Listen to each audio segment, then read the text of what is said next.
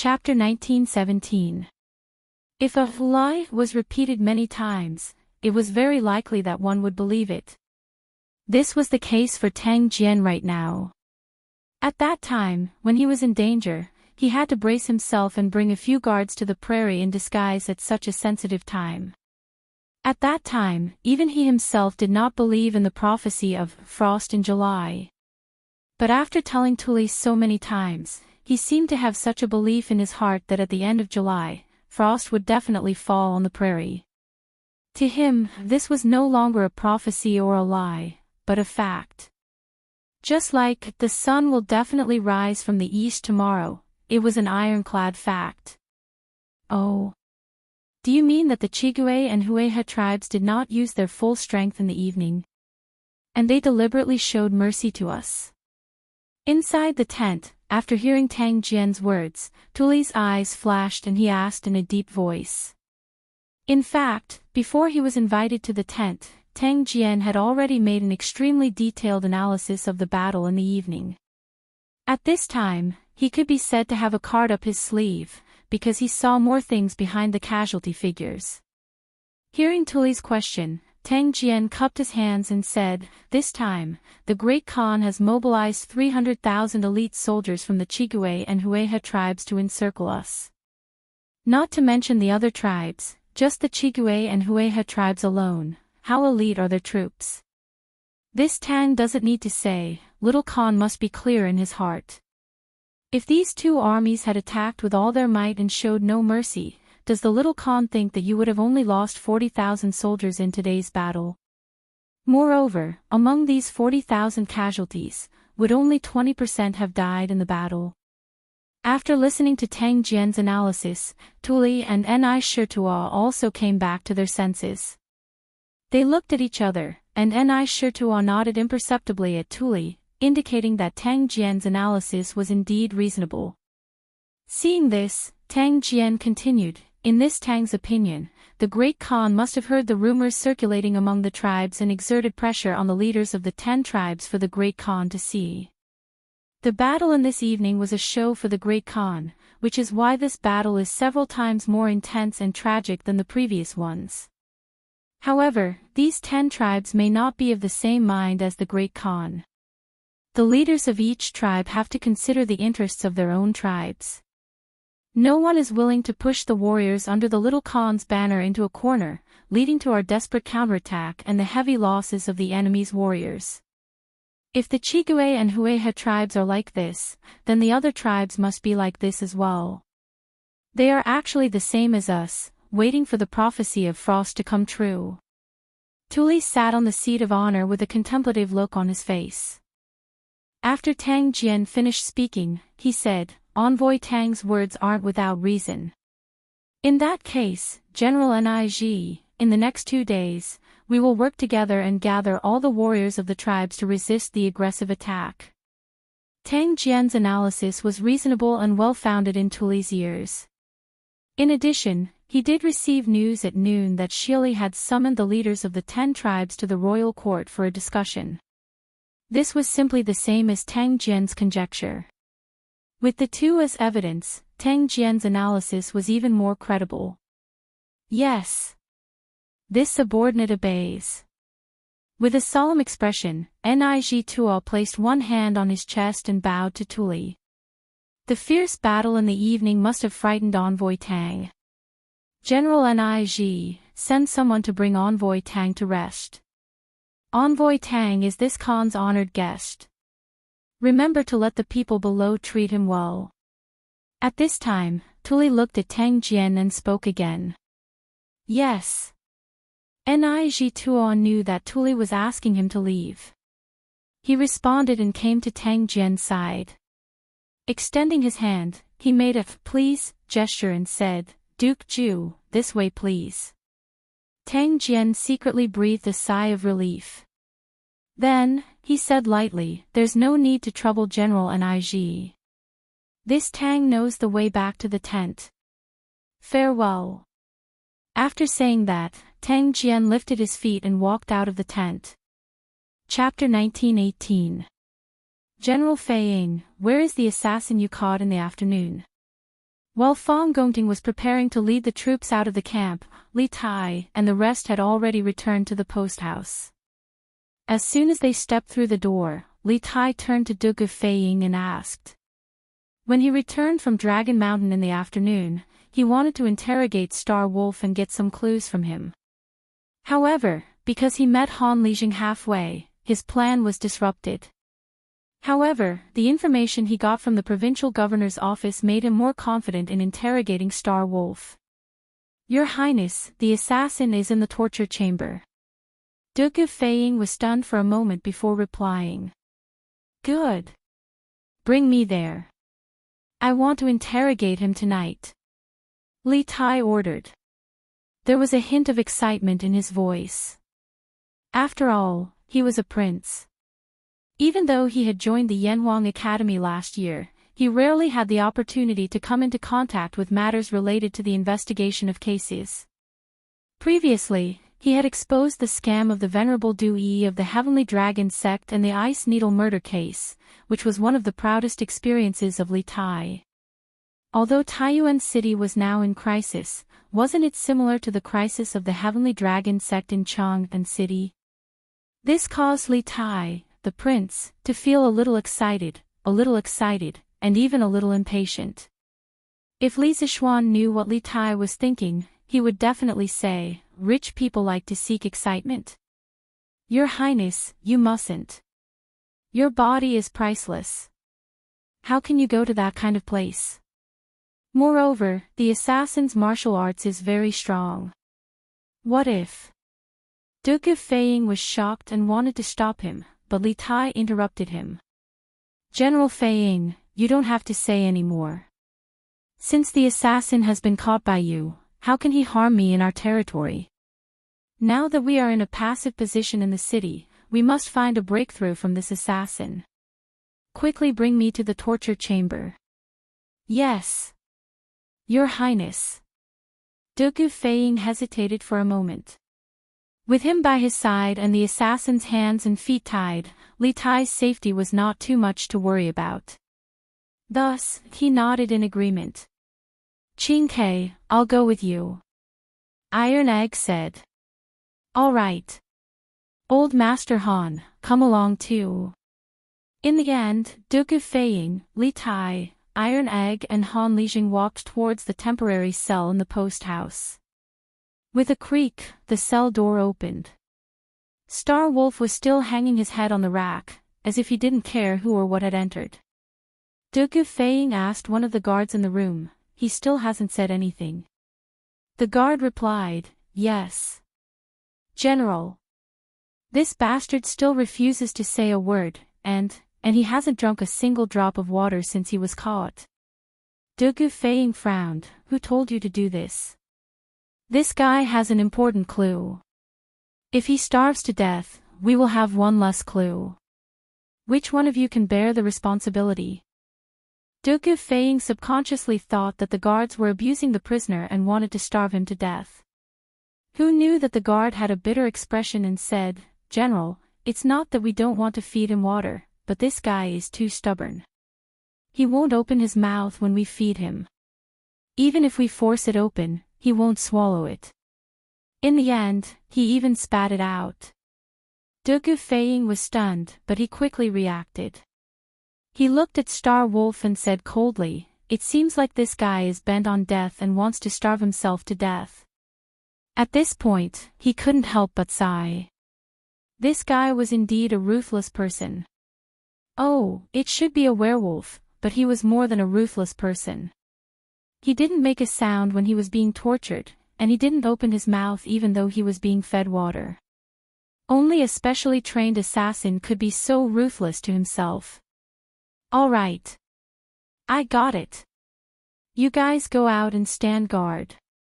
Without my orders, no one is to approach the cell. After lamenting for a while, Dugu Feiying ordered the two guards in the room. Chapter 1919. Wang Family Ancestral Home. In the pitch-black night, a black figure scurried out from the second branch's courtyard and headed straight for the back door of the Wang family ancestral home. At this moment, the Wong family's back door was naturally locked, but this wasn't a problem for that black figure. The tip of his foot lightly tapped on the ground and his entire person easily leapt up the wall, and with a leap, he completely exited the courtyard. The black figure was extremely cautious, and from the start till the end, he didn't make a single sound. It could be said that he was completely unknown to the gods and ghosts. But there was one person who had been tailing him from a distance, and this scene naturally fell into the other party's eyes. Family Head's prediction is right, the second branch has indeed made a move. It's finished like this, but Wong Li sneakily left the residence alone. He must be doing some shameful things. The person following behind the black figure was the Wong family Dark Guard's commander Wang Qingwu. At this moment, he looked at the direction that the black figure disappeared in and muttered to himself. With light steps, he also leapt over the courtyard wall and followed after. After leaving the Wong family, the two of them, one in front and one behind, first walked along the streets towards the east for a while. At the junction, the black figure turned around and walked towards the south. Wang Qingwu didn't dare to follow too closely. The distance between him and the black-robed man had always been maintained at around 10 feet. Because the other party's martial cultivation wasn't much weaker than his, if he followed too closely, he would definitely be detected by the other party. At this moment, seeing that the black figure in front was about to make a turn, one must know that both sides of the street were commoners.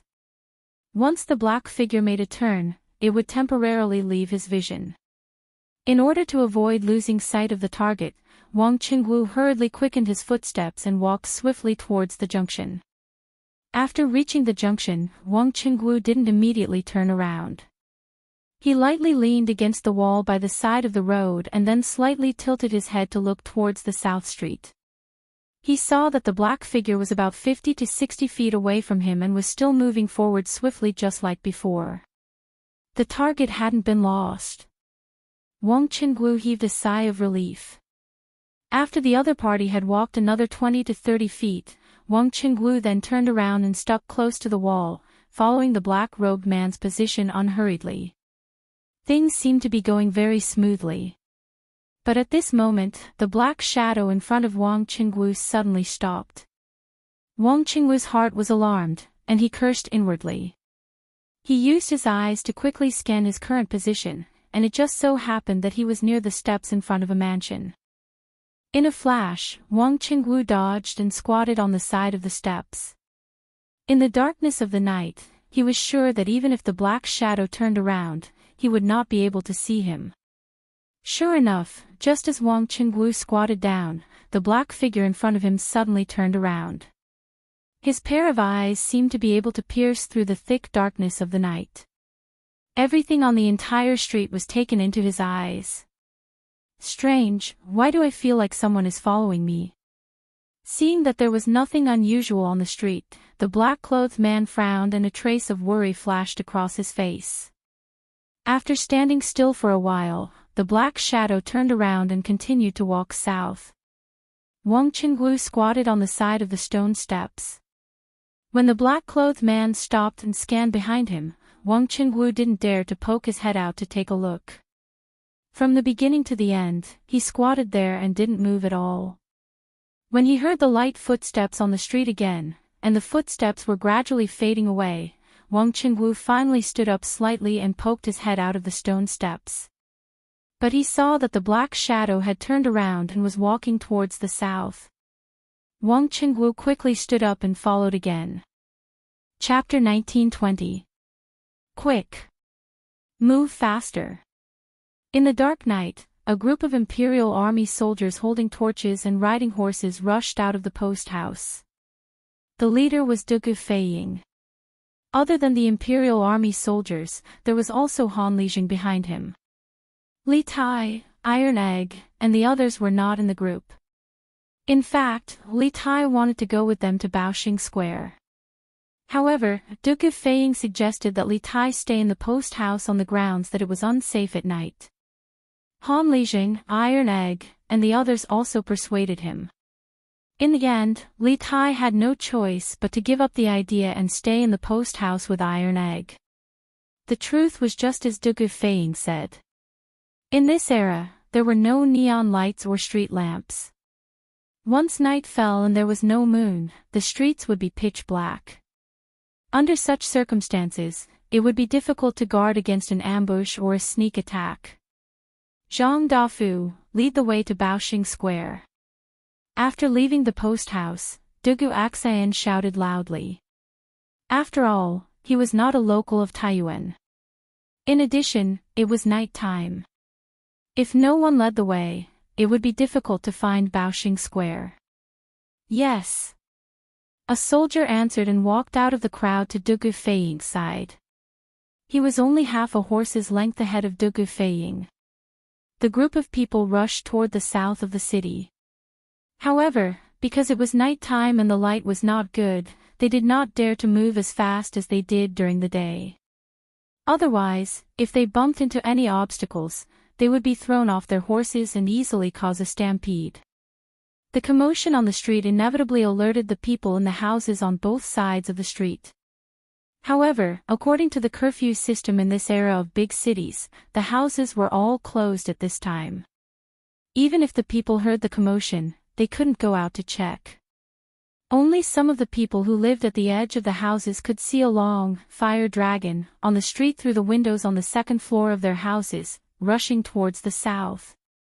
At the same time, under Fong Gongting's lead, the soldiers of the Bing province barracks were also rushing to the south of the city. This group had more people than the Imperial Army, around 400 people. The fire dragon, formed by 400 torches, was even more spectacular than Dugu Feiying's group. However, the Bing province barracks was located in the northwest of Taiyuan City, and the courier station was located in the center of Taiyuan City. Therefore, in terms of distance, the Bing province barracks was further away from the southern Baoxing Square. In order to reach the southern part of the city as quickly as possible, Fong Gongting specially sent 2 men to clear the path in front of the group. This way, even if there were obstacles on the road, only the 2 men would be knocked over, and it would not affect the speed of the entire group. Speaking of which, if there was a moon tonight, they could take advantage of the moonlight to gallop at full speed without having to worry about bumping into obstacles in the dark. However, there was no moon tonight, and Fong Gongting could only use this stupid method to increase the speed of their group as much as possible. However, the speed of their group was much faster than Dugu Feiying's group. After all, most of the soldiers of the Bing province barracks had lived in Taiyuan City for many years. Their familiarity with the roads in the city was far inferior to that of the Imperial Army. When it came to traveling at night, they naturally had the advantage. Since Uncle Wang has never heard of this Xiao Dian, this junior will take his leave first. In the courtyard of the Wang family's ancestral home, Dugu Axayan stood up and cupped his fists toward Wang Yu. In the evening, when Li Tai and his group went to the provincial governor's manor, Dugu Axayan brought a few people to the Wang family. His main purpose was to obtain information on Zhao Dian from Wang Yu. Chapter 1921.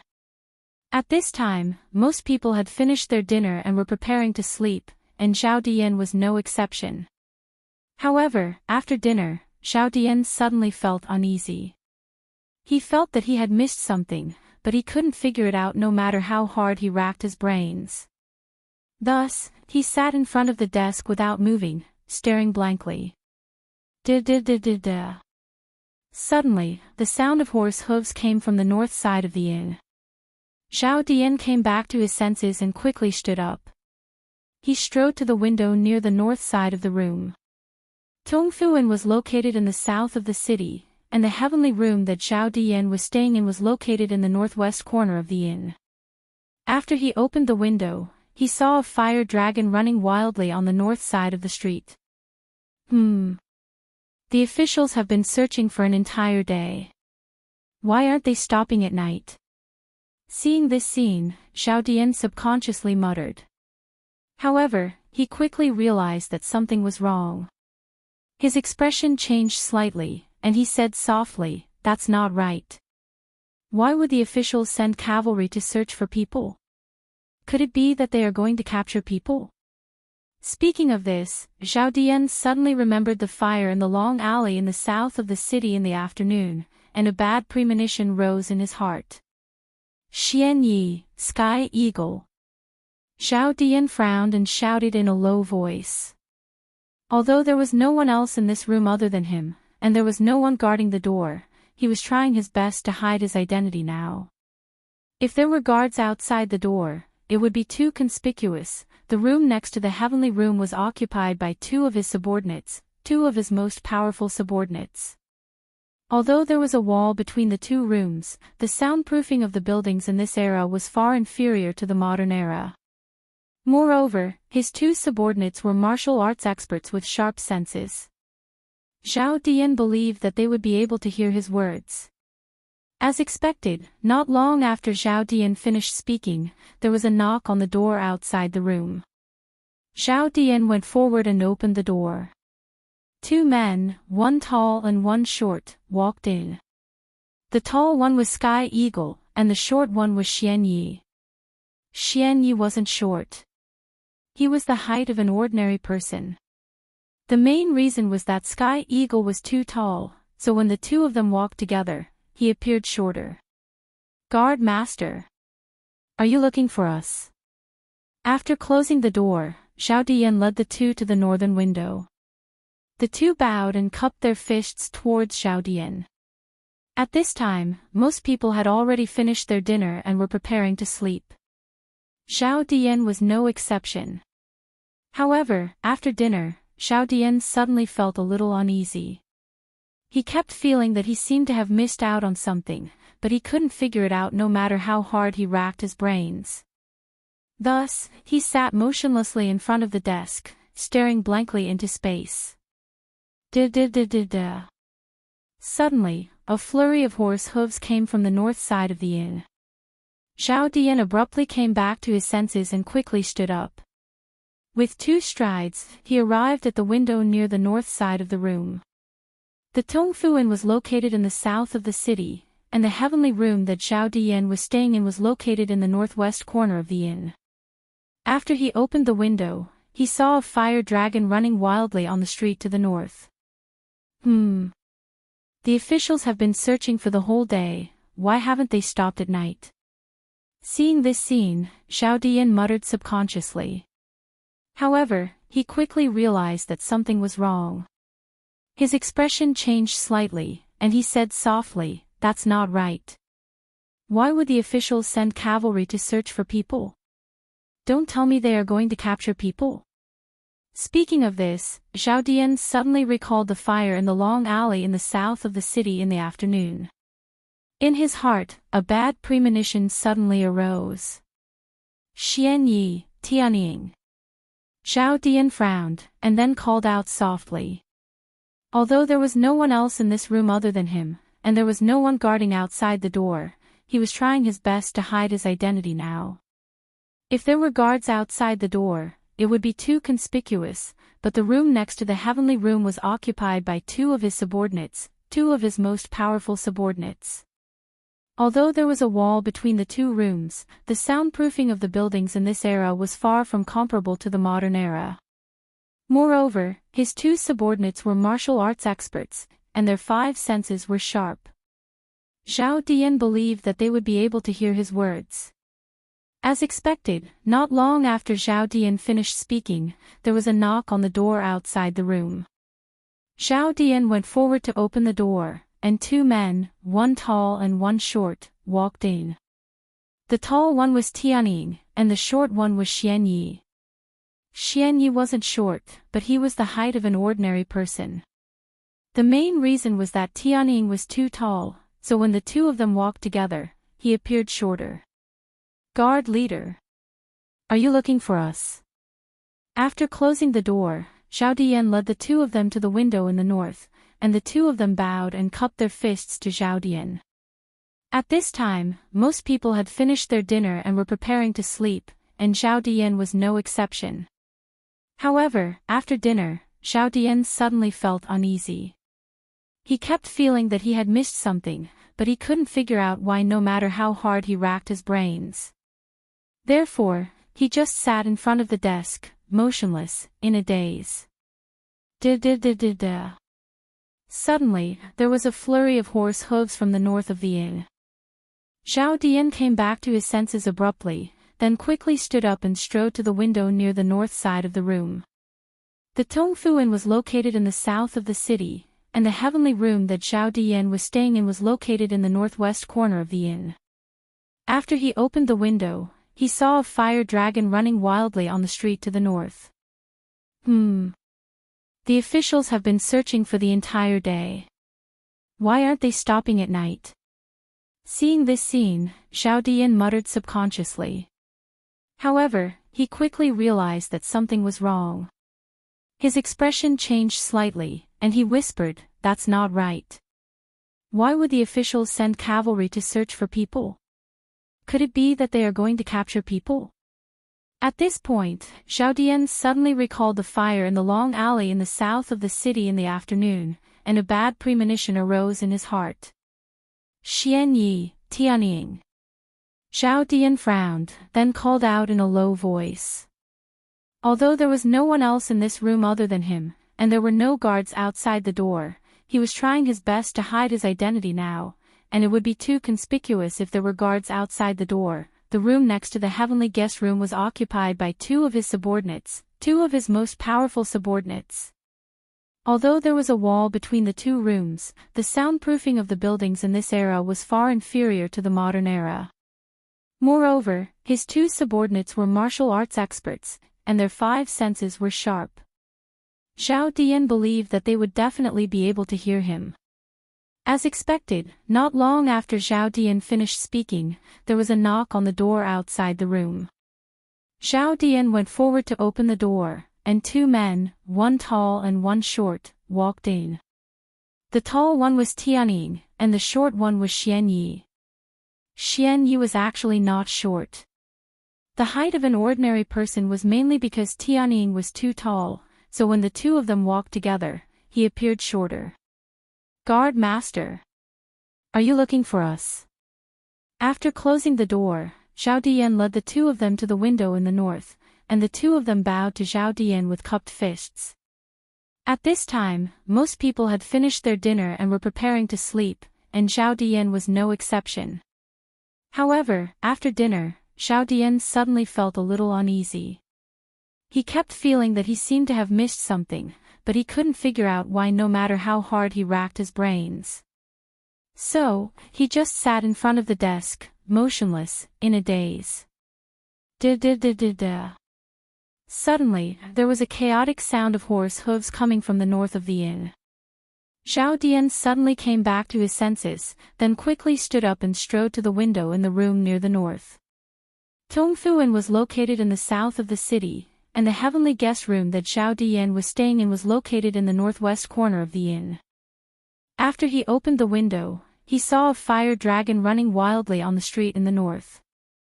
The people from the government have been searching for the whole day. Why are they still not stopping at night? Seeing this scene, Zhao Dian subconsciously muttered to himself. However, he quickly realized that something was wrong. His expression changed slightly, and he whispered, "That's not right. Why would the government send cavalry to search for people? Could it be that they are going to arrest people?" Speaking of this, Zhao Dian suddenly remembered the fire in the long alley in the south of the city in the afternoon. In his heart, a bad premonition suddenly rose. "Xian Yi, Sky Eagle." Zhao Dian frowned, then called out in a low voice. Although there was no one else in this room other than him, and there was no one guarding outside the door, he was trying his best to hide his identity now. If there were still guards outside the door, it would be too conspicuous. The room next to the heavenly guest room was occupied by two of his men, two of the most powerful men. Although there was a wall between the two rooms, the soundproofing of the buildings in this era was far inferior to that of the modern era. Moreover, his two men were martial arts experts, and their five senses were sharp. Zhao Dian believed that they would definitely be able to hear his words. As expected, not long after Zhao Dian finished speaking, there was a knock on the door outside the room. Zhao Dian went forward to open the door, and two men, one tall and one short, walked in. The tall one was Sky Eagle, and the short one was Xian Yi. If one were to say that Xian Yi was short, he was actually not short. The height of an ordinary person was mainly because Sky Eagle was too tall, so when the two of them walked together, he appeared shorter. "Guard Master. Are you looking for us?" After closing the door, Zhao Dian led the two of them to the window on the north side, and the two of them bowed to Zhao Dian with cupped fists. At this time, most people had finished their dinner and were preparing to sleep, and Zhao Dian was no exception. However, after dinner, Zhao Dian suddenly felt uneasy. He kept feeling that he seemed to have missed something, but he could not figure out why no matter how hard he racked his brains. So, he just sat in front of the study table, motionless, in a daze. Da-da-da-da. Suddenly, a flurry of horse hooves came from the north side of the inn. Zhao Dian abruptly came back to his senses, then quickly stood up and strode to the window on the north side of the room. Tongfu Inn was located in the south of the city, and the heavenly guest room that Zhao Dian was staying in was located in the northwest corner of the inn. After he pushed open the window, he saw a fire dragon running wildly on the north side of the street. The officials have been searching for an entire day in the day. Why aren't they stopping at night? Seeing this scene, Zhao Dian muttered subconsciously. However, he quickly realized that something was wrong. His expression changed slightly, and he whispered, "That's not right. Why would the officials send cavalry to search for people? Could it be that they are going to capture people?" At this point, Zhao Dian suddenly recalled the fire in the long alley in the south of the city in the afternoon, and a bad premonition suddenly arose in his heart. "Xian Yi, Sky Eagle." Zhao Dian frowned, then called out softly. Although there was no one else in this room other than him, and there were no guards outside the door, he was trying his best to hide his identity now. If there were guards outside the door, it would be too conspicuous. The room next to the heavenly guest room was occupied by two of his subordinates, two of his most powerful subordinates. Although there was a wall between the two rooms, the soundproofing of the buildings in this era was far inferior to that of the modern era. Moreover, his two subordinates were martial arts experts with sharp senses. Zhao Dian believed that they would definitely be able to hear him. As expected, not long after Zhao Dian finished speaking, there was a knock on the door outside the room.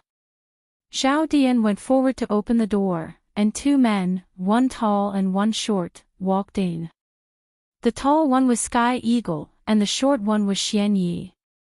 Xian Yi was actually not short. The height of an ordinary person was mainly because Sky Eagle was too tall, so when the two of them walked together, he appeared shorter. "Guard Master. Are you looking for us?" After closing the door, Zhao Dian led the two of them to the window on the north side, and the two of them bowed to Zhao Dian with cupped fists. At this time, most people had finished their dinner and were preparing to sleep, and Zhao Dian was no exception. However, after dinner, Zhao Dian suddenly felt uneasy. He kept feeling that he seemed to have missed something, but he couldn't figure out why no matter how hard he racked his brains. Therefore, he just sat in front of the desk, motionless and spaced out. Da-da-da-da-da. Suddenly, there was a flurry of horse hooves coming from the north side of the inn. Zhao Dian came back to his senses abruptly, then quickly stood up and strode to the window on the north side of the room. Tongfu Inn was located in the south of the city, and the heavenly room that Zhao Dian was staying in was located in the northwest corner of the inn. After he pushed open the window, he saw a fire dragon running wildly on the north side of the street. "Ha! The people from the government have been searching for the entire day. Why are they still not stopping at night?" Seeing this scene, Zhao Dian subconsciously muttered to himself. However, he quickly realized that something was wrong. His expression changed slightly, and he whispered, "That's not right. Why would the government send cavalry to search for people? Could it be that they are going to capture people?" Speaking of this, Zhao Dian suddenly remembered the fire in the long alley in the south of the city in the afternoon. In his heart, a bad premonition suddenly rose. Xian Yi, Sky Eagle. Zhao Dian frowned, then called out in a low voice. Although there was no one else in this room except for him, and there was no one guarding outside the door, he was trying his best to hide his identity now, and if there were guards outside the door, it would be too conspicuous. The room next to the heavenly room was occupied by two of his men, two of the most powerful men. Although there was a wall between the two rooms, the soundproofing of the buildings in this era was far from comparable to the modern era.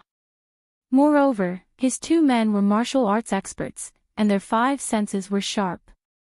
Zhao Dian believed that they would definitely be able to hear his words.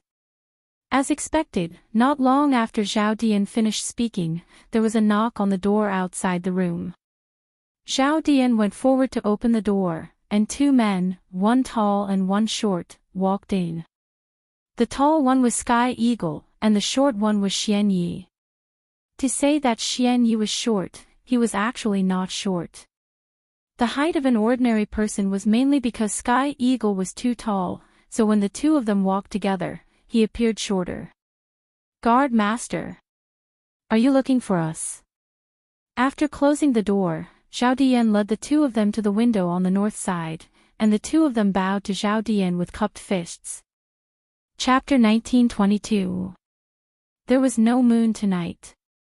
There would be no moonlight shining in from outside the room, and it was even darker inside the room because the lights were off. Wang Li could not see where the old woman was in the room, but he was a martial arts master after all. With his sharp senses and the old woman's breathing in the room, he could easily determine the old woman's exact location. What he needed to do now was to stab the dagger in his hand into the old woman's throat so that she would die before she could resist or call for help. This was the effect Wang Kuei wanted to achieve, to make Star Wolf's mother disappear without anyone noticing. As there was no light in the room, when Wang Li pulled out the dagger from his sleeve, it naturally did not reflect any cold light. However, after he rudely pushed open the door, he did not say a word. The old woman in the room also realized that something was wrong.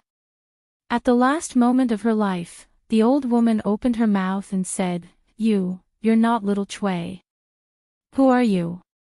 Wang Li's lips curled into a cold smile. He did not speak but sped up and quickly stabbed the dagger in his hand at the old woman. The strong wind caused by his rapid movement and the cold air emitted by the dagger made the old woman even more certain that the person who came in was not the two maidservants who often served her. She instinctively smelled a trace of danger, a trace of the danger of death. She subconsciously wanted to call for help, but perhaps because she was too nervous, or perhaps because she thought of how her son had been running around and working hard to earn money to treat her illness for more than a year, she felt that she might as well die so that she would not be a burden to her son. Therefore, she clearly had a moment to call for help, but in the end, she did not say anything.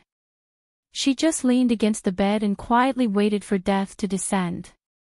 Outside the room, the maidservant little Cui was still desperately running into the room, and the dagger in Wang Li's hand was less than 5 inches away from the old woman's throat. It seemed that everything was too late. No one could stop the old woman from dying under Wang Li's dagger.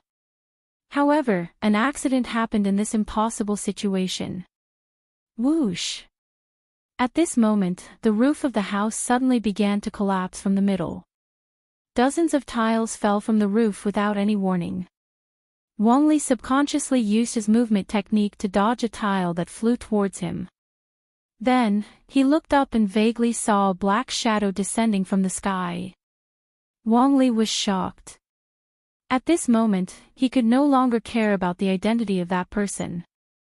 No matter how stupid he was, he understood that something had happened tonight. The most important thing now was to complete the mission Wang Kuei had given him. As for the rest, he had to kill the old woman in the room first. Hence, Wang Li did not care about the person who had descended from the sky. His figure flashed as he continued to stab the old woman on the bed with the dagger in his hand. But right at this moment, Wang Li suddenly felt a gust of icy cold wind slash towards his back. Humph! How dare you! It turned out that he had sensed Wang Li's actions. That person could not help but be furious. He pulled out the long saber at his waist and slashed at Wang Li's back at an even faster speed. His speed was much faster than Wang Li's, and most importantly, because the speed at which he brandished his blade was too fast, the blade that was filled with true qi already faintly carried a strong blade wind. If Wang Li did not turn around to defend, this blade wind would hit his back before he could stab the old woman, and he would be seriously injured. After a short consideration, Wang Li quickly made a decision. He decided to block the other party's attack first and then find an opportunity to kill the old woman on the bed. He turned around like lightning and channeled all his genuine qi into the dagger. With a clang, the dagger made a metallic sound. Then, he actually used the dagger as a sword and directly waved the dagger, slashing at the oncoming saber qi. Bang! The saber qi and the sword qi intersected, and there was a dull sonic boom in the air. Then, Wang Li was directly shocked by the violent eruption of true qi. In fact, before Wang Li took the attack, he had tried to overestimate the strength of the other party. After all, judging from the speed of the other party's saber and the strong saber qi, the other party must be a master. However, after this round, he found that he had still underestimated the strength of the other party, because the other party's strength was actually above his. Grand Master Middle Stage. The other party was actually a martial artist at the Grand Master Middle Stage. When had there been a strong man at the Grand Master Middle Stage in Taiyuan City? At this moment, Wang Li's head was full of question marks, and his heart was full of confusion. Who are you? Wang Li was shocked by the other party's casual attack, and he forced himself to swallow back the blood that he was about to spit out. At this time, he raised his head, looked at the master who had descended from the sky, and asked in a deep voice. Now that things had developed to this point, he knew very well that he had no way to kill the old woman on the bed under the other party's nose. As long as he attacked the old woman, the other party would be able to seriously injure him before he succeeded. Because the other party's martial arts strength was a whole small realm higher than his. Unless he was willing to risk being seriously injured or dying, he had no chance to kill the old woman at this time. But the problem was that Wang Li was not willing to exchange his life with an old woman. He was still young, and it was not easy for him to have the strength and status he had today.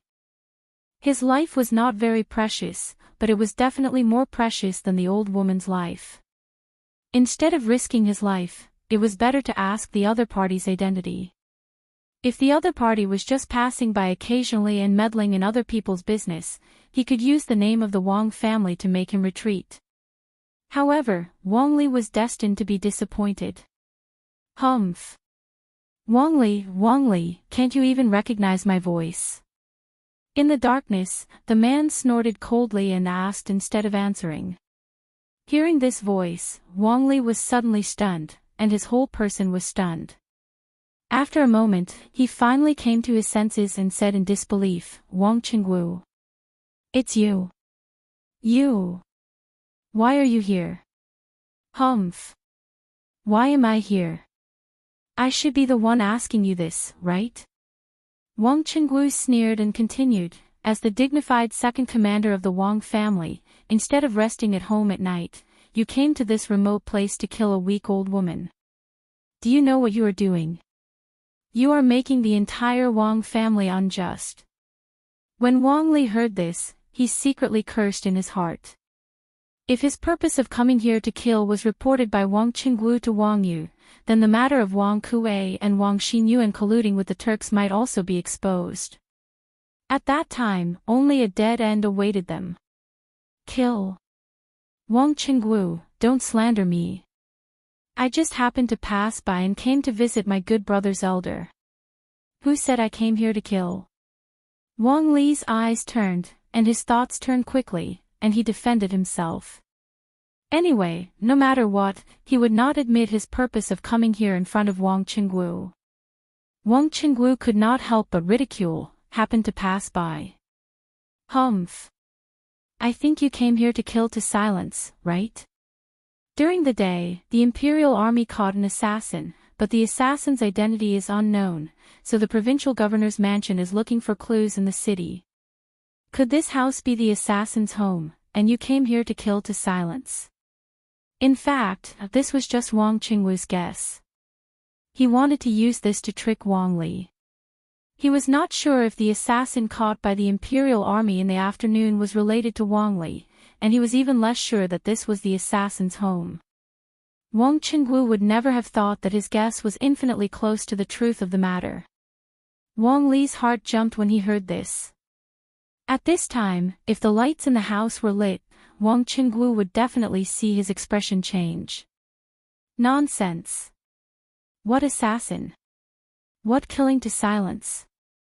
If you want to convict someone, you can always find a pretext. Wang Qingwu wanted to say something, but at this time, the old woman in the dark spoke. She asked anxiously, "Young master, what did you say just now?" "You said that my Qing is wanted by the authorities." "That's impossible. My son has always been honest and dutiful, and all these years, he has been working by the Wang family's second master's side. How could he be wanted by the authorities?" The old woman's words were nothing if it was said on a normal day, but to Wang Qingwu, it could be said to be a divine assistance. Wang Qingwu's eyes lit up when he heard this. He did not answer the old woman's question, but said coldly to Wang Li, "Humph. Family head's guess was right. Second elder is indeed related to the assassin in the afternoon. Wang Li, if you know what's good for you, then obediently follow me back to family head to ask for forgiveness. Don't force me to take action." Wang Li really regretted that he did not kill the old woman earlier. Otherwise, there would not be so much trouble now. It was impossible for him to surrender without putting up a fight. He sneered and said, "Humph. I'm sorry, I don't understand what you're saying. If you want to ask for forgiveness, you should go back and ask for forgiveness yourself. Although your martial arts are better than mine, if we really fight, you won't be able to get away with it." "All right. That's what you said." Wang Qingwu was furious when he heard this. He raised his long sword and was about to attack Wang Li when suddenly, a rumbling sound of horse hooves cut through the quiet night sky. Then, the sound of horse hooves stopped at the door of the house. Wang Qingwu's face was slightly shocked. Thinking of what Wang Yu had told him earlier, he hurriedly said, "Wang Li, if you follow me to family head to ask for forgiveness now, family head may spare your life. However, if you still insist on fighting with me, not only will you alert the neighbors nearby, those people who suddenly appear outside the door will also spread the news of this matter. By then, not only will you be finished, the entire Wang clan will be finished as well." Before coming, Wang Yu had told Wang Li that he must find out whether the second branch had anything to do with the assassin that the Imperial Army caught in the afternoon before the authorities arrived. After all, family scandals should not be aired in public. Now that there was a group of people from another power gathered outside the door, if the two of them did not withdraw now, they would definitely be completely exposed. Chapter 1923. The entire Wang clan is finished. Humph. So what? If you hadn't insisted on interfering, I would have completed my mission long ago, and I wouldn't have caused any more trouble. If the Wang clan is finished because of this, it's also because of you, Wang Qingwu. In the room, Wang Li's expression changed slightly. He had naturally heard the clamor of horse hooves outside. The mission Wang Kuei had given him was to make Star Wolf's mother disappear from the world without anyone noticing. But now, not only had Wang Qingwu appeared at the scene, but there was also a group of unidentified people outside the residence. He knew that he could not perfectly complete the mission Wang Kuei had given him, so he simply stopped denying it and went all out. Hearing this, Wang Qingwu was so angry that he laughed. Humph. Sophistry. It was clearly you and the second elder who conspired against the Wang clan, causing the entire Wang clan to be disloyal and unjust. Forget it, now is not the time to argue about this. I will take you and this old madam back together. If you restrain yourself before the cliff and cooperate with the clan head to investigate some of the illegal things the second elder has done recently, the clan head might let you off. This is the only way out for you. He originally wanted to argue with Wang Li a little more, but time waited for no one. Seeing that the group of people outside the courtyard was about to enter, the most important thing for him was to subdue Wang Li, then take the old woman on the bed and leave this place first. It was not that he wanted to protect Wang Li, but if Wang Li was determined to go against him at this moment, Wang Kuwei would definitely be captured because of this, but it would also implicate the entire Wang family. Wang Kuwei wanted to investigate, but it would be best if the person who found out about Wang Kuwei's illegal deeds was someone from the Wang clan. Only in this way could he make up for his mistakes to the greatest extent. In the future, when Li Er was convicted, he could also let the rest of the Wang clan off. As for the old woman on the bed, it was best not to fall into the hands of the authorities or the Imperial Army. Otherwise, their conversation tonight would be completely exposed. Ha! It's too late. Can't you tell? We're already surrounded. Moreover, not only does she know that I'm here tonight, but the two maids outside also know. Wang Qingwu's words did move Wang Li a little, but it was only a little. He was not willing to fail just like that. He laughed coldly, and then took advantage of the time when Wang Qingwu was listening to the movements outside. He swung his dagger at lightning speed, fiercely stabbing towards the old woman on the bed. How dare you! General Eagle, according to the assassin, this should be the house. In Baoxing Lane, in front of a dilapidated house, there were dozens of armored soldiers gathered. Each of them was riding warhorses and holding torches. They formed a fan shape and surrounded the house. The leader was a burly man in casual clothes. He pointed at the house in front of him and said to a young general beside him. This group of people was the Imperial Army who had rushed over from the courier station. Speaking of which, along the way, they had met a lot of guards patrolling the streets. After all, it was curfew now, and ordinary people were not allowed to walk in the city. However, now that the guards of Taiyuan City knew that the Imperial Army and Li Tai were in the city, they did not encounter much obstruction after Dugu Feiying revealed his identity. There was even a warm-hearted guard who volunteered to lead the way for Dugu Feiying. It was precisely because of this guard that they could take a shortcut that they could reach Baoxing Fang so quickly. Chapter 1924. So it's General Feiying. Light returned to the room and Wang Qingwu finally had a chance to see the situation in the room clearly. Seeing that Wang Li was killed by his blade and the old lady's life was not in danger, he couldn't help but heave a sigh of relief. However, after seeing the group of people who barged in, Wang Qingwu's heart suddenly jumped up. This was because the group of people who came in was the people he didn't want to meet the most, the Imperial Army. Wang Qingwu cupped his fists to Dugu Feiying. Taking advantage of this moment, his mind began to whirl as he tried to think of an excuse that would allow him to extricate himself from the other members of the Wang clan and highlight the contributions of the first branch as much as possible. Needless to say, he really did manage to think of something. Tonight, the family had received news from the Wang family's disciples that the assassin you caught this afternoon had appeared in Baoxing Lane. Thus, the family head sent me over to check on the situation.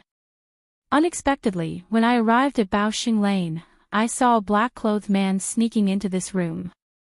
I hid on the roof to see what this person was up to.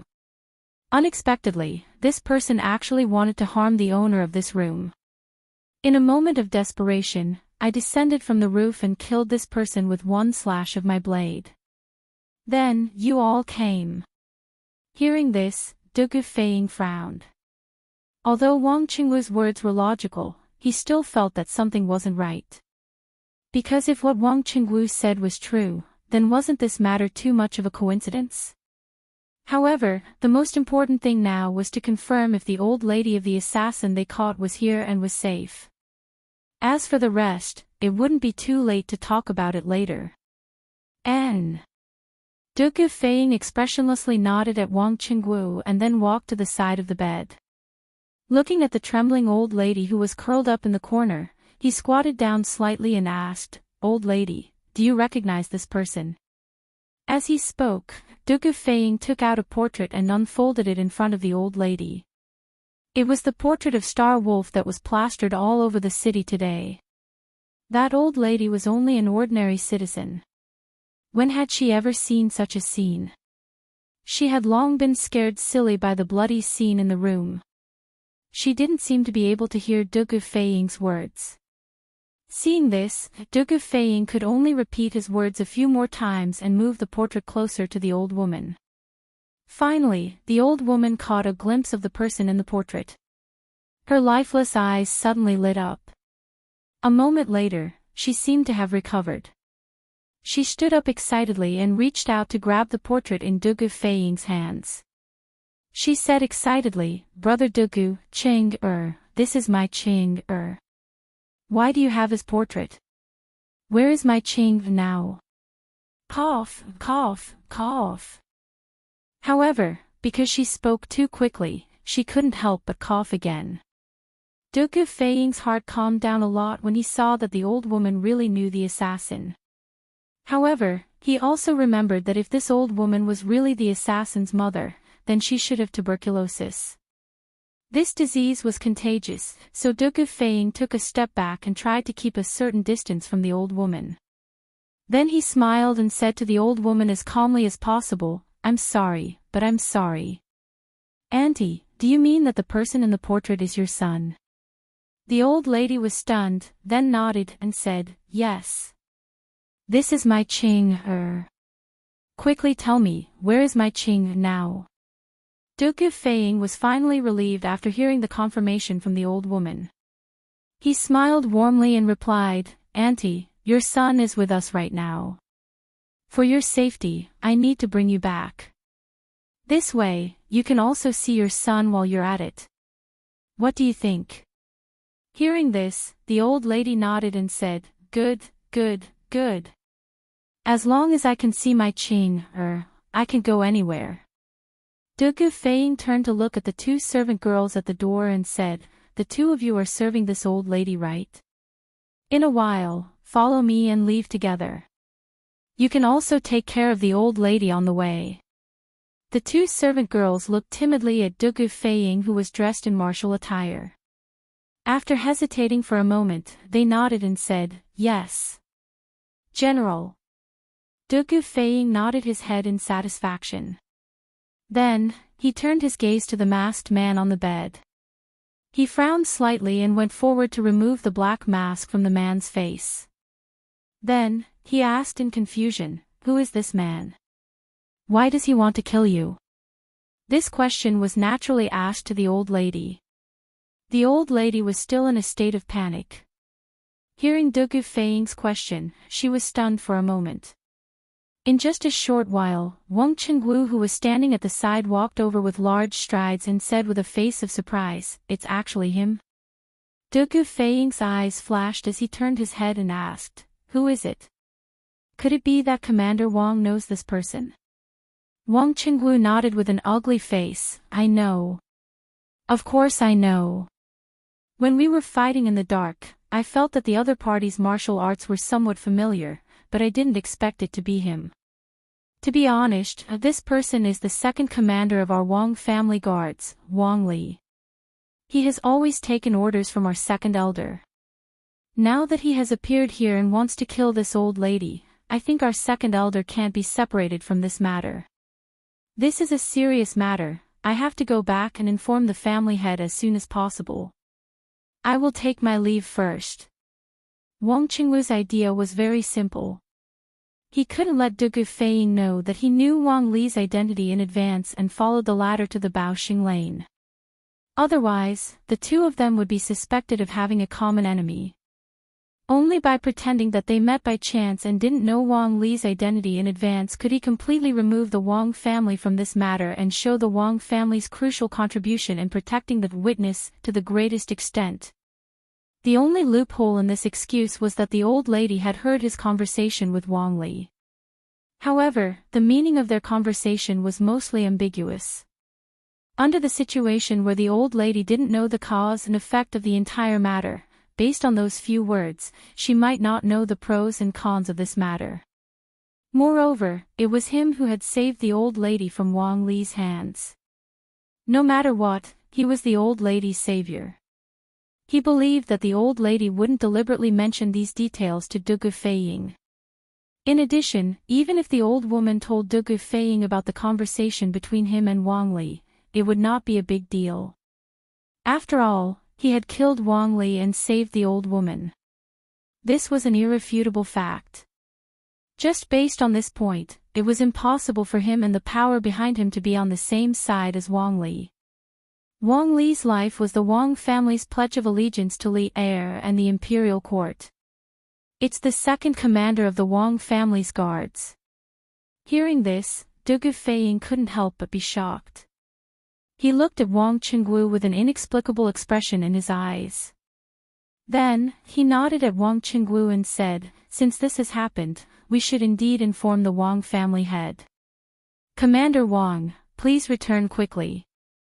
Wang Qingwu clasped his fists at everyone and said, "Then I shall take my leave." After saying that, he seemed to inadvertently glance at the old lady. Seeing that the latter's face was still in shock, he felt slightly relieved and turned to leave. As for Wang Li's corpse, he definitely couldn't bring it back.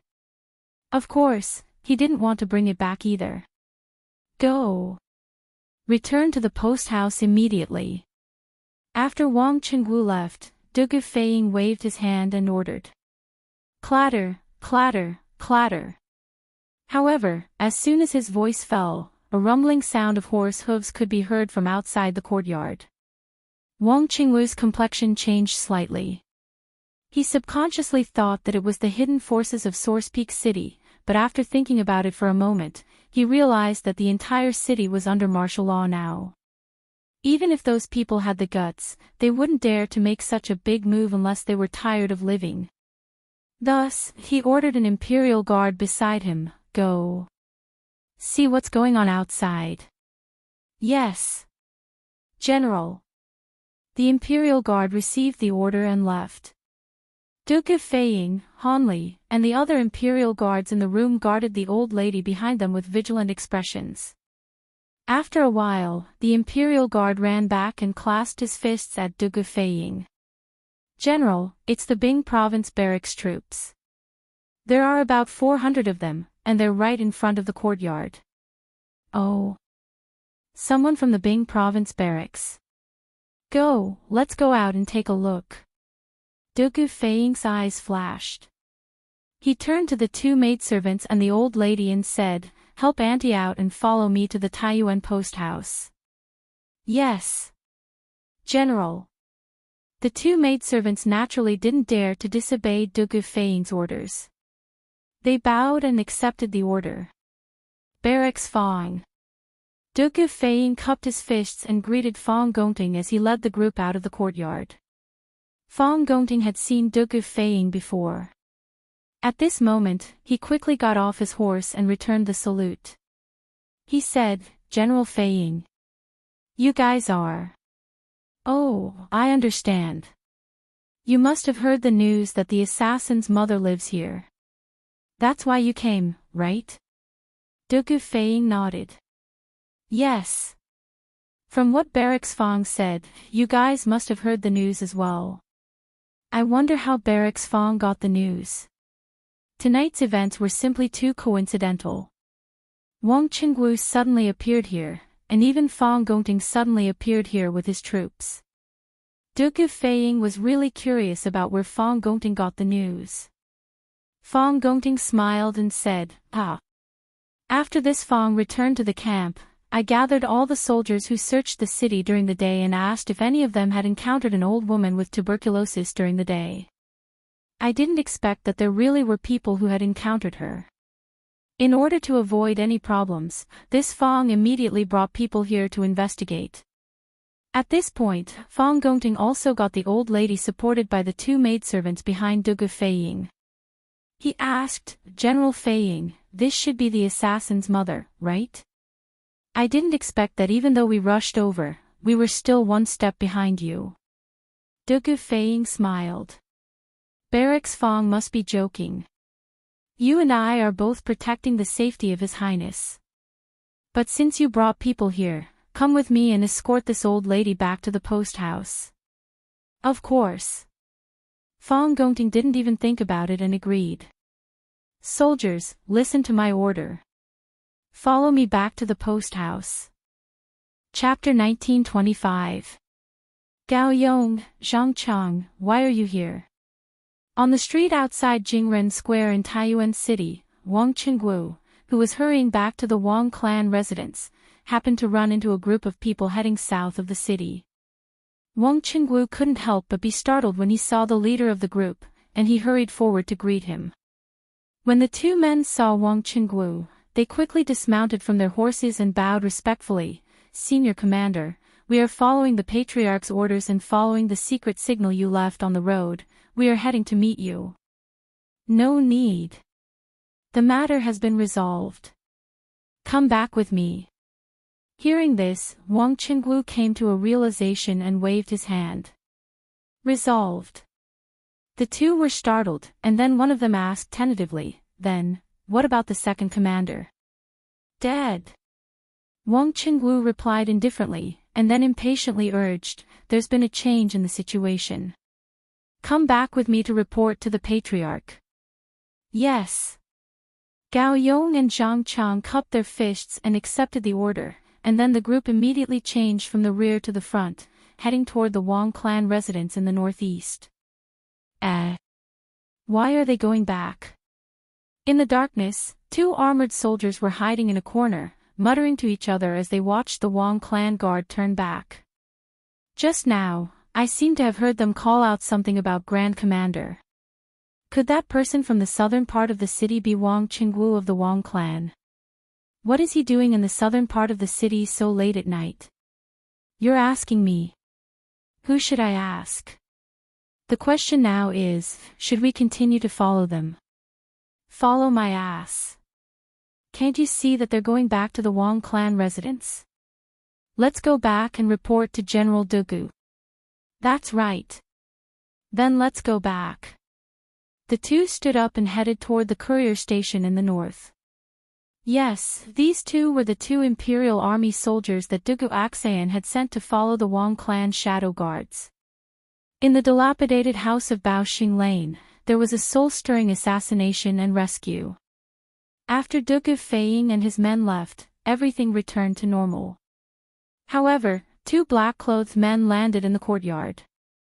They looked at each other, then entered the main house and began to search for something seriously. Their gazes swept over the furniture that had been knocked over, the tiles that had fallen from the roof, and finally landed on the bloodstain at the head of the bed and the deep knife mark on the wooden head of the bed. It's a saber mark. The other party pierced through a person, and the tip of the saber stuck into the headboard. Killed in one strike.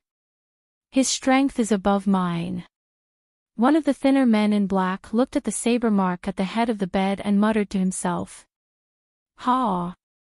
It's just a saber seal, but it's enough to make you feel inferior. You're a Grandmaster realm expert. The other man in black, who was taller, couldn't help but snort. These two people were precisely the two most capable generals under Zhao Dian, Xian Yi, and Tianning. Of course, the two of them were secretly competing with each other. Xian Yi looked at Sky Eagle as if he was looking at an idiot. Then, he turned his head to look at the long and shallow saber mark on the wall and said indifferently, controlling a saber with qi and being able to condense it into a solid saber aura. This person is definitely a saber master, and his realm is definitely above the Grandmaster realm. In Source Peak City, I have only met one person like this. Tianning couldn't help but become serious. He stepped forward and looked at the long and narrow saber mark on the wall. It was as Xianyi had said. It wasn't a physical saber, but saber qi, which could also be called a saber aura. He turned to Xianyi and asked, "Who is it?" Xianyi turned and said, "Wang Qingguo, the commander of the Wang clan shadow guards. I fought with him during the assassination of Dugu Axayan in the south of the city." Tianying was silent. Although he had always been at odds with Xianyi, he still believed in Xianyi's personal strength. If even Xianyi couldn't defeat someone, then there was no need to talk about him. "There's a smell of medicine in this room. When we came, we saw the woman in the room being taken away by an army. Judging from their armor, there were imperial guards and soldiers from the Bing province barracks. This means that the woman in the room is very important to them. Go back and report to the guard master. I'll follow them and act according to the situation." Xianyi saw that there were no more valuable clues in the room, so he walked out with his hands behind his back.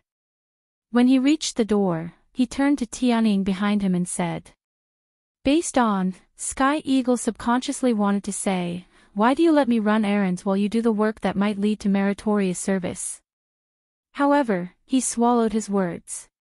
Putting aside the fact that there was a saber wielder in the Grandmaster realm who was more powerful than Xianyi, even the well-trained Imperial Guards and the Bing province barrack soldiers were not people that he could deal with. When they first arrived here, Wang Qingguo had just left. Then, not long after, Fang Gongting arrived with 400 soldiers. Therefore, the two of them didn't have the chance to get close to the room. They could only hide in the dark and watch as Dugu Feiying, Fang Gongting, and the rest left with an old woman, 2 maids, and a bloody corpse. "Okay." Tianying nodded after hesitating for a moment. However, Xianyi was already nowhere to be seen. A hint of anger flashed across Tianying's eyes. He cursed, F***ck. This guy won't steal the limelight again, will he? Although he cursed, he couldn't change the fact that he was weaker than Xianyi. As the saying went, one should do as much as one could. Right now, he had to obediently go back and report to Zhao Dian. Chapter 1926. Escape. Now that Taiyuan City is under martial law, where can we escape to? In the room, Wang Kuei frowned and said helplessly. If they could live, who would want to die? But the problem now was that the 4 city gates of Taiyuan City were all closed. Even if they wanted to escape, they couldn't. Wang Xinyuan said firmly, "Grandfather, we don't have to escape from the city. Aren't Guardian Zhao and the others trapped in the city now? But they can live peacefully under the search of the soldiers. As long as we take people to Guardian Zhao now, we will have a chance of survival." This guy wanted to go all the way to the dark side. But didn't he say before that Zhao Dian was of low birth and unreliable? Even if we rely on him, we can only live under his roof and look at his face. Wang Kuei was a little moved, but he remembered their previous judgment of Zhao Dian and shook his head. They came from the Wang family of Taiyuan and were members of a 1,000-year-old family. Zhao Dian was just a local official. Even if they relied on the Turks, how could they be willing to be under Zhao Dian, a Han? So they had been secretly waiting for a high-level Turk official, such as the Turk state preceptor, to come to Taiyuan City. Then, they would fully surrender. Wang Xinyuan said helplessly, "Grandfather, today is different from the past. Since we have been exposed, our lives are in danger at any time. The most important thing now is to protect our lives. As long as we are still alive and have people in our hands, we will definitely be able to make a comeback. Relying on Guardian Zhao is just a temporary expedient." Sigh. "All right then. Let's leave the mansion and find Guardian Zhao." Wang Kuei was stunned for a moment, then sighed and said. Wang Xinyuan hurriedly said, "Grandfather, we can't go to Guardian Lord Zhao empty-handed. In my opinion, we should quickly pack up some gold, silver, and valuables, and then take the assassins that you have been cultivating over the years, as well as some of the secret guards that are loyal to you. Only in this way will Guardian Lord Zhao be willing to accept us. As the saying went, one would not get up early if there were no benefits. From a certain perspective, Wang Xinyuan and Zhao Diyan were the same kind of people who crazily sought survival in the face of adversity. Wang Xinyuan understood that if he and Wang Kuei went to Zhao Diyan empty-handed, not only would Zhao Diyan not accept their surrender, he might even sell them out to Wang Yu or the Imperial Army. Because they had no value to Zhao Diyan. You're right. There's no time to lose. I'll gather my men, pack up my valuables, and prepare to leave. However, most of the assassins this old man has trained are not in the mansion. After we escape, we will look for them. After being reminded by Wang Xinyuan, Wang Kuei came to his senses and quickly said. Then, he shouted outside the door, "Qizhe, immediately gather your trustworthy brothers and gather in this courtyard in half an hour." Someone outside the door immediately answered, "Yes." Your subordinate obeys. In the room, Wang Kuei knew that there was not much time left, so he did not ask Wang Xinyuan to avoid him. He went directly to the table next to the bed in front of Wang Xinyuan and gently twisted the vase on it. With a caw-caw sound, the wall twisted and turned, and a secret compartment about 1 square meter in size appeared. Wang Xinyuan, who was standing behind Wang Kuei, could not help but flash his eyes. A trace of surprise and inexplicable emotion appeared on his face. Obviously, he did not expect Wang Kuei to be so secretive. A moment later, seeing Wang Yu take out a large crimson box from the secret compartment, Wang Xinyuan hurriedly went forward to help, but Wang Kuei signaled him with his eyes not to interfere. Wang Kuei put the wooden box on the table and then said to Wang Xinyuan, "Here are some gold, silver, jewelry, land deeds, store deeds, and servants' contracts that I have saved over the years. They should be worth about 40 to 50,000 strings of coins. There are some other things, but I don't think there's enough time to pack them up. Take these and leave first." Chapter 1927. Iron Egg, why haven't General Flying Eagle and the others returned yet? Did something happen at Baoxing Square? In Taiyuan Courier Station, Li Tai and Iron Egg were sitting in a side hall, anxiously waiting for news from Baoxing Square. Seeing that it was almost 9 o'clock, Li Tai could not help but ask. Iron Egg frowned. In truth, he had wanted to go with Dugu Feiying and Han Lijing to Baoxing Square, but his father had insisted that he stay behind to protect Li Tai. Before this, Han Lijing had already heard about how Iron Egg had disguised himself as Li Tai to attract the attention of some unknown faction in the city. In Han Lijing's view, given Iron Egg's personal friendship with Li Tai, as well as his own martial arts, he was the best candidate to protect Li Tai. General Flying Eagle is personally taking action, and my father is also there, so there shouldn't be any problems. Let's just wait patiently. Iron Egg was also worried, but he still spoke words of comfort. I hope so. Li Tai sighed. At this moment, a flurry of footsteps came from the gate of the courier station. The two looked at each other and hurriedly stood up to welcome the visitor. General Dugu is back. It turned out that Dugu Axayan was riding a carriage back with a group of people from the Wang family. With the help of the Imperial Army, Dugu Axayan got off the carriage and bowed to Li Tai. He asked, Your Highness, this general heard that you have already found out the whereabouts of that assassin's family, and that Flying Eagle has already led people there. Has he returned yet? On the way back, an Imperial Army soldier had reported to Dugu Axayan. Thus, Dugu Axayan learned that Star Wolf had spoken under Li Tai's interrogation, and that Star Wolf had an old mother who lived in Baoxing Square in the southern part of the city. Li Tai shook his head. Not yet. But General Flying Eagle and the others have been gone for almost an hour. If things go well, they should be back soon. Dugu Axayan nodded solemnly, then said meaningfully, "That's right. The Wong family is also making strange movements. I have left 2 people to monitor them. Tonight, Source Peak City should be very lively. Who knows, we might be able to uncover Zhao Dian and the others who are hiding in the dark." "Oh. Are there any movements from the Wong family?" Li Tai's eyes lit up, and he quickly asked, "What is it? Could it be that this prince's previous guess was true? That there really is someone in the Wong family colluding with Zhao Dian?" In the evening, when Han Lijing brought the intercepted secret letter to the post house, Li Tai learned of the contents of the letter and guessed that there was someone in the Wong clan who was colluding with Zhao Dian, and this person was very likely the second elder of the Wong clan, Wong Kuei. Dugu Axian shook his head and said, "It's still unclear. This general only heard that the Wong family head had sent someone to follow a guard of the Wong family's second branch.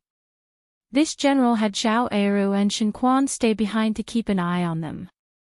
When the 2 of them return, the truth will be revealed." "So that's the case." Li Tai nodded thoughtfully, and then he said in a deep voice, "Although there is no clear evidence, this Wong family's second branch is definitely a major suspect. General Dugu, you have to send more people to keep an eye on them." "This general understands." Dugu Axian cupped his fists in acknowledgement. While the 2 of them were talking, the sound of galloping horses suddenly came from outside the inn. From the sound of the galloping horses, there were at least a few hundred people coming, and all of them were cavalry. Li Tai said excitedly, "It must be General Fei Ying. I wonder if he brought back the assassin's old mother. This prince will go take a look." "Your Highness, please wait." Dugu Axian's expression flickered. They had only brought 1,000 Imperial Guardsmen with them from Chang'an, and they had to send a portion of their forces to Longshan and guard the post house. It was impossible for Dugu Fei Ying to bring a few hundred people to Baoxing Square tonight. And from the deafening sound of hooves coming from the street outside the post house, it was clear that several hundred cavalry had arrived. Although Taiyuan City was still under the control of the government, Dugu Axian still didn't dare to let Li Tai take the risk. He pulled back Li Tai, who was about to run out, and then shouted to the Imperial Guardsmen behind him, "You lot, follow this general out to take a look." "Yes, sir." The soldiers obeyed the order and followed Dugu Axian to the entrance of the courier station. They saw a long fire dragon charging towards them from the street. Just as Dugu Axian had predicted, there were about 400 to 500 soldiers in this group, and the cavalry at the front of the group was only about 300 feet away from Dugu Axian's group.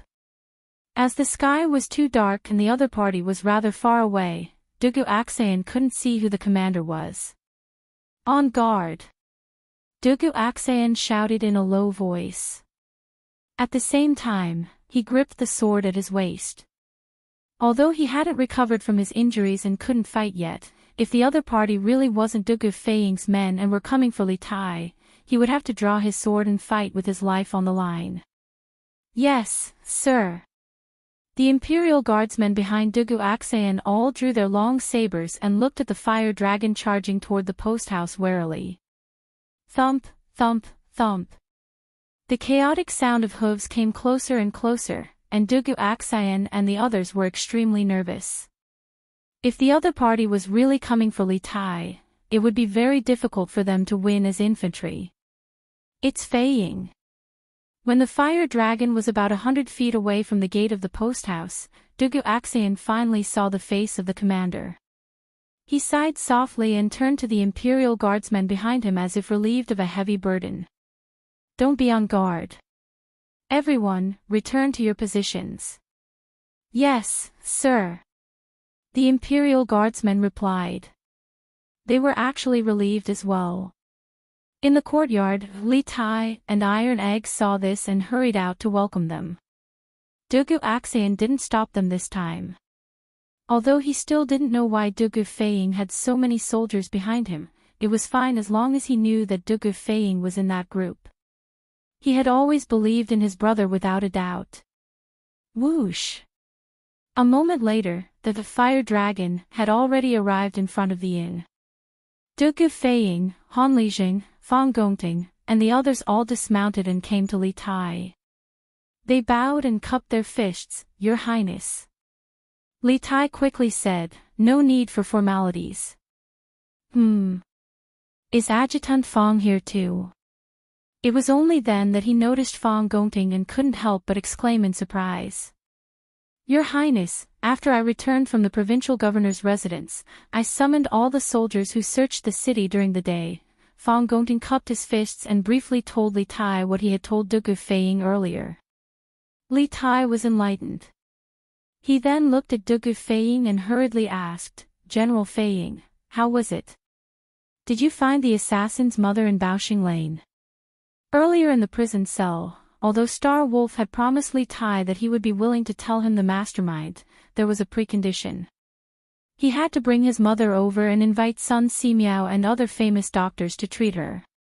Therefore, Li Tai still had high hopes for the results of Du Gufeiying and the others' trip. Du Gufeiying didn't disappoint Li Tai. He smiled and said, "Your Highness, fortunately, I didn't disappoint you." Then, he turned and ordered, "Bring the ant here." Under the escort of 2 soldiers, the 2 young maidservants helped the old woman out of the crowd. Du Gufeiying suddenly thought of something and quickly whispered something in Li Tai's ear. Then, he pulled Li Tai back a few steps. Obviously, Du Gufeiying was worried that the old woman's tuberculosis would be transmitted to Li Tai. Li Tai wasn't angry. Instead, he was in a good mood. Good. Good. Bring this aunt to see her son and settle her in the post house. Yes. Your Highness. Du Gufeiying quickly waved his hand and signaled the 2 soldiers to bring the old woman away. Chapter 1928. In a side hall of the relay station, Du Gufeiying recounted the scene that he had encountered at the Star Wolf family, as well as Wang Chungu's explanation. After everyone heard this, they all revealed looks of contemplation. A few moments later, Li Tai's eyes focused as he said, "Based on the information General Dugu brought back from the Wang clan and what General Feiying said just now, this king believes that there's an 80 to 90% chance that the Wang clan's second elder is colluding with Xiao Dian. As long as we can capture him, I'm confident that we can find Xiao Dian's hiding place." Dugu Axian nodded in agreement. "Your Highness's words are reasonable. Although there is no conclusive evidence, Source Peak City's situation is special and perilous. This general believes that we should first capture the Wang clan's second elder and interrogate him. As the saying went, special cases had to be dealt with in a special way. In normal times, if the second elder of the Wang clan had done something that violated the laws of the Great Tang, the authorities would not have dared to arrest him without solid evidence. But things were different now. Xiao Dian and the other Turkic spies in Source Peak City were threatening the safety of the city, and Wang Kuei, the second elder of the Wang clan, was colluding with Xiao Dian. Even if there was no evidence, they still needed to arrest him. It was better to kill the wrong person than to leave him alive. After all, Li Tai and the teachers and students of Yanwang College were all in Source Peak City. If something happened to them, the imperial court would suffer a massive loss. Li Tai's face turned grim as he stood up and sternly said, "Okay. Since that's the case, General Feiying, this king orders you to immediately take men to the Wang clan and arrest the second elder. Afterward, you will be sent to the provincial governor's residence. We will work with Governor Wang to interrogate him through the night. As for the Wang clan head, if he tries to stop us, say that he's acting on this king's orders. When the matter is over, have him come to find this king, and this king will give him an explanation." As the person with the highest status in the group, Li Tai knew that it was time for him to make a decision. This order had to be given by him. After all, the other party was the second elder of the Wang family of Taiyuan. Although he had no official position in the court, behind him stood a 1,000-year-old family. If Wang Kuei really colluded with the Turks, it would be fine. But if Wang Kuei was proved innocent, the one who gave the order to arrest him would have to bear the wrath of the Wang family. Therefore, Li Tai did not make things difficult for Dugu Axayan and Dugu Feiying, and directly gave the order. Dugu Feiying stood up and cupped his fists, understood. With that, he cupped his fists at Han Lijing and Dugu Axayan before turning to leave. At that moment, 2 imperial guards rushed in and saluted Dugu Axayan and Li Tai. One of them said, "General, Your Highness, bad news. The Wang clan's second elder ran away." These 2 were none other than Zhao Eru and Shen Quan, whom Dugu Axayan had left behind to monitor the Wang family's movements. Dugu Axayan's expression changed. He ran. Why did he run away all of a sudden? What's going on? Dugu Feiying, who was about to bring men to capture Wang Kuei, turned back when he heard Zhao Eru's words. Zhao Eru panted. This subordinate doesn't know either. We followed the Wang clan's guards all the way to the south of the city, but they met Wang Qingwu halfway and turned back. The 2 of us also turned back. Not long after, we heard a commotion coming from the Wang clan's ancestral mansion. Many guards were sent out by the Wang clan's patriarch. This subordinate asked around and found out that the Wang clan's second elder, Wang Kuei, had led a group of trusted aides to kill the Wang clan's guards and escaped before we returned to the Wang clan. Preposterous. This Wang Kuei must have a guilty conscience, worried that Wang Qingwu would bring back evidence against him, so he escaped prematurely. Dugu Axayan frowned, a little annoyed. Speaking of which, they were about to find Xiao Dian's hiding place, but one of the key criminals had escaped prematurely. No matter who it was, they would be depressed. After Li Tai finished listening to Zhao Eru's narration, he seemed to be deep in thought. At this moment, he opened his mouth and said, "It seems that the patriarch of the Wang clan and the second elder of the Wang clan are not on the same side. Otherwise, Wang Qingwu would not have stopped and killed Wang Li at the Triumph House, and Wang Yu would not have sent people to look for Wang Kuei with great fanfare." Dugu Axayan nodded. The Wang clan's patriarch can't be on the same side as Wang Kuei. This subordinate believes that he should be more anxious to find Wang Yu than we are. Dugu Axayan had indeed suspected Wang Yu before, but after a series of events, he had long since eliminated Wang Yu as a suspect. Li Tai thought for a moment, and then a thought came to his mind. He muttered, "Wang Kuei's escape has confirmed the crime of colluding with Turkic spies. We can't rely on the Wang clan's power to find him. First, immediately send men to the provincial governor's residence to inform Provincial Governor Wang and the Bing province barracks to search the entire city for Wang Kuei. Second, this prince wants to interrogate that assassin. All signs indicate that this assassin is very likely one of Wang Kuei's men. He should know better than us where Wang Kuei went after escaping from the Wang clan." Chapter 1929. It's already dark, and it's not safe outside. Your Highness, why don't you stay in the post house and allow me to lead the men there? In the prison of the post house, Dugu Axayan immediately felt that something was amiss when he saw the eagerness on Li Tai's face. Right now, it was completely dark outside. Not to mention the fact that Xiao Dian's men were still lurking in the city. Even if Xiao Dian wasn't around, Dugu Axayan wouldn't have dared to let Li Tai personally lead his men to the manor that Star Wolf had mentioned. After all, that manor was filled with Wang Kuei's assassins and death warriors. If one of them was hiding in the shadows and suddenly attacked Li Tai, then the matter would be grave. Dugu Axayan definitely couldn't take this risk. He would rather take the risk himself than let Li Tai take the risk.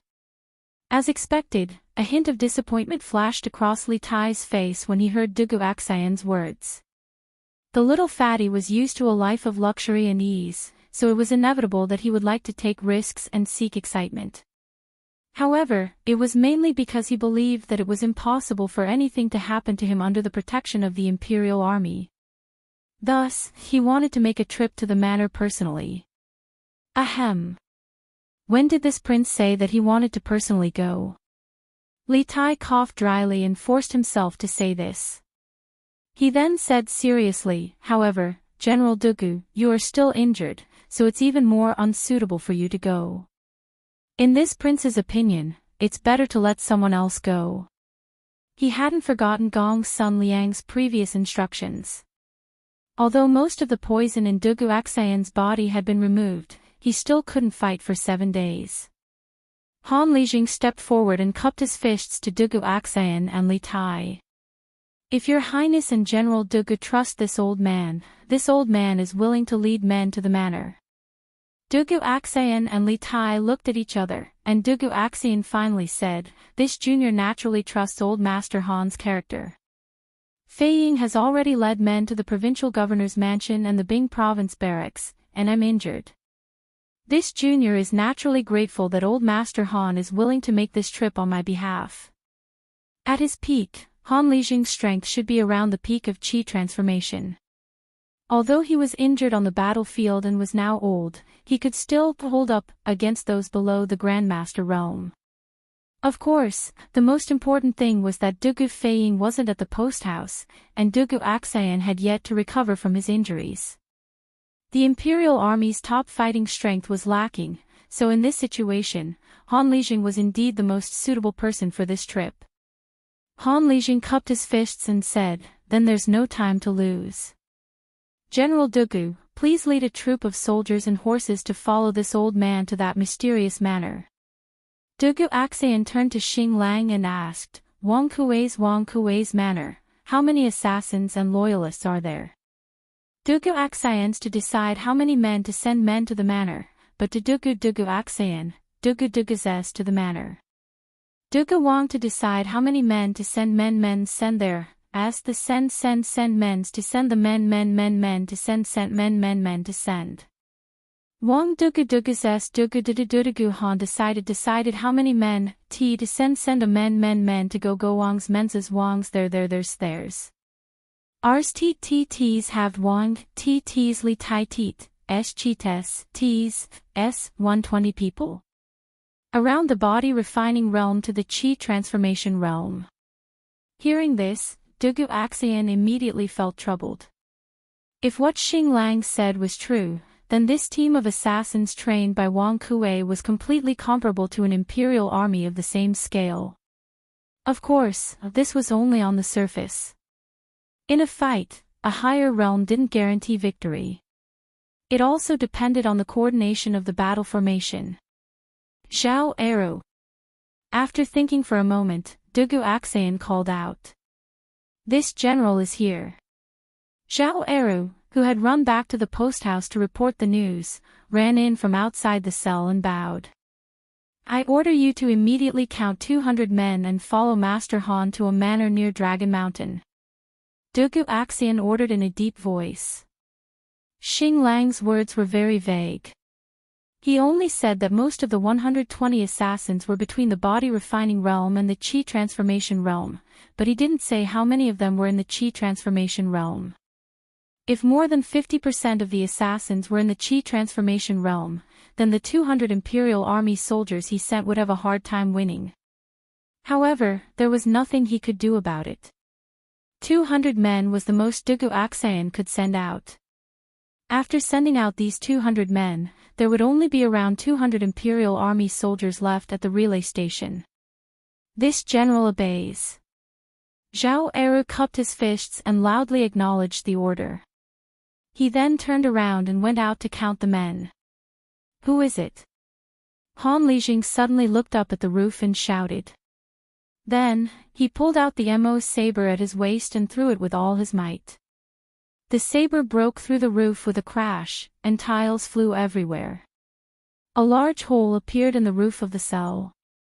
But at the same time, a man in black jumped off the roof and retreated, barely dodging Han Lijing's saber.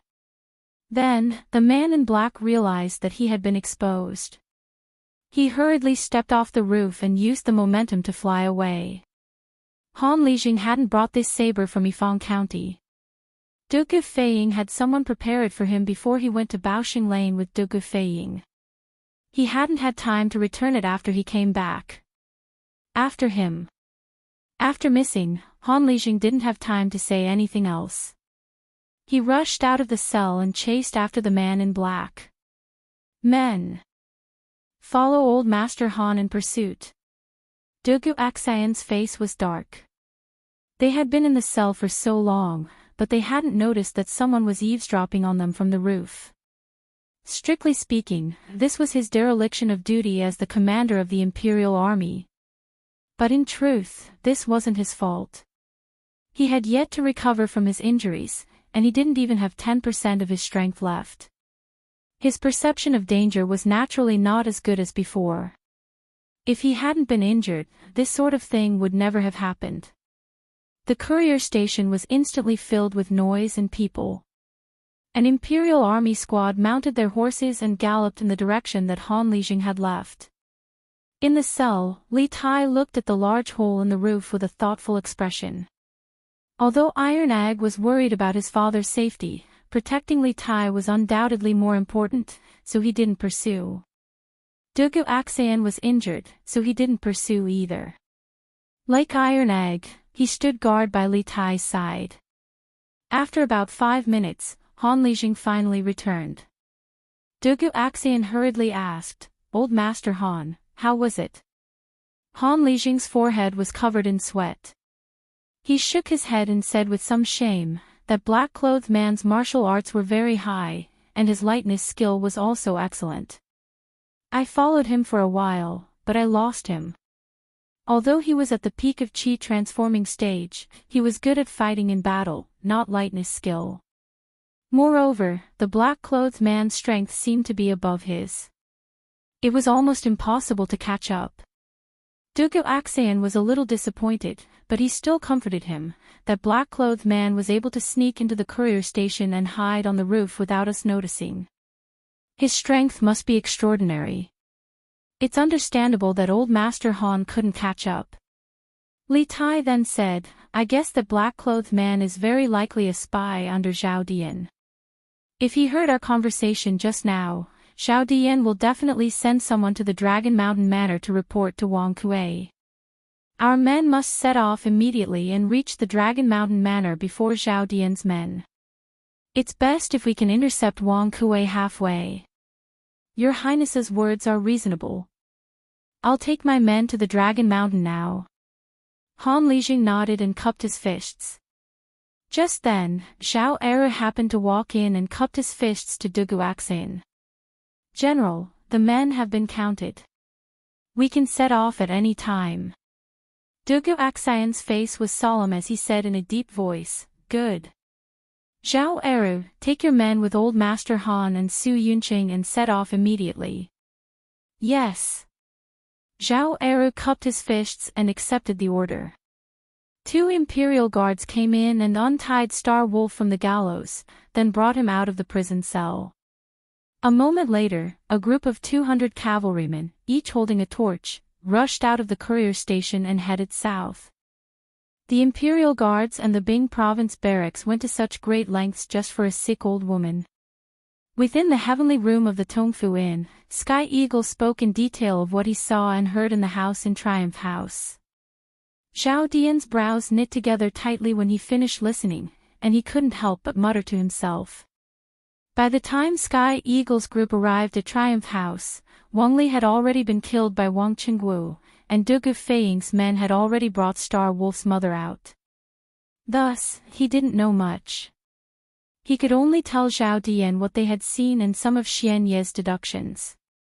It was normal that Zhao Dian couldn't figure out the crux of the matter.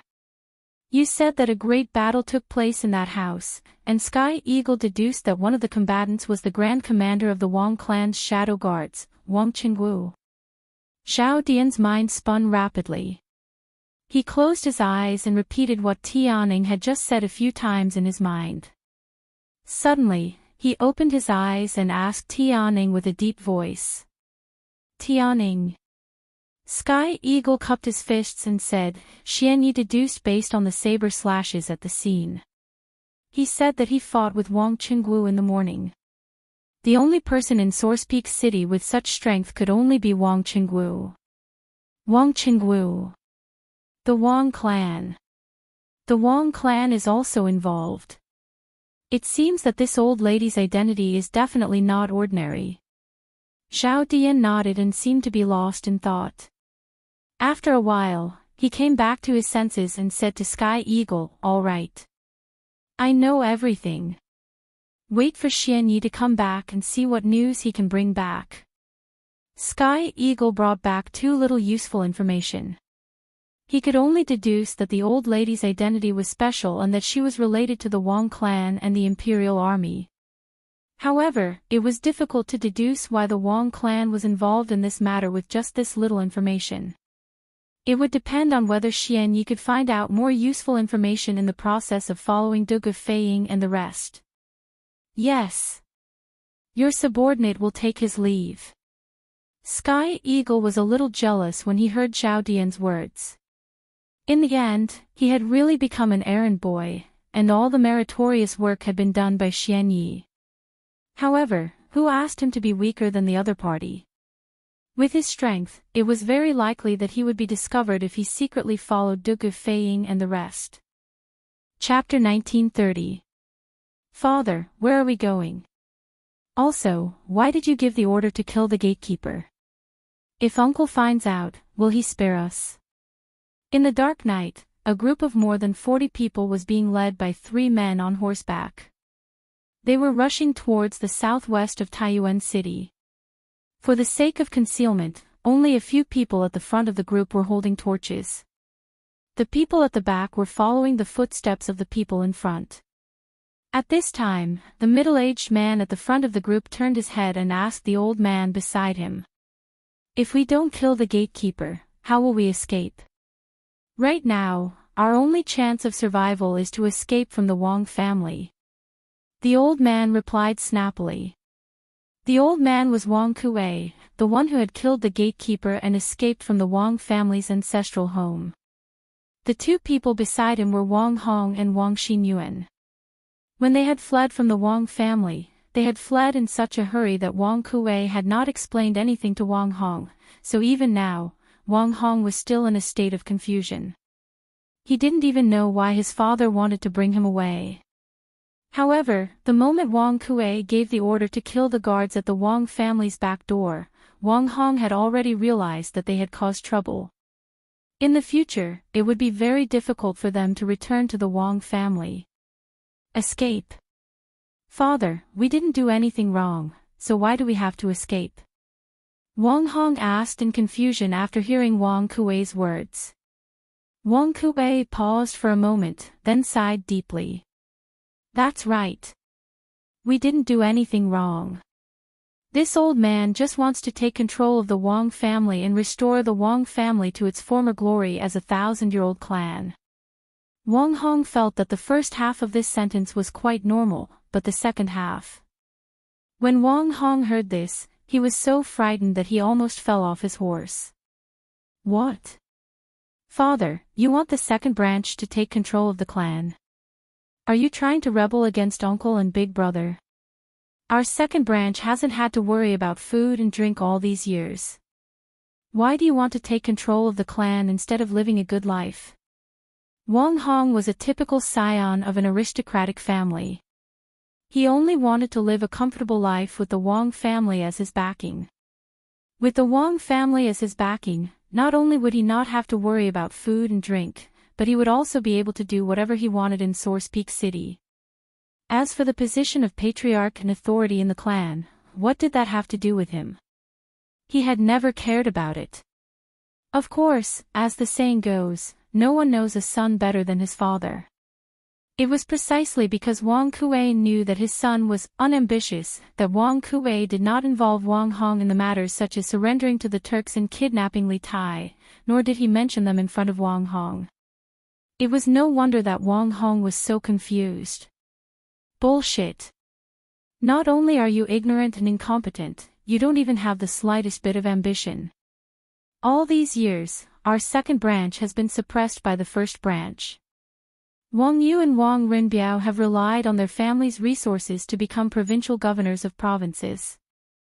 They hold high positions and power. Are you willing to submit to others for the rest of your life? Wang Kuei cursed angrily when he heard Wang Hong's words.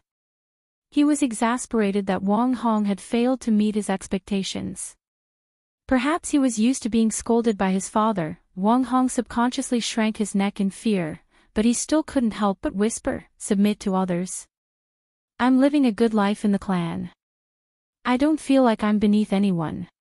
Wang Kuei was old, so his hearing was naturally not as sharp as a young man's. He did not hear Wang Hong's whispers.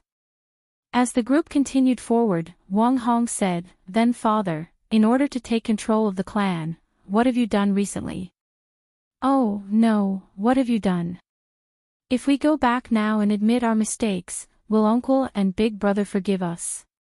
Even though the person in front of him was his own son, Wang Kuei still had the urge to beat him to death at this moment. He glared at Wang Hong and said hatefully, "You useless thing, I shouldn't have taken you with me." Chapter 1931. Big brother, second brother really colluded with the Turks. And even tried to kidnap His Highness King of Wei. What is he after? In the main hall of the Wang clan residence, the third elder still found it hard to believe that Wang Kuei would do such a disgraceful thing. The main reason was that he couldn't imagine Wang Kuei's motive, or rather, he couldn't imagine what benefit Wang Kuei would gain from this matter. Third brother, although no one saw second brother colluding with the Turks in kidnapping King Wei, all the evidence points to second brother. Now, second brother has led his men to kill the gatekeeper and escape from the residence, thus confirming his crimes. There's no need to explain this matter. The most important thing is to find second brother as quickly as possible, capture him, and send him to the provincial governor's residence. Otherwise, when His Majesty blames us, the Wang clan might be wiped out. Wang Bing sternly said, his face cold. When he had first learned that Wang Kuei had fled with his men, he had also been stunned, but when he came to his senses, he had been infuriated. After all, Wang Kuei had committed a disgraceful act, and now that he had fled, the rest of the Wang clan had to take the blame. In this situation, Wang Bing, the Situ of the previous dynasty and the previous clan head of the Wang clan, had no choice but to step forward and preside over the situation. Everyone in the hall scowled at these words, especially the third elder, fourth elder, and fifth elder. They had always been close to Wang Kuei, but this did not mean that they were willing to take the blame for Wang Kuei, especially when it was a crime that involved the execution of 9 generations of the clan. Wang Kuei had to be found. This was the common belief in everyone's hearts. Big brother is right. We must find second brother Wang Ku as soon as possible. Apart from the ancestral residence, I remember that he seems to have another residence in Chui Su Fang and Ping Ruo Fang. I wonder if he will go there. The fourth elder spoke up in support of Wang Bing. He had been sitting at home, but the pot had fallen from the sky. In his anger, the old fellow had changed his address of Wang Kuei from second brother to directly calling him by his name. Wang Yu, who was sitting next to the fourth elder, said, "Fourth uncle, I've already sent people to these 2 residences. I'm confident that we'll have news soon."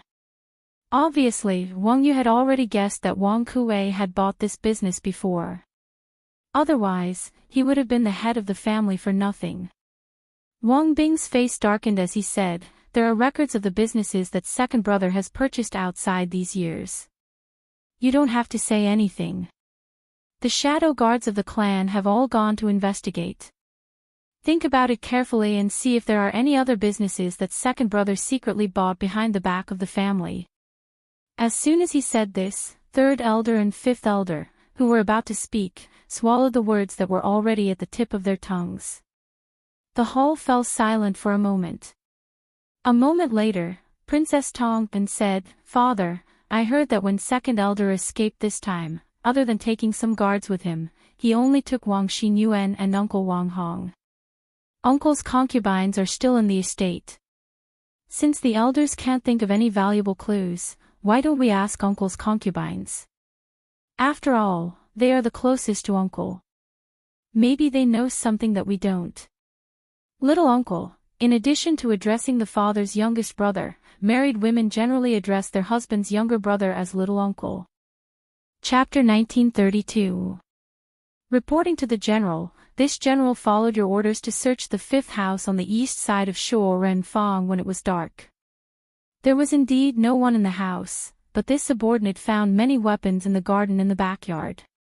However, this subordinate does not know if they are the weapons that the government is searching for among the people today. In a residence near Tongfu Inn, a soldier cupped his fist and reported to Li Junxian. This soldier's name was Yan Gue. During the day, Li Junxian had ordered him to infiltrate the fifth residence on the east side of Xuanren Lane, the place where Kong Chang'an and Zhu Zeqing had been hiding, and searched to see if he could find anything new. Li Junxian had given this order on a whim as he had no idea what the situation in the city was like.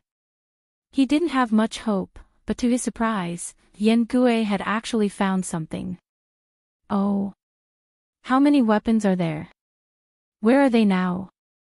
Li Junxian asked, his expression shifting. General, there are 7 swords, 21 scimitars, and some hidden weapons. This subordinate and my brothers have already brought back all the weapons. Yan Gue cupped his fist and replied. 7 swords, 21 scimitars. And some hidden weapons. Li Junxian frowned and muttered, based on the number of weapons, the enemy doesn't have many people. But since Xiao Dian dared to stir up a storm in the city and plot against all of Taiyuan City, he can't have just this much strength. This meant that the house was most likely the place where a portion of his subordinates once stayed. As the saying goes, a crafty rabbit has 3 burrows, and there must be many other places like this. This Xiao Dian truly isn't simple. Li Junxian turned to another soldier and asked, Zhao Kong, I had you send a letter to the 100 Cavalry Department to investigate Xiao Dian's identity. Has it been sent? The soldier cupped his fist and replied, General, the letter has been sent. In addition, this morning, you ordered this general to take men to the north of the city to see if there were any carrier pigeons flying out. This general and my men stood guard in the north of the city until nightfall, but we did not see any carrier pigeons flying out. Should we continue to stand guard in the north of the city tomorrow? Near noon, Li Junxian had led 100 cavalry into the city. After learning about the current situation in Taiyuan City from Wang Liaoyuan, he had determined that the faction hiding in the city was probably a Turkic spy. Thus, he had sent Zhao Kong and his men to the north of Taiyuan City to intercept the carrier pigeons. Li Junxian shook his head. There's no need. We were too late. Xiao Dian has already sent the letter. In the evening, he learned from Governor Wang at the provincial governor's manor that the letter that Han Lijing brought to Taiyuan was sent by Xiao Dian. He then knew that his order in the morning was still a step late, because Xiao Dian had sent the letter out early in the morning. When they entered the city, it was already close to noon. The timing was perfect. Yes. Zhao Kong replied. Seeing that Li Junxian had no other orders, he stood back to the side. Zhao Kang's Xiao's names Wang's of the city was Xiao's Wang's Xiao Zhao Wang's have S's A's. Lord General. Yan Gue cupped his fist in acknowledgement. After some thought, he asked, then should this general continue to search the city for other Turkic spies? Li Junxian's brow furrowed in thought for a few moments, and then he shook his head. There's no need. Taiyuan City isn't big, but it's definitely not small either. Searching aimlessly is like searching for a needle in a haystack. To catch bandits, first catch the leader. As long as we can capture Xiao Dian, the leader of the spies, his subordinates will be captured sooner or later. General is wise. This general will send the weapons to the provincial governor's residence. Hearing this, Yan Gue nodded in response, then turned and left. Chapter 1933. Just who are you people? Why do you want to capture this old man? How dare you kidnap people in broad daylight? How dare you do such a thing? How preposterous! Do you have any respect for the law? As Li Junxian and the others approached the woodshed, they heard the bellowing of an outwardly strong but inwardly weak voice. Don't you want money? Release this old man and this old man will take you to get the money. Let me tell you, there are some people in this world that you can't afford to offend. If my second master learns that you've kidnapped this old man, all of you here will die. And you'll die a very ugly death, and it'll be too late to regret it. Oh. I hear that someone wants this general to die a very ugly death. At this moment, Li Junxian pushed open the door and interrupted the man's clamor. In the woodshed, a middle-aged man with his hands and feet tied sat on the ground. This man looked very fat, his face was full of wrinkles, and his eyes were very small, typical of squinting. From afar, he looked like a Maitreya Buddha. In front of this middle-aged man were two men in martial arts robes, their backs to him. Laughably, even though this fellow had been hooting the entire time, the two men had completely ignored him. Perhaps because no one had taken care of this woodshed in a very long time, Li Junxian sensed that there was a strange odor to it. But interrogating Sun Dafu was more important, so he didn't care. The two of them were just about to step forward and bow to Li Junxian, but the middle-aged man's mouth was even faster. Paw! A bunch of hoodlums who rely on kidnapping and extortion. What kind of general are you? He had come to Taiyuan on this trip. Li Junxian and the 100 horsemen he had brought were primarily meant to protect Li Tai from the shadows, so they normally wore the clothes of ordinary people.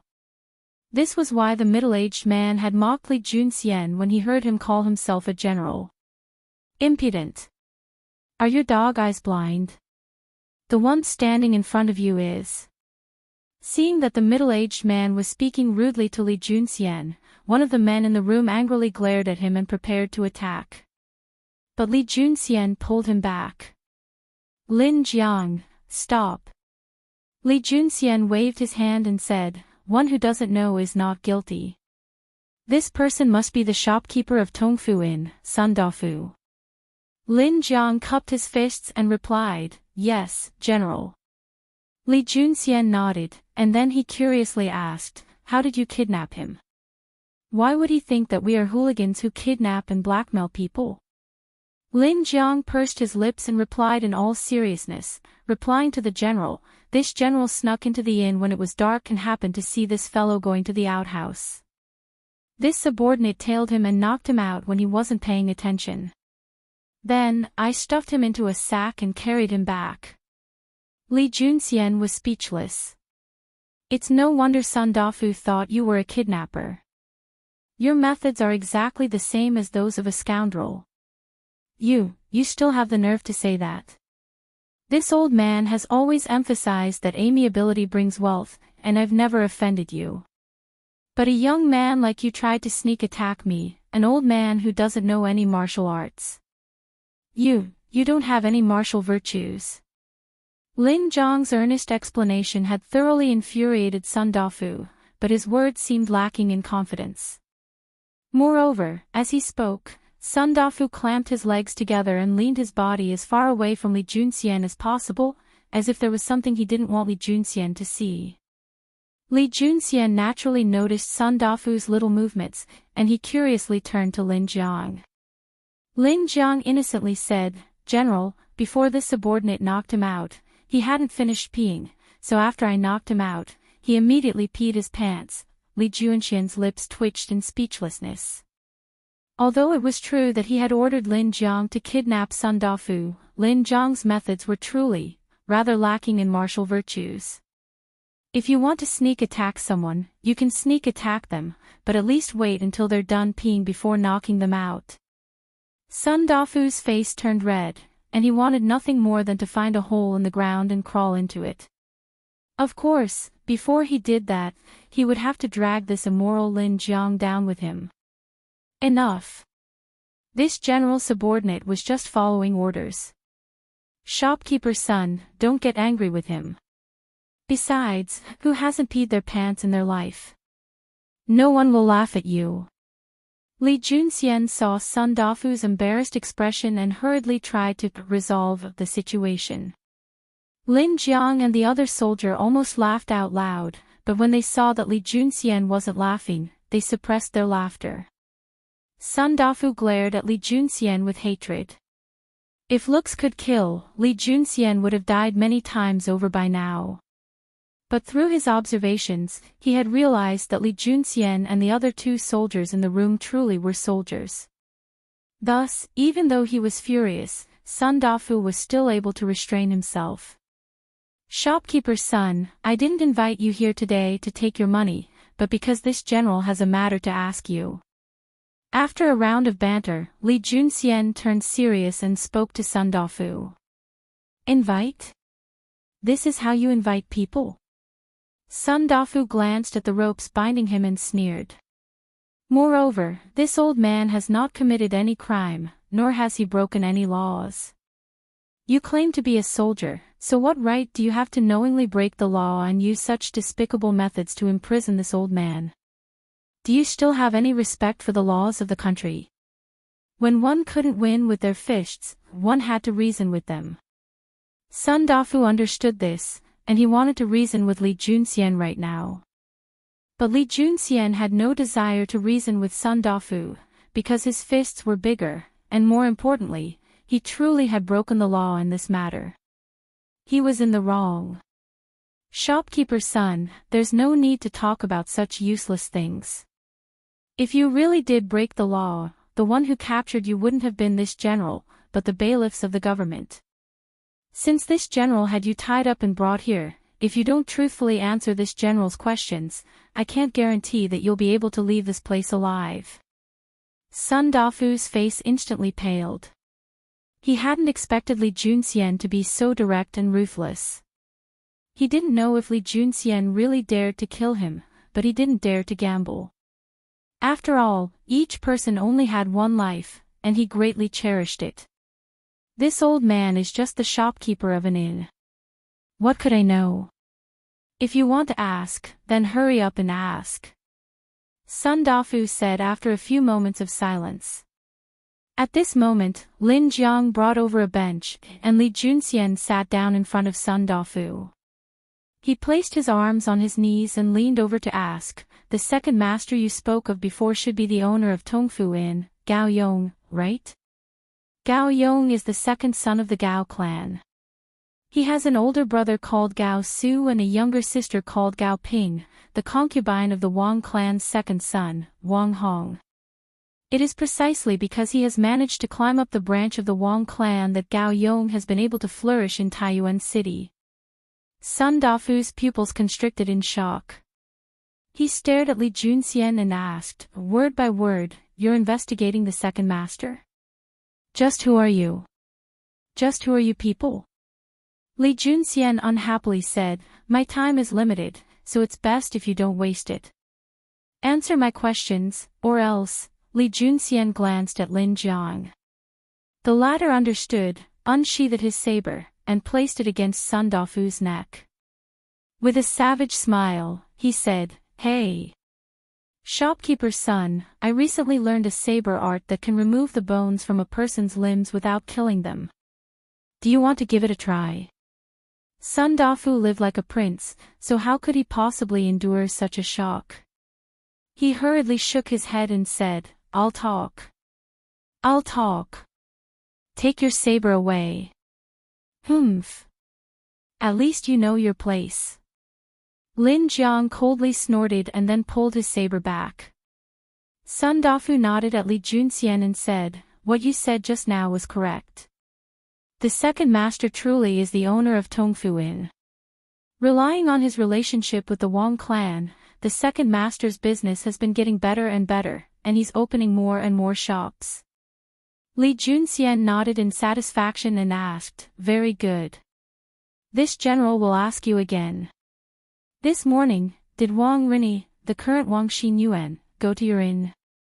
Sun Dafu was taken aback, a hint of panic in his eyes. Coming back to his senses, he hurriedly shook his head and said, Wang Xinyuan. This old man has never seen him before. Li Junxian sat up straight and gave Sun Dafu a meaningful smile. Sun Dafu felt his scalp tingle, and when he turned his head, he saw that Lin Jiang was also savagely smiling at him. Shivering in fright, he hastily corrected himself, "Don't worry about me." "Yes, young Master Wang really did come to the inn this morning." Li Junxian leaned over and asked, "Who did he meet at the inn?" Sun Dafu immediately shook his head and said, This old man doesn't know." Afraid that Li Junxian and Lin Jiang wouldn't believe him, he hurriedly explained, "This old man really doesn't know that person's identity. I only heard that he's a good friend of young Master Wang and that he stayed at the inn yesterday. Moreover, the second master said that that person was an honored guest of his and would only be staying at the inn for 2 days. That honored guest rarely goes out and spends almost all of his time in his room. When he checked in, he specifically instructed that no one was to disturb him, so this old man still doesn't know that person's name." Li Junxian's eyes flashed, and after a few moments of silence, he asked, "Is that person still staying at the inn?" Sun Dafu nodded. "Yes. He's still there. That honored guest is staying in the heaven guest room." Li Junxian calmed down a little. He stood up and said to Sun Dafu, "Shopkeeper's son, you'll have to suffer here for 1 night. Once this old man finishes his business tomorrow, I'll let you go. Don't think about running away. Even if you grow wings, you won't be able to escape. Moreover, if you're captured, this general can't guarantee that the brothers in the courtyard won't do anything to you." Sun Dafu's old face instantly became as pale as a bitter gourd.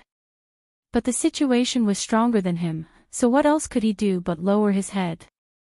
Leaving the woodshed and entering the courtyard, Li Junxian muttered to himself, "The most dangerous place truly is the safest place. Zhu Zeqing was just captured in the heaven guest room, and someone is already staying there. This person is truly skilled and bold. Zhao Kong." After sighing with emotion, Li Junxian shouted into the courtyard, and a soldier quickly ran over. "This general is here. Immediately head to the provincial governor's residence and have Governor Wang bring soldiers to Tongfu Inn." Li Junxian ordered. "Yes." Zhao Kong cupped his fists and left. Li Junxian called out, "Lin Jiang."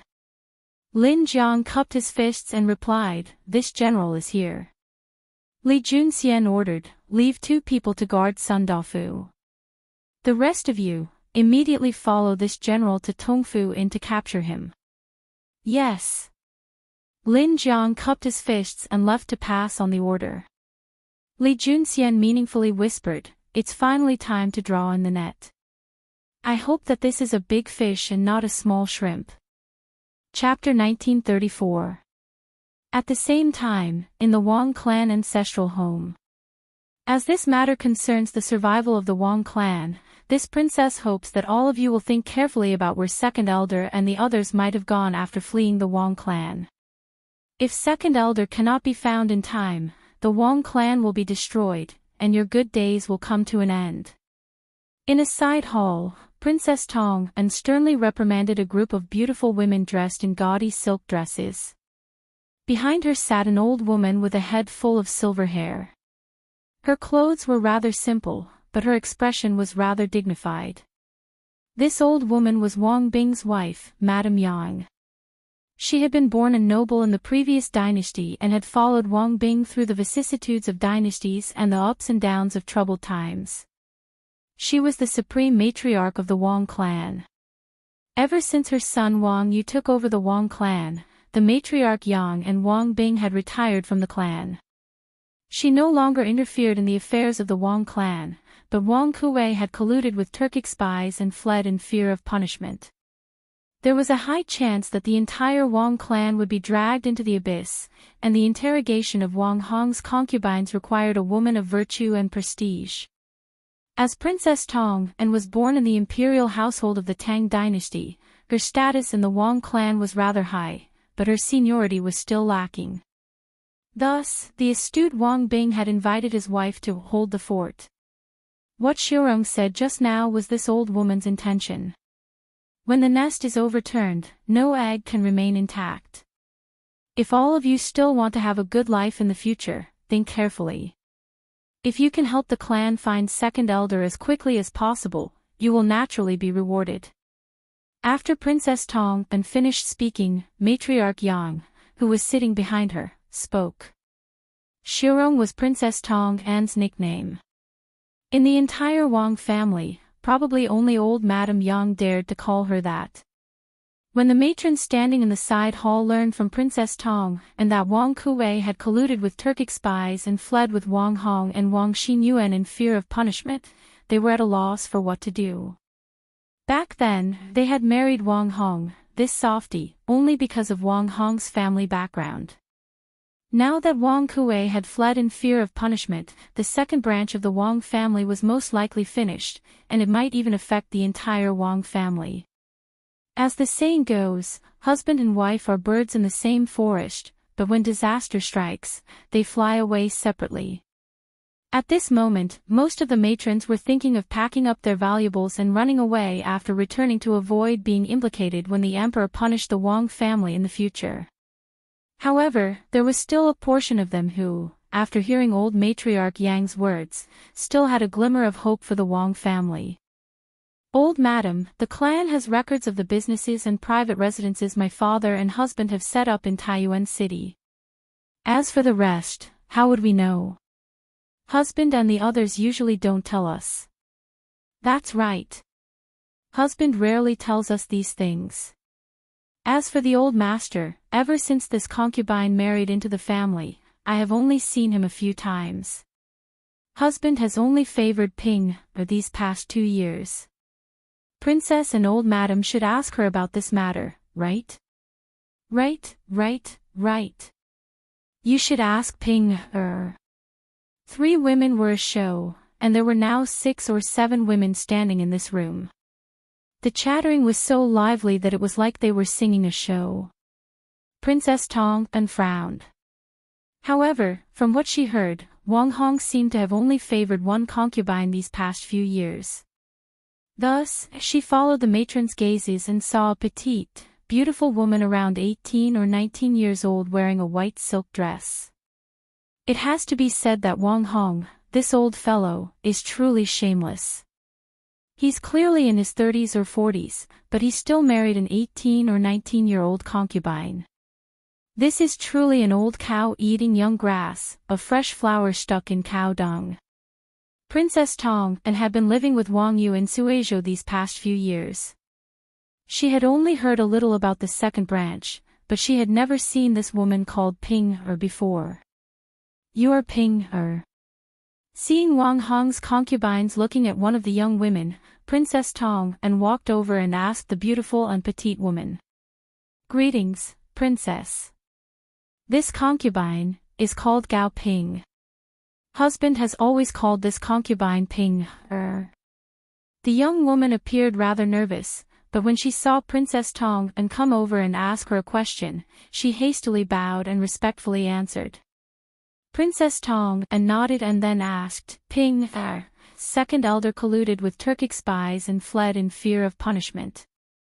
From what master has learned, Wang Hong did not participate too much in this matter. If you can help the clan find second elder as soon as possible, Wang Hong might be able to escape punishment. Think carefully. Did Wang Hong and second elder do anything out of the ordinary in the past few days?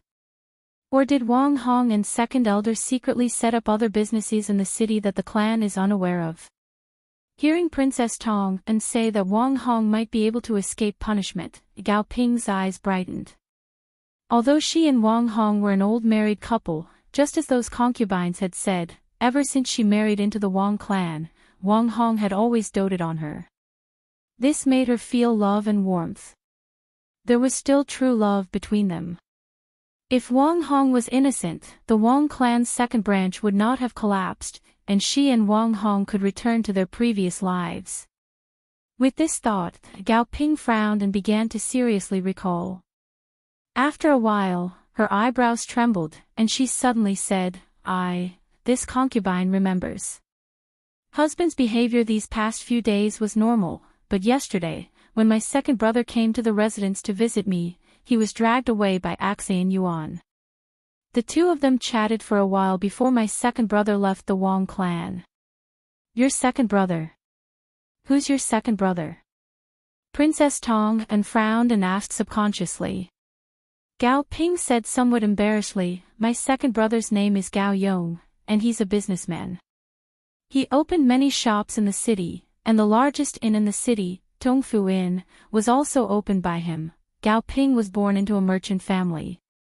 In terms of family status, Gao Ping and Wang Hong were indeed not compatible. However, after marrying into the Wang clan, not only did Wang Hong not look down on her because of her background, he even tried his best to protect her. This was also one of the reasons why she wanted to help Wang Hong exonerate himself. After introducing Gao Yong's identity, Gao Ping continued. Early this morning, Xian Yuan suddenly told my husband that he was going out to meet a friend at Tongfu Inn. Now that I think about it, there are too many coincidences. Yesterday, my husband introduced Xian Yuan to my second brother, and today, Xian Yuan went out to Tongfu Inn. I have a feeling that they are hiding something from me and my husband. Moreover, Xian Yuan was imprisoned in the clan for a year before. Now that he has just been released, why would his friend be waiting for him at Tongfu Inn? Wang Xinyuan, Tongfu Inn. Princess Tong An's expression changed slightly. She had heard from Wang Yu that Wang Qingwu had found Wang Xinyuan sneaking out of the residence this morning. Unexpectedly, he had gone to Tongfu Inn. A few days ago, the Turkic Zhu Zeching, who had appeared in the city, had also been staying at Tongfu Inn. Now that Zhu Zeching had been arrested, Wang Xinyuan was still secretly running to Tongfu Inn. As for meeting a friend, who was he trying to fool? Who would meet a friend at an inn? Unless your friend was from another city. However, just as Gao Ping had analyzed, Wang Xinyuan had been imprisoned in the clan for more than a year. How could it be so coincidental that a friend from another city came to see him as soon as he was released? Therefore, Wang Xinyuan definitely did not go to Tongfu Inn to meet a friend, but to have an ulterior motive. Then there must be something wrong with Tongfu Inn. Apart from this, can you think of any other clues? Princess Tong An's mind was filled with thoughts. After she came back to her senses, she looked at Gao Ping and asked again. Gao Ping thought seriously for a moment but finally shook her head and said, no, that's all I can think of. Other than that, I don't think there's anything strange these few days. Good. All of you are dismissed. If you think of anything else, come and tell me immediately. Princess Tong An nodded and said to the women in the room. Yes. Wang Hong's concubines hurriedly left the side hall as if they had been granted amnesty. Only Gao Ping was the last to leave, a trace of worry on her face. Clearly, she was worried about Wang Hong's situation. Mother, what do you think? After the women left, Princess Tong An looked at the old woman sitting at the head of the table and bowed. A wisp of wisdom flashed across the old woman's weathered eyes. She said meaningfully to Princess Tong An, Shirong, since you already have an answer in your heart, why ask me? Do as you wish. I believe that you can definitely save the Wang family. Princess Tong An was slightly shocked, and she immediately felt respect for the old woman in front of her. She bowed and said, then, this daughter-in-law will take her leave. I'll inform master and father now. Go. This old woman will return on her own. Matriarch Yang waved a hand at Princess Tong An. In the face of danger, her expression remained calm and composed. This matriarch Yang had truly weathered all sorts of storms and experienced all sorts of ups and downs. In the main hall of the Wang family residence, after Princess Tong An told Wang Bing, Wang Yu, and the rest of the group about what Gao Ping had told her, Wang Yu couldn't help but exclaim, Tongfu Tavern, it's Tongfu Tavern again. First, it was Zhu Zeching. Who's staying there now? In the afternoon, Wang Qingwu had reported to Wang Yu that Wang Xinyuan had left the estate early in the morning to meet with friends in the city. He had not expected Wang Xinyuan to go to Tongfu Inn. Just like Princess Tong An, he also felt that there was something wrong with Tongfu Inn. To be more precise, there was something wrong with the person Wang Xinyuan had met in Tongfu Inn. Princess, are you saying that the matter of second son colluding with the Turkic spies is also related to the patriarch's son, Wang Xinyuan? Third elder's eyes flashed, and he looked at Princess Tong An meaningfully.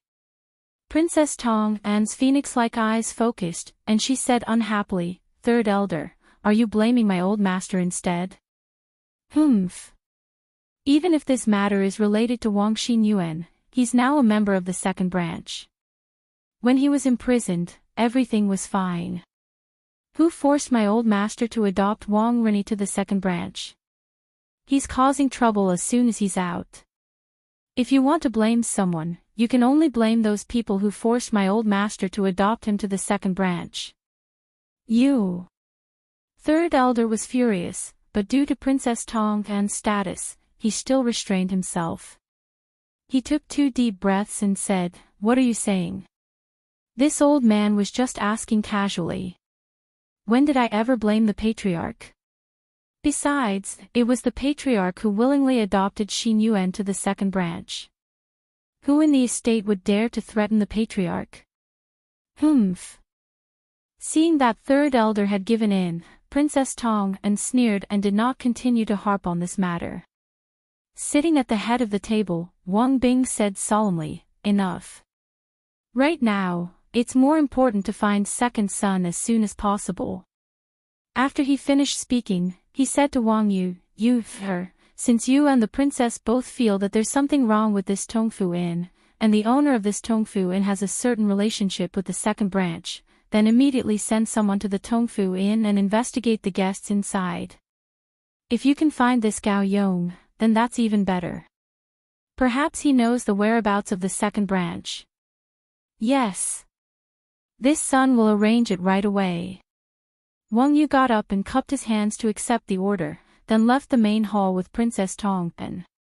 Chapter 1935. Taiyuan City, Tongfu Inn. Bang! Bang! Bang! Lord Guard. Inside the heaven-class guest room, Xiao Dian was standing by the window, staring out. Suddenly, someone knocked on the door, followed by a low voice. Xiao Dian's gaze turned cold, but he immediately relaxed because he recognized the identity of the person outside. He said calmly, Come in. The door wasn't locked. Xian Yi, dressed in black, pushed the door open and entered. After closing the door again, he quickly walked to Xiao Dian, cupped his fists, and said, Lord Guard, I'm back. At this time, all the guests and waiters in the inn were resting. Naturally, Xian Yi couldn't enter from the main entrance of the inn. He could only climb in through the window like how he climbed out of the window earlier. However, even if he was given 10 guts, he wouldn't dare to climb through the window of Xiao Dian's room. He climbed in through the window of the Earth-class guest room next door. After that, he didn't even have time to change his clothes before he came straight to Xiao Dian. Did you find out anything? Xiao Dian didn't beat around the bush and went straight to the point. Lord Guard, I found out that the fire in the long alley in the south of the city this afternoon was set by Wang Xinyuan. He knew that the King of Wei was going to personally escort a batch of supplies to Dragon Mountain, so he sent people to ambush in the south of the city in advance. He didn't expect to fall into the King of Wei's trap, and one of their assassins was captured alive by the other party. Xian Yi cupped his fists and slowly recounted the conversation between Li Tai and Su Yunqing that he had eavesdropped on at the post house just now. When he finally learned the truth about the fire in the south of the city today, Xiao Dian's face was as gloomy as water. He couldn't help but curse in a low voice, Wang Xinyuan and Wang Kuwei, these two idiots. The other party deliberately revealed a little flaw and acted rashly. They really can't do anything right, but they're good at ruining things. Now that their whereabouts have been exposed, if they fall into the hands of the government, I'm afraid they'll ruin my plans. At this moment, if Xiao Dian were a modern person, he really wanted to say, don't be afraid of godlike opponents, but be afraid of pig-like teammates.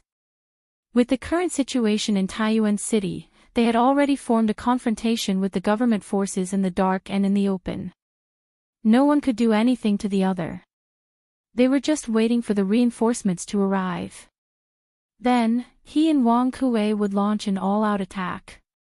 Then, the entire Taiyuan city would be theirs. However, the two idiots, Wang Kuei and Wang Xinyuan, after a series of stupid actions, directly broke the stalemate. It was very likely that the government would find a breakthrough here. But what Zhao Dian did not know was that one of the carrier pigeons he had sent to Shieli Kagan had been intercepted by Han Lixing. Even without Wang Xinyuan and Wang Kuei's disruption, Li Tai and the others had already learned of his plan. Although they would not be able to capture him in the short term, both the Great Tang border and Taiyuan city were now on guard. Even if his reinforcements really did come, they would find it very difficult to take Taiyuan city. But in any case, the disruption of Wang Xinyuan and Wang Kuei had accelerated Zhao Dian's exposure and failure. Xian Yi cupped his fists and said, "Rest assured, Lord Wei. I heard from King Wei and Dugu Axian that Wang Kuei and Wang Xinyuan should have escaped. Wang Kuei has a secret manor near Longshan in the south of the city. Over the years, Wang Kuei has trained a group of killers in that manor. The killer captured alive by the Imperial Army today is one of them. The old woman that the Imperial Army took away from Baoxing Lane earlier is the killer's mother. Today, the provincial governor's mansion posted the portrait and reward notice of this killer all over the city. Wang Kuei wanted to send his men to kill the old woman to silence her. But he did not expect that the man he sent was killed by Wang Qingguo, the commander of the Wang family's shadow guards. Later, the old woman fell into the hands of the Imperial Army. The killer confessed everything about Wang Kuei. Now, Dugu Axian has sent the Imperial Army to Wang Kuei's secret manor in the south of the city. This Wang Kuei is really difficult to achieve great things. Zhao Dian frowned. Then, he reacted and asked, Did you just say Dugu Axian? What? From what you said, he is still alive and well. He is not dead yet. Chapter 1936. Coincidentally, just as Zhao Dian was ordering Xian Yi to gather his men to attack Taiyuan Relay Station, Li Junxian was also gathering his men and preparing to head to Tongfu Inn. Although the two sides had begun to move at almost the same time, there was a problem. Li Junxian only had 10 some cavalry under his command, while Zhao Dian had dared to attack the post house. This meant that he had more than 10 some subordinates, most likely 100 or 200. Moreover, these 200 couldn't all be staying at Tongfu Inn, as that would be far too conspicuous. As a result, Zhao Dian would need to gather his forces much more quickly than Li Junxian. And the residence that Li Junxian was temporarily staying in was less than 1 li away from Tongfu Inn. Thus, Zhao Dian couldn't possibly gather his men before Li Junxian arrived at Tongfu Inn. Lord Guard. Bad news. Zhao Dian was preparing to go out and see how things were going when he heard Xian Ye's voice. Zhao Dian's heart trembled. At this critical moment, he feared nothing more than an accident, and he feared nothing more than someone telling him bad news. He hastily opened the door, and Xian Yi rushed in. After closing the door, he clasped his fist before Zhao Dian could ask anything. Lord Guard, your subordinate went to the innkeeper's room to ask him to gather our men, but there was no one in the room. Innkeeper's son, he, disappeared. Disappeared. Zhao Dian frowned, a bad premonition rising in his heart. Back when they had first arrived in Source Peak City, they hadn't chosen to stay in the Tongfu Inn. Because there were many of them, it would be difficult for them to hide if they stayed in the inn. It would be very easy for the innkeeper and waiters to notice that something was amiss. So, only Zhao Dian, Xian Yi, and Skyhawk stayed in the inn while the rest of them hid in various parts of the city. But after Wang Xinyuan and Wang Kuei surrendered to them, Zhao Dian learned that the owner behind the scenes of the Tongfu Inn was actually related to the second branch of the Wang family. As a result, he didn't have to worry about all of them moving in and alerting the innkeeper or waiters. He directly ordered Xian Yi to gather all of their spies in the city into the inn and stuff them into the empty guest rooms of the inn. As for those that couldn't be stuffed, Gao Yong and Wang Kuei helped to arrange for them to stay in a few houses near the Tongfu Inn. It was because of this that Xian Yi had thought of asking the innkeeper, Sun Dafu, for help when Zhao Dian ordered Xian Yi to gather his men. Only in this way could they gather all their men in the shortest amount of time. But Xian Yi had never expected that Sun Dafu, who had been staying at the inn for the past few days, would actually disappear. Didn't Gao Yong say that Sun Dafu would be staying at the inn to cooperate with us? How could he suddenly disappear? Could it be? Zhao Dian muttered in dissatisfaction. Then, he suddenly thought of a possibility, and his face instantly became extremely gloomy. He frowned and said in a deep voice, "Not good. It's very likely that someone has set their sights on Tongfu Inn. We've been exposed. Then what should we do?" Xian Yi was shocked when he heard this and asked subconsciously. Then, he hurriedly cupped his fists and said, "Lord Guard, please evacuate immediately.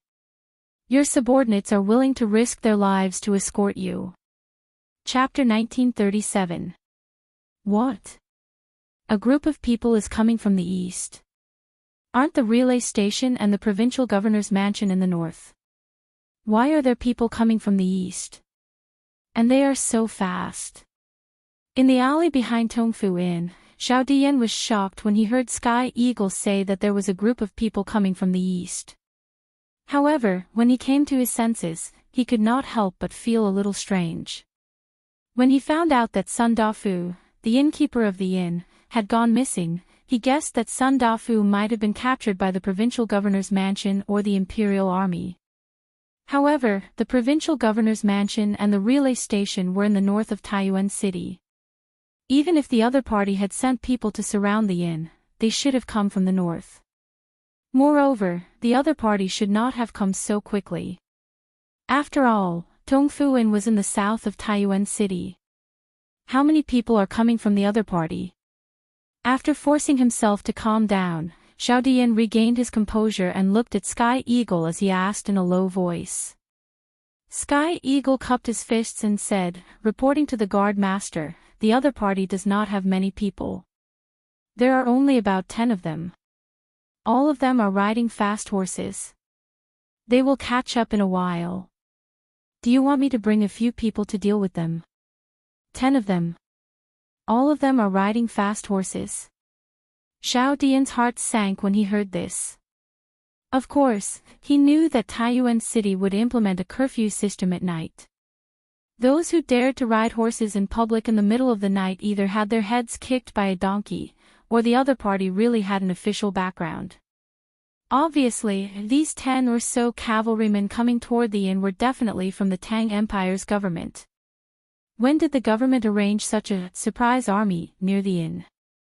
This was a question that Zhao Dian could not figure out no matter how hard he tried. However, there was no time for him to think about this at this moment. He had to make a decision. Although the cavalry coming from the east didn't have many people, they were fast. If he didn't pay attention to them, the other party would first miss the inn and then chase after them from behind. Or, the other party might guess their intentions and go to the post house to report in advance. However, if he followed Sky Eagle's suggestion and sent people to intercept the cavalrymen, on the one hand, they only had about 100 people. If they split their forces to deal with the cavalrymen, it would definitely weaken the power to attack the relay station. On the other hand, although the other party only had about 10 people, he did not know how strong they were. The people he could send to intercept them were very limited. If they could not win or the noise during the battle attracted the Yamens patrolling in the city, the other party would still send people on fast horses to chase them. Who would have thought that a cavalry troop of over 10 people would actually cause Zhao Dian's current situation to seem to have fallen into a dead knot that could not be untied no matter what? Guard master, quickly give the order. If those people catch up any later, our operation might be exposed. Seeing Zhao Dian standing on the spot without saying a word, Sky Eagle was anxious and could not help but urge. Zhao Dian's eyes flashed as he recovered from his deep thoughts. Just a moment ago, he suddenly thought of a plan that satisfied both sides and was extremely bold. Taking 2 deep breaths, Zhao Dian looked at Sky Eagle and Xian Yi and said in a deep voice, "Xian Yi, Sky Eagle, the 2 of you lead these people to attack the relay station immediately. You must capture Li Tai alive. Leave 10 people behind and follow me back to the relay station." What? Sky Eagle and Xian Yi turned pale with fright when they heard this.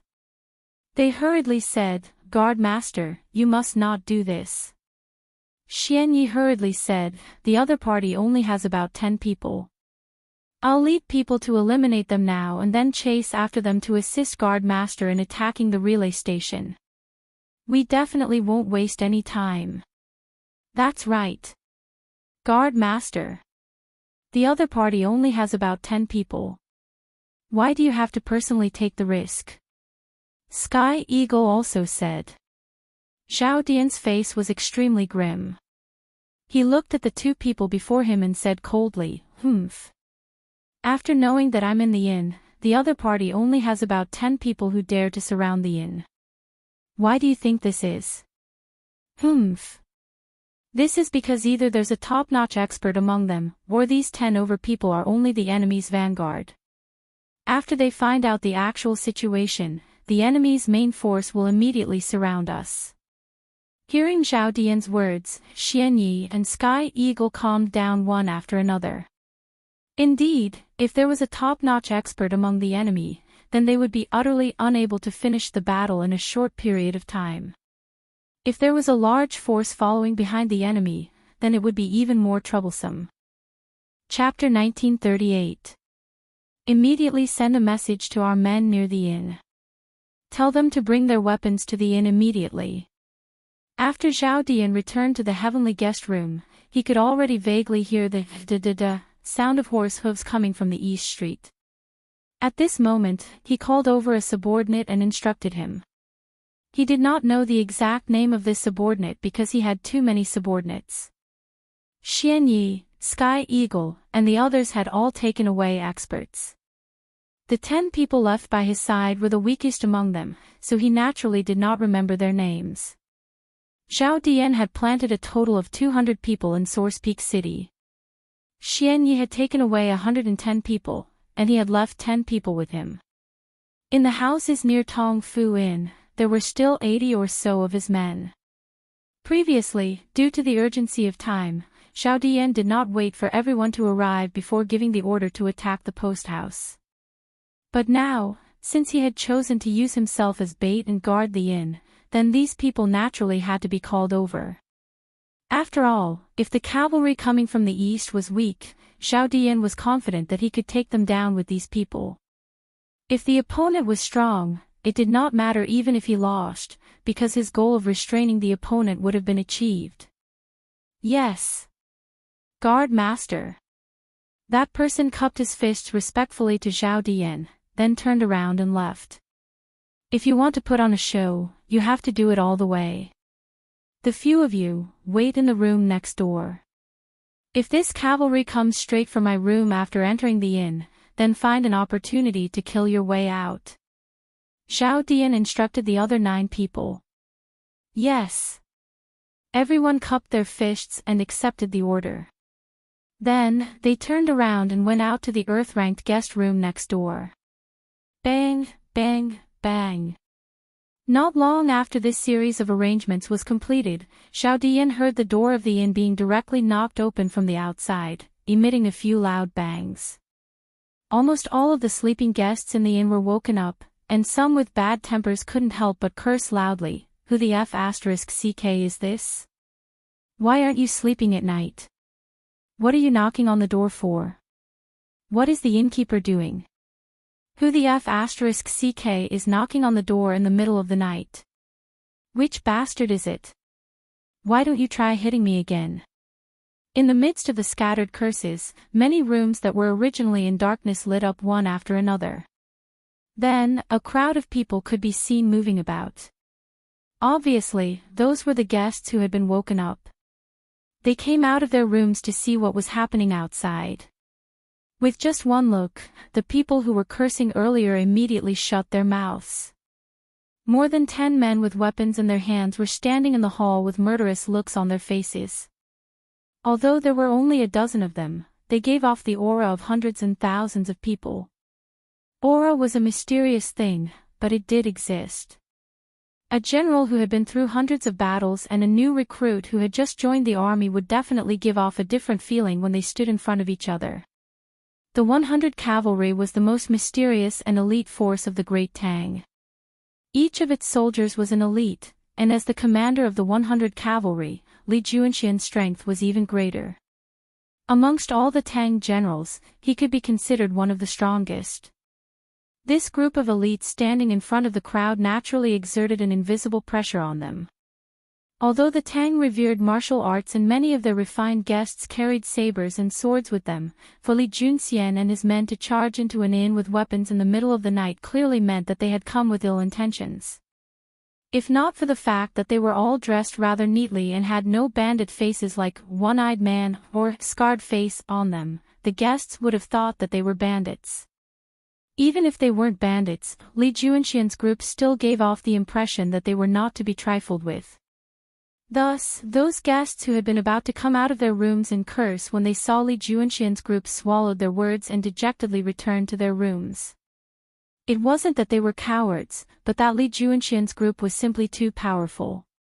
Anyone who dared to provoke them would have to have been kicked in the head by a donkey.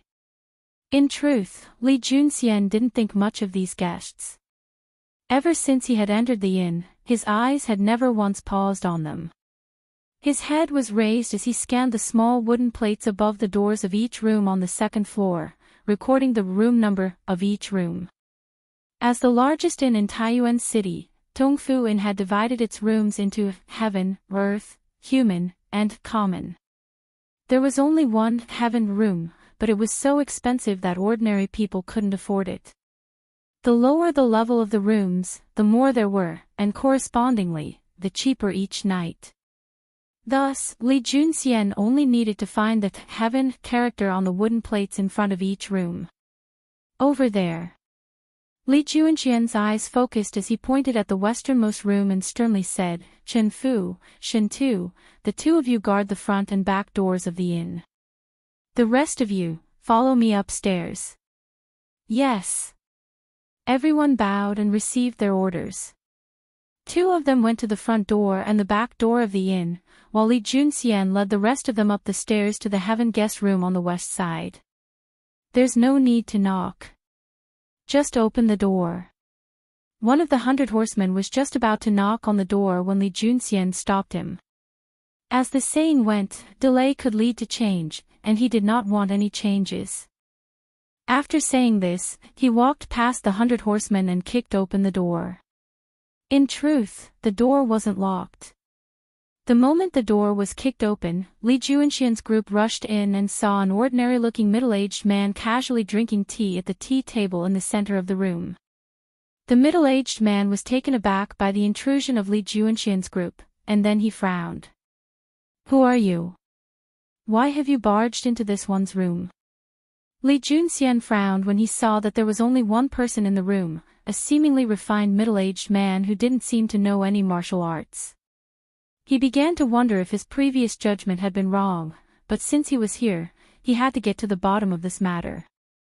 He signaled the people around him with his eyes, and several of the riders went to guard the door and the windows to prevent the middle-aged man from escaping. Li Junxian sat down across from the middle-aged man and stared at him. Instead of answering his question, he asked, Why? There's no need for you to know who we are. First, tell me who you are. Where did you come from? Why have you come to Taiyuan City? The middle-aged man scowled in displeasure and coldly snorted. Humph. Good sir has barged into someone else's room in the middle of the night. It's fine if you don't give an explanation, but now you're questioning me. Truly tyrannical. Do you really think there's no law in Taiyuan City? Li Junxian couldn't be bothered to waste words with him, so he bluntly said, "Don't waste words with me. I'll give you one more chance. If you can't clearly explain your background, we'll arrest you and send you to the authorities. Once we're there, we'll slowly talk to you about the law." "Arrest me? This one has not committed any crime, nor has he stolen or robbed. What right do you have to arrest me?" The middle-aged man coldly sneered. Li Junxian chuckled. "Ha! You're not going to speak. Come, arrest him and send him to the provincial governor's residence for interrogation." Although he couldn't be sure of the middle-aged man's exact identity, since he was connected to the Wang clan's second branch, and on the way to the inn, Li Junxian had learned that Wang Kuei had fled for fear of punishment. This meant that the Wang clan's second branch truly had colluded with Turkic spies. Since this middle-aged man had secretly met with Wang Xinyuan, this meant that he was in cahoots with Zhao Dian. At the very least, he was someone Zhao Dian had sent to liaise with the Wang clan's second branch. After saying this, Li Junxian got up and prepared to leave. The two horsemen at his side began to approach the middle-aged man, clearly intending to capture him. A hint of panic flitted across the middle-aged man's face, and he hurriedly said, Are you from the authorities?" "Fine, I'll speak.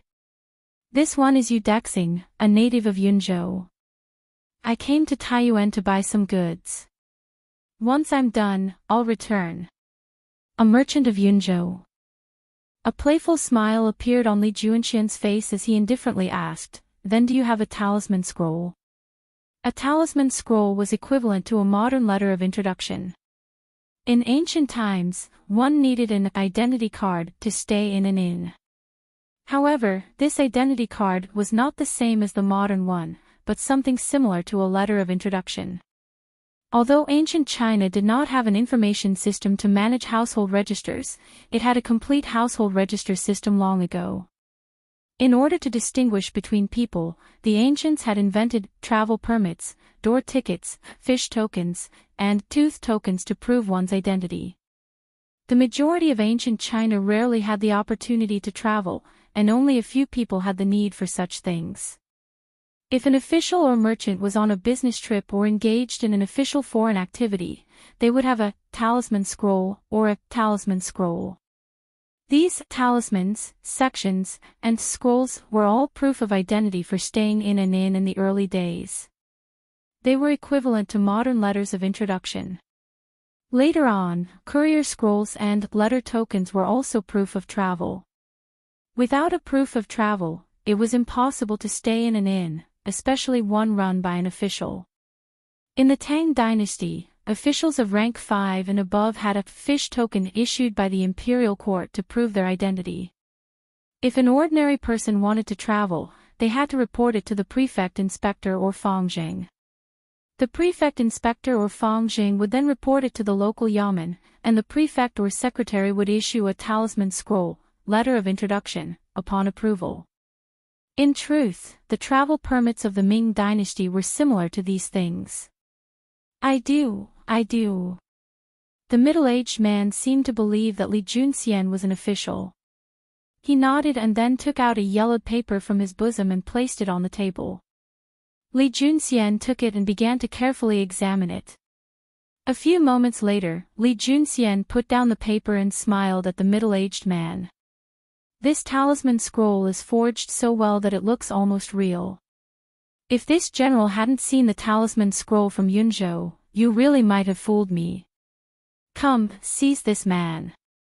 The middle-aged man grimaced and immediately backed away, harshly saying, "My talisman scroll really can't be any more real. Good sir is deliberately making things difficult for a deer as a horse. Just what are your intentions? Do you really think that this Yu is easy to bully?" After saying this, he picked up the teacup on the table and smashed it to the ground. At the same time, there was a rush of footsteps outside the door, and then a group of people charged in, sabers and swords in hand. At a glance, there were 20 to 30 people. It was clear that some of the reinforcements Zhao Dian had sent earlier had already arrived at the inn. Chapter 1939. Humph. Finally willing to reveal your true face. In the heavenly guest room of Tongfu Inn in Taiyuan City, Li Junxian showed no fear in the face of these menacing 20 to 30 men. On the contrary, he would have found it strange if this middle-aged man had no helpers. The more subordinates he had, the higher his status on Zhao Dian's side. There was even a chance that he was Zhao Dian himself. The middle-aged man was now standing close to the door, and the 20 to 30 people who had broken in with their sabers and swords had automatically moved to the left and right of the middle-aged man. The two sides were now in a standoff. The middle-aged man looked at Li Junxian and said, "Since good sir insists on pestering this you endlessly, don't blame this you for being impolite." After he finished speaking, he looked at the guards beside him and said, "When going out to do business, it's inevitable to encounter some bandits. For the sake of safety, this you specially hired some guards. If your excellency is from the government, then please reveal your identity. If your excellency is here to make things difficult for this you, then these guards of mine won't show you any mercy." A hint of derision appeared on Li Junxian's face. "Reveal my identity. You still don't have the right to know who I am. In my view, you should stop pretending. If you didn't have firm evidence, I wouldn't have personally led my men here. Tell me, what is your true identity? Where is your leader, Zhao Dian?" Zhao Dian. The middle-aged man's eyes narrowed. He had clearly not expected Li Junxian to know his identity. After all, ever since he had infiltrated Taiyuan City, he had been operating in secret. Other than Wang Kuei and Wang Xinyuan, he had never revealed his identity to anyone else, so how did Li Junxian know his name? He had no idea that the secret letter he had sent to the steppe this morning had already been intercepted by Han Lijing and brought to Taiyuan City. What leader? This one doesn't know what you're talking about. Come, see the guests out. The middle-aged man was only a few moments stunned before he ordered his men. Please leave. My master does not welcome you. Two saber-wielding soldiers stepped forward and sternly barked at Li Junxian's group. Humph. Could you be Zhao Dian? Very good. Li Junxian had noticed the expression on the middle-aged man's face, and he couldn't help but think of a possibility. Thus, he decisively ordered the 100-some cavalry in the room, capture him. Yes. The 8 horsemen in the house answered loudly. Then, a series of clanging sounds could be heard. The horsemen drew their weapons and charged at the middle-aged man. Humph. You are courting death. The leader of the guards beside the middle-aged man snorted coldly. He was not afraid at all and led a few people to greet them. As the weapons clashed, the room was suddenly filled with the sound of ding-ding-pang-pang. In terms of numbers, Li Junxian's side had no advantage in a battle of 8 against 30, but the 100-some cavalry were the most elite soldiers of the Great Tang, and each one of them was a top-notch expert. In terms of individual strength, the 100-some cavalry had the advantage. In addition, there was limited space in the room, and with so many people, it was very difficult to move freely. If this had been an open area outside the room, the middle-aged man's side would have been able to use their numbers to pincer him. But there was only so much space in the room, and the 30-some of them had basically filled the room. And this was only because the middle-aged man was staying in the most expensive room of Tongfu Inn, the Heaven Room. Compared to the other rooms, this room was not only luxuriously decorated, but it was also large enough. If they had been staying in a shared room, it would have been a problem for them to even squeeze in.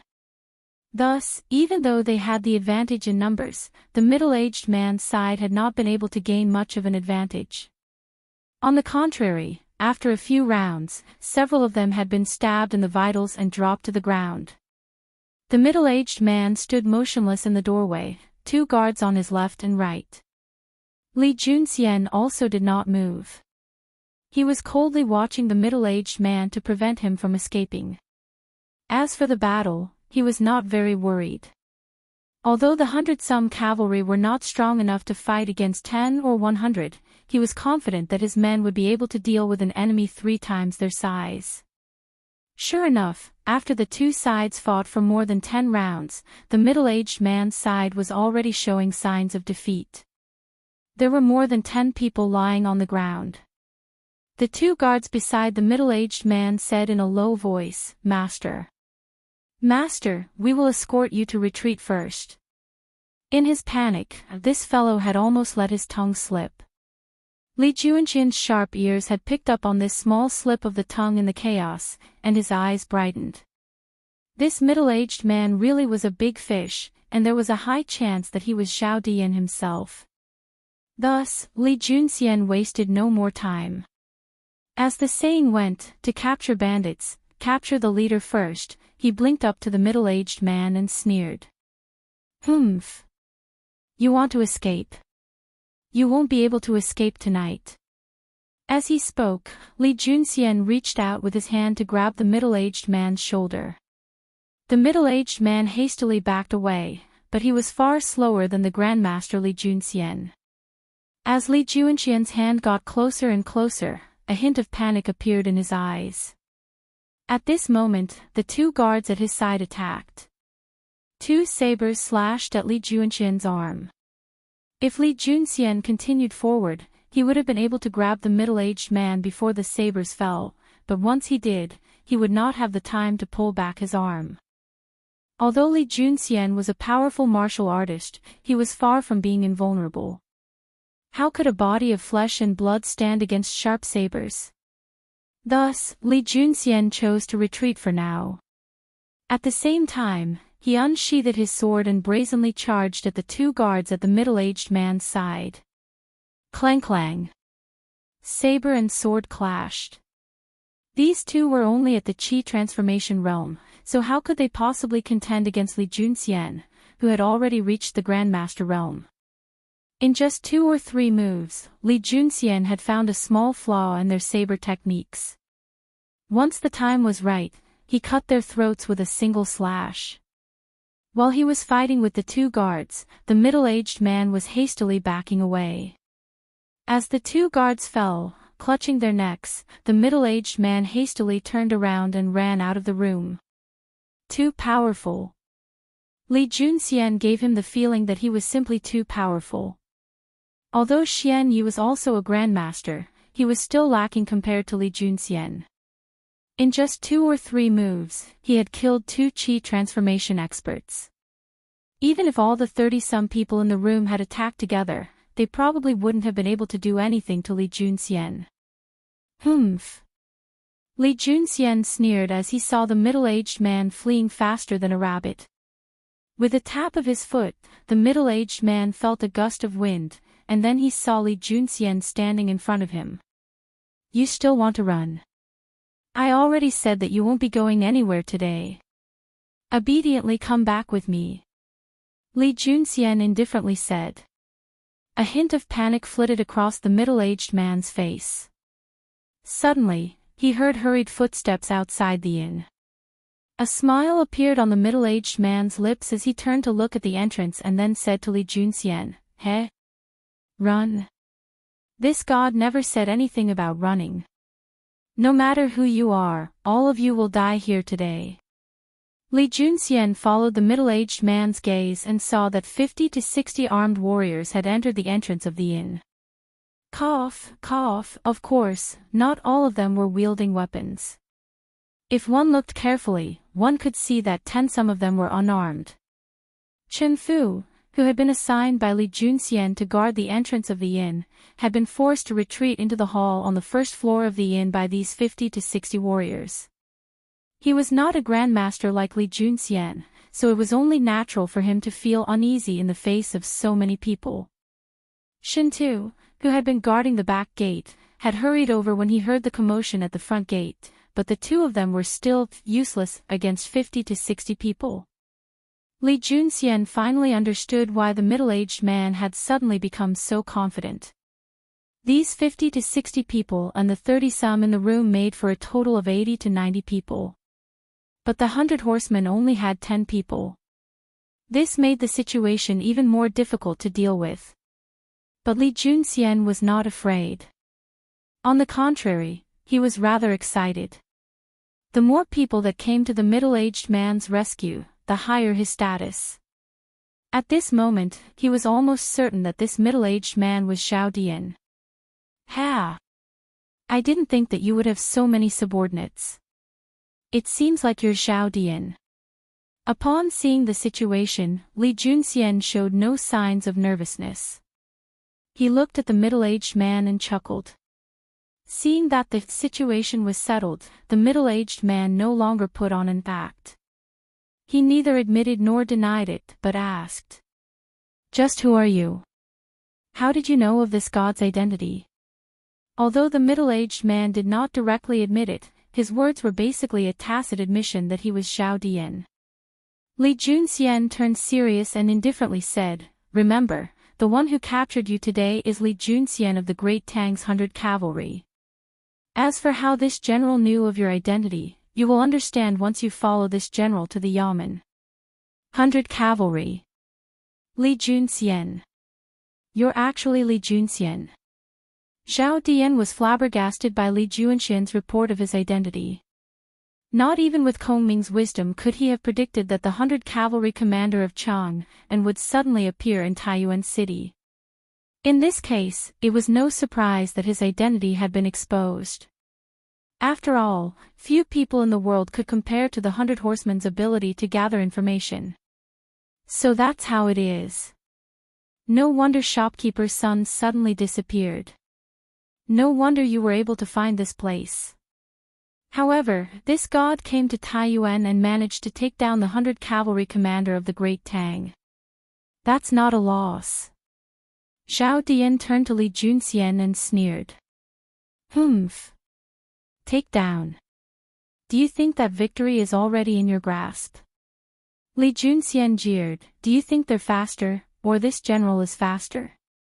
As he spoke, Li Junxian vanished. A moment later, he appeared at Xiao Dian's side, one hand clamping down on Xiao Dian's shoulder while the other clamped down on Xiao Dian's neck. The warriors in the hall had no time to react, only enough time to shout, Brotherly, you're in the middle of nowhere. Lord Guard. Release Lord Guard. Chapter 1940. Qingke, why haven't you gone to bed yet? In Taiyuan Post Station, Iron Egg's room, Iron Egg couldn't help but ask when he saw Li Tai come in. It was almost 8:00 in the evening in modern times. Most people had already eaten dinner and gone to bed. In the post station, other than the Imperial Guards on night patrol and Han Lijing and the others who went to Wang Kuei's manor near Longshan, the rest of the people had already returned to their rooms after dinner. It can't be helped. The ancient people's biological clocks were like this. Iron Egg was sitting at the table and reading a book. This was the mathematics textbook for the next semester of Yanhuang College.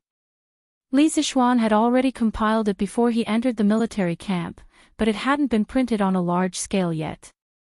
After all, Li Zixuan was his brother-in-law, so Li Zixuan had opened a back door for Iron Egg in this regard. I can't sleep. Li Tai walked in and sat across from Iron Egg without hesitation. When he saw the book in Iron Egg's hands, he couldn't help but mutter, Iron Egg, you're not being kind. Everyone is busy working for the telegraph relay station, but you're the only one enjoying the special treatment from the Yamacho. This is unfair competition. Speaking up to this point, little Fatty's face was full of indignation. That look was a bit like a modern school sports meet, where students were all participating in the sports meet on the field, but someone discovered that a student was secretly studying in the classroom. Iron Egg put down the book in his hand and said with a speechless face, What unfair competition. Master gave me the mathematics textbook for the next semester. It's not like you haven't read it before. It wasn't a secret that he had the mathematics textbook for the next semester. At least, Li Tai, Meng Wenhao, and Qin Huayu already knew about it. Moreover, they had borrowed it from Iron Egg before, and Iron Egg had never rejected it. The world seems to be stable now, but I always feel that it will soon enter an eventful period. As a student of Yanhuang College, I have to follow my master's wishes and establish a heart for the world, a life for the people, and a life for the past. In the second half of the year, when the war between the Tang Empire and the Turks starts, Yanhuang College will definitely not be able to stay out of it. At that time, we might have to run around like we are now. Therefore, I want to use the time every night to prepare for the next semester's classes in advance to avoid falling behind in my studies. Iron Egg suddenly sighed and said softly as he closed the book and placed it on the table. Just as he said, when Li Zishuan founded Yanhuang College, he hoped to cultivate a group of people who were truly useful to the country and the people, not bookworms who only knew how to study. Therefore, whether it was the Battle of Guan City in April, the killing of locusts in June, or the establishment of telegraph relay stations in Taiyuan and Yunzhou, all of these events more or less had the shadow of Yanhuang College's students. As the first batch of students of Yanhuang College, and as Li Zishuan believed, they were the golden generation of Yanhuang College. Iron Egg, Li Tai, and Li Ke's cohort of students had high hopes for Li Zishuan. Li Zishuan hoped that not only could they study well in the academy, but that in the process, if the country needed them, the students of the academy had to be there for them. If the Tang Empire's golden age wanted to last forever, it needed too many people who could serve the country. This was the main reason why Li Zishuan risked universal condemnation to establish the engineering school and Yanhuang College. Chapter 1941. Taiyuan was a large city in the north, so the Taiyuan post house wasn't small at all. There were a total of 28 individual buildings in the post house, and each building had a few to over 20 guest rooms. In the dark night, 8 Imperial Army soldiers stood on the roofs of the buildings in the east, west, south, north, southeast, southwest, northeast, and northwest of the courier station. Using the weak light from the stone lanterns in the courtyards of the courier station, the 8 Imperial Army soldiers stood on high points and meticulously scanned the entire courier station. Below them, there would be a group of soldiers patrolling with torches every once in a while. Although Dugu Axian didn't expect Zhao Dian to send people to attack the post house tonight, the defense of the post house didn't relax because of this. There were both open and hidden sentries.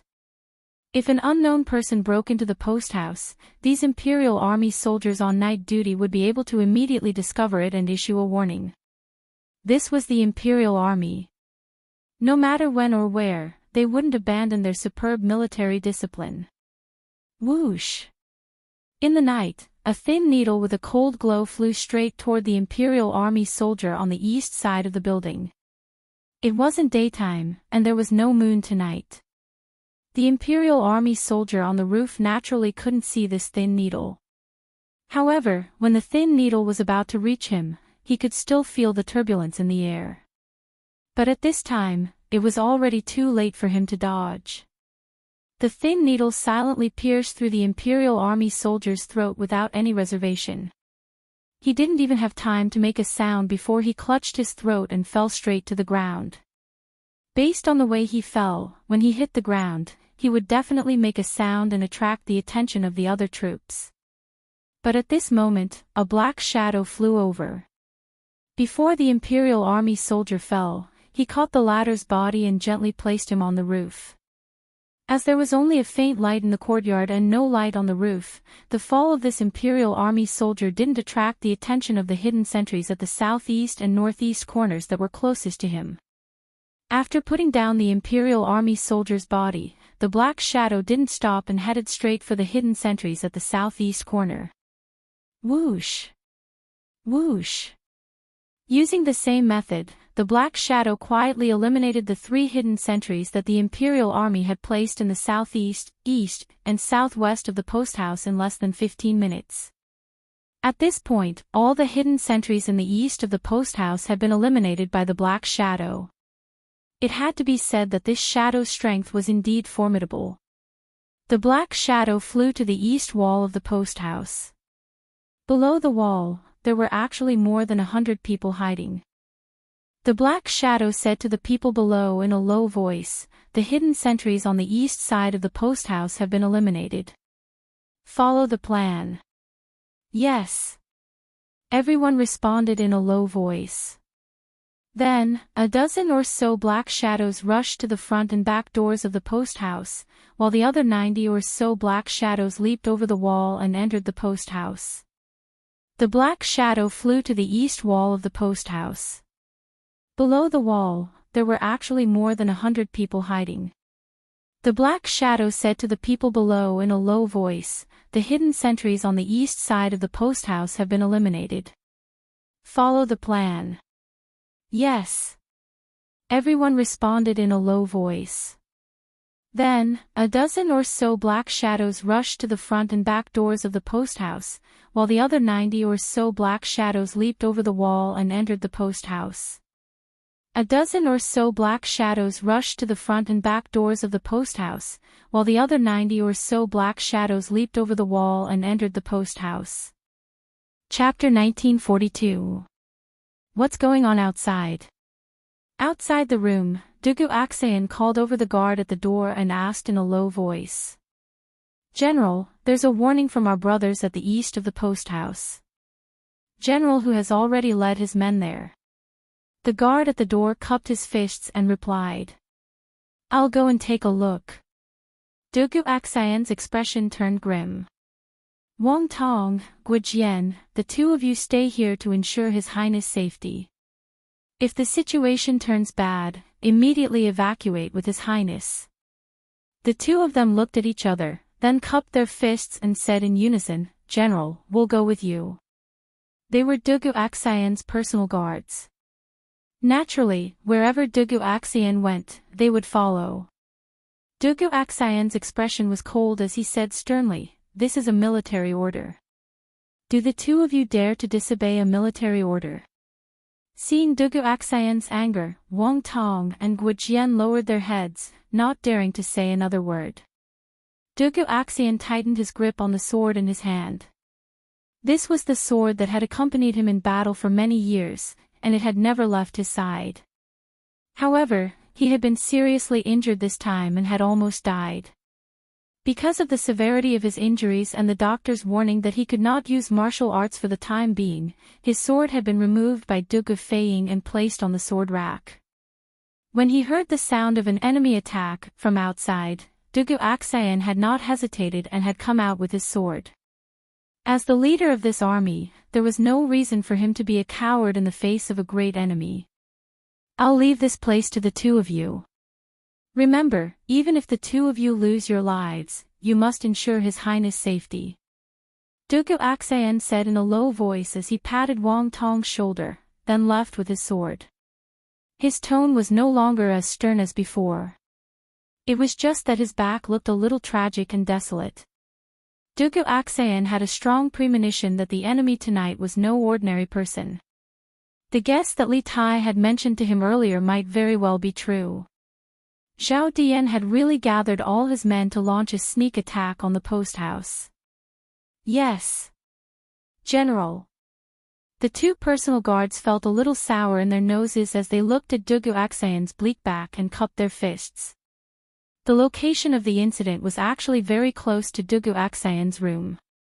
It didn't take long for Dugu Aksayan to arrive at the scene. At that moment, the Imperial Army and a group of unidentified men in black were already engaged in battle. There were many scattered torches on the ground, which meant that they had already lost a lot of men. Only the Imperial Army would carry torches. The people who came to ambush the post house definitely wouldn't have brought their own torches. With the light from the scattered torches on the ground and the stone lanterns in the courtyard, Dugu Aksayan was able to make out the situation. The other side had around 100 men while the Imperial Army had more than 200. While it seemed like they had the advantage in numbers, the Imperial Army had no advantage in the overall situation. Among the group of black-clothed men, there was a thin and slightly shorter man who was constantly flying through the crowd. Every time he waved his sleeve, there would be a few flashes of silver light. Then, a few Imperial Army soldiers would be killed by those flashes of silver light. He was truly a harvester of human lives. It was as if he had entered a realm where no one could stop him. "It's him." Dugu Aksayan narrowed his eyes. Although the man was dressed in black and had his face covered, Dugu Aksayan still recognized him at a glance. It was the masked assassin who had severely injured him in the southern part of the city this morning. The hidden weapons used by the two of them were exactly the same, as well as the way they used them. In the entire Taiyuan city, there was probably no other person who could use hidden weapons to such an extent. Seeing this, Dugu Aksayan quickly stepped forward, wanting to join the battle. Although he had not yet recovered from his serious injuries, and although Gong Sunliang had warned him not to use force for 7 days, he couldn't just stand by and watch his men get slaughtered in front of him. Not only was there a martial arts master on the other side, but the strength of the rest was also not low. Dugu Aksayan could clearly see that among the more than 100 men, there were at least 6 or 7 martial arts masters at the peak of the Qi transformation realm. There were nearly a dozen martial arts masters at the late stage of the Qi transformation realm. Although these people were fighting individually on the battlefield without any cooperation, the Imperial Army soldiers without a commander had already been beaten into a daze. There was no need for them to cooperate in battle. The main reason was that Xian Ye's individual strength was too strong. As the only martial arts master on the battlefield, he was like a living king of hell. If he wanted to take someone's life, that person would fall in the next moment. Such tyrannical strength was completely terrifying. Although the Imperial Army soldiers had undergone a long period of training and were not afraid of death, none of them wanted to die in such a humiliating manner. Therefore, under such circumstances, Dugu Aksayan had no choice but to take the field himself. General. The Imperial Army soldiers at the back were the first to notice Dugu Aksayan. At first, they were surprised. After all, they had more or less heard about Dugu Aksayan's injuries. After the surprise, they were ecstatic. A large part of the reason why the Imperial Army was being suppressed and thrown into disarray was because they did not have a commander on their side who could match the top martial arts masters of the enemy. In other words, they did not have a backbone. With Dugu Aksayan's appearance, this problem was easily solved. This was because in the eyes of the Imperial Army, Dugu Aksayan was an invincible existence.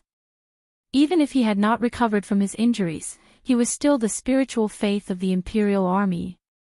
Nodding slightly at the Imperial Army soldiers, Dugu Aksayan quickly walked into the ranks. Circulating qi in his dantian, Dugu Aksayan roared, "Generals, listen up. Set up the formation. Goose formation." This was a roar that contained qi. At this time, although the courier station was filled with battle cries, Dugu Aksayan's roar still clearly reached the ears of every Imperial Army soldier. In the morning, he had been severely injured by Xian Yi and had almost died. After a day of recuperation, although Gong Sunliang had ordered him not to fight, this did not mean that he did not have the ability to fight. In truth, after a day of recuperation, Dugu Aksayan had recovered about 50% of his qi, and he was now able to fight against Xian Yi. But after this battle, he was likely to be even more injured. At best, his cultivation would be damaged, and at worst, he would lose his life. Dugu Aksayan naturally understood the consequences, but with the enemy before them and Li Tai's safety threatened, he could no longer care so much. He had to fight and buy time for Li Tai to retreat. "Yes, sir." A loud roar instantly woke up the Imperial Army from their stupor. This battle-hardened army immediately had a backbone. The 200 or so Imperial Army soldiers responded loudly. Immediately after, the Imperial Army soldiers that were fighting with Xian Yi and the others quickly broke away from the battle. Then, according to the formation that they had been trained in, they quickly split into 3 rows. The left and right wings were arranged in an echelon formation, forming an inverted V shape. This was the goose formation. The tip of the inverted V was where the strongest fighting force of the Imperial Army was gathered. Dugu Aksayan was naturally in the middle. In this way, not only could he protect the 2 flanks and the rear, he could also prevent the enemy from circling around. Facing this group of martial arts experts, Dugu Aksayan wanted to use the goose formation to defend the east side of the courier station. On one hand, he could prevent the enemy's top experts from slaughtering his own soldiers. On the other hand, he could quickly stabilize the situation and buy time for Li Tai's safe retreat. Otherwise, if any of these martial arts experts went around them to find Li Tai, it would be a great threat to Li Tai and Iron Egg. However, he did not know that before he came, someone had already gone around the Imperial Army to find Li Tai. Seeing the Imperial Army get into a battle formation under the command of a young general, the leader of the men in black could not help but frown. This was because he knew that fighting alone was the strength of this group of people, and cooperation in battle formations was the strength of the Imperial Army. Once the Imperial Army got into formation, it would not be easy for them to slaughter the Imperial Army as they had before. The situation of the battle could very well be reversed. After seeing the young general's appearance, the leader of the men in black could not help but sneer. Dugu Axin. Humph. Still want to resist stubbornly. I wonder how much strength you have now. From the voice, who else could this leader be but Xian Yi, who had tried to assassinate Dugu Axin in the morning? You'll know how much strength I have after you try. Dugu Axin's face was flushed. It seemed that he had recovered to his peak condition. He answered Xian Yi indifferently, then raised his sword to the sky and ordered loudly, "Kill! Kill! Kill! Kill!" The 200 Imperial Army soldiers had been suppressed for a long time, and their stomachs were already filled with anger. Dugu Axin's shout of "Kill" completely ignited the flames of vengeance in their hearts. The Imperial Army soldiers all responded loudly, and under Dugu Axin's lead, they charged toward the group of men in black with weapons in hand.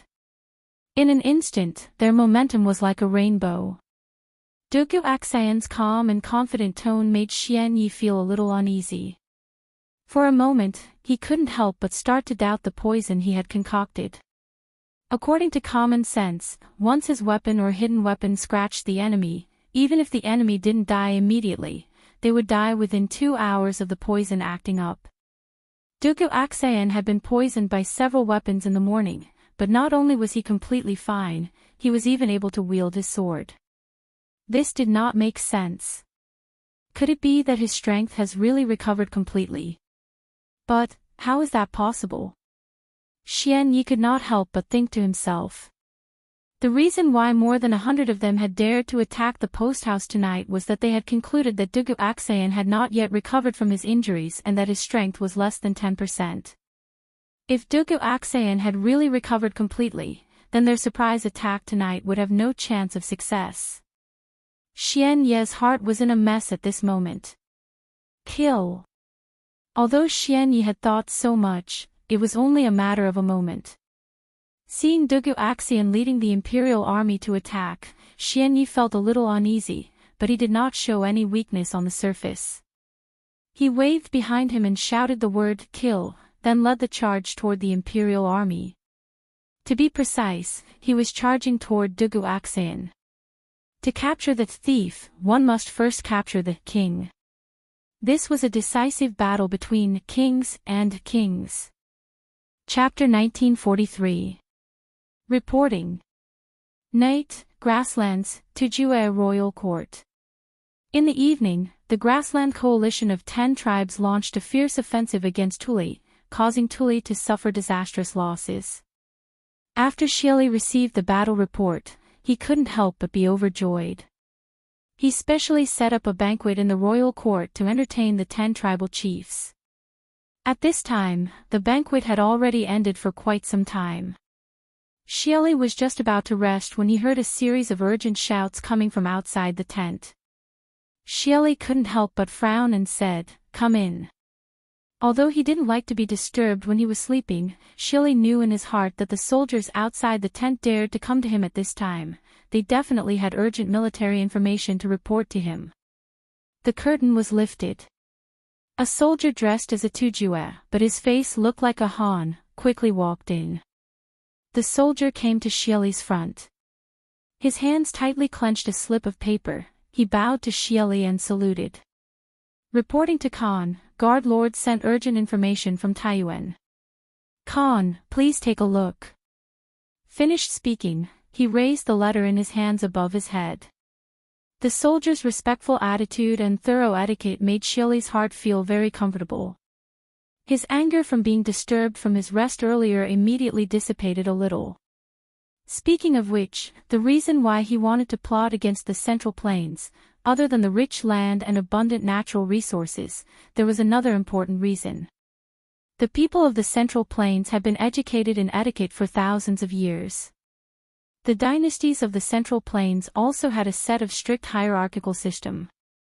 Those in lower positions were generally respectful and courteous to those in higher positions. The grassland people, on the other hand, were mostly boorish men who liked to be straightforward.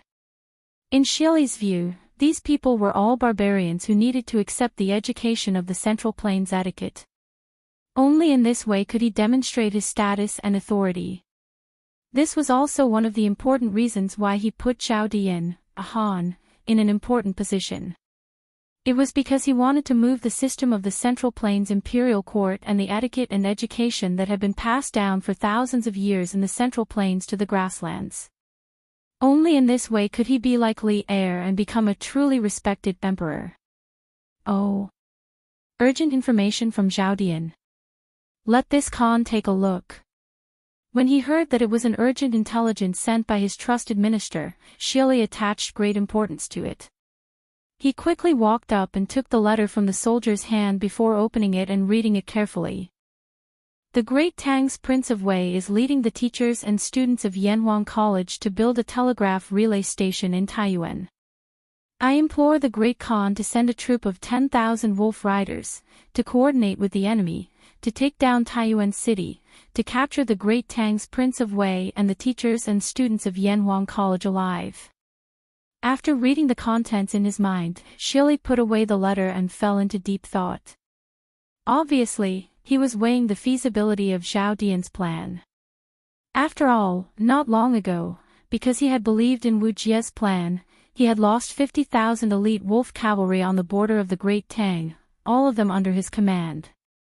In the end, not only had he failed to obtain any of the Academy's secrets, he had even lost soldiers. Now that Zhao Dian had requested him to send troops to infiltrate Great Tang, he had no choice but to be cautious. When did Zhao Dian send out this letter?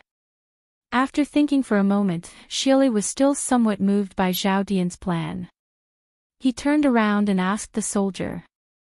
The messenger soldier thought for a moment before replying to the Great Khan, based on the time, this secret letter should have been sent out by the guard lord this morning. Shili nodded thoughtfully.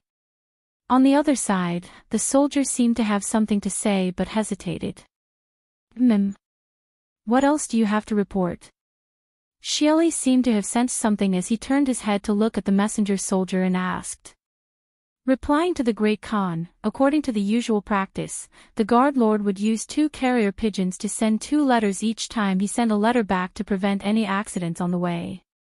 However, this time, the guard lord sent a carrier pigeon back to the grasslands, but we only received a single carrier pigeon. Chapter 1944. Jia, why did father call you over just now? In a large tent to the west of the Eastern Turkic royal court, a beautiful Turkic woman lifted the curtain and walked in. A tall and mighty black-robed man was seated in front of a couch, wiping a spiked club in his hand. Upon seeing the black-robed man's actions, the woman's cheerful steps suddenly stopped. She stood a few steps in front of the black-robed man and couldn't help but ask. Wu Jie, are you leaving the steppe again? The black-robed man in the tent was none other than the Turkic state teacher, Wu Jie. Last month, after failing to infiltrate the Great Tang and steal the secrets of Yanhuang College, Wu Jie had fled back to the steppe and returned to his old life. Even though Wu Jie and Ashina Shi had lost more than 40,000 elite Turkic wolf cavalry in the battle on the Great Tang border, Wu Jie's terrifying strength and his irreplaceable role on the steppe meant that Shili had only punished Ashina Shi and not Wu Jie. At that time, Wu Jie had fought several top experts within the borders of Great Tang, and he had also fought the half-step Grandmaster Xian Qing of Longhu Mountain outside the Dragon Gate. He had suffered some injuries, but after more than a month of recuperation, his injuries had basically healed. Concubine wants me to lead soldiers to Taiyuan tomorrow.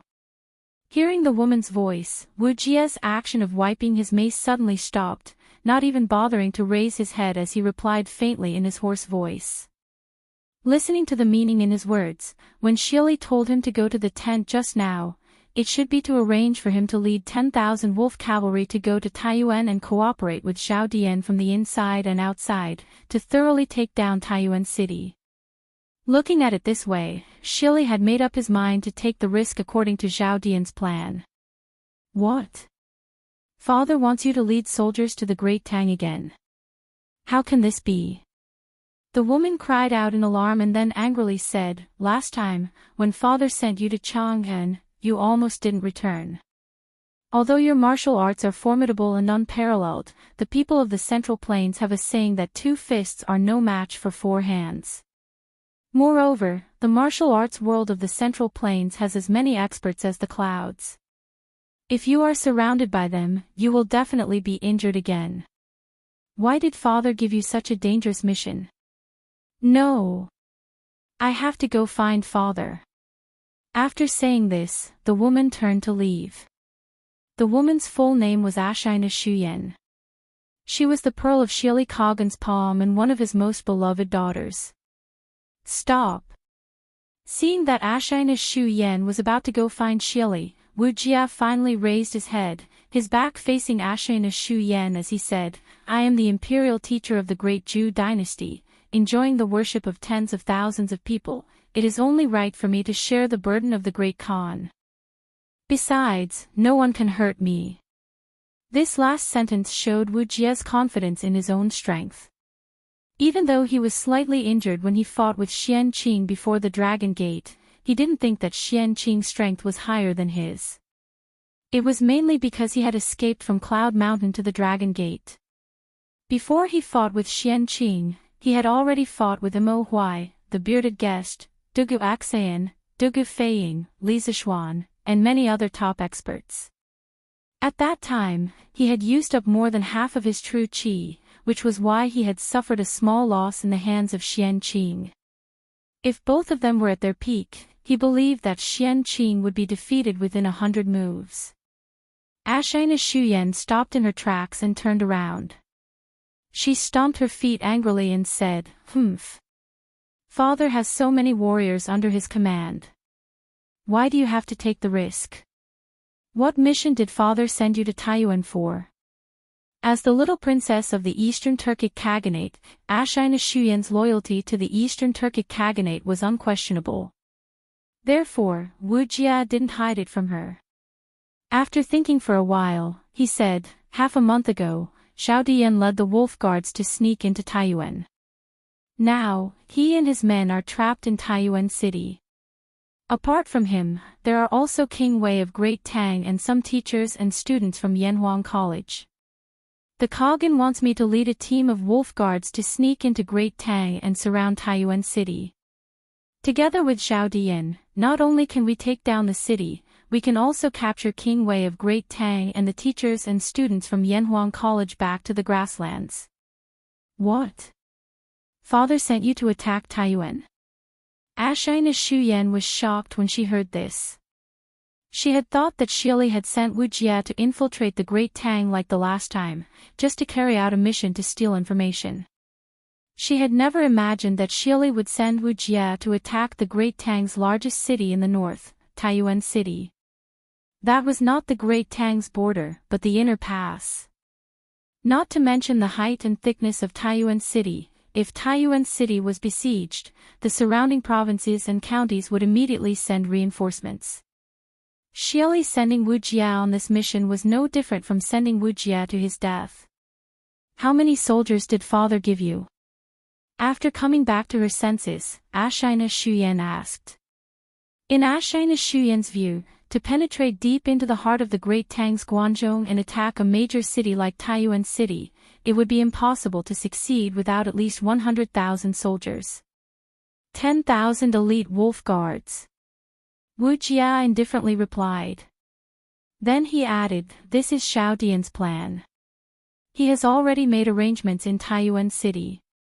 10,000 soldiers is enough to take down Taiyuan City.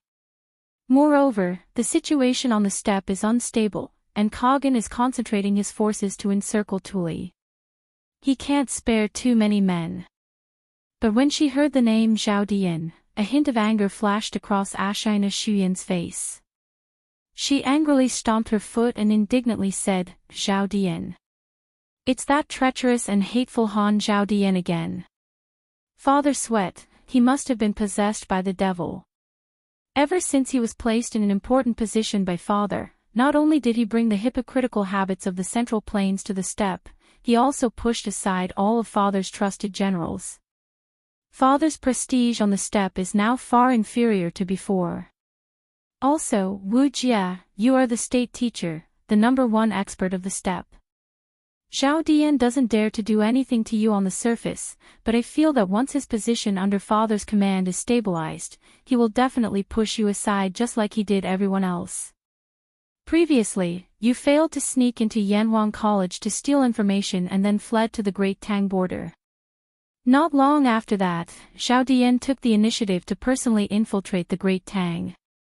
I feel that he wants to use this opportunity to prove himself in front of Father so that he can replace you in the future. This time, you are leading troops to attack Taiyuan City. Even if you succeed, the credit will not fall to you, but to Zhao Dian. In the words of the Central Plains, you are making a wedding dress for someone else." Hearing this, Wu Jia didn't feel indignant. Instead, he maintained a calm expression. Because Ashina Shuyan's words had taken a bit too long, Wu Jia had already picked up his mace and continued to wipe his face. After Ashina Shuyan finished speaking, Wu Jia only gave a faint "hen," and then calmed down and continued to busy himself with the matter at hand. Seeing this, Ashina Shuyan was furious. She couldn't help but walk up to Wu Jia and fiercely stomp her foot. "Wu Jia. I've said so much to you. Why haven't you responded at all?" Wu Jia didn't immediately respond to Ashina Shuyan. He put down the silk cloth in his hand and carefully examined the mace. After making sure that the stains on it had been wiped clean, he stood up and looked at Ashina Shuyan. I don't care. I don't care about this contribution. If Zhao Dian wants it, he can take it. But I must go on this trip to the Great Tang, and I have my reasons. I also have my reasons." Hearing the latter half of Wu Jia's words, Ashina Shuyan couldn't help trembling, her right hand involuntarily stroking her left wrist. Beneath her sleeve was a priceless black carb bracelet of exquisite craftsmanship. The last time they came back from the Great Tang, Wu Jia had told her that he met a little girl in Cloud Mountain who wore the same jade bracelet as her. He had asked her if she knew this girl, but Ashina Shuyan said she didn't. Since then, there had been some estrangement between the two of them. Now, the relationship between the two of them had become even more estranged. Ashina Shuyan was clear in her heart that the reason Wu Jia had to go was most likely because of the girl who wore the same bracelet as her. In addition, I also want to know who I am. Wu Jia picked up his mace and was about to walk out of the tent, but just as he was about to reach the entrance, he suddenly stopped and muttered to himself before opening the tent's curtain and walking out. Inside the tent, when she heard Wu Jia's last sentence, Ashina Shuyan's face suddenly turned pale and a trace of panic appeared in her eyes, as if she had foreseen something terrible was about to happen. Wu Jia's sentence seemed to have no beginning or end, but it also seemed to have a deep meaning. The amount of information contained in it was too much. Wu Jia. Wu Jia. After a long while, she finally came back to her senses, then quickly turned and ran out of the tent, frantically calling Wu Jia's name. Southeast of the grassland, Tuli's troops, Tang Jian's tent. At this time, Tang Jian was sitting at the table, reading a book and drinking tea leisurely. The book was a good book, and the tea was naturally good tea. It was the immortal tea that was currently popular in the Great Tang, and countless rich people fought over it. This thing was not available in the grassland because the people of the grassland basically didn't like to drink tea. Besides, even if they liked to drink tea, they couldn't buy tea leaves like the immortal tea. After all, this thing was in short supply in the Great Tang. These tea leaves were naturally brought over by Tang Jian from the Great Tang. If he didn't drink it now, it would only benefit Tuli and Ni Shu Tuo. Grand Duke, you still have the leisure to read and drink tea. At this time, a tall man with sword-like eyebrows walked in and saw Tang Jian leisurely sitting at the table. He couldn't help but sigh helplessly. This man was the captain of the guards who escorted Tang Jian to the grassland, Yu Minghu. Oh! Minghu, you're here. Hearing this voice, Tang Jian put down the book in his hand, raised his head, and smiled indifferently. What's wrong? What happened? Now that we're all alive and well, why can't this old man have the leisure to read and drink tea? Chapter 1945. Right now, we are indeed still alive. But if this continues, I estimate that in 2 days, our heads will be separated from our bodies. Southeast of the grassland, Tuli's troops, Tang Jian's tent. Yu Minghu looked at the leisurely Tang Jian and helplessly smiled. Tang Jian still had a leisurely attitude. Hearing this, he asked with a smile, "Why do you say that, Minghu?" Compared to the other courtiers in the current court, in terms of intelligence, Tang Jian might not be as good as Fang Xianling and Zhang Sun Wuji. In terms of decisiveness, he might not be as good as Du Ruhui.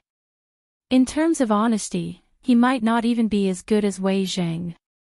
But regardless of whether he was in good times or bad, Tang Jian was always able to maintain an optimistic attitude. It was this optimistic attitude, coupled with his unique vision, that allowed him to have a place for himself in the imperial court of the early Tang dynasty, where the stars were shining brightly. Yu Minghu was not as well-mannered as Tang Jian. He said worriedly, "Today, Tuli suffered a defeat. He and his trusted generals want to vent their anger on Duke. But according to this subordinate's estimation, in the next few days, Tuli will suffer even more defeats. According to their nature, I'm afraid that when the time comes, they will make things even more difficult for us." At this point, Yu Minghu deliberately paused. Seeing that there was still no reaction on Tang Jian's face, he could not help but continue. In today's battle, Tuli's troops lost 40,000 troops. Moreover, according to this subordinate's knowledge, the ones besieging Tuli's troops were only the other tribes of the grassland that rely on Xieli. They were not Xieli's elite wolf riders. Although there are still 2 days left until the 8th month, this subordinate estimates that if the 10-tribe coalition cannot completely take down Tuli's troops by tomorrow night, on the last day of the 7th month, Xieli will definitely gather his elite wolf riders and launch an all-out attack on Tuli's troops. Xieli has been able to control the grassland tribes for the past few years. The wolf riders under his command have unparalleled fighting strength. Moreover, the Turkic state preceptor, Wu Jia, is an expert of the great Grandmaster realm.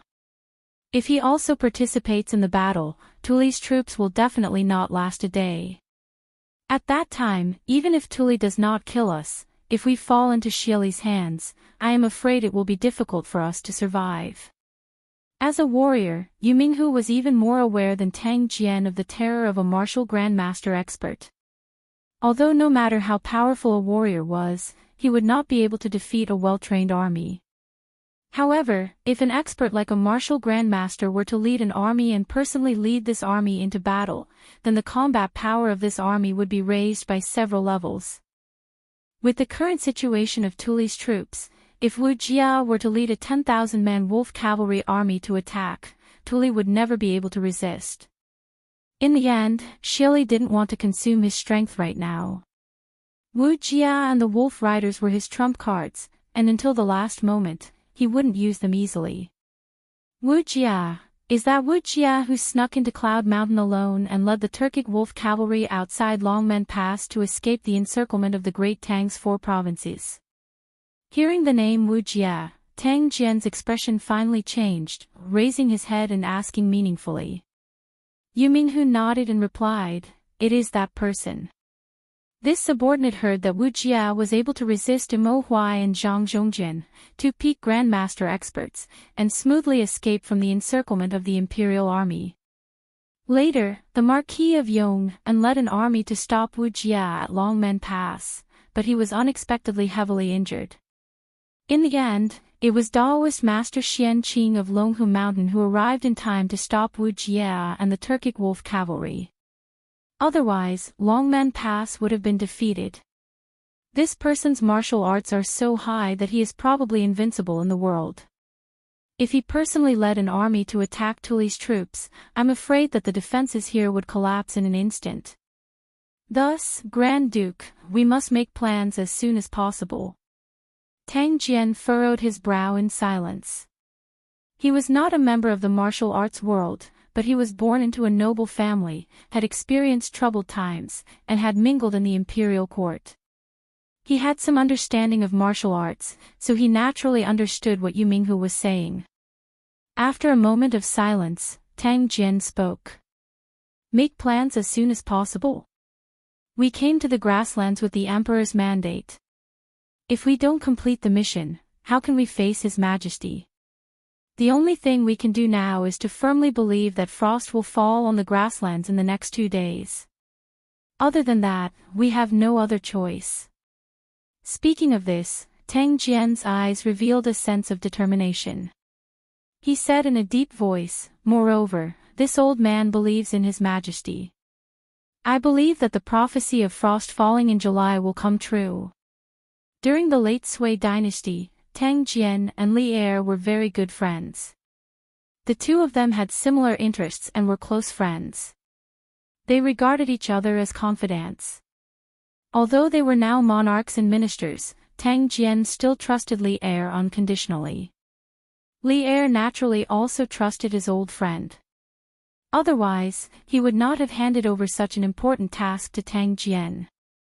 If the prophecy of frost falling in midsummer at the end of July came true, for Tang Jian, their purpose of coming to the grasslands would be more than half completed.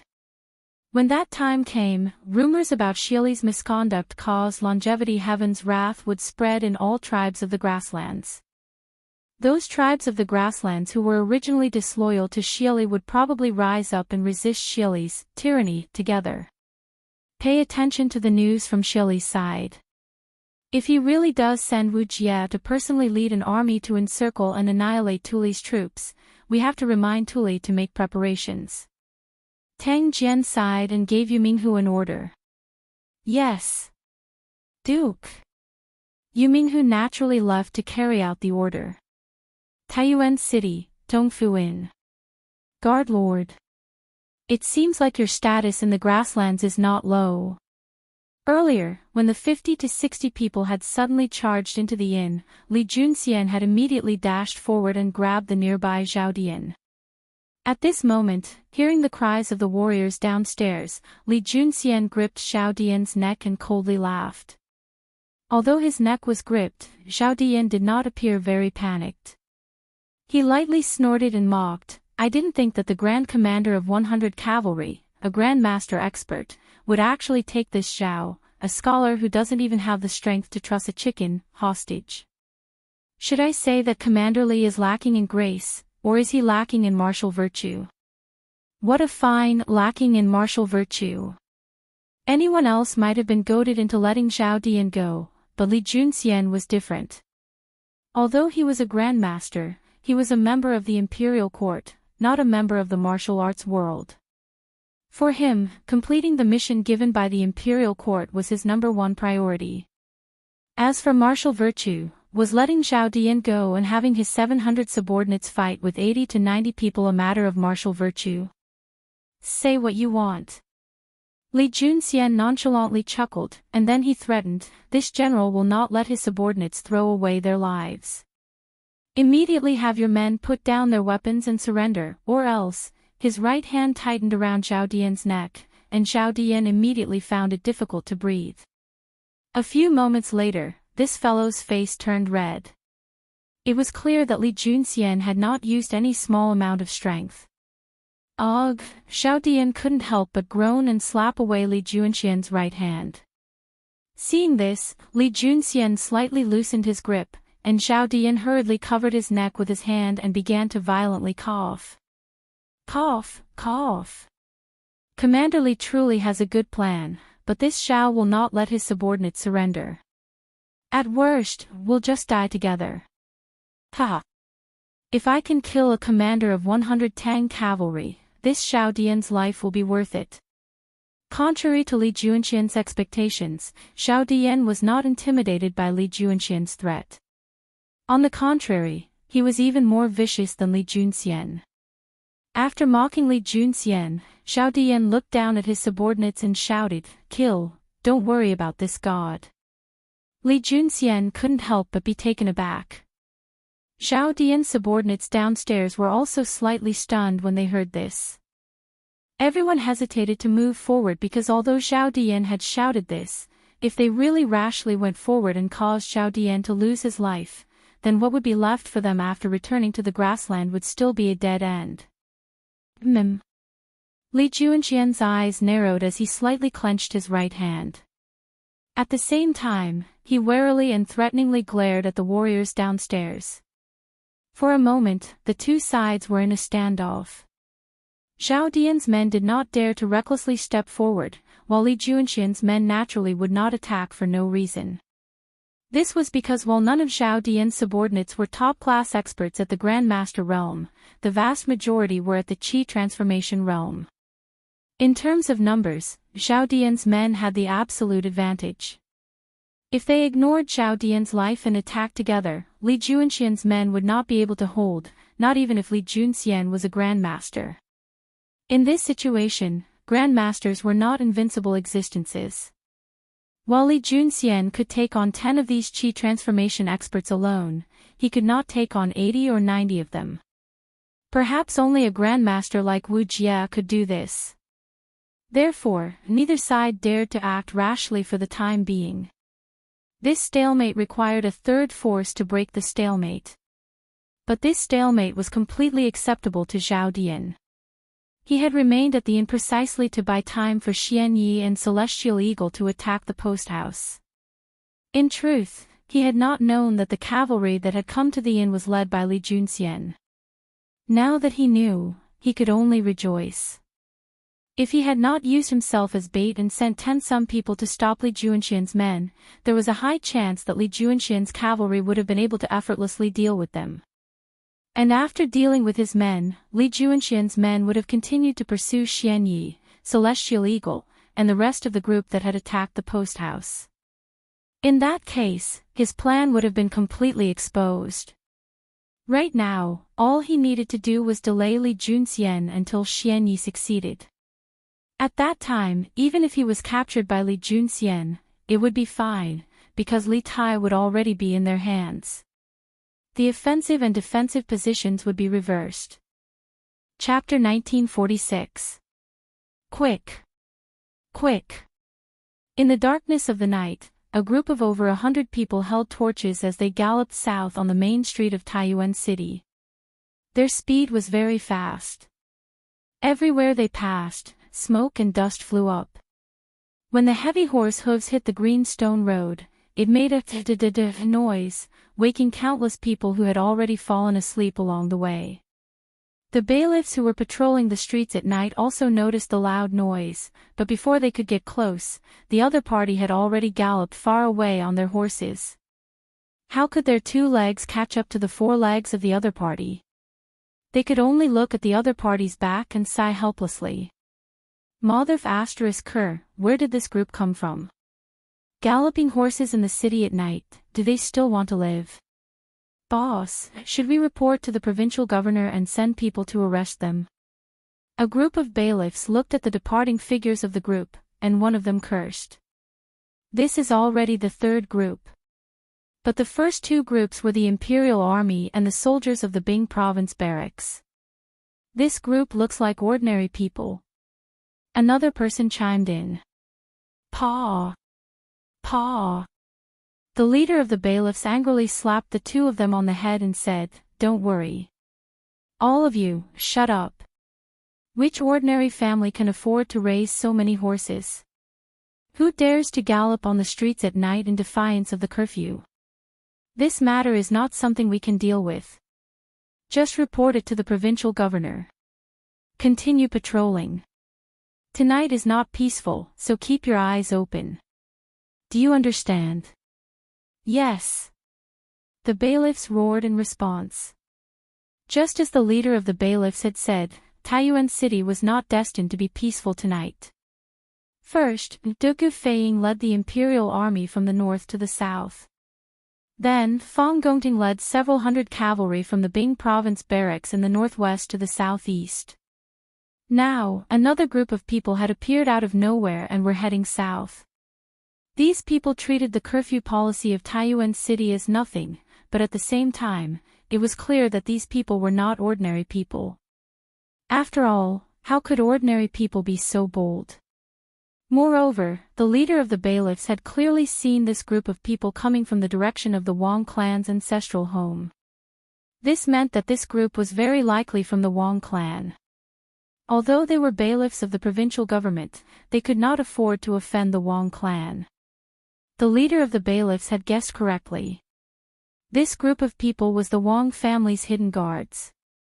The leader was the commander of the Wang family's hidden guards, Wang Qingwu. They had rushed to the Tongfu Inn under Wang Yu's orders. Firstly, they wanted to capture the innkeeper, Sun Dafu, or the owner, Gao Yong.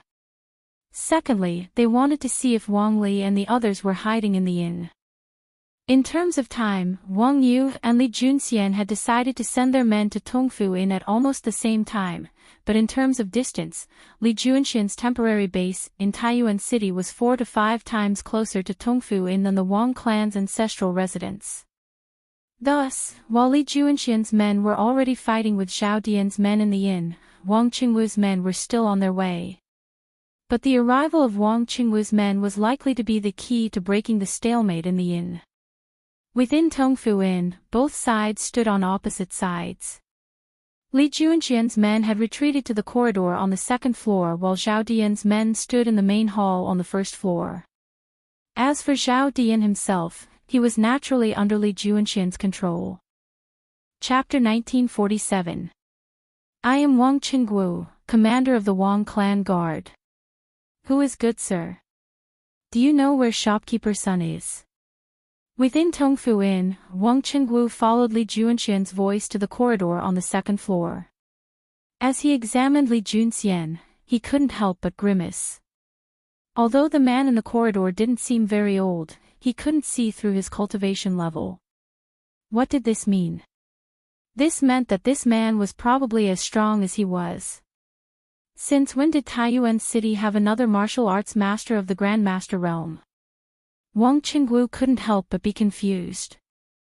There were many martial artists in the world who were at the Qi transformation realm and below, but those who reached the Grandmaster realm were all renowned figures or great generals of the imperial court. The number of Grandmasters in each region could be counted on one hand, so Wang Qingwu wasn't making a fuss over nothing. So it was Commander Wang of the Wang clan. Li Junxian's eyes flashed upon hearing Wang Qingwu's identity, and he couldn't help but inwardly sigh in relief.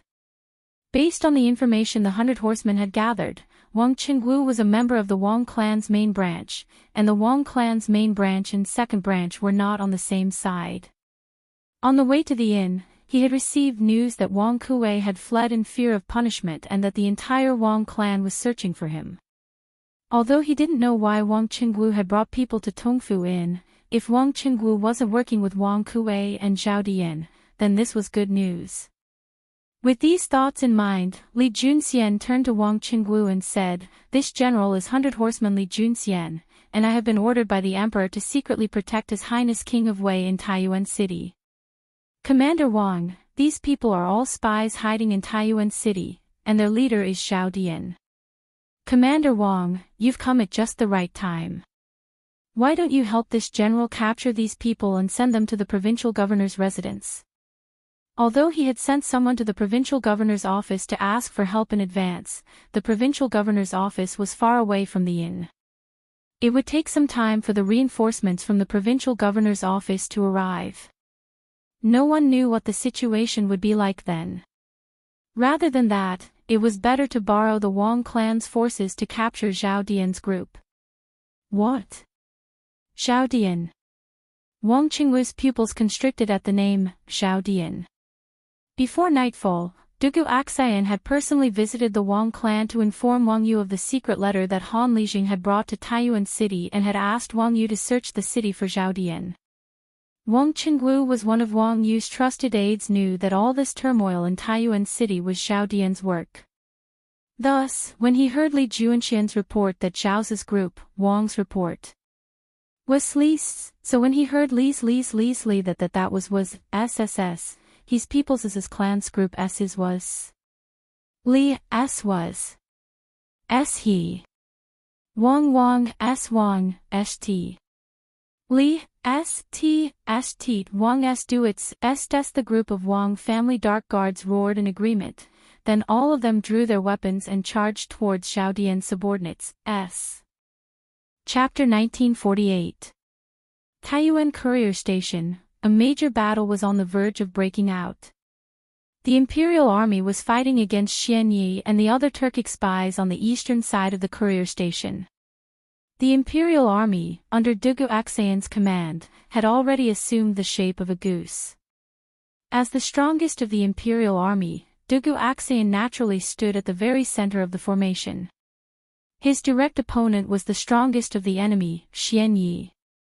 In terms of martial arts, both Dugu Axian and Xian Yi were at the initial stage of the Grandmaster realm.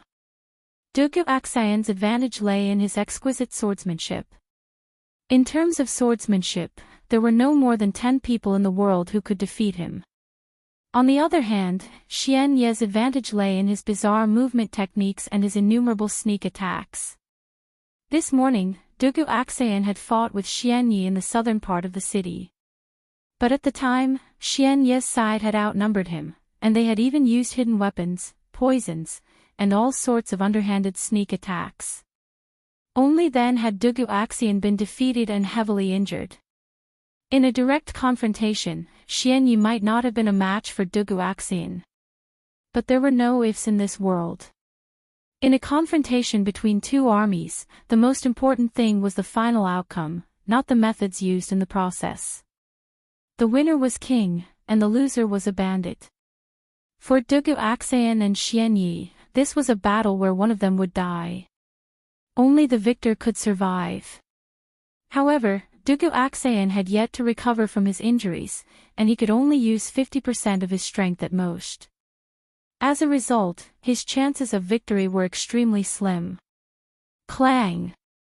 Dugu Axian raised the sword in his hand and poured his true qi into it. The sword hummed with a clang. This sword had a spirit, and the Dugu clan had invited the master swordsmith Zhang Crow to forge it. Although it was not as famous as the Crow 9 swords, it was still extremely sharp.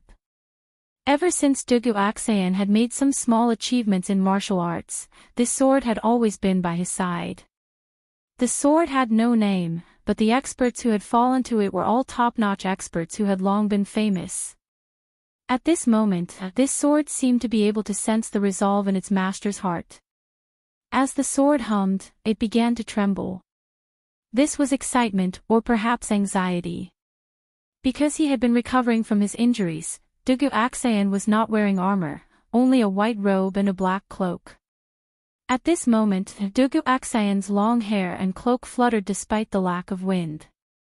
A moment ago, he had looked like a weak and wounded soldier, but now, as he raised his sword and poured true qi into it, his aura quickly reached its peak. In terms of aura, he was no weaker than when he was at his peak. Sensing Dugu Axian's rapidly rising aura, Xian Yi could not help but be shocked. Has Dugu Axian really recovered his full strength? This didn't make any sense. Even if all the poison he had left in Dugu Axian's body had been cured by Gong Sun Liang, Dugu Axian could not have recovered to his peak state so quickly, unless he was a celestial immortal who was impervious to all poisons. Solitary wind swordsmanship. Xian Yi's mood was very complicated at this moment. He found it hard to believe, but Dugu Axian did not give him the chance to continue thinking. Dugu Axayan stomped on the ground and soared into the air. His left hand formed a sword seal, and his right hand held the sword as he executed a series of complex sword moves. His speed in the air skyrocketed again, and he and his sword were like a stream of light in the night sky, stabbing straight at Xian Yi. This was the Dugu clan's sword technique, the solitary wind swordsmanship.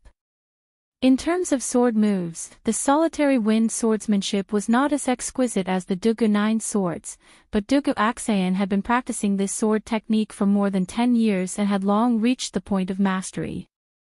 There was no absolute good or bad sword technique in this world. Once a sword technique reached the point of mastery, its power could not be underestimated. The main reason Dugu Axayan had been able to use the first 7 moves of the solitary wind swordsmanship in such a short time was that this sword technique had already been deeply ingrained in his bones. He could create sword moves with just a wave of his hand. Secondly, when Li Zixuan had deduced the sword moves of the Dugu 9 swords and taught them to Dugu Axayan had discovered that his solitary wind swordsmanship had some similarities with the Dugu 9 swords. The two complemented each other, and the solitary wind swordsmanship that Dugu Axayan was using had been improved, and its power was far greater than before. Fast. Dugu Axayan was originally only about 60 meters away from Xian Yi, but he had become one with his sword. Under the stimulation of his sword move, he and his sword were as fast as flowing light. The distance of 60 meters was covered in an instant. Before Xian Yi could recover from the shock on his face, Dugu Axayan's sword had already arrived. Dugu Axayan, who had yet to recover from his heavy injuries and had lost much of his strength, had chosen to take the initiative and attack. Moreover, his first attack was a sure kill strike without any fancy moves. Before this, who could have imagined that Dugu Axayan would attack in such a domineering and powerful manner? The Imperial Army soldiers were dumbfounded. Dugu Axayan had been ambushed in the southern part of the city in the morning. He had been poisoned and severely injured, and he had almost died. Almost all the Imperial Army soldiers knew about this. In their view, after a day of recuperation, Dugu Axayan had at most recovered a portion of his strength. There was no way he could have returned to his peak condition. But what was the situation now? The chilling sword aura that was wreaking havoc around Dugu Axayan did not seem like something that a heavily injured person should be able to exude. The Turkic spies behind Xian Yi were also dumbfounded. Before they came to the post house, hadn't Xiao Dian and Xian Yi said that Dugu Axayan had been heavily injured and was an arrow at the end of its flight? But the strength that Dugu Axayan was displaying now did not seem like an arrow at the end of its flight at all. Roar! Although Dugu Axayan's attack was very fast and caught him off guard, Xian Yi was a grandmaster expert, after all. After a brief moment of shock, Xian Yi roared under the powerful threat of death. He did not draw his sword to block Dugu Axayan's attack. Instead, he chose to retreat with all his might. Dugu Axayan had gathered all his strength in this attack, and his sword momentum had already reached great mastery. Xian Yi did not dare to meet this attack head-on in a hurry. Moreover, he was best at assassination and hidden weapons, not head-on combat. Therefore, his only choice now was to retreat and avoid the attack for the time being. When Dugu Axayan's attack failed and he switched to another move, he would strike again and deal the fatal blow. Xian Yi's lightness technique was superior to Dugu Axayan's in the first place. Even though he had launched his attack after Dugu Axayan's, he still managed to narrowly avoid Dugu Axayan's sure kill strike. However, even though he managed to dodge, the other Turkic spies standing beside and behind him were not so lucky. Dugu Axayan's attack was ferocious and indomitable. The surging sword aura around the sword was like a tangible blade, slashing directly at the people standing near Xian Yi. Almost all the Turkic spies who did not manage to escape in time were injured by Dugu Axayan's sword aura. In the blink of an eye, all 12 Turkic spies were injured and lying on the ground. What a pity! Dugu Axayan shook his head slightly as he looked at the result of his attack. He could not help but feel disappointed. Theoretically speaking, it was impossible for him to use that attack in his current state. However, the unprecedented desperate situation had stimulated his body's huge potential. In addition, he had mobilized almost all the true chi in his body to use the first 7 moves of the Lonely Wind Sword technique. That was why the power of that attack was so terrifying. Dugu Axayan was well aware of his own situation.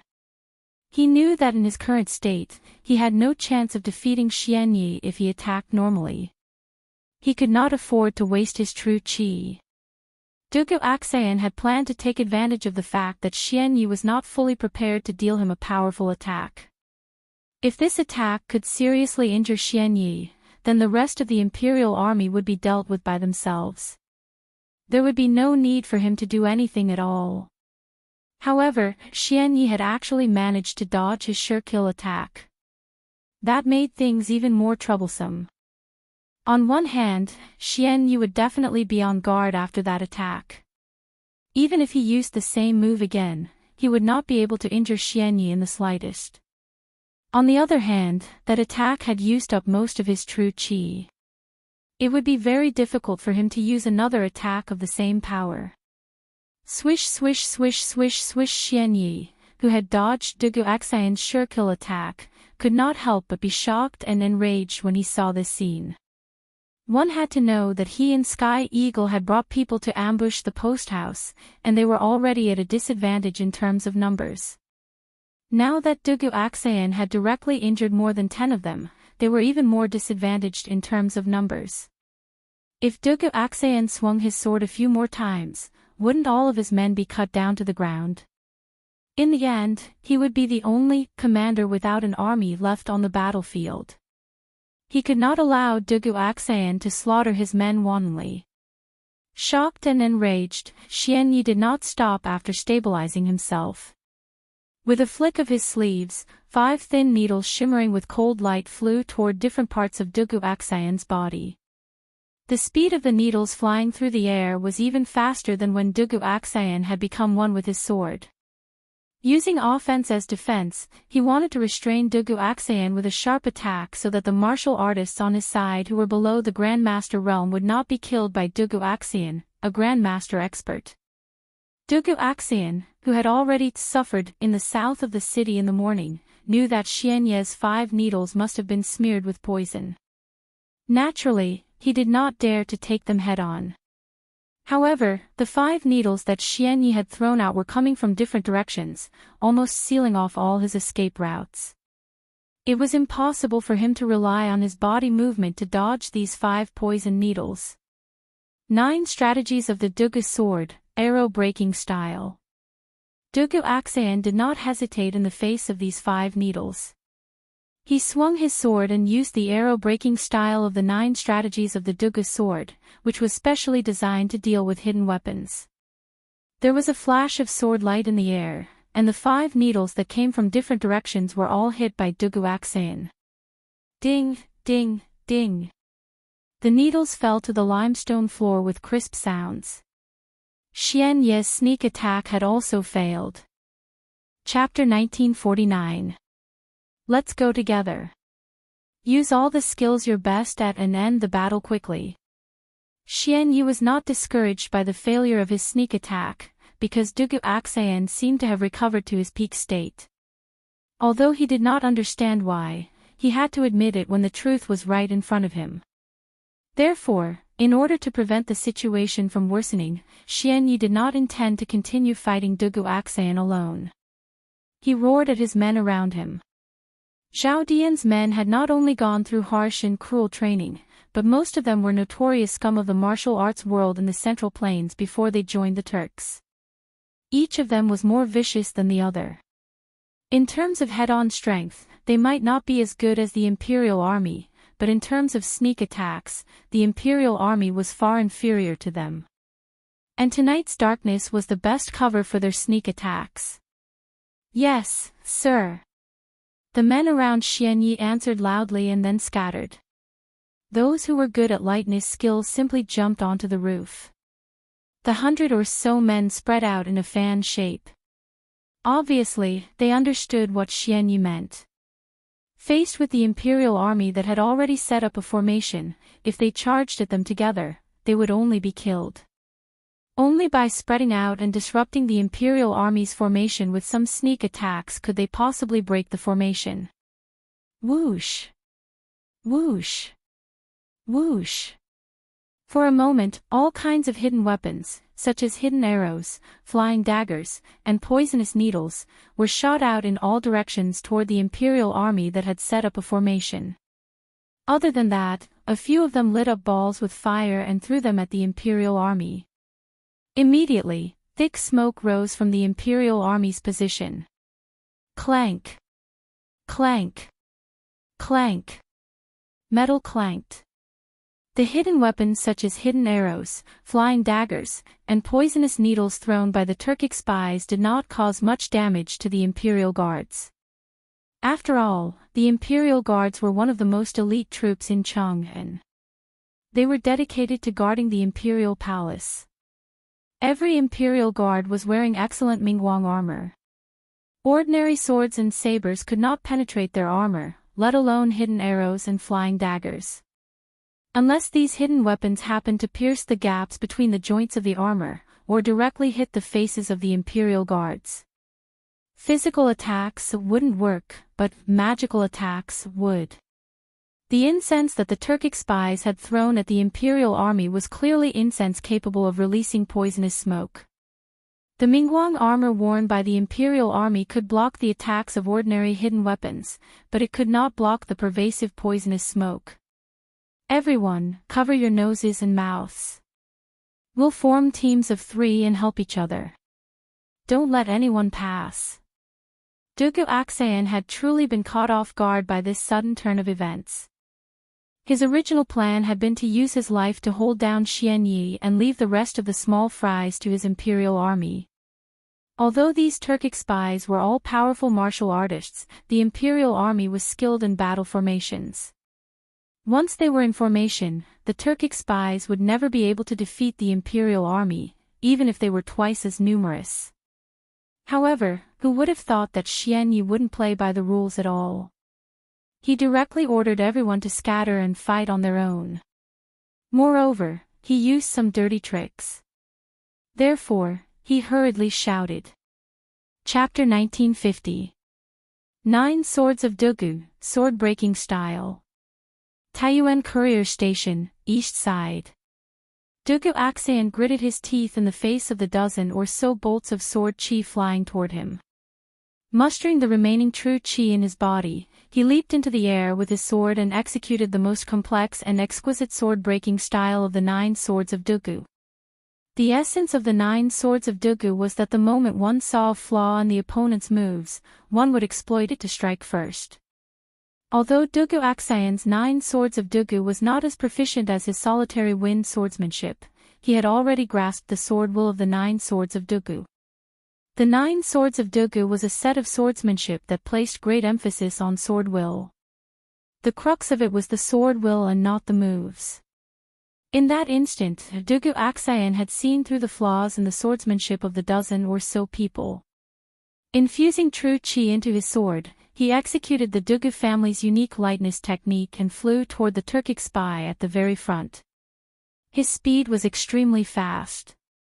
Seeing that Dugu Aksayan was advancing instead of retreating in the face of their attacks, the Turkic spy was first stunned, then overjoyed. But in the next moment, the joy on his face froze. Because Dugu Aksayan's sword had already arrived. This Turkic spy loved to advance prematurely, so he was at the very front. Moreover, the sword move he executed was also a sure kill move that only attacked and did not defend. Thus, the area around his left rib was completely exposed to the opponent. Dugu Aksayan arrived in front of the Turkic spy. With a flash, he dodged the other party's attack and turned to stab his sword at the other party's left rib. With the Turkic spy's current position, there was no way he could save him in time. Splat! This was the sound of a sharp blade piercing flesh. The sword in Dugu Aksayan's hand pierced through the Turkic spy's left rib and into his heart without any hindrance. Ah! The Turkic spy was only halfway through his wretched howl before he breathed his last and plummeted from the sky. Xian Yi, who was rushing towards Dugu Aksayan, and the others behind him all sucked in a breath of cold air when they saw this, and they couldn't help but slow down their advance. Fast. Too fast. From the moment he swung his sword to the moment he killed his opponent, it took less than 2 breaths of time. In other words, it was only the time of one move. Before this, who would have thought that Dugu Aksayan would be able to kill a martial arts expert at the peak of Qi transforming stage in a single move? Didn't they say that Dugu Aksayan was heavily injured and had less than 1/10 of his strength left? But why was this guy even more ferocious than before? In fact, it was not that Dugu Aksayan had become stronger. On the contrary, his current state of strength was far inferior to when he had not been injured in the morning.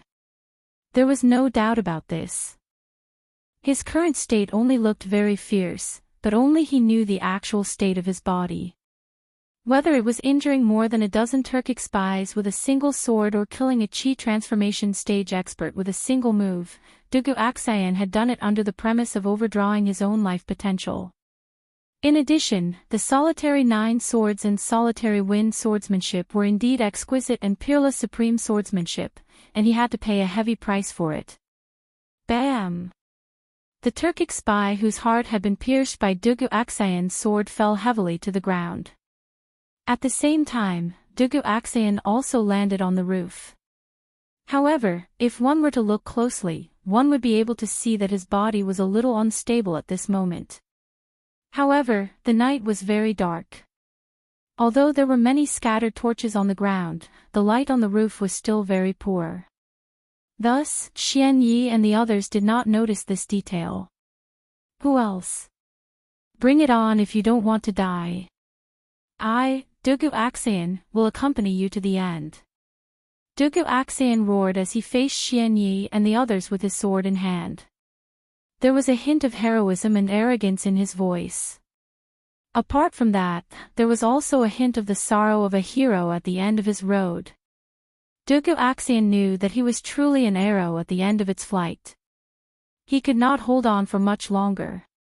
If the other party charged at him without regard for anything else, he would probably only be able to last a few rounds at most. However, the people behind Xian Yi were frightened out of their wits by Dugu Aksayan's arrogant roar. They all stopped their attacks and landed on the roof. Xian Yi was enraged when he saw this. He roared angrily and said, "You bastard." He roared, "A bunch of idiots. He's just scaring you. Are you so easily frightened? Even if he wasn't injured, even if he was in peak condition, he still wouldn't be a match for us. All of you, attack together and finish him off as quickly as possible. Kill anyone who dares to take another step back." Xian Yi couldn't be blamed for being so angry. The situation on the battlefield was truly very unfavorable for them. Their 10-some experts were being held back by Dugu Aksayan alone while the rest of them were fighting with the 200-some Imperial Army soldiers. The Imperial Army soldiers were in groups of 3, helping each other out. Their coordination was ingenious, and they fought very methodically. As a result, Xian Yi's men were at a complete disadvantage. In just a few moments, several of their men had already died at the hands of the Imperial Army. In such a situation, every time they lost a man, the pressure on the survivors would increase. This was because the Imperial Army soldiers who had been besieging Dugu Aksayan would go and help the other Imperial Army soldiers who were still fighting after they were freed up. This was a chain effect. Once they were at a disadvantage, it would only get worse and worse until all of them died here. Yes.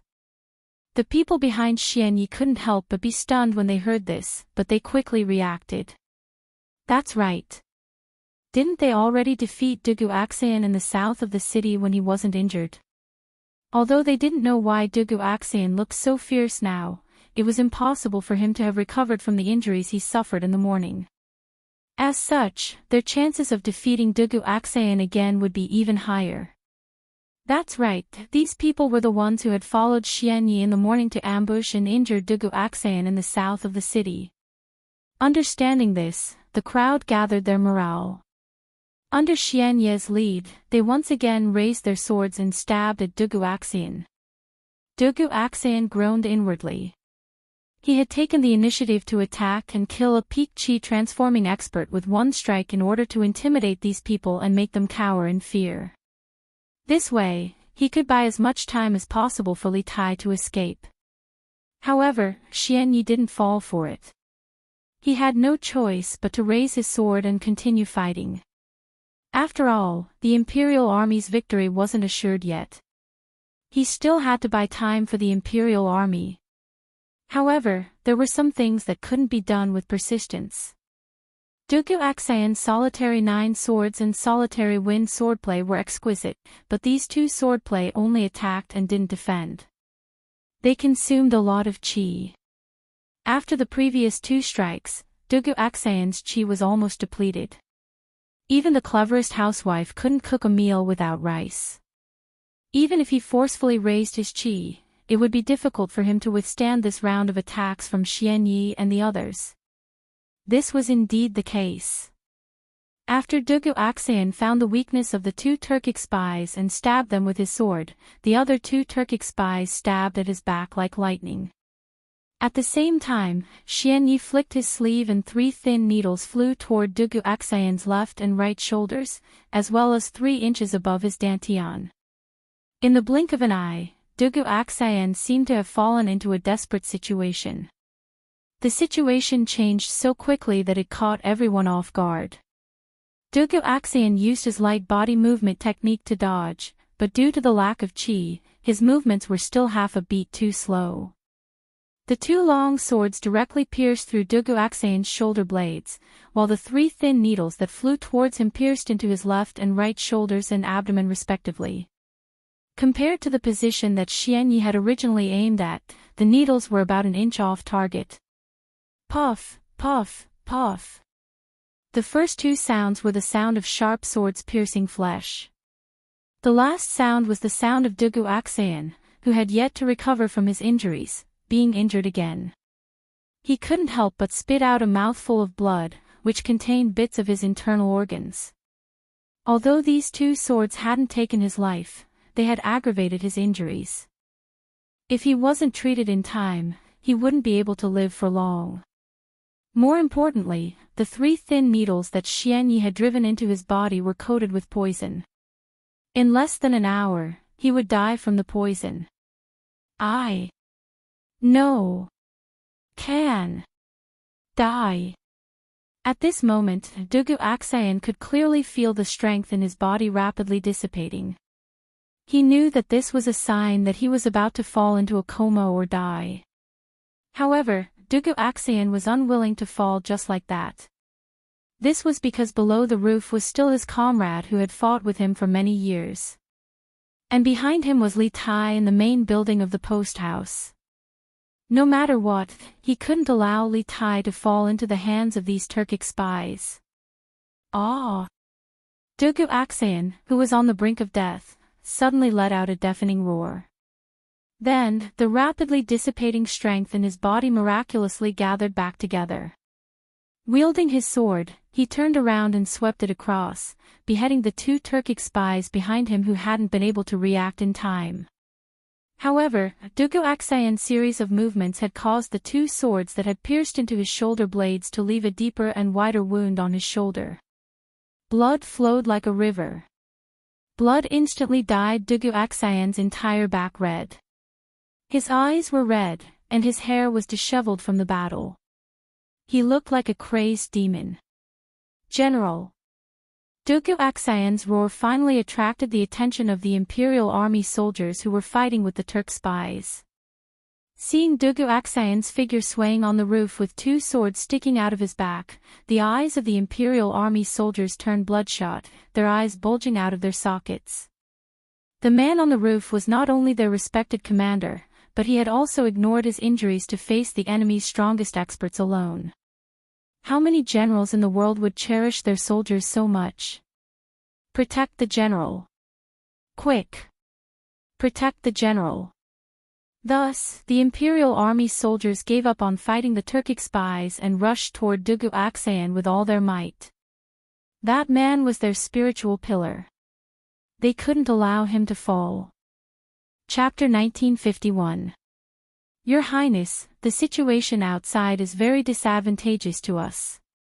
Please evacuate the post house as soon as possible. We are willing to risk our lives to help Your Highness break out of the encirclement. The deafening roar of Dugu Aksayan when he was heavily injured by Xian Yi and the others clearly traveled to the room where Li Tai was staying in the central building of the post house. When the two imperial guards at the door heard the mournful, painful, and sorrowful roar, they couldn't help but change their expressions. A trace of anxiety and unease flashed across their faces, but after a moment of hesitation, they resolutely turned around and pushed open the door, solemnly cupping their fists in greeting to Li Tai. After realizing that something had happened to Dugu Aksayan, the first reaction of these two imperial guards was to rush out to rescue Dugu Aksayan. However, they couldn't help but recall what Dugu Aksayan had said before he left. Wang Tong, Guijian, the two of you stay here and protect His Highness. If the situation is bad, immediately evacuate with His Highness. Remember, even if you lose your lives, you must ensure His Highness's safety. Military orders must be obeyed. A soldier's duty was to obey orders. Whether it was in ancient times or modern times, it was always so. Guijian and Wang Tong both understood that the reason Dugu Aksayan had risked his life to fight the assassins outside was to ensure Li Tai's safety. If they went to rescue Dugu Aksayan now, not only would they fail to save Dugu Aksayan, they would also fail to live up to Dugu Aksayan's loyalty. Therefore, after a brief moment of hesitation and struggle, the two of them finally chose to carry out their orders and protect Li Tai as he safely evacuated from the post house. Before Dugu Aksayan had left, he had said that if the situation was bad, they were to immediately evacuate with Li Tai.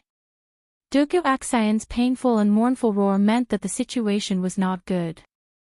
It was very likely that the other party had already heavily injured Dugu Aksayan. If Dugu Aksayan, the top fighter of the Imperial Guard, was heavily injured, then it was only a matter of time before the rest of the Imperial Guard were defeated. The situation is not good. Inside the room, Li Tai abruptly stood up when he heard this. He looked at Guijian and Wang Tong and asked with a frown, "That loud roar just now, was it General Dugu?"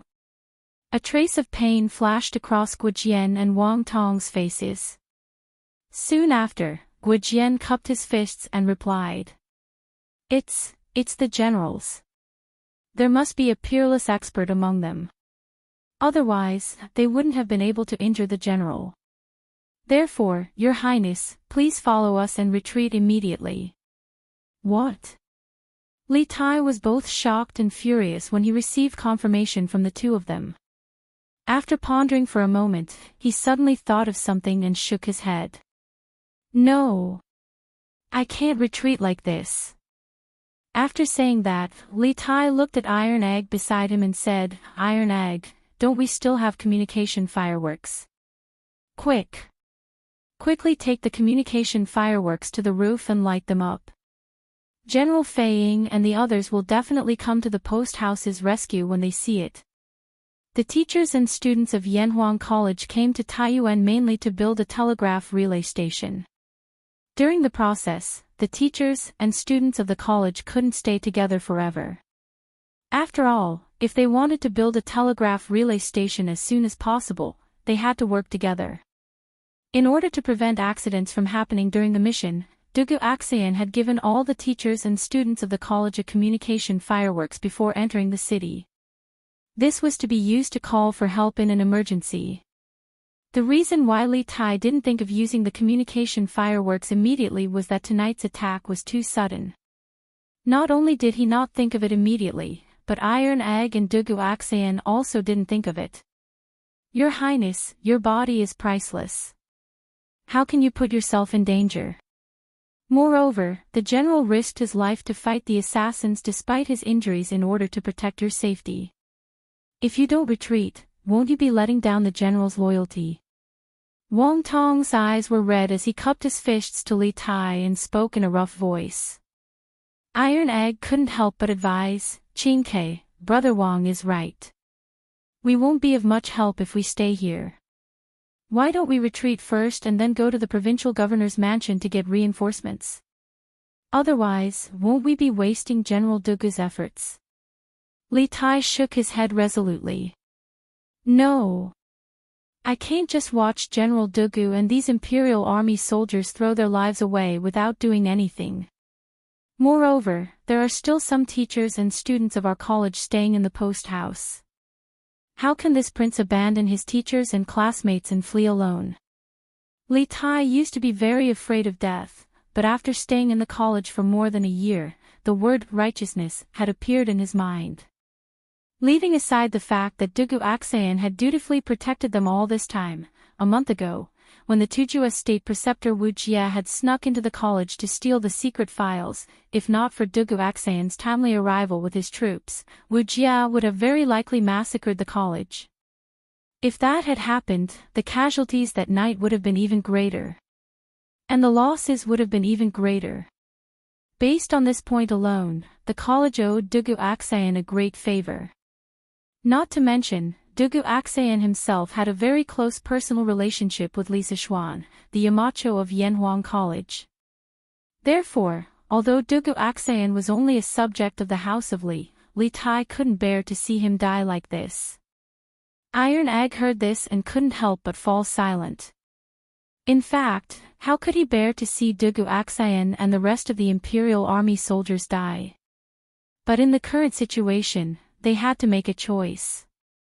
No matter what, Li Tai couldn't have anything happen to him in Taiyuan City. Otherwise, more people would die because of him. Thinking of this, Iron Egg steeled his heart and quietly took a step back. Then, he prepared to chop Li Tai's back with his hand. Chapter 1952. Just as Li Tai was debating if he should stay behind and fight to the death with the Imperial Army and the Academy, Dugu Aksayan, who had been heavily injured on the east side of the courier hostel, finally could not hold on any longer. Facing forward, he fell straight to the ground. Dugu Aksayan felt his consciousness rapidly falling into darkness, and he gradually lost all feeling in his body. The dissipating power did not gather back. This time, a miracle did not happen. Or rather, a miracle had never happened before.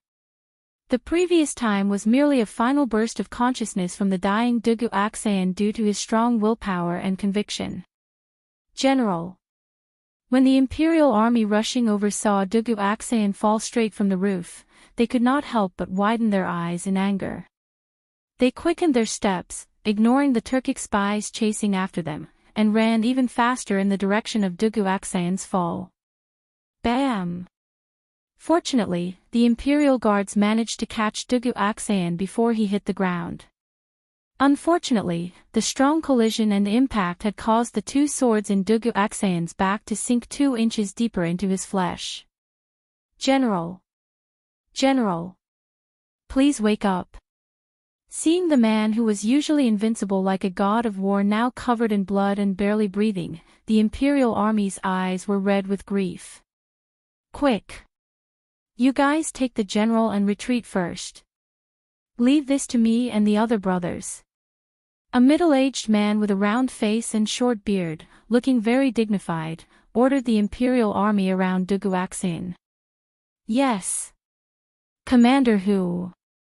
The Imperial Army replied. Then, they carefully pulled out the 2 swords on Dugu Aksayan's back and prepared to leave with Dugu Aksayan on their backs.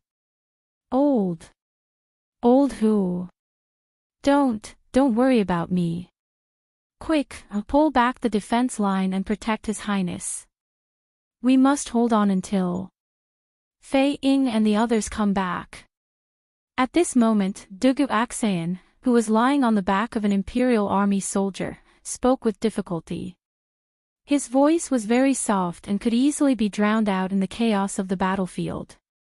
However, the middle-aged man with a round face and short beard happened to be beside him and naturally heard what he said. Quick! Everyone, retreat immediately to Yiching Pavilion and protect His Highness. The middle-aged general did not immediately reply to Dugu Aksayan's words. Instead, he shouted at the Imperial Army soldiers around him. The Yiching Pavilion he mentioned was the name of the main building in the center of the courier station. It was also where Li Tai, Iron Egg, and the others were hiding. Yes. In the Imperial Army, Dugu Aksayan had the highest status, followed by Dugu Feiying. Other than the two brothers, this round-faced, short-bearded Hu general had the highest status. Thus, the Imperial Army would still respond to his orders. After giving the order, Hu Lang commanded the Imperial Army to continue evacuating with Dugu Aksayan. At the same time, he shouted to Dugu Aksayan, "General, no matter what you say, our brothers will not abandon you. This old Hu's life was saved by you back then. Even if I have to die, this old Hu will die before you. We must protect His Highness, and this old Hu must also save you." Hu Lang straightened his neck, his face filled with stubbornness. Under his lead, Dugu Aksayan was swiftly brought away from the battlefield. While Xian Ye's Turkic spies had tried to stop them, they were all cut down by Hu Lang and his Imperial Army soldiers. The Imperial Army quickly pulled back their defensive line and retreated toward the main building of the courier station. Strangely, Xian Yi and the others, who had severely injured Dugu Aksayan, did not intervene during this process. Instead, they stood on the roof and watched coldly. "Leader, why don't we pursue and kill Dugu Aksayan?" a Turkic spy asked in confusion. This was indeed the best opportunity to kill Dugu Aksayan. "There's no need." Xian Yi shook his head and confidently said, "Dugu Aksayan is already dead. Moreover, our goal is about to be achieved." Chapter 1953. Okay. Brother Wang, Brother Gua, take care of yourselves. My master and I will definitely treat you to a drink after this. In the room of the Taiyuan post station, Iron Egg finally looked at Wang Tong and Guo Jian and said solemnly after a short hesitation and struggle. Although he really wanted to have a big fight with this master who was at the peak of the chi-forming realm in front of him, because only through a real life and death battle could his martial arts improve faster. Just like when he fought against Ming Huan in Guan City. Not long after that battle, he broke through to the chi-forming realm. However, Iron Egg knew very well that this was not the time for him to show off his bravery. Protecting Li Tai's safety was the most important task at the moment. He had to make a choice. Ha! Good. To be treated to a drink by Marquis, I, Wang Tong, have not lived in vain. Brother Iron Egg, I'll remember what you said. Ha! I'll remember it too. Hearing this, Wang Tong and Guo Jian laughed heartily and said loudly. However, there was a trace of sadness in their laughter. Obviously, they both knew that if they wanted to successfully protect Li Tai and Iron Egg in front of them, they had to risk their lives. After this battle, there was a high chance that they would lose their lives. And the drink that Iron Egg promised was something they could only drink in their next lives. Humph. You want to leave? None of you can leave tonight. The conversation between Iron Egg, Wang Tong, and Guo Jian naturally fell into the ears of the masked man in black. He sneered and rushed directly toward Li Tai, who was standing at the back. Humph. Are you treating us brothers as if we don't exist? Seeing this, Wang Tong and Guo Jian both raised their mo swords and slashed at the masked man in black. A trace of contempt flashed in the eyes of the masked man in black. He raised his left sleeve slightly, and two flying daggers with cold light flew out from his sleeve. Then, there were two ear-piercing sounds of metal colliding. The mo swords in Wang Tong and Guo Jian's hands met the two flying daggers of the masked man in black in the air. A huge force passed through the body of the daggers and quickly backfired on the owners of the mo swords. Both of them felt their wrists go numb, and their right hands holding the mo swords were almost shaken loose. This masked man in black was a flying dagger master. Most importantly, the momentum of the two swords was greatly reduced after passing through this layer of obstruction. On the other hand, the black-clothed man increased his speed and dashed towards Li Tai's position at an even faster speed. Based on Wang Tong and Guo Jian's current speed, it was impossible for them to stop the black-clothed man before he caught Li Tai. I didn't want to fight, but now it seems that I have no choice but to fight. Tai Dan, who was standing by the side, could clearly see that the strength of the black-clothed man was not something that Wang Tong and Guo Jian could handle. Even if the two of them fought with their lives on the line, they would not be able to delay the black-clothed man until Li Tai and Tai Dan escaped. Therefore, Iron Egg drew out the long sword at his waist and took the initiative to meet the masked man in black who was rapidly approaching them. This was the second move of the 9 Taishian swords. The masked man in black sneered and changed his direction midway. He decisively abandoned Li Tai and turned to stab at Iron Egg with his sword. It turned out that the previous move was just a cover to lure Iron Egg to take the initiative to make a move. In this way, he could find the flaw in Iron Egg's swordsmanship after Iron Egg hurriedly made a move and kill Iron Egg directly. At this critical moment, Iron Egg's eyes flashed. He raised the long sword he borrowed and changed his swordsmanship midway. His sword was like a magnet, firmly sucking Minghuan's long sword. His whole body leaned back, forming a small angle with the ground. The 38th move of the Taiji swordsmanship, Phoenix Wing Spread. Iron Egg's wrist moved slightly and twirled the sword twice.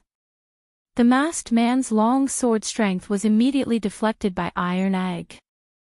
Sacrificing oneself to follow others, failing to lead in, pulling out 1,000 pounds with 4 tails. Chapter 1954.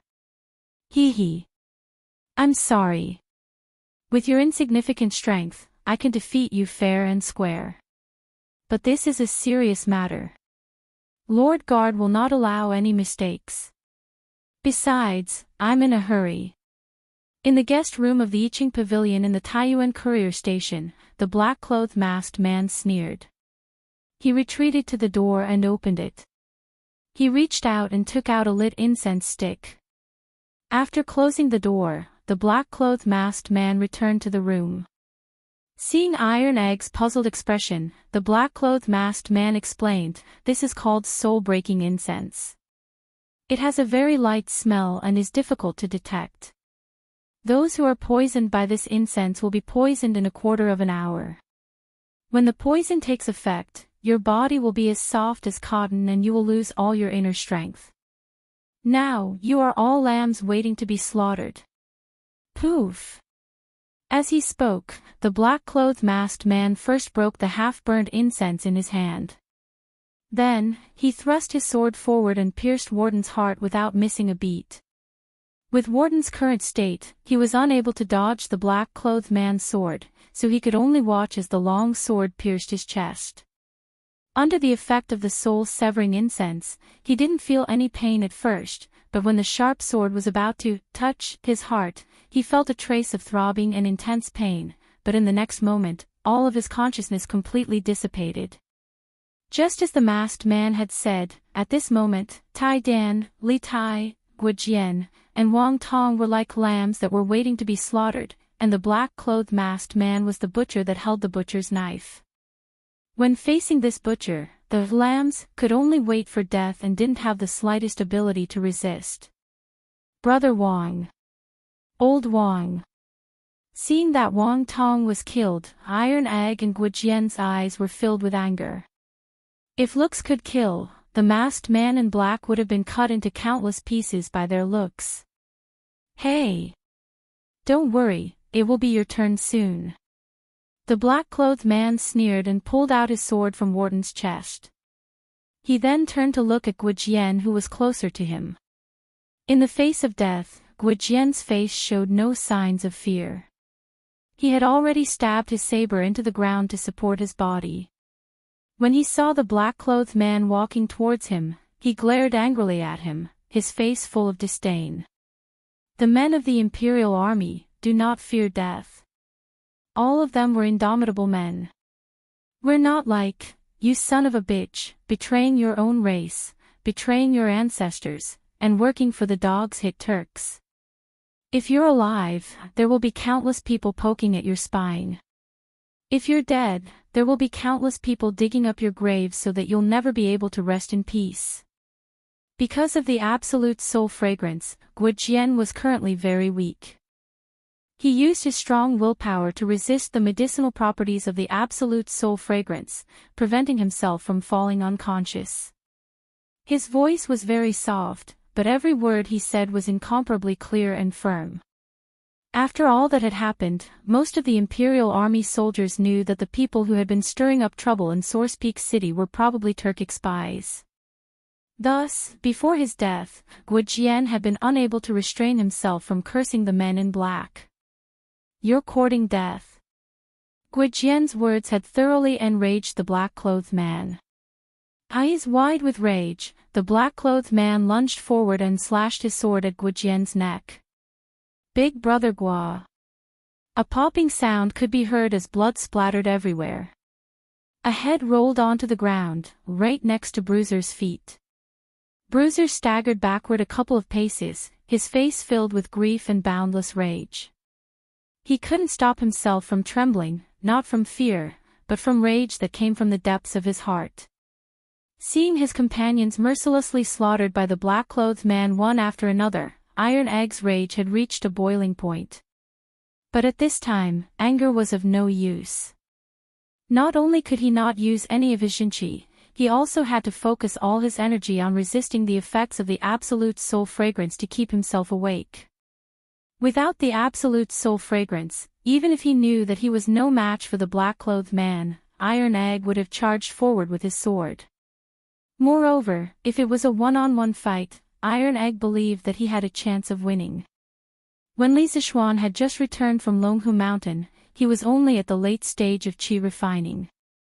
However, with the 9 Taixian swords and Taiji sword technique, he was able to defeat Snake King, who had been in the Grandmaster realm for many years. As a personal disciple of Li Zishuan, Iron Egg believed that with his understanding of these 2 sword techniques, he still had a chance to fight the black-clothed man head-on. Because the 9 Taixian swords and Taiji sword technique were supreme sword techniques that could allow one to surpass the level of an enemy. Moreover, these 2 sword techniques, one for offense and one for defense, could achieve unexpected results if used skillfully. Unfortunately, there were not so many ifs in this world. The absolute soul fragrance that the black-clothed man had lit before entering the room had already strangled all the ifs and uncertainties in the cradle. There was no suspense in this battle at this point. Humph. Little guy, it's your turn next. After killing Guojian, the black-clothed man glanced at Iron Egg, and then walked towards Iron Egg with his sword.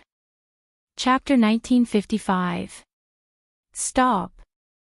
In the room, although these 2 words were said very softly, they clearly reached everyone's ears.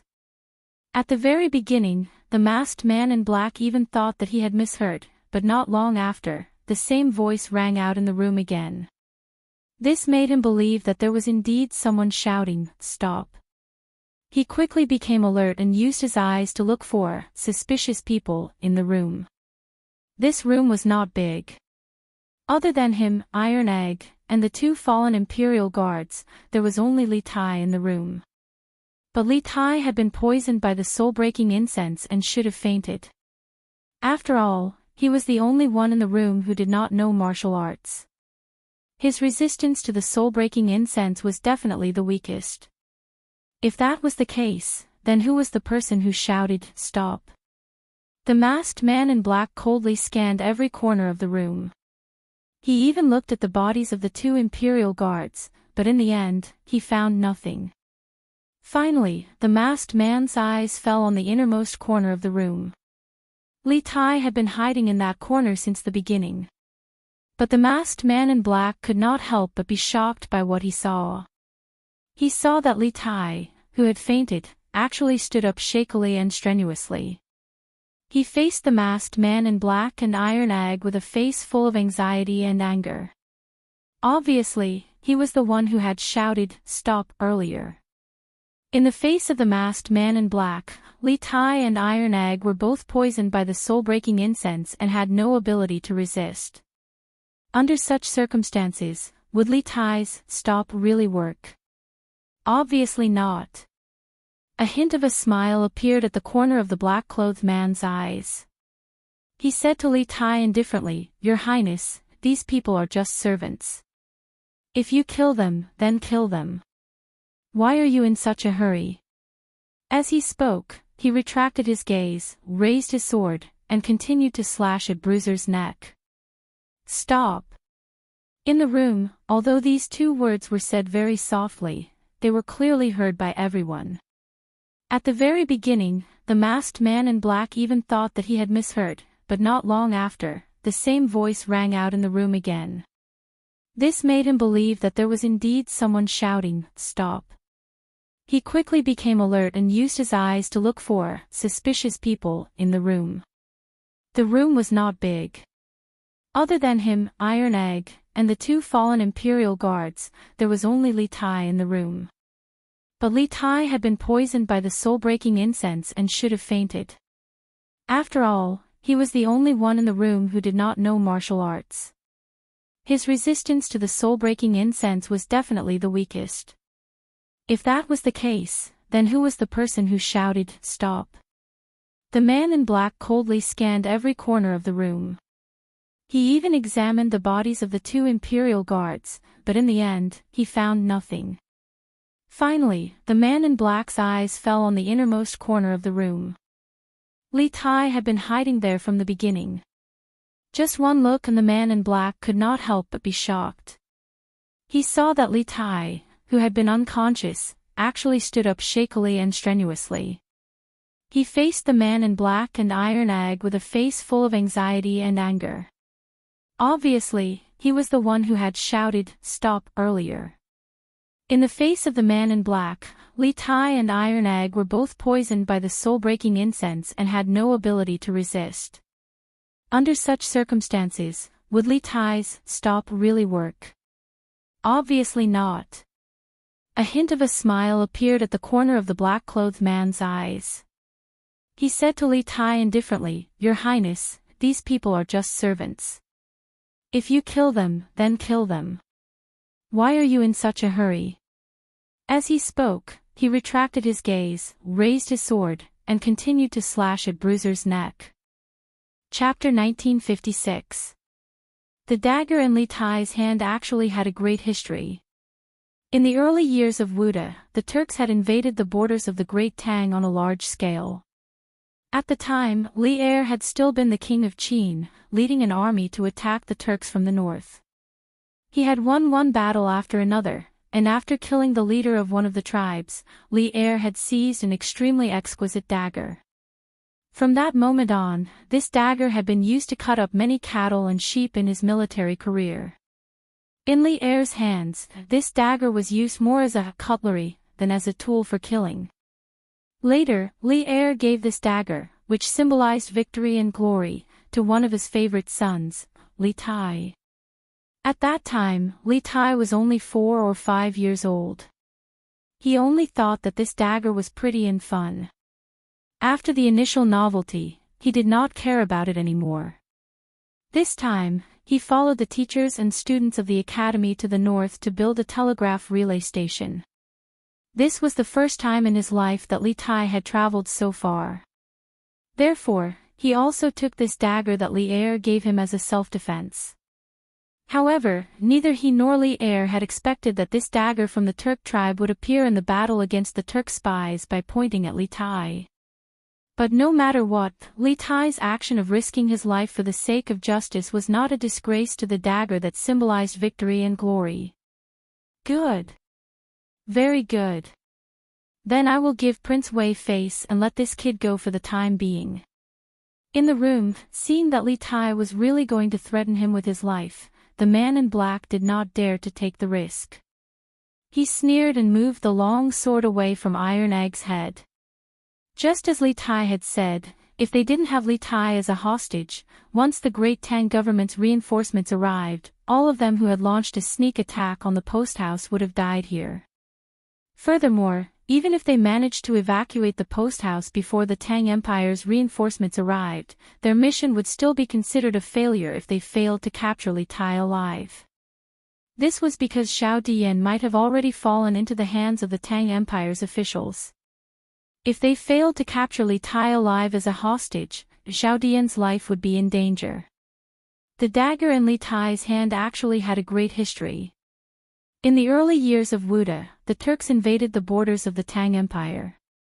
At that time, Li Er, who was still the king of Qin, led an army to attack the Turks from the north.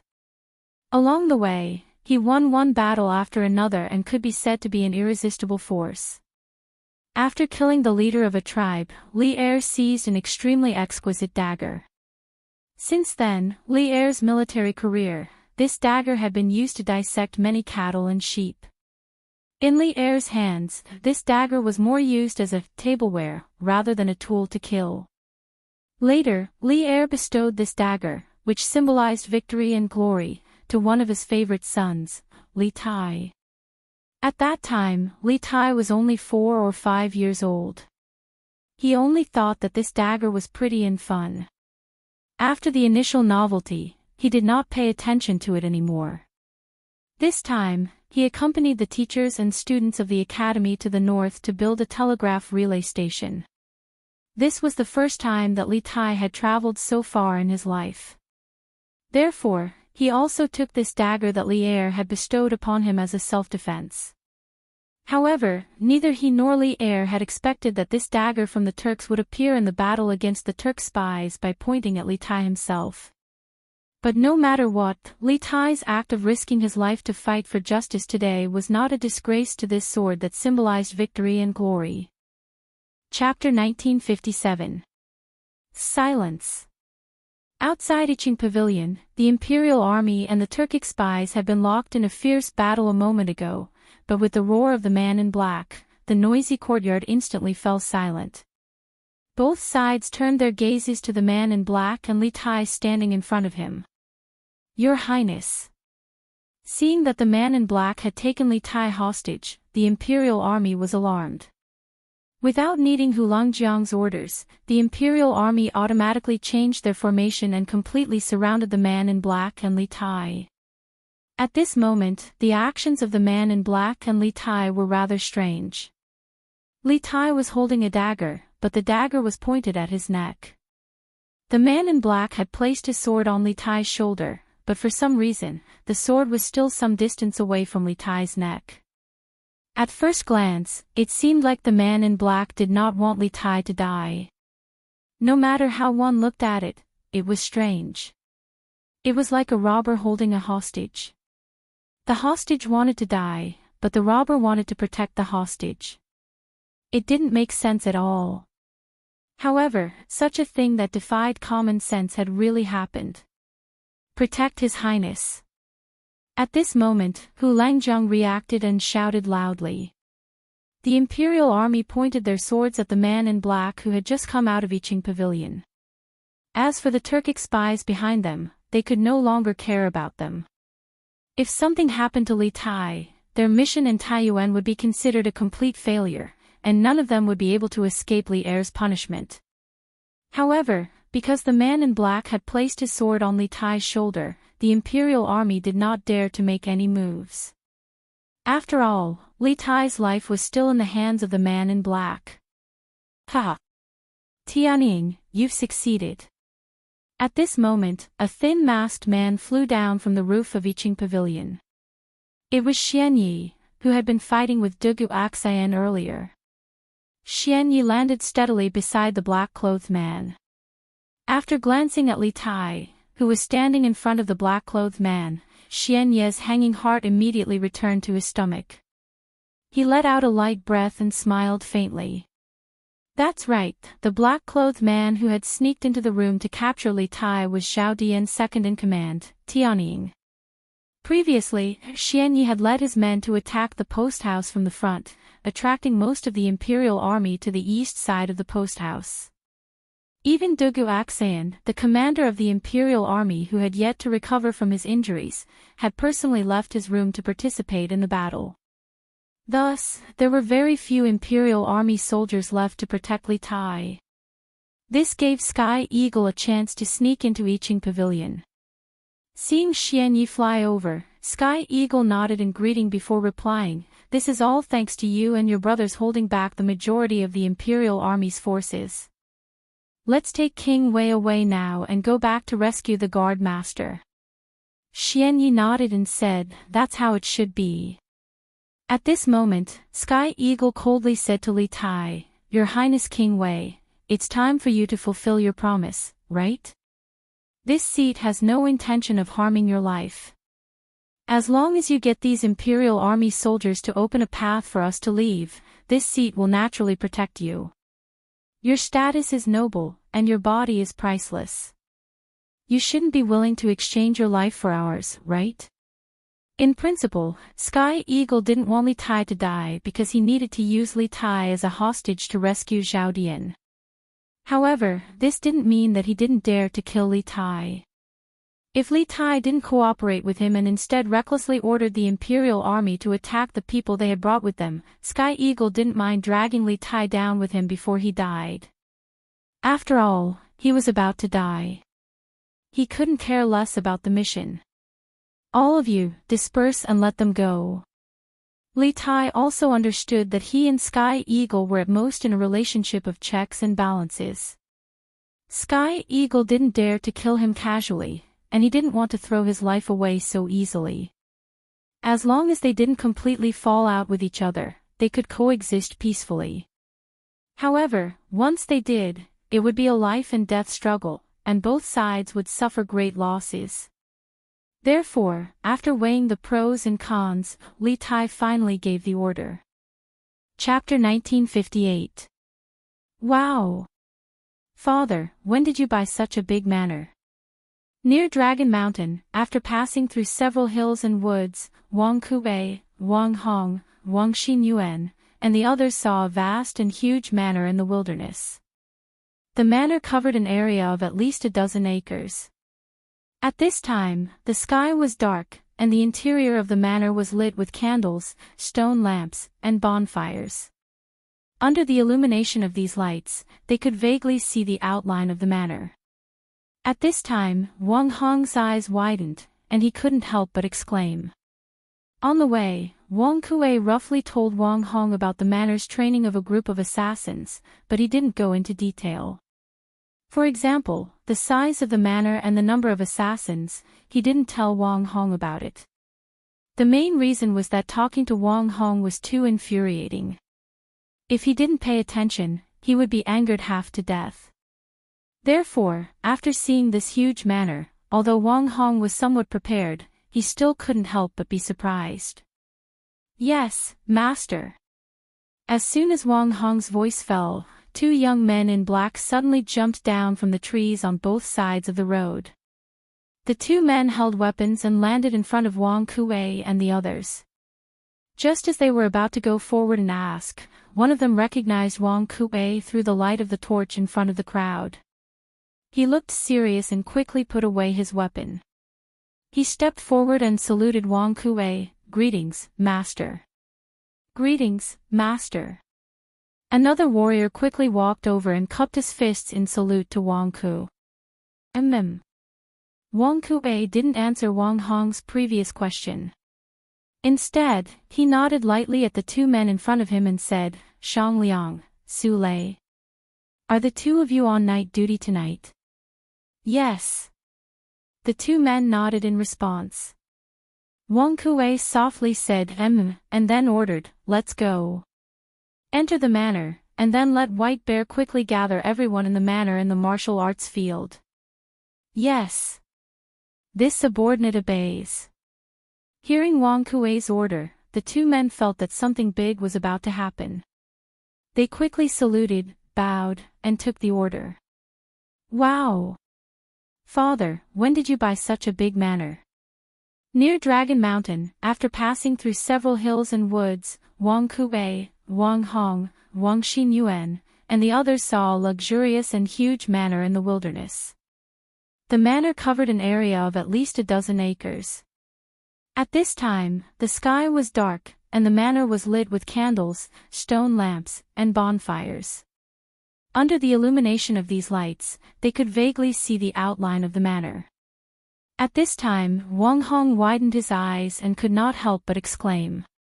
On the way here, Wang Kuei roughly told Wang Hong that the manor had trained a group of assassins, but he didn't go into detail. For example, he didn't tell Wang Hong the size of the manor and the number of assassins. The main reason was that talking to Wang Hong was too infuriating. If he didn't pay attention, he would be angered to death. Therefore, after seeing this huge manor, although Wang Hong was somewhat prepared, he still couldn't help but be shocked. Yes, master. As soon as Wang Hong's voice fell, two young men in black suddenly jumped down from the trees on both sides of the road. The two of them held weapons and landed in front of Wang Kuei and the others. Just as they were about to go forward and ask, one of them recognized Wang Kuei through the light of the torch in front of the crowd. He looked solemn and quickly put away his weapon. He stepped forward and saluted Wang Kuei. Greetings, master. Chapter 1959. On the small path outside the mysterious manor, the sound of hooves thundered. Under the leadership of Han Lijing, the imperial army galloped toward Wang Kuei's men. Although the path was not wide and could only accommodate 3 warhorses side by side, the 200 imperial army soldiers marched in unison with great momentum. The charging formation of 200 men should have the momentum of 1,000 men. Bai Xiong, Qi Zhe, and the others, who were rushing over to spy on the enemy, could not help but turn pale with fright when they saw this momentum. At this moment, they were still 400 to 500 feet away from the imperial army, but Bai Xiong did not hesitate to turn his horse around and shout loudly, "Stop! Soldiers are attacking! Soldiers were coming to attack! Giddy up!" Although White Bear was a martial arts master at the peak of Qi transforming stage, he did not have the courage to fight against such a well-trained cavalry. Even if he was a martial arts master in the Grandmaster realm, he would not dare to fight head-on with such a large cavalry formation, not to mention that he was at the peak of Qi transforming stage. Unless these cavalrymen were all ordinary people who did not know martial arts. But was that possible? Obviously, it wasn't realistic. Therefore, White Bear King did not hesitate to turn around and retreat when he saw this. Qi Zhe and the others beside him naturally did not continue to stay when they saw him retreat. They hurriedly turned their horses around and galloped towards Wang Kuei. Soldiers! How could the soldiers have caught up to us so quickly? Wang Kuei, who was not far away, couldn't help muttering to himself in confusion after hearing White Bear's loud shout. Everyone, listen up. Prepare to meet the enemy. For every soldier you kill, you'll be rewarded 100,000 yuan. At this critical moment, even though Wang Kuei was puzzled, he could only temporarily suppress the doubts in his heart. He waved his hand at the group of assassins and guards behind him and ordered loudly. At the same time, Wang Xinyuan and Wang Hong quietly turned their horses around and walked towards the back of the group. As the leaders of this team, they naturally couldn't charge at the front. Kill! These people had been recruited by Wang Kuei from all over the country and had been willing to work as assassins under Wang Kuei for so many years. They were people who recognized money but not fate. Now that they heard Wang Kuei say that they would be rewarded with 100,000 yuan for every soldier they killed, their eyes all turned red and they rushed forward with their knives without any regard for their lives. At this moment, they didn't even have time to think about why there were soldiers here. Why would Wang Kai go against the government? Also, once they killed the soldiers, what would happen to them in the future? Of course, not everyone did not think about these problems. Some of the smarter ones had already predicted the current situation when Wang Kuei said on stage that he would lead them to build a career together. There was no war going on in the Great Tang, but Wang Kuei had said that he would lead them to make a name for themselves. In this situation, what else could they make a name for themselves besides rebellion? Although some people had expected this, they had been under Wang Kuei's strict training for a long time. They had long lost the concept of a country. Although they were a little surprised at first, they did not reject the idea of rebellion. After all, they were all from poor families. None of them wanted to return to the past and continue living in poverty. Kill. Chapter 1960. Escape. Without these assassins and guards, what's the use even if we escape? This is the family property that I have accumulated for more than 10 years. On the path outside the mysterious manor, after hearing Wang Xinyuan's words, Wang Kuei's face couldn't help but show a trace of bitterness. He sighed and said with tears in his old eyes. Only the heavens knew how much effort and price he had paid to secretly cultivate this group of assassins behind the back of his family. Now that he had seen these assassins die one by one under the blades of the imperial army, the old man's heart could be said to be dripping blood. This was because these assassins were the assets he had painstakingly accumulated over the years. They were also the capital he had to make a comeback in the future. He escaped from the Wang family tonight. The reason why he chose to come here first was that he wanted to take these assassins to join Zhao Dian. With these assassins and the money he carried, he had the capital to cooperate with Zhao Dian. However, things did not go as he wished. The assassins that he had cultivated for many years were likely to all die here tonight. How could Wang Kuei be willing to accept this? Grandfather, we can spend money to find people if they are gone, but nothing must happen to you. Once we fall into the hands of the government, there is only a dead end. There will be no more hope. Let's escape quickly. Seeing that Wang Kuei was still sighing sadly, Wang Xinyuan couldn't help but urge him. Wang Hong also hurriedly said at this time, yes. Father. You brought so much money this time. With money, where can't we find masters in the martial arts world? If these people are gone, then they are gone. Right now, it's more important to escape. Your son is only 32 this year. I haven't lived enough. I don't want to die so young. This guy, it was fine if he didn't open his mouth. Once he opened his mouth, he could anger people half to death. Wang Kuei was so angry that he almost couldn't catch his breath. The old man stroked his chest and glared angrily, raising his hand to hit his disappointing son. Wang Hong, however, had the foresight. Before Wang Kuei raised his hand, he had already run away. Father. There's no time to lose. Your son will go to the front to help you open the way. You and Xinyuan quickly follow. Wang Hong naturally didn't run toward the imperial guards. He ran toward the hill on the left side of the road.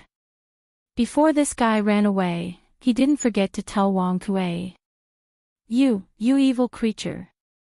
Wang Kuei was so angry that he almost vomited blood, but he had already calmed down.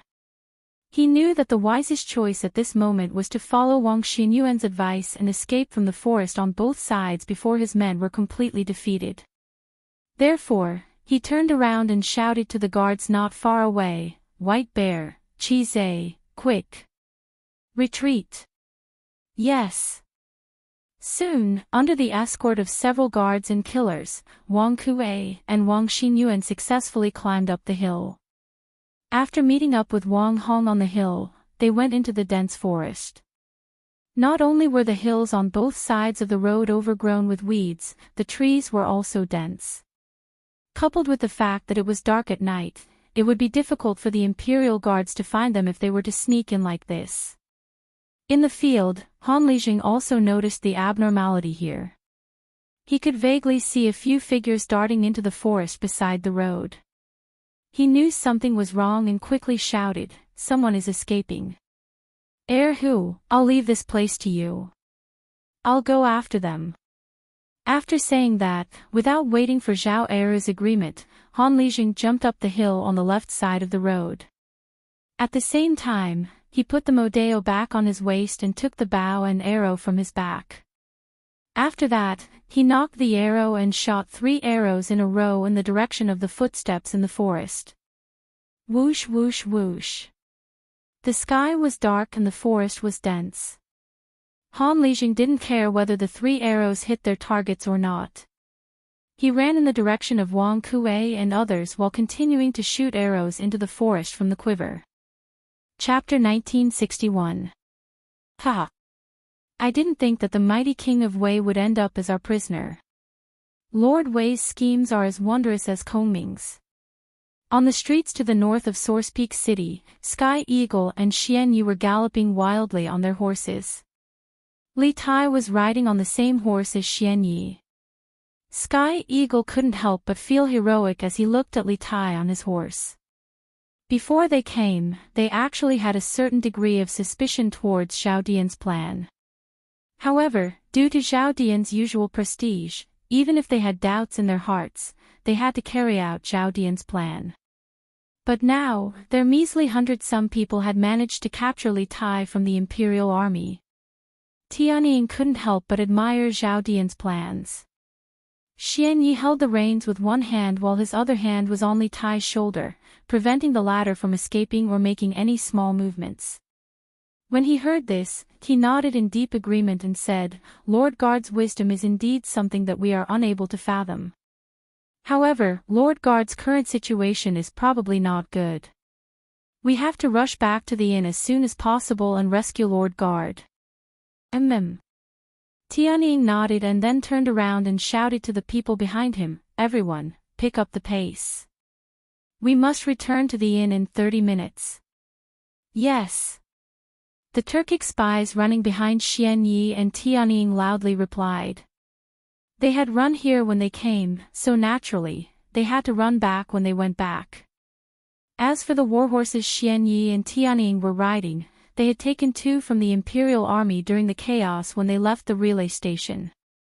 The situation had been so urgent that they hadn't had time to find more warhorses, so only Xian Yi and Tianying had been able to ride back. An inn. These Turkic spies are actually hiding in an inn. I just don't know which inn they are talking about in the city. Li Tai, who had his shoulder pressed down by Xian Yi, could not move at all. He could not help but ponder to himself after hearing the conversation between Xian Yi and Sky Eagle. From the moment he was captured until now, Li Tai hadn't cried out for help because he didn't think it was necessary. In this situation, there was no one in Source Peak City who could save him from Xian Yi. Crying out for help would only be a waste of energy. He still needed to save his energy until he reached the lair of the Turkic spies and then find a chance to escape. They had run here when they came, so naturally, they had to run back when they went back. As for the warhorses Xian Yi and Tianying were riding, they had taken 2 from the Imperial Army when they were leaving the relay station. The situation had been so urgent that they hadn't had time to find more warhorses, so only Xian Yi and Tianying had been able to ride them back. An inn. These Turkic spies are actually hiding in an inn. I just don't know which inn they are talking about in the city. Li Tai, who had his shoulder pressed down by Xian Yi, could not move at all. He could not help but ponder to himself after hearing the conversation between Xian Yi and Sky Eagle. From the moment he was captured until now, Li Tai hadn't cried out for help because he didn't think it was necessary. In this situation, there was no one in Source Peak City who could save him from Xian Yi. Crying out for help would only be a waste of energy. He still needed to save his energy until he reached the lair of the Turkic spies and then find a chance to escape. Chapter 1962. Your Highness. This cry of Your Highness was tinged with shock. It was clear that the speaker had never imagined that he would run into Li Tai here. Looking in the direction of the voice, Li Tai was shocked when he saw the appearance of the leading knight. His eyes widened as he said with a face full of surprise, "General Li. Why are you in Taiyuan City?" This was none other than Li Junxian. After capturing Zhao Dian at Tongfu Inn, they had joined forces with Wang Qingwu and his 100-some Wang clan shadow guards to escort Zhao Dian to the Bing Province governor's residence. The Bing Province governor's residence and Taiyuan courier station were both to the north of Taiyuan City, so Xian Yi and Li Junxian's forces had run into each other. What? It's His Highness. Behind Li Junxian, Wang Qingwu couldn't help but be alarmed by their conversation. He hurriedly urged his horse forward and carefully looked. As expected, Li Tai was seated on the horse at the very front. He was both shocked and furious. Thus, Wang Qingwu unsheathed his saber and shouted at Xian Yi and the others, "Li Tai, you're the first prince of the Tang dynasty. Which scoundrel dares to kidnap His Highness? If you know what's good for you, immediately release His Highness and dismount. Otherwise, die." Although Wang Qingwu had fought with Xian Yi during the day, the light in the night was poor. Moreover, Xian Yi's men were all dressed in black and had their faces covered. Without fighting, it was very difficult to identify them. Otherwise, die. The moment these words were spoken, the Wang clan shadow guards behind Wang Qingwu and the Tensum cavalry led by Li Junxian unsheathed their weapons and began to confront Xian Yi's men. "Ha! Commander Wang. Commander Wang, I hope you've been well since we last met." Wang Qingwu didn't recognize Xian Yi, but Xian Yi recognized Wang Qingwu. Xian Yi couldn't help but feel happy. He immediately took 2 steps forward and looked at Wang Qingwu with a smile that wasn't a smile. "Your Highness." This Your Highness was filled with great surprise. Clearly, the person who spoke had never expected to meet Li Tai here. Looking in the direction of the voice, Li Tai was shocked when he saw the face of the leading knight. He widened his eyes and said in surprise, "General Li. Why are you in Taiyuan City?" It was none other than Li Junxian. After capturing Zhao Dian at Tongfu Inn, they had joined up with Wang Qingwu's 100-some Wang clan hidden guards to escort Zhao Dian to the Bing province governor's residence. The Bing province governor's residence and Taiyuan courier station were both to the north of Taiyuan City, so Xian Yi and Li Junxian's forces had met halfway. "What? It's Your Highness." Behind Li Junxian, Wang Qingwu couldn't help but be alarmed by their conversation. He hurriedly urged his horse forward and carefully looked. As expected, Li Tai was seated on the horse at the very front.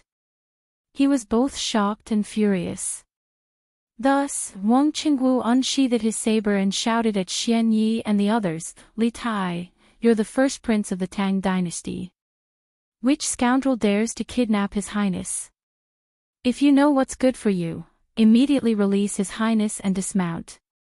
Otherwise, die." Although Wang Qingwu had fought with Xian Yi during the day, the light in the night was not good. Moreover, Xian Yi's men were all wearing black robes and had their faces covered. Without fighting, it was very difficult to tell who they were. Otherwise, die. The moment these words were spoken, the Wang clan hidden guards behind Wang Qingwu and the Tensum cavalry led by Li Junxian unsheathed their weapons and began to confront Xian Yi's men. "Ha! Commander Wang. Commander Wang, I hope you've been well since we last met." Wang Qingwu didn't recognize Xian Yi, but Xian Yi recognized Wang Qingwu. Xian Yi couldn't help but feel happy. He immediately took 2 steps forward and looked at Wang Qingwu with a smile that wasn't a smile. Chapter 1963. Don't kill me. Don't kill me. Everything was done by my father and Wang Xinyuan. It has nothing to do with me. In a forest outside the mysterious manor, Wang Hong collapsed to the ground after being shot by an arrow in his thigh. Through the light from the torches scattered on the ground and the torches in the hands of the burly man in front of him, Wang Hong saw that the burly man in front of him was covered in blood. The knife in his hand was still dripping with blood. He looked like a killing god from hell. Wang Hong was so scared that he almost peed on the spot. At this time, he couldn't care about the pain in his thigh.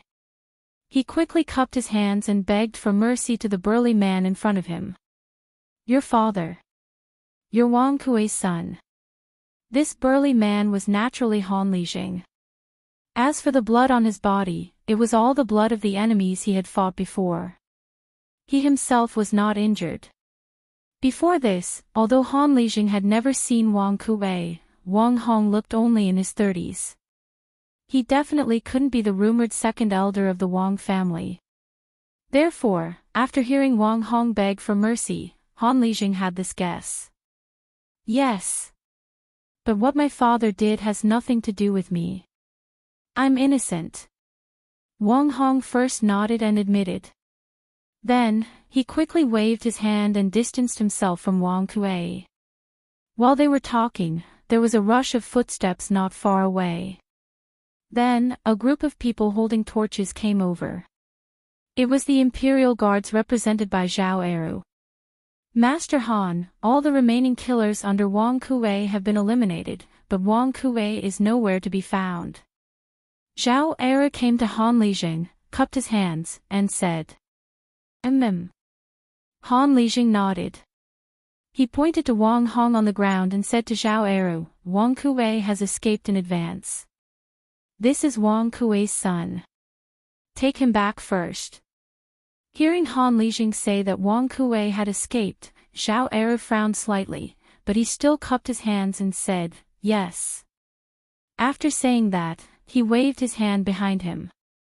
2 Imperial Guards immediately came forward and lifted Wang Hong from the ground. Just as they were about to take him away, Han Lijing seemed to have suddenly thought of something. He quickly said, wait. The 2 Imperial Army soldiers subconsciously stopped in their tracks. They saw Han Li appear in front of Wang Hong in a flash. He looked at Wang Hong and asked in a deep voice, let me ask you. Before this, did anyone come over to inform you of the situation? They say that the Imperial Army is coming here to encircle and annihilate you. Hearing Han Lijing's question for no reason, Wang Hong shook his head blankly and said, no. Who's going to tip us off? What? No. How is this possible? Hearing this, Han Lijing's expression changed slightly, as if he had thought of something terrifying. He was stunned on the spot. Zhao Eru and the other members of the Imperial Army, including Wang Hong, were confused. After a moment of silence, Zhao Eru asked tentatively, Master Han, do you want me to bring people to chase after Wang Kuei?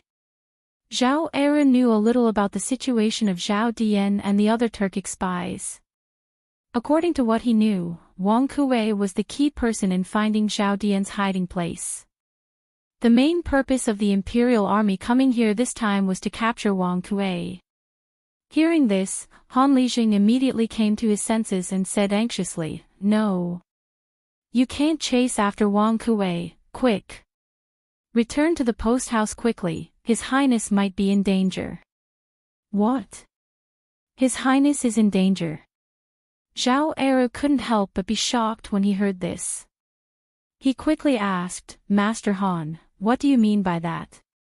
Han Lijing didn't have time to explain to him at this time. He waved his hand and called for the rest of the Imperial Army to take Wang Hong away.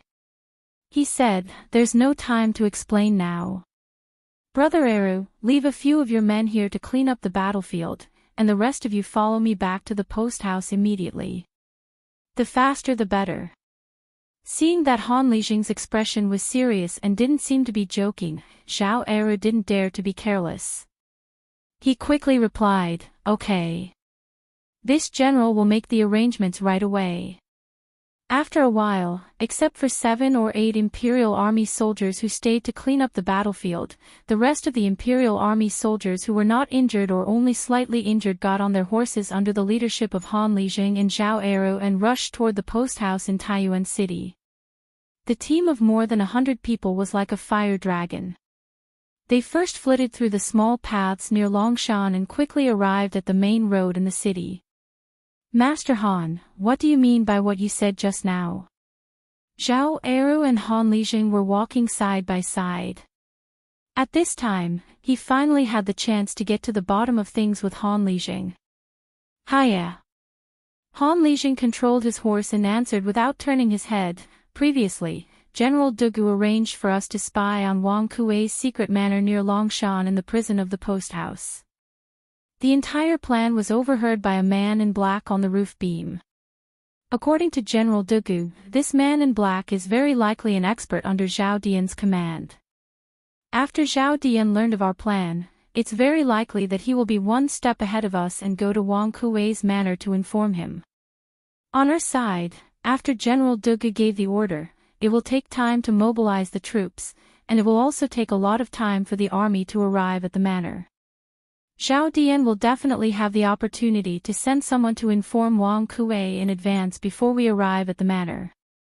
However, when I asked the Wang family boy just now, he said that no one had informed him before we arrived. This means that both General Dugu and I have misunderstood. Zhao Dian never thought of informing Wang Kuei from the beginning to the end. To him, Wang Kuei is just an abandoned pawn. Tonight, he will very likely take advantage of the time when we go to Wang Kuei's manor and the rear is empty to launch a sneak attack on the post house. What? Zhao Dian and the others might launch a sneak attack on the post house. After listening to Han Lijing's analysis, Zhao Eru's eyes widened. A thick layer of fear and uneasiness quickly covered his face. Zhao Eru took 2 deep breaths and said anxiously, "This matter should not be delayed. Why don't you let me choose a group of light cavalry and hurry back to the post house? Nothing must happen to His Highness." In a place like the city where the terrain was not open, the marching speed of a group of 100 cavalry was definitely not as fast as that of a group of 10 cavalry. Therefore, Zhao Eru wanted to choose another small group of people to go back to the post house first. Han Lijing was also a veteran who had been on the battlefield and obviously understood this point. He nodded and said, "This old man will also go with you. I hope everything is not too late." The distance from the post house to Wang Kuei's manor near Longshan was actually not close. Even if they rode fast horses, it would take a long time to make the trip. Not to mention that the Imperial Guards had also spent a lot of time fighting with Wang Kuei's killers outside the mysterious manor. Han Lijing now had a very bad premonition in his heart. It was very likely that something had happened at the post house. Chapter 1964. Wang Clan Ancestral Home, Main Hall. Wang Bing, Wang Yu, Princess Tong and the Wang clan's 3rd, 4th, and 5th elders were all gathered in the main hall. Usually, they would have returned to their rooms to rest, but today, Wang Kuei's sudden escape had brought the entire Wang clan to the brink of death. The slightest carelessness could plunge the Wang clan into eternal damnation. Thus, all the core members of the Wang clan, including Wang Bing, were waiting in the main hall for news from Wang Qingwu. The atmosphere in the main hall was extremely oppressive. The maids and servants standing to the side didn't even dare to breathe too loudly. At this moment, a middle-aged steward walked in and whispered into Wang Yu's ear. "Master, the people we sent to Tongfu Inn have returned." "Oh. Let Qingwu in." Wang Yu, who had been faintly fatigued, was jolted awake. He hastily sat up straight and said to the steward. His voice was rather loud, such that everyone in the main hall heard him. Wang Bing, Princess Tong and the other 3 Wang clan elders all turned their gazes in Wang Yu's direction. The steward had an awkward expression on his face. He first clasped his hands towards everyone in the room, then said, "My apologies. Commander Wang did not return. Only half of the people who went came back. Only half came back. What's going on? Could Wang Qingwu have been ambushed at Tongfu Inn?" Wang Yu frowned and asked subconsciously. He knew that Wang Qingwu had brought over 200 of the Wang family's hidden guards to investigate the situation at the Tongfu Inn, but only half of them had returned. This meant that it was very likely that the other half had encountered some mishap. For over 100 Wang family's hidden guards to encounter mishap, it could only mean that a powerful force had set up an ambush for Wang Qingwu in the inn. The steward hurriedly shook his head. "No. That's not it." The mission this time went very smoothly. Commander Wang took the other half of the people to carry out another mission. I heard from the people who came back that they had a pleasant surprise and captured an extraordinary person. "Oh. Captured an extraordinary person. Quick. Have someone come in and tell me what's going on." Hearing this, Wang Yu's eyes brightened. The worry on his face disappeared and was replaced with joy. Not only him, but the rest of the people in the main hall also secretly heaved a sigh of relief after hearing the old butler's words. Yes, master. The old housekeeper responded and then walked to the door. He opened the door and shouted outside, "Wang Quan, come in." Yes. As soon as he finished speaking, everyone in the room heard the sound of hurried footsteps that were getting closer and closer. Soon, an ordinary-looking young man in a tight suit walked in. He clasped his fists and bowed to everyone in the room. "Greetings, family head, princess, grand elder, and third elder. At this time, there's no need to be so courteous. Quickly tell me who you caught at Tongfuin." Before Wang Quan could finish his greeting, Wang Bing, who was sitting at the head of the table, waved his hand impatiently, interrupting him. "Yes, Grand Elder." Wang Quan bowed as he received his orders, and then he didn't waste his breath and directly started narrating. "An hour ago, Commander Wang led us to surround Tongfu Inn. We originally intended to capture the manager and owner of the inn, yet we never imagined that we would actually encounter two groups of people in battle there." Chapter 1965. Humph.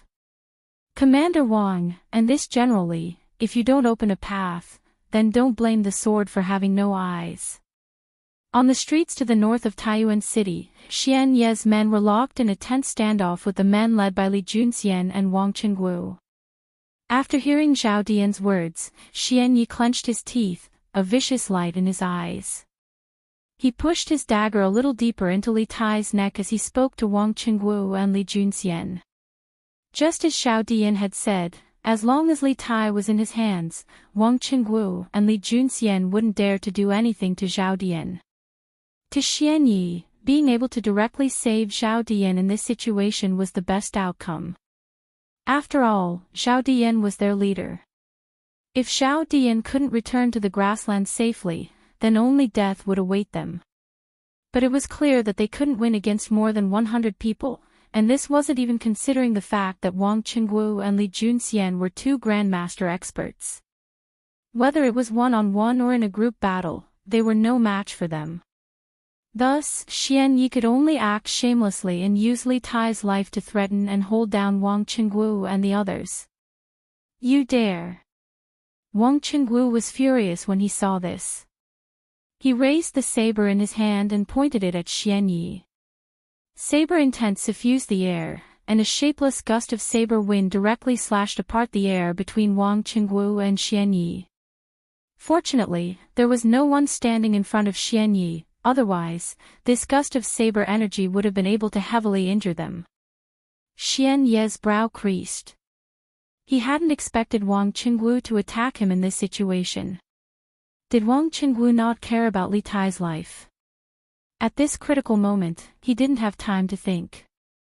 He hurriedly raised his true qi, tapped his feet lightly, and dodged to the side with Li Tai. "You!"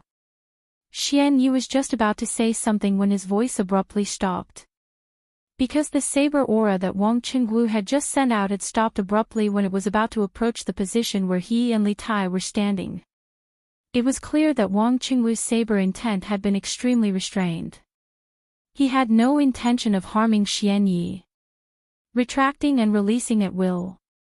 Wang Qingguo's control over saber intent actually reached the level of freely withdrawing and releasing. Humiliation. Xian Yi felt humiliated. He recalled his actions just now. He was like a clown, being toyed with by Wang Qingguo. "Do you really think I don't dare to kill him?" A cold glint flashed across Xian Ye's eyes. He tightened his grip on the dagger in his hand and shouted angrily at Wang Qingguo. Wang Qingguo looked at Xian Yi with a mocking expression, pretending to be relaxed as he said, "If you really dared to make a move, you wouldn't have taken His Highness out of the way just now." Xian Yi was furious, but he was rendered speechless by Wang Qingguo's words. "Commander Wang, generally, don't worry about me. As a prince of the Great Tang, I will never lower my head to a Turkic spy. Li Tai felt a slight pain on his neck, but he didn't cry out in pain. The children of the royal family matured early. Moreover, after studying under Li Zixuan for more than a year, his mind had matured a lot. Li Tai knew very well that the weaker he appeared now, the more savage his enemy would be, and the more disadvantageous the situation would be for him. Thus, he followed Wang Qingwu's words and shouted loudly. Chapter 1966. On the northern streets of Taiyuan City, Wang Qingwu and Li Junxian had failed to take back Li Tai from Xianyi, and the two sides were once more in a stalemate. However, Wang Qingwu and Li Junxian's actions had thoroughly infuriated Xianyi. Xianyi had grabbed Li Tai by the neck and lifted Li Tai off the ground. His face was red and he was having trouble breathing. It was clear that he wouldn't be able to last for much longer. The situation was extremely dire.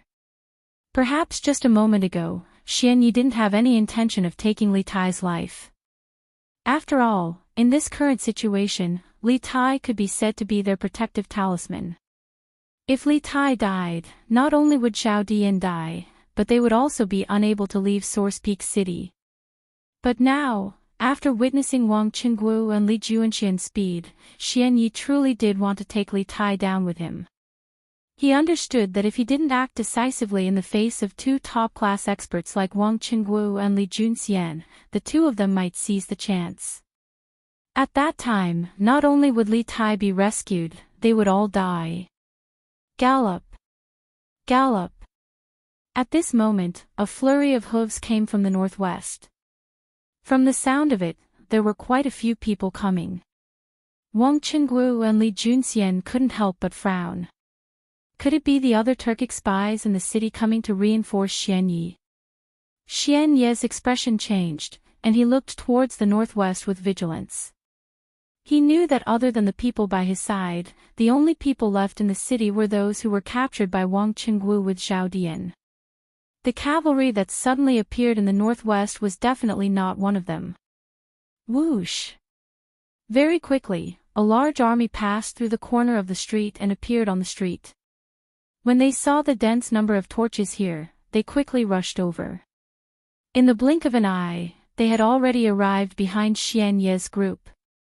Who goes there? 10 meters away from Xianyi's group, the army stopped. The leader of the army looked over and loudly shouted. Yes, Your Highness.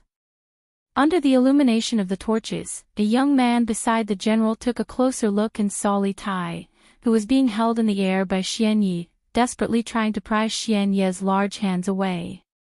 The young man's face was filled with shock, and he immediately roared, "Who are you, scoundrel? Quickly release His Highness." Li Tai was being held up in the air by Xianyi with one hand. From his angle, he could see the army coming from the north, as well as the two generals at the front of the army. He slapped Xianyi's arm and hand with all his strength as he said with difficulty, "Fang. Adjunct, General. Fei Ying." The newcomers were none other than Fang Gongting from the Bing Province Barracks and Dugu Feiying, who had gone to the Bing Province Barracks to get reinforcements. On the streets to the north of Taiyuan City, Wang Qingwu and Li Junxian had failed to take back Li Tai from Xianyi, and the two sides were once more in a stalemate.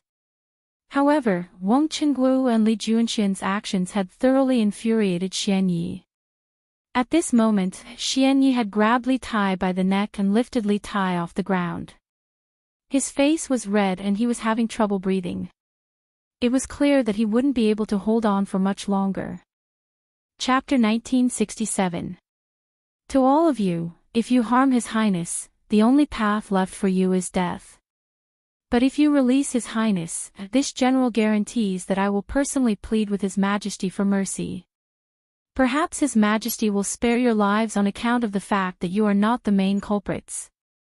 Don't even think that this general will let you go, because if we allow you to take His Highness away, we will find it difficult to escape His Majesty's punishment, and we will all find it difficult to escape death. If we advance, we die, and if we retreat, we die. Thus, if you don't release His Highness, don't even think about leaving this place alive.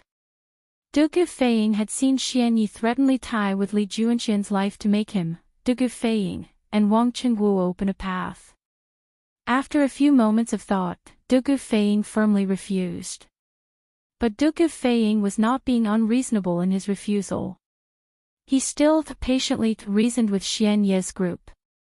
First, he wanted to make clear his position and situation.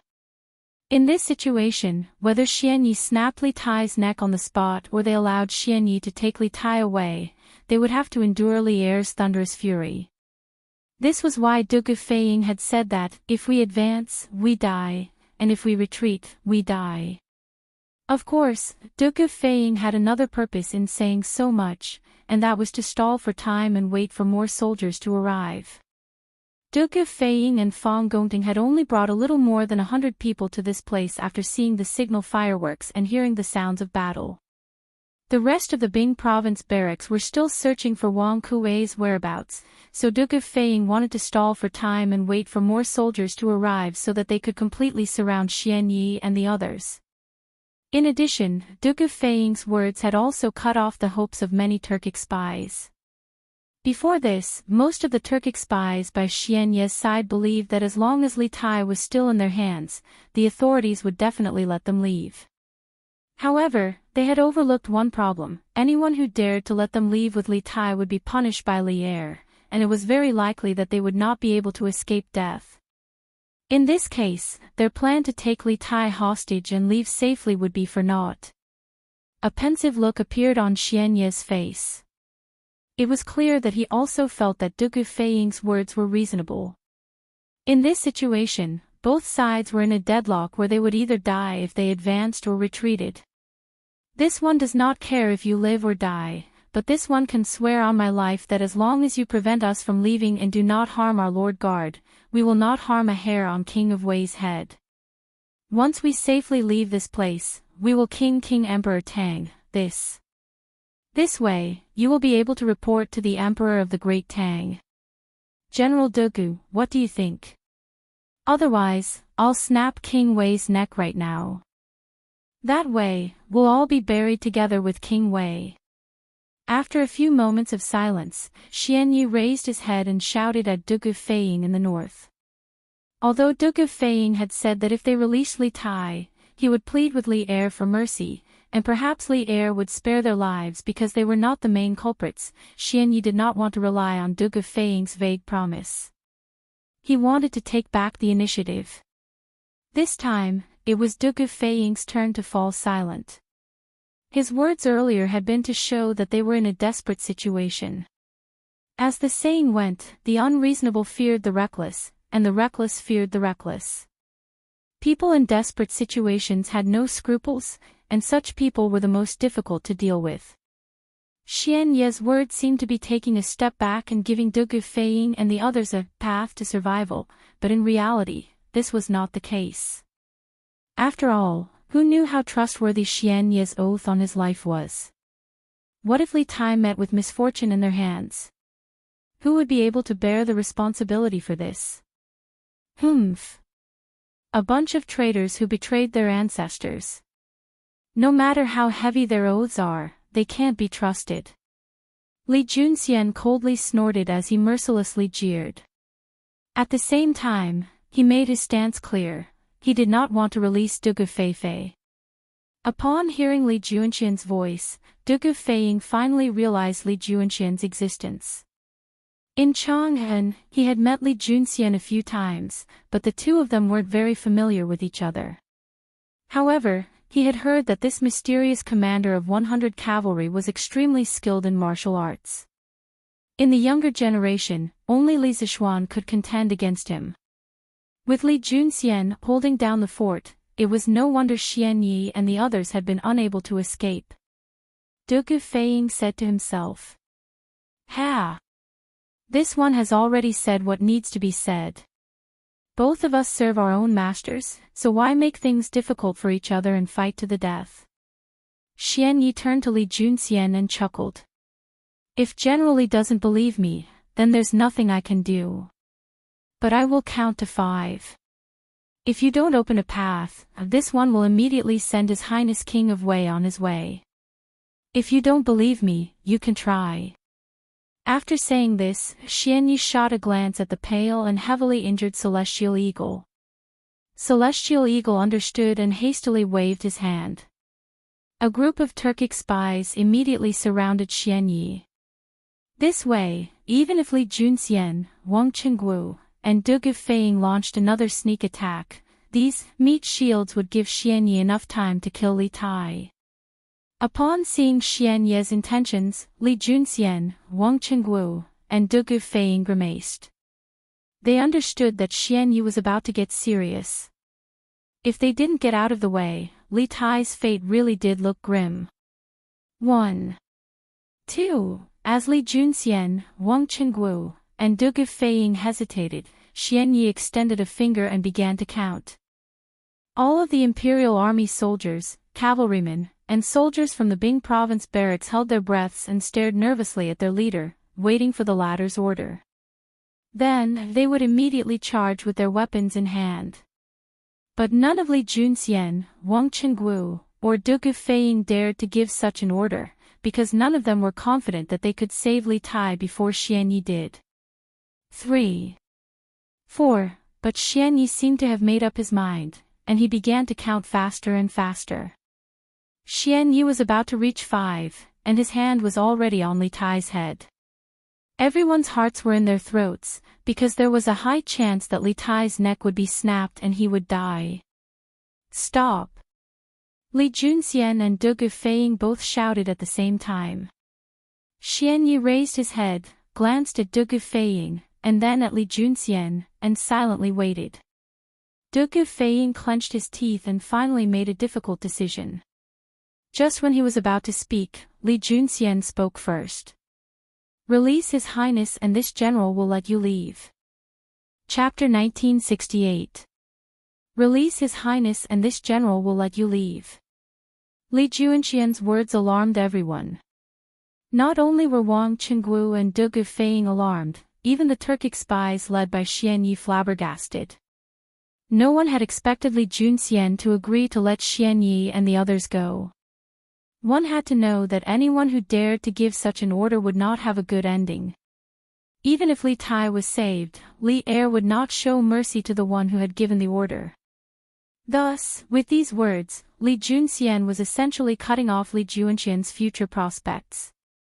But just when Xianyi's hand was about to snap Li Tai's neck, Li Junxian had no choice but to say these words. As the person of the highest status here, he couldn't just let Du Gufeiying say these words, could he? General Li.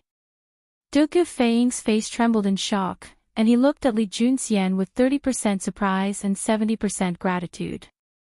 Just a moment ago, he had been about to say the same thing, but Li Junxian had spoken first. By saying this, Li Junxian had taken the risk for him. In this place, do your words count? Xianyi's eyes flashed as he quickly recovered from his shock and indifferently asked Li Junxian. In truth, he still didn't know who Li Tai was. All he knew was that Li Tai and Du Gufeiying had both called him General Li. Li Junxian coldly and proudly said, "This general is Commander Li Junxian of the Great Tang's 100 Cavalry Division. My words naturally count. Today, this general will let you leave, but I hope that you can keep your promise. If you break your oath, this general will definitely burn Zhao Dian to the ground." After saying this, Li Junxian threw his sword to the side. Swish! The sword stabbed into the ground an inch in front of Zhao Dian's feet. Zhao Dian was just a scholar, and though he was skilled in schemes, he was never as courageous as a martial artist. He was immediately frightened into taking 2 steps back. Commander of the Great Tang's 100 Cavalry Department, Li Junxian. Xianyi and the others were startled. They realized that they had nearly kicked a metal plate. If the Imperial Army was an elite force, then the 100 Cavalry was the elite of the elite. The commander of the 100 Cavalry Department was an existence that ordinary people could not hope to reach.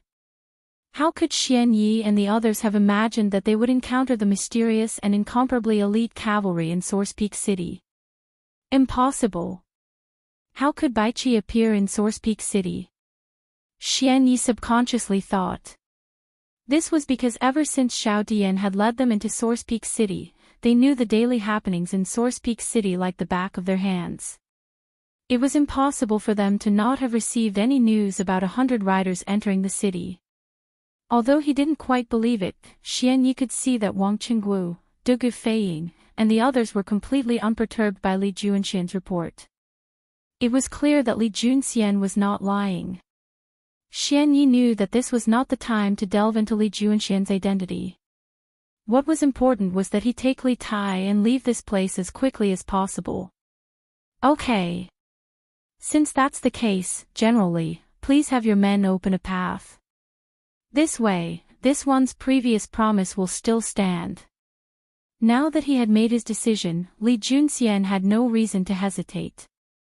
He waved his hand and ordered, "Everyone, stand to the sides and let them leave." Chapter 1969. The relay station was ambushed by bandits. My brother was in charge of the station, but His Highness was kidnapped. My brother is probably heavily injured, so this one must return to the relay station as quickly as possible. I'm afraid that I cannot accompany Advisor Fong in escorting Zhao Dian.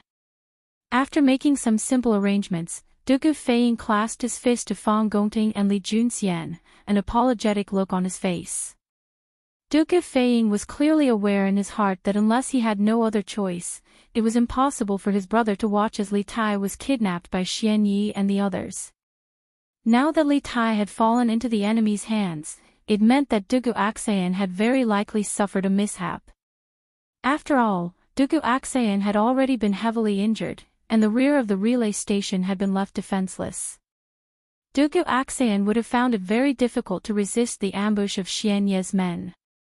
Therefore, at the moment he saw Li Tai being captured, Dugu Feiying had already realized that something might have happened to Dugu Axayan. However, rescuing Li Tai was more important at that time, so he could only temporarily put aside the worries in his heart. Now that Xian Yi and the others had already left with Li Tai, his feelings of urgency to return to the inn grew. This general will accompany Advisor Fong in escorting Zhao Dian, so there will be no mishap. Feiying, you just need to return to the relay station. Once this general delivers Zhao Dian to the provincial governor's residence, I will personally pay a visit to General Dugu. Although this was Li Juanxian's first time meeting with Dugu Feiying in Taiyuan City, he already knew the situation at the relay station like the back of his hand. He nodded and spoke to Dugu Feiying. Okay. Then this one will take his leave. Dugu Feiying gave Li Junxian a grateful glance before turning to leave. As for Li Junxian and the others, they wasted no time, hurriedly escorting Zhao Dian back to the provincial governor's residence. Advisor Fong. You are. After passing through 2 streets, Li Junxian and Fong Gongting ran into a group of men. After some initial wariness, the leader of the group quickly recognized Fong Gongting in the light of the torches. Calling out in alarm, he rushed over and clasped his fist in greeting. Constable Fong. This group of people was the bailiffs of the provincial governor's residence, led by Constable Fong. Dugu Feiying had gone to the provincial governor's residence and the Bing province army camp to pass on Li Tai and Li Juanxian's orders, ordering Wang Liaoyuan and Fong Gongting to search the city overnight for Wang Kuei's whereabouts. Constable Fong had personally led his men to search the city. He had just heard from his subordinates that there were sounds of fighting on the streets to the north of the city, so he had hurried over. He had not expected to run into Fong Gongting's group. As for Li Junxian and the others, they wasted no time and quickly escorted Zhao Dian to the provincial governor's residence. Adjunct Fong. You guys are. After passing through 2 streets, Li Junxian and Fong Gongting encountered a group of men. After some initial wariness, the torchlight revealed that they were the leader. Li Juanxian's group wasted no time, hastily escorting Zhao Dian to the provincial governor's residence. Adjunct Fong. You guys are. After passing through 2 streets, Li Junxian and Fong Gongting encountered a group of people. After some initial wariness, the torchlight revealed that this group was the leader of the group. As for Li Junxian and the others, they wasted no time and quickly escorted Zhao Dian to the provincial governor's residence. Adjunct Fong. You guys are. After passing through 2 streets, Li Junxian and Fong Gongting encountered a group of people. After some initial wariness, the torchlight revealed that this group was the leader of the group. Chapter 1970. General Fei Ying. You're back. When the Imperial Guard saw Dugu Fei Ying, he was surprised at first, but then his face darkened. He opened his mouth hesitantly, as if he wanted to say something but didn't dare to. Dugu Fei Ying glared and was about to get angry when the Imperial Guard stopped hesitating and pointed in the direction of Yiqing Pavilion. The general is seriously injured and on the verge of death. He is now lying in Yiqing Pavilion. General who has already gone to Huichan Hall to invite Dr. Gongsun. What? On the verge of death? Hearing that, Dugu Fei Ying felt as if he was struck by lightning. He was stunned on the spot. He had expected Dugu Axayan to be heavily injured, but he had never expected Dugu Axayan to be injured to such an extent. What did it mean to be on the verge of death?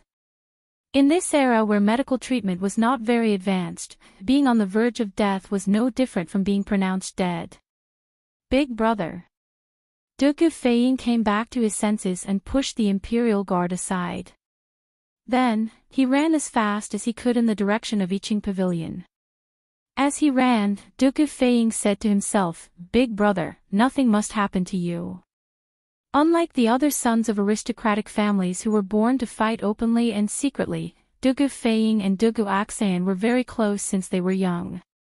It was said that an elder brother was like a father. In these years in the army, Dugu Fei Ying had received a lot of care from Dugu Axayan. There were even a few times when Dugu Axayan helped him, Dugu Fei Ying would have been beheaded.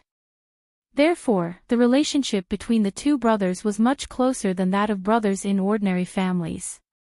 Now that he heard that Dugu Axayan was on the verge of death, Dugu Fei Ying wanted nothing more than to take his place. Dugu Fei Ying ran as fast as he could and soon arrived at Dugu Axayan's room in Yiqing Pavilion. When he opened the door, Dugu Fei Ying first smelled a strong smell of blood. Then he saw that the ground and the bed were covered in blood, and there was a person lying on the bed. Seeing that familiar figure, Dugu Fei Ying's heart ached and his nose ached. He quickly walked to the bed and knelt on both knees. Facing the person on the bed covered in blood, he said in a trembling voice, Big brother. It's me. I'm Fei Ying. What happened to you? I'm back. Open your eyes and look at me. Dugu Fei Ying grabbed Dugu Axayan's hand. He could feel that Dugu Axayan's hand was extremely cold. His heart instantly felt as if it had fallen into an ice cave.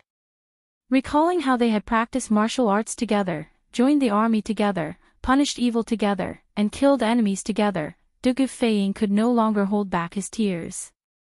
His eyes were red as he muttered, It's all my fault, it's all my fault. I knew you were injured, but I still left you at the post house. I came back late. Big brother. Open your eyes and look at me. Other than Iron Egg, there were other people in the room who were simply treating Dugu Axayan's wounds. Seeing Dugu Fei Ying's grief, Iron Egg also felt bad. After thinking for a while, he went forward and comforted him. Commander who has already gone to invite Miracle Dr. Gongsun from Huichan Hall. Dr. Gongsun was able to cure General Dugu of such a complicated poison in the morning. It would be the same this time. As long as Dr. Gongsun was here, General Dugu would definitely be fine. General Fei Ying, don't be too sad. Although Bruiser was Li Zixuan's disciple, he mainly learned martial arts under Li Zixuan's tutelage. As for medical knowledge, he didn't receive any of Li Zixuan's teachings. Therefore, he couldn't do anything about Dugu Axayan's injuries. He could only pin his hopes on Gongsun Liang. Chapter 1971. What did you say? Turkic spies attacked the courier station, and His Highness King of Wei was taken away. In the back hall of the Bing provincial governor's mansion in Taiyuan, Wang Liaoyuan was sitting in front of a table, anxiously waiting for the news of the bailiffs who had gone to the city to look for Wang Kuei. Unexpectedly, he received such a bad news. Wang Liaoyuan was so shocked that he stood up immediately. Yes, this news was grievous news for him and all of Taiyuan's officialdom. The one who had come to deliver this news was none other than one of the Yamen runners serving Constable Feng. Constable Feng's men had run into Li Juanxian's group, so Constable Feng had volunteered to lead the way. Of course, while leading the way, Constable Feng had not forgotten to send a report back to the governor's residence so that Wang Liaoyuan could think of a countermeasure and mentally prepare himself. It's like this. Moreover, Advisor Feng will be escorting Zhao Dian here soon. I hear that he's accompanied by 100 cavalry commanders. The Yamen runner cautiously said upon seeing Wang Liaoyuan's nasty complexion. It's over. It's all over. Wang Liaoyuan's face was ghastly pale, and it was no exaggeration to say that he looked like he had lost his parents. A middle-aged man dressed as a scholar standing next to him began to console him. "My lord, there is no need to be so pessimistic. The gates of Taiyuan City are tightly shut, and not even a fly can get out, much less a person. Now that Zhao Dian is in Advisor Feng's hands, even if those Turkic spies capture His Highness, they won't dare to do anything to him. Moreover, they won't be able to leave Taiyuan City. In this case, we still have a chance to save His Highness. In addition, His Highness was taken away by the Imperial Army. Even if His Majesty blames you, he won't be able to blame you. My lord has not made any major contributions in your administration, but neither have you made any minor mistakes. This Wu is confident that His Majesty will not punish you too harshly. Shut your mouth." The first half of the middle-aged scholar's words had been reasonable, but the second half had taken a turn for the worse. Wang Liaoyuan couldn't help but interrupt. "Since this official is the governor of a province, I have the responsibility to protect the people.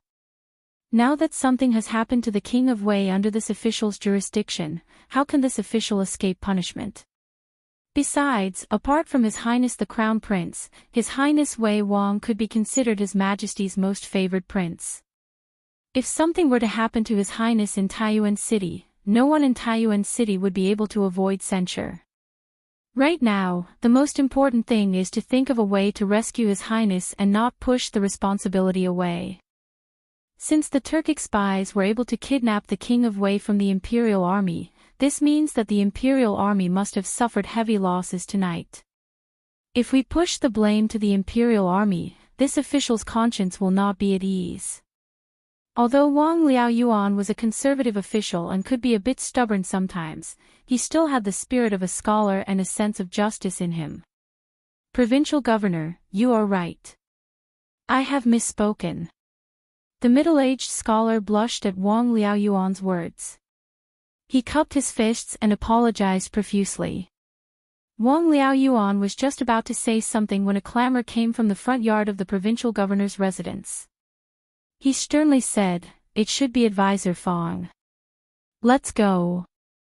Follow this official to the front yard." "Yes." The people in the room replied and followed Wang Liaoyuan to the front yard. Chapter 23-27. Master, this is a mental attack. It's an attack from a third-step expert.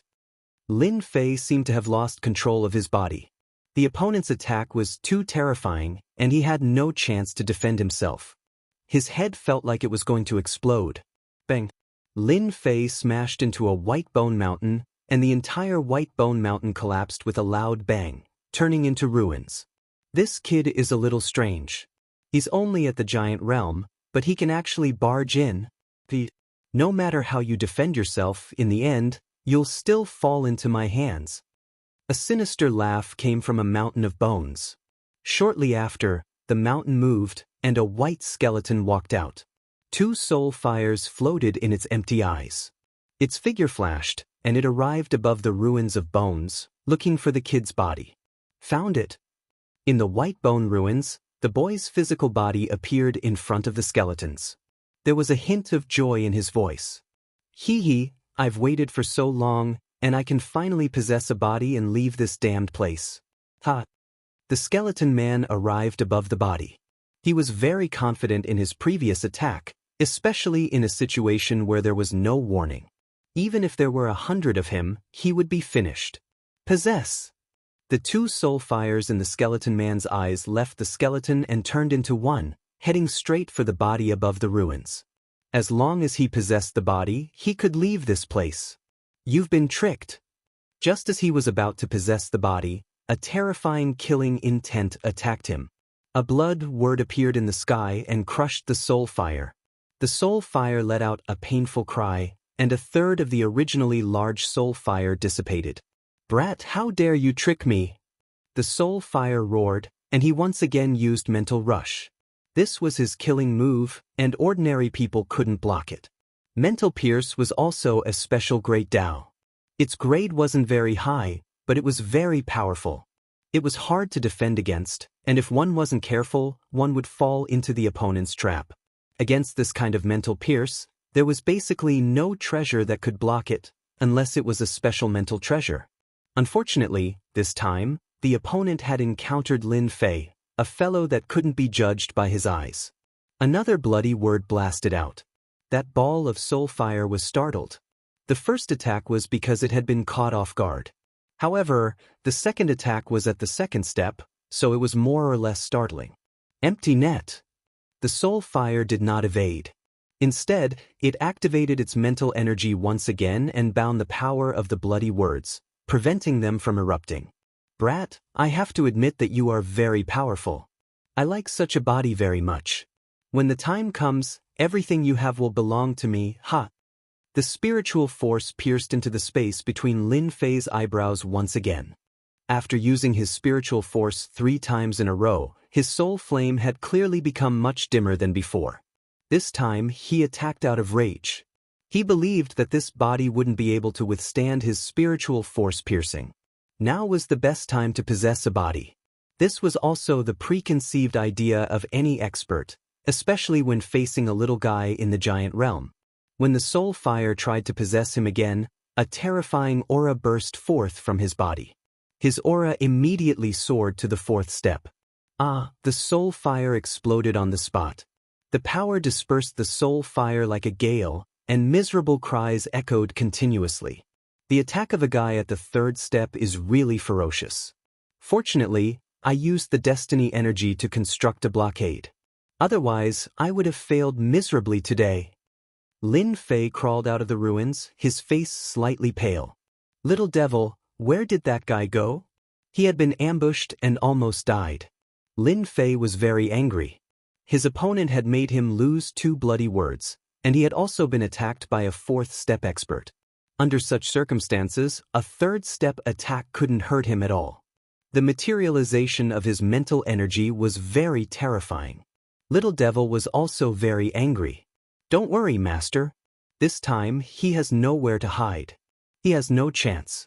There won't be a second chance. Lin Fei and Little Devil were very angry.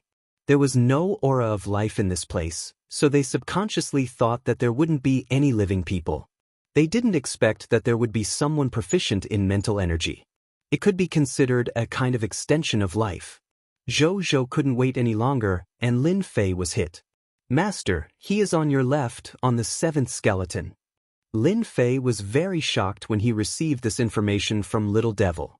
There was a scattered skeleton there, and it was not very complete. It was hard to suspect that the other party was attached to it. Chase. Lin Fei pretended to chase forward. He didn't look at the skeleton at all, and his actions made it seem like he was going to chase. He knew that this powerful concealment ability was the other party's greatest trump card. According to Little Devil's analysis, the other party's soul fire was different from the physical body. Any damage would take a long time to recover. If he couldn't kill him in one attack, it would be troublesome to find him later. Lin Fei planned to make a feint. Brat, you are still too inexperienced. I lost my physical body and preserved my mental energy, which is the perfect counter to mental energy. Don't even think about finding me. The other party was clenching his teeth in anger at this brat. A little brat had actually caused him to suffer such a huge setback. His vitality was greatly injured, and if he wanted to recover, he would need at least a few hundred years. This setback was a bit too big. After seeing the other party leave, the other party secretly heaved a sigh of relief. As long as he hadn't been discovered, he had ways to deal with this brat. Found you! A thunderclap sounded in the clear sky and exploded beside the skeleton. Lin Fei returned again and punched the skeleton. This was the most basic attack, but it couldn't withstand the explosive power of the fourth step. In the face of this power, even the most ordinary move could erupt with a fierce power that could destroy heaven and earth. How did he find me? The other party's mind went blank. He hadn't expected that he would be exposed. I've been exposed. In the next second, a terrifying power crushed the body of the soul fire. The soul fire, which had consumed a lot of energy, was now on the verge of collapse. It seemed like any random attack would completely disintegrate it. To put it bluntly, it was like the clouds in the sky had scattered. The attack of Lin Fei's punch caused the soul fire to howl. It was a tragic sight. Continue to hide. Lin Fei made a grabbing motion with his hand, and an invisible force enveloped the tottering soul fire. When he released his origin energy, the soul fire began to evaporate. A ferocious face appeared on the soul fire and roared at Lin Fei. Brats, stop. I told you to stop. Lin Fei was unmoved. Ha ha. But stop. You bastard. If you continue, I'm done for. The soul fire kept struggling and gradually became transparent. Chapter 23-28. The soul fire started to turn dim, and it was about to become transparent, which scared the other half to death. Brats, stop. The man's face showed a trace of despair, and at the same time, he became extremely violent. Do you know what you are doing? You are offending a great super expert. If the expert is angry, he will make your whole family bleed, and you will never be able to reincarnate. Lin Fei's face sank slightly. You are about to die, and you still dare to talk nonsense. You don't know what's good for you. As he increased the power output, the soul fire started to shake violently, and its colors started to become transparent. It screamed, I am a super expert, and you still dare to, it hurts, stop, stop. Lin Fei clearly realized that this guy should be a wily old fox. To deal with such a person, he should be heavy-handed, and he had to make the other party remember. The torture continued. The soul fire became smaller and smaller, and its color became translucent. The other party's screams gradually became weak. Under such torture, it would be strange if the other party could still hold on. Is this the attitude you use to beg? Lin Fei said coldly. He felt that it was about time. Lin Fei said. The soul fire didn't expect that the other party wasn't afraid of its threat at all. It was obvious that the other party wanted to kill it. It was a top expert, and even if time passed, it was still a super expert. Today, it actually failed because of a brat. It was completely unimaginable. Until the other party spoke, it had a glimmer of hope, and a thought appeared in its mind, maybe I don't have to die. Little brother, if you have something to say, we can talk it out. Can you stop first? Waiting for the other party's power to increase, and the pain was like hovering between life and death. If it was a physical body, it would be fine, but now that it was a pure spiritual body, the torture it enjoyed would increase, and its sensitivity would increase infinitely. The pain would also become extremely terrifying. Senior, uncle, I was wrong. I shouldn't have sneak attacked you, and I shouldn't have threatened you. I beg you, please stop. Finally, the person chose to lower his head. At this point, it didn't matter what he could or couldn't say. If this continued, it wouldn't be long before he would completely disappear and lose all of his past glory. And here I thought you would continue being arrogant. Didn't you just say you wanted to wipe out my entire sect? If you have the guts, then continue. Lin Fei said coolly. Wasn't that just a misunderstanding? Little brother is so young, so you must have come from a powerful family. How could I threaten you? You also know that once a person loses his temper, he won't speak properly. That person gasped for breath. Lin Fei did not dare to underestimate such a person. This guy was able to leave behind a complete spirit body, so he was at least a fourth step expert. Lin Fei wouldn't give up so easily. Little devil, how's the analysis going? It's best to immediately think of a way to control him. Lin Fei really couldn't bear to let this living map exist. Soon. Lin Fei was relieved. Misunderstanding? You really know how to talk. If my father hadn't given me a few treasures, maybe I would have fallen into your trap. How do you think you should compensate me for my loss? Lin Fei said fiercely. If you can't tell me, then don't even think about living. These words undoubtedly made the other party happy. This kid doesn't seem to have seen through this daddy's background. He should be a newbie, but the family behind him isn't small. It's really my bad luck to have such a treasure to protect me. However, being a thief seems to be an opportunity. Qi Lin was his name. Now that this name was mentioned, only a few people knew about it. But in the past, kid, you're torturing me like this. Just wait for your bad luck. Although he couldn't successfully possess this body, and the consumption was too great, Qi Lin didn't mind killing this kid. This place wasn't easy to come to, even if the other party had a powerful family behind him. Once he reached that place, Qi Lin's heart flashed with a trace of a smile. Little brother, as long as you let me go, I can take you to my old nest. There are all kinds of treasures collected in my old nest. Little brother, if you like something, just take it. Lin Fei didn't believe that the other party would be so kind. The little devil also followed up. Master, this guy's mood is fluctuating. He must have thought of a bad idea and wants Master to walk into a trap. However, he won't have the chance. Master, you might as well follow him and take a look. Perhaps there will be some good harvest. Lin Fei indeed had this idea. Previously, he was still wondering why there was nothing in the central area except some corpses. Perhaps everything was done by this guy. Nest. You're very smart. Lin Fei laughed. This young master is happy and will naturally let you go. If you have any other ideas, this young master doesn't mind pinching you to death on the spot. You better not play any tricks. Little brother, my vitality is greatly injured now. My life and death are not in your hands. Even if you give me 100 guts, I still wouldn't dare. Lead the way. Lin Fei grabbed the soul fire. At the same time, he secretly used his own energy to seal the surroundings. All of this was completed in an instant. Qi Lin didn't even notice that there was a seal outside. Qi Lin didn't know about this. He was very confident in that place. No matter who entered, if they didn't have him to lead the way, they would inevitably die. Relying on his familiarity with that place, he believed that he could regain his freedom once more. At the same time, he could also watch those unlucky fellows die. If their corpses were preserved well, he could still walk around with his flesh and blood. Lin Fei wasn't in a hurry. He constantly learned about the central area from the other party. In order to make the other party believe in him, Qi Lin mixed truth and lies together. Most of them were true. In any case, he didn't believe that the other party could escape his calculations. The range of the White Bones Mountain was very large. According to the other party, this place had been condensed by someone in the past. And in the depths of the White Bones Mountain, there was a graveyard that those powerhouses had opened for those corpses. Those corpses that could be found in this graveyard were all people with great backgrounds. After hearing this, Lin Fei was greatly shocked. There was actually a powerhouse who had opened a graveyard. Lin Fei firmly believed this. Otherwise, he wouldn't have only collected a single dragon corpse.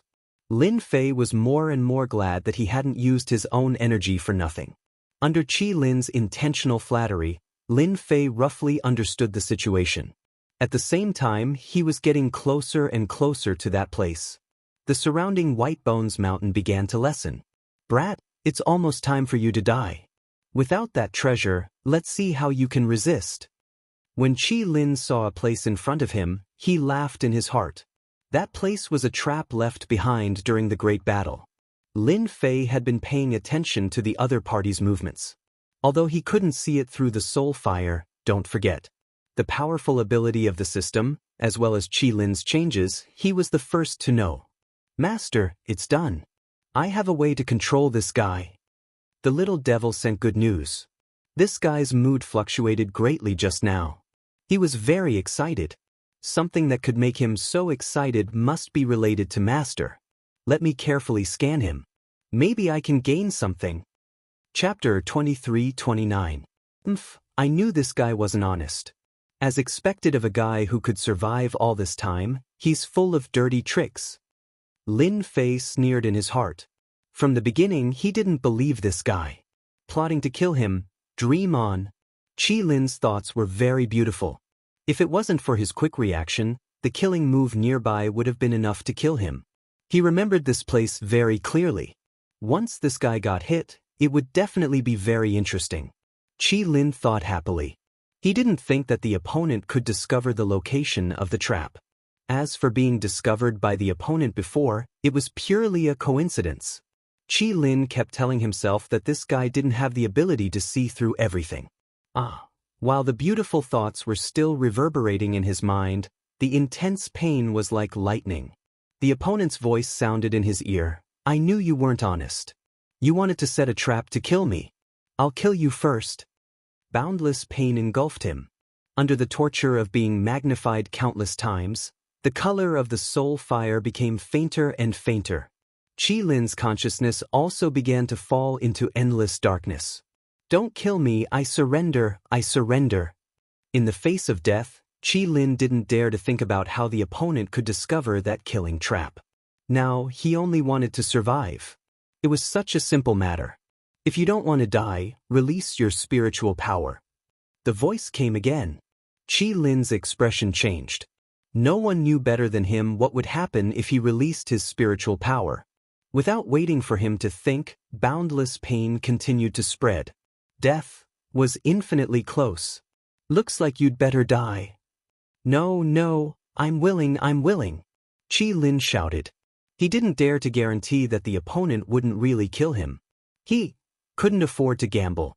Qi Lin released his spiritual power. The opponent's big hand withdrew its power. He seemed to have returned from hell. As soon as he opened his spiritual force, a tyrannical destructive force rushed into his spiritual sea.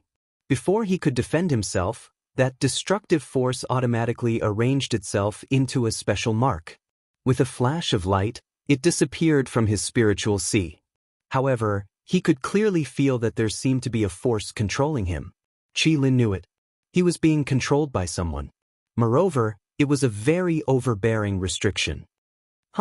Before Qi Lin could curse, pain came from the depths of his spiritual sea.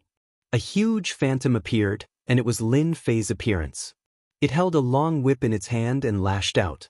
The long whip struck the spiritual sea, and Qi Lin let out miserable cries, each cry more miserable than the last. More than 100 lashes fell. Qi Lin's soul fire had almost turned into nothingness. There was no doubt that a few more lashes would be enough for him to completely vanish into thin air. Stop hitting me. I'll tell you everything. Stop hitting me. Lin Fei was very clear that to deal with this kind of person, he needed to give them a fatal threat. The long whip and even the phantom that the other party had condensed in his spiritual sea were all the work of the little fiend. Every time he whipped Qi Lin, the little fiend would carry out a perfect calculation. Not too much, not too little, just enough to put Qi Lin on the edge of death. That kind of feeling of death was enough to make a person collapse, let alone once or twice. Qi Lin had experienced several life and death crises. Even if he had a temper, he didn't have one. That was why Qi Lin said those words. He had no choice but to lower his head. The most frightening thing was that the other party had researched the imprint that could control his spiritual power. Even in the past, that was a secret that couldn't be passed down. Now, it had fallen into the hands of this young boy. Don't you think you should say something? Lin Fei released his soul fire, not worried that the other party would escape. He only needed a thought, or even a trace of malice towards him, and the other party wouldn't have a good ending. Moreover, the current Qi Lin simply couldn't withstand any torment. My name is Qi Lin, and I'm now young master's man. I'll do whatever young master tells me to do. I won't dare to play any tricks. Qi Lin transformed into a small person and said respectfully, I don't care whether you're called Qi Lin or not. From now on, you'll have to obediently return it, and I won't treat you unfairly. It all depends on what you do next. Lin Fei didn't care what the other party thought. As long as the other party did his job well, the Central 100 Library's books would be very useful. He didn't deny this point. Young master, there's a killing intent left behind by a sixth-step expert during the Great War. It hasn't dissipated even now. I just wanted to use this killing intent to deal with young master. I hope young master can forgive me. Qi Lin accepted his fate. The other party's imprint was very mysterious, and he couldn't find it in the depths of his spiritual sea. It wasn't any of the restrictions he had seen so far. A sixth-step expert? Isn't it said that the strongest is only at the fifth step? Lin Fei couldn't help but ask. In the entire sacred world, the strongest was only at the third step. As for the fourth step, there were definitely some. As for how many, no one knew, but there wouldn't be many. It could be counted on one hand. Now that there was a sixth-step expert, Lin Fei was truly shocked. Qi Lin coldly snorted, "Fifth step? What is that?" Before Qi Lin could continue, he felt a whip in the depths of his spiritual sea. Qi Lin realized that he had said something wrong. That it was a slip of the tongue, a slip of the tongue. To deal with a person like Qi Lin, Lin Fei felt that he had to deal with him slowly. After a long time, he would be 100% obedient. It seems that you should be someone who survived the Great War back then. Tell me about it. Lin Fei wasn't in a hurry. This place was really not easy to enter.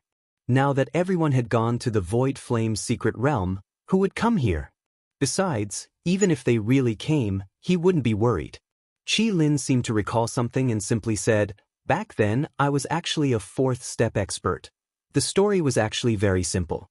Back then, there had been a great war in the Wild Continent. In fact, it had been caused by ninth-step experts trying to break through to the Supreme Realm, which had caused a great war that had affected the entire continent. Qi Lin had been a core member of a sect back then, and he had just entered. He had been sent to the battlefield, and his body had been destroyed in the battle. He had been confined to a small area. The reason was very simple. In those years, there were monstrous killing intents left by experts everywhere. Qi Lin was lucky because he had mastered a special Dao. His body had been destroyed, but a small part of his mental strength had survived.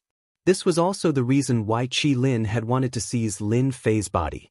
In the end, he had suffered a huge setback because of him. From Qi Lin's words, it was far clearer than the records.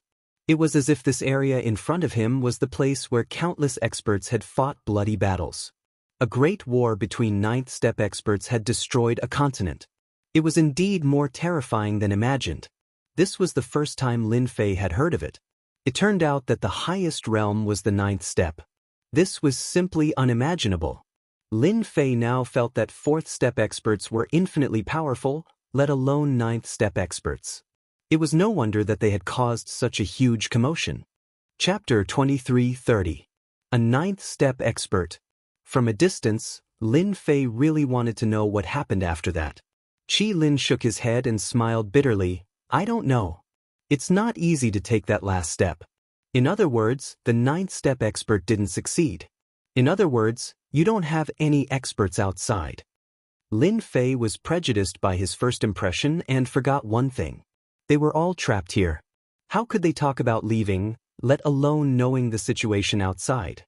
Therefore, he briefly told him about the events in the sacred world, including some things about the judgment organization.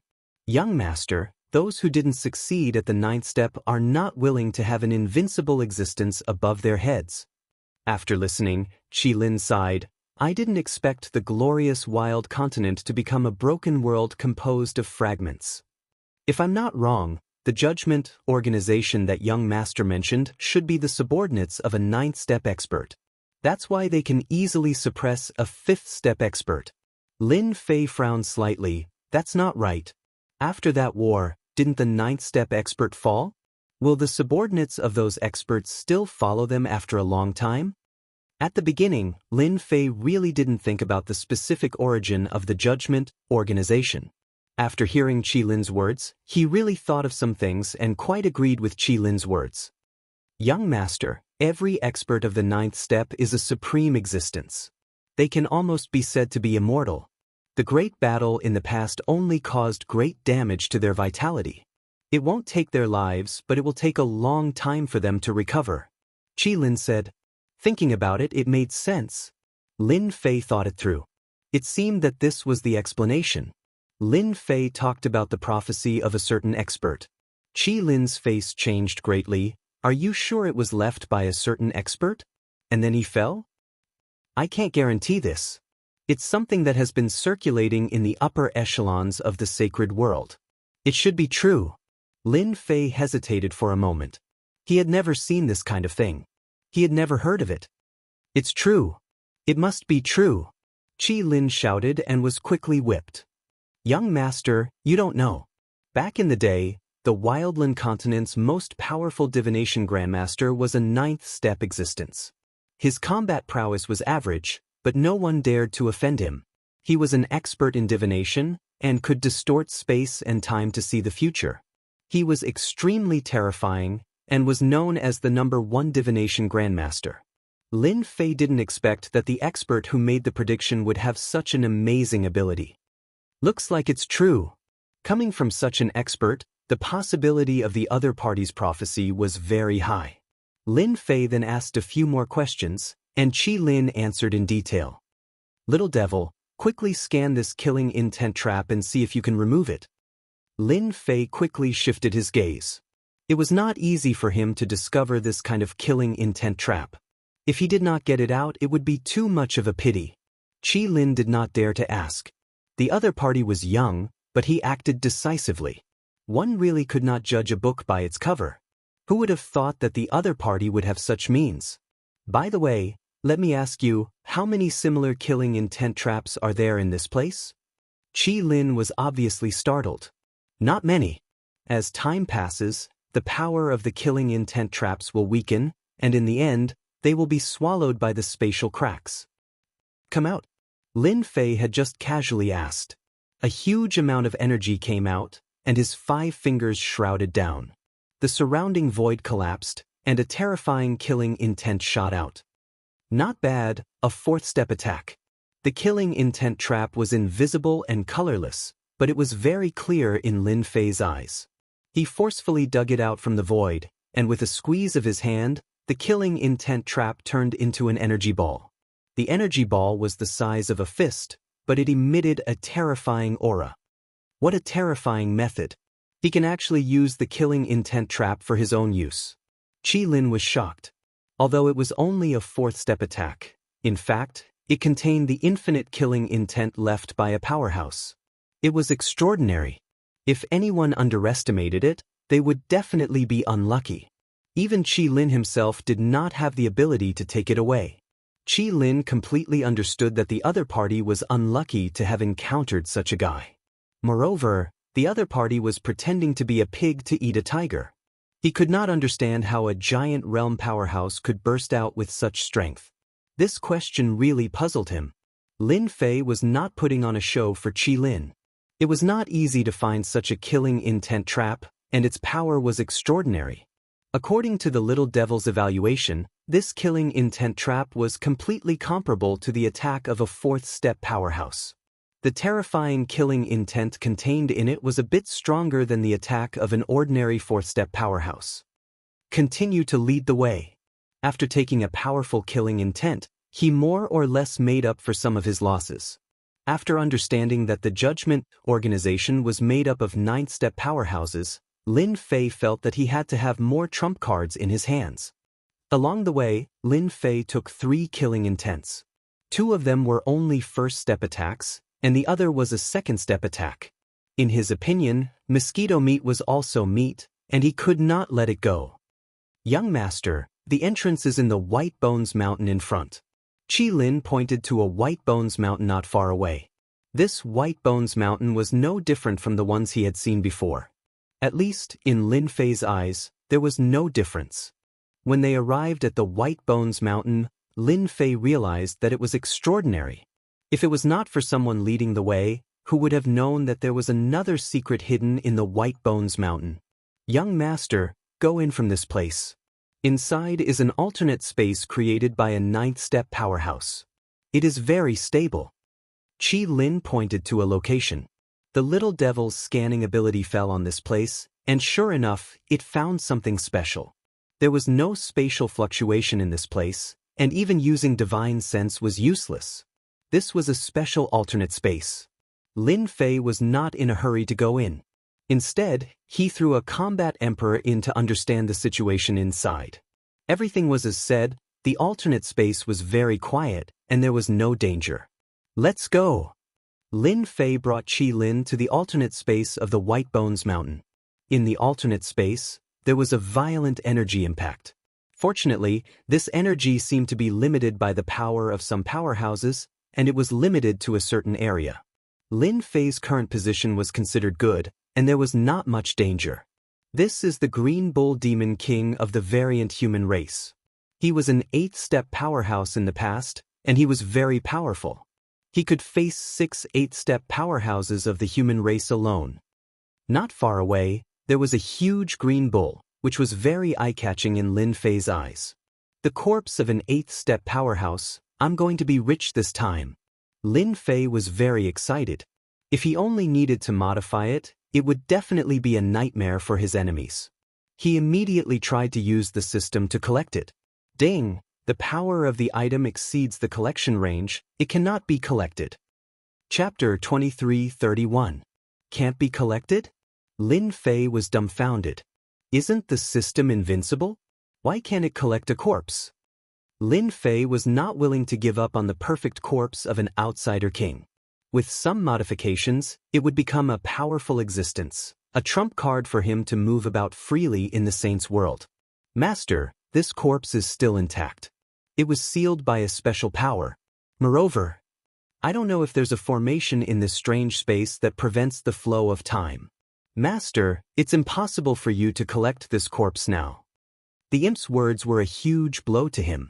In that case, I can only collect corpses at step 4 or step 5 by relying on the system, right? Yes, if Master can accumulate more energy, it is not impossible to collect it. But at present, I do not approve of Master using this method. Lin Fei wasn't hot-blooded. He had to collect the corpse. Without the origin energy, the consequences would be too severe. He tried several corpses in a row, but the result was the same. Lin Fei completely gave up. Just as the little devil said, the corpses in the different space were all arranged with a very powerful array formation. It was not something that could be broken in a short time. Even if Lin Fei had the system to calculate, it would take a long time and consume a huge amount of origin energy. This kind of high-density calculation and analysis could not be stopped in a short time. There are more than 1,300 experts in this alternate space, and they were all top existences on the wild continent. Don't look down on them just because some of them are at the 8th step. In reality, every one of them is a top expert who is qualified to fight against a 9th step expert. Their dermic Dao is also top. Lin Fei did not have the ability to collect these corpses, they were all perfectly protected. Young master, my nest is over there. Follow me. Soon, the two of them broke into a restricted area with corpses. Boundless pressure swept over, but Qi Lin easily led Lin Fei away from the pressure and came to a cave under the corpses. Young master, I spent 10,000 years to create this place.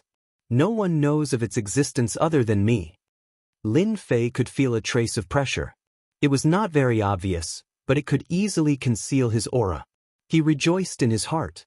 If he really hid in a place like this, it would be very troublesome. The cave abode wasn't very big, but Lin Fei was able to notice the differences in the cave abode. Master, these are some of the good things I've collected.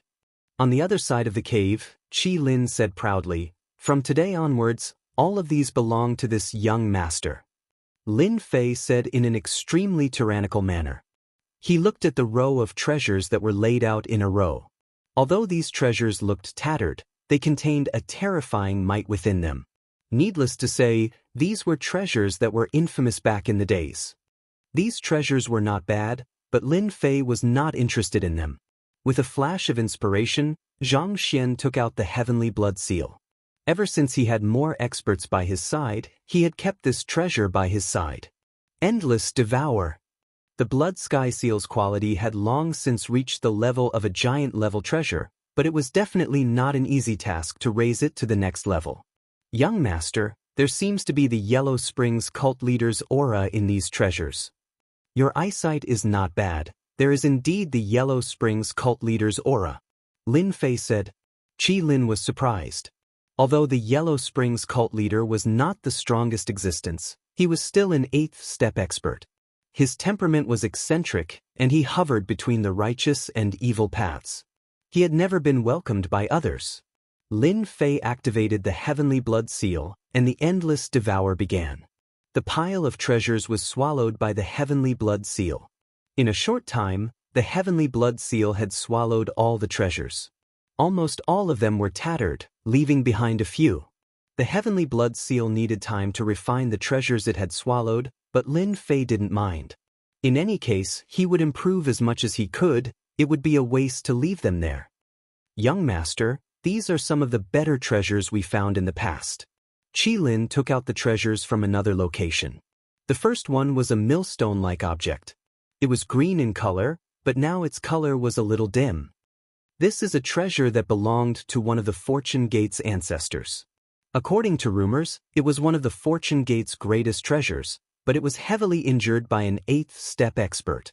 Lin Fei had heard of the Fortune Gate before. One of the Holy World's top 10 cultivation techniques was called the Indestructible Fortune Art.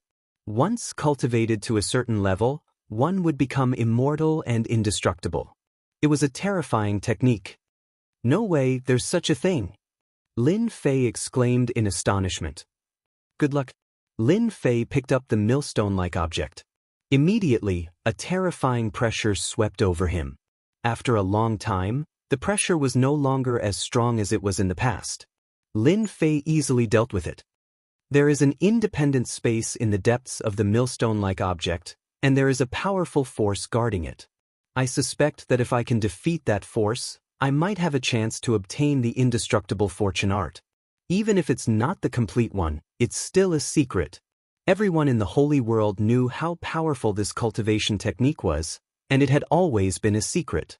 There were even rumors that the reason why the Fortune Gate could not rise to the top was because the cultivation technique was incomplete. This rumor had never been verified, and now, Lin Fei understood that the rumors might be true. It was precisely because the Fortune Gate lacked a complete cultivation technique that they were unable to take another step forward. Lin Fei did not plan to investigate the millstone-like object now. He put it away in the system space, where no one would be able to sense it, and there was no need to worry about the Fortune Gate's experts coming after him. Even if he did not get anything else today, even if there was only this treasure, it was already a great harvest for Lin Fei.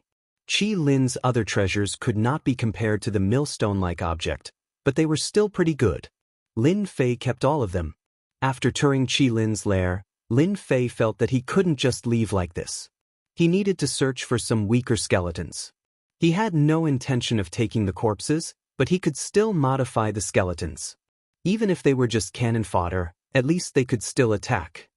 There were no skeletons in this alternate dimension. It was just as Qi Lin had said. Basically, they were all the most powerful existences of their time. They were famous people who would tremble with just a stomp of their feet. As for the expert who had attacked the unknown alternate space, it was unknown.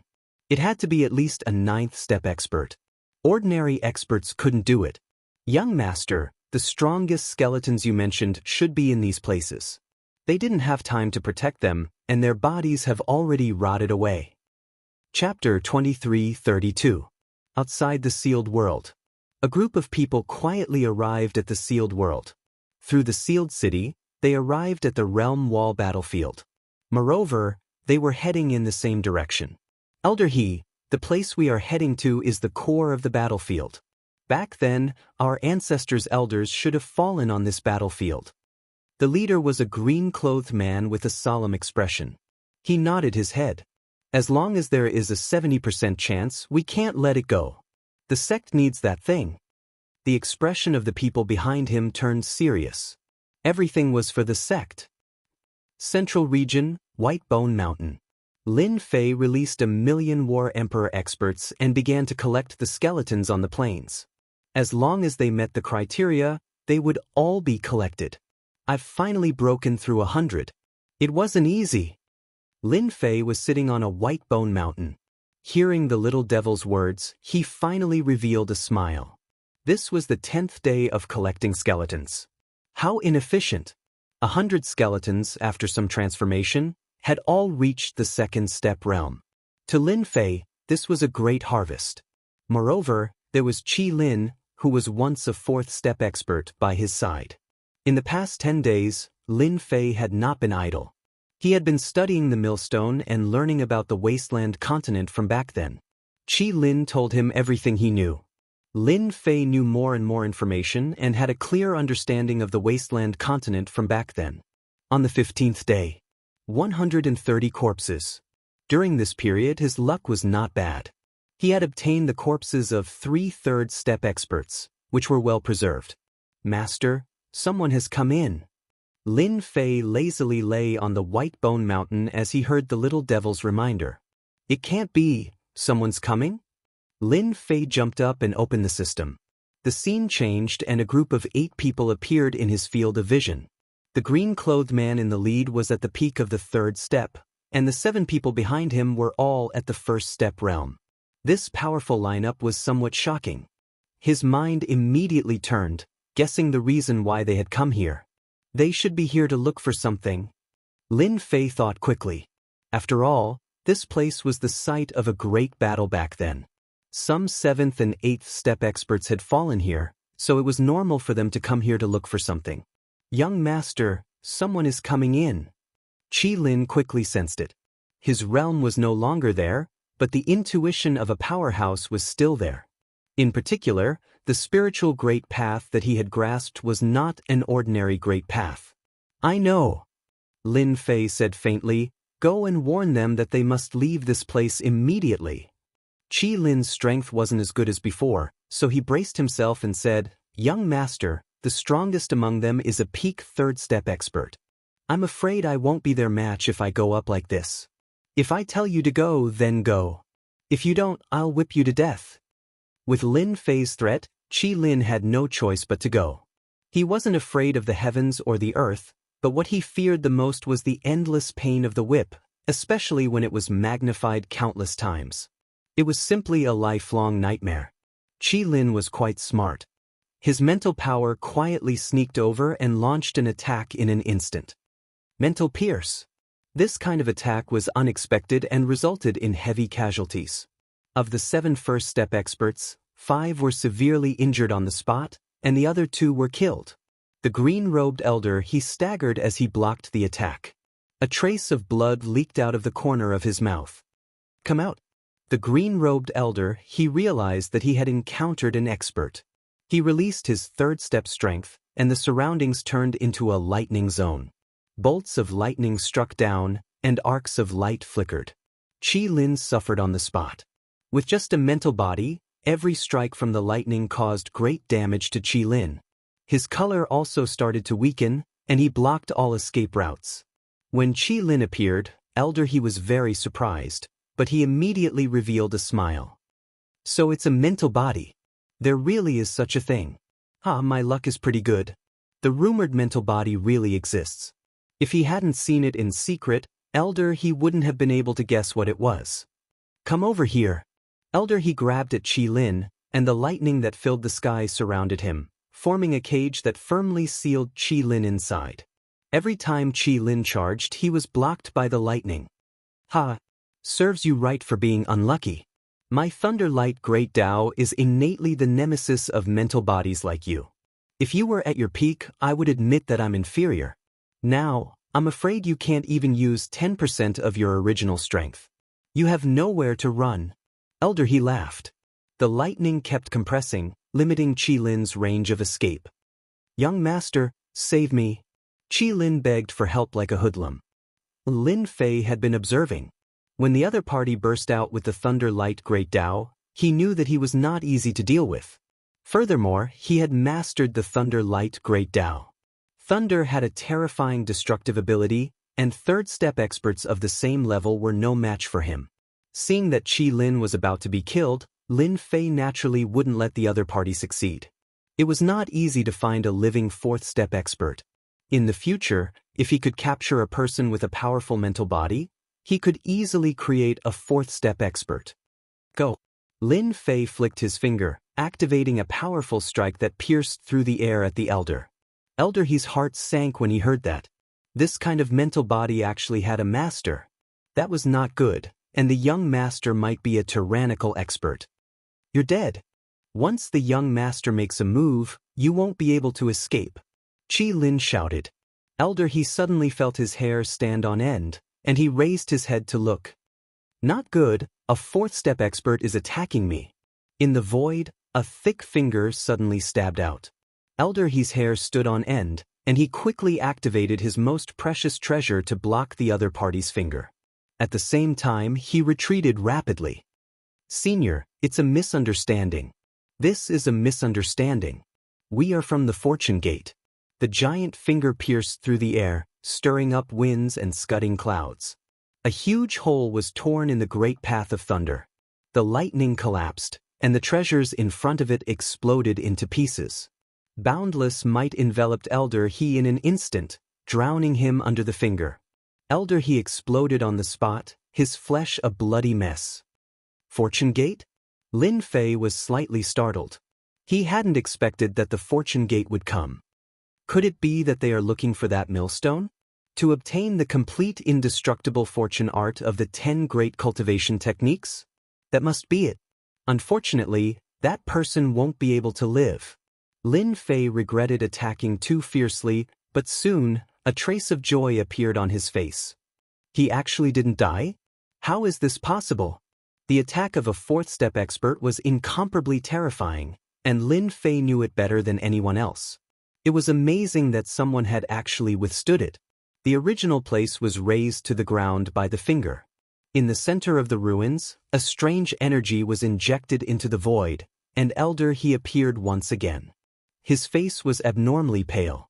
Chapter 23:34. P.S. The content of the previous chapter is new, you can read it if you click on it again. I had a stomachache yesterday, so I couldn't update it. After dealing with Hishan, Lin Fei realized that the World Wall battlefield was going to become a treasure hunting ground for some big forces, which made him very unhappy.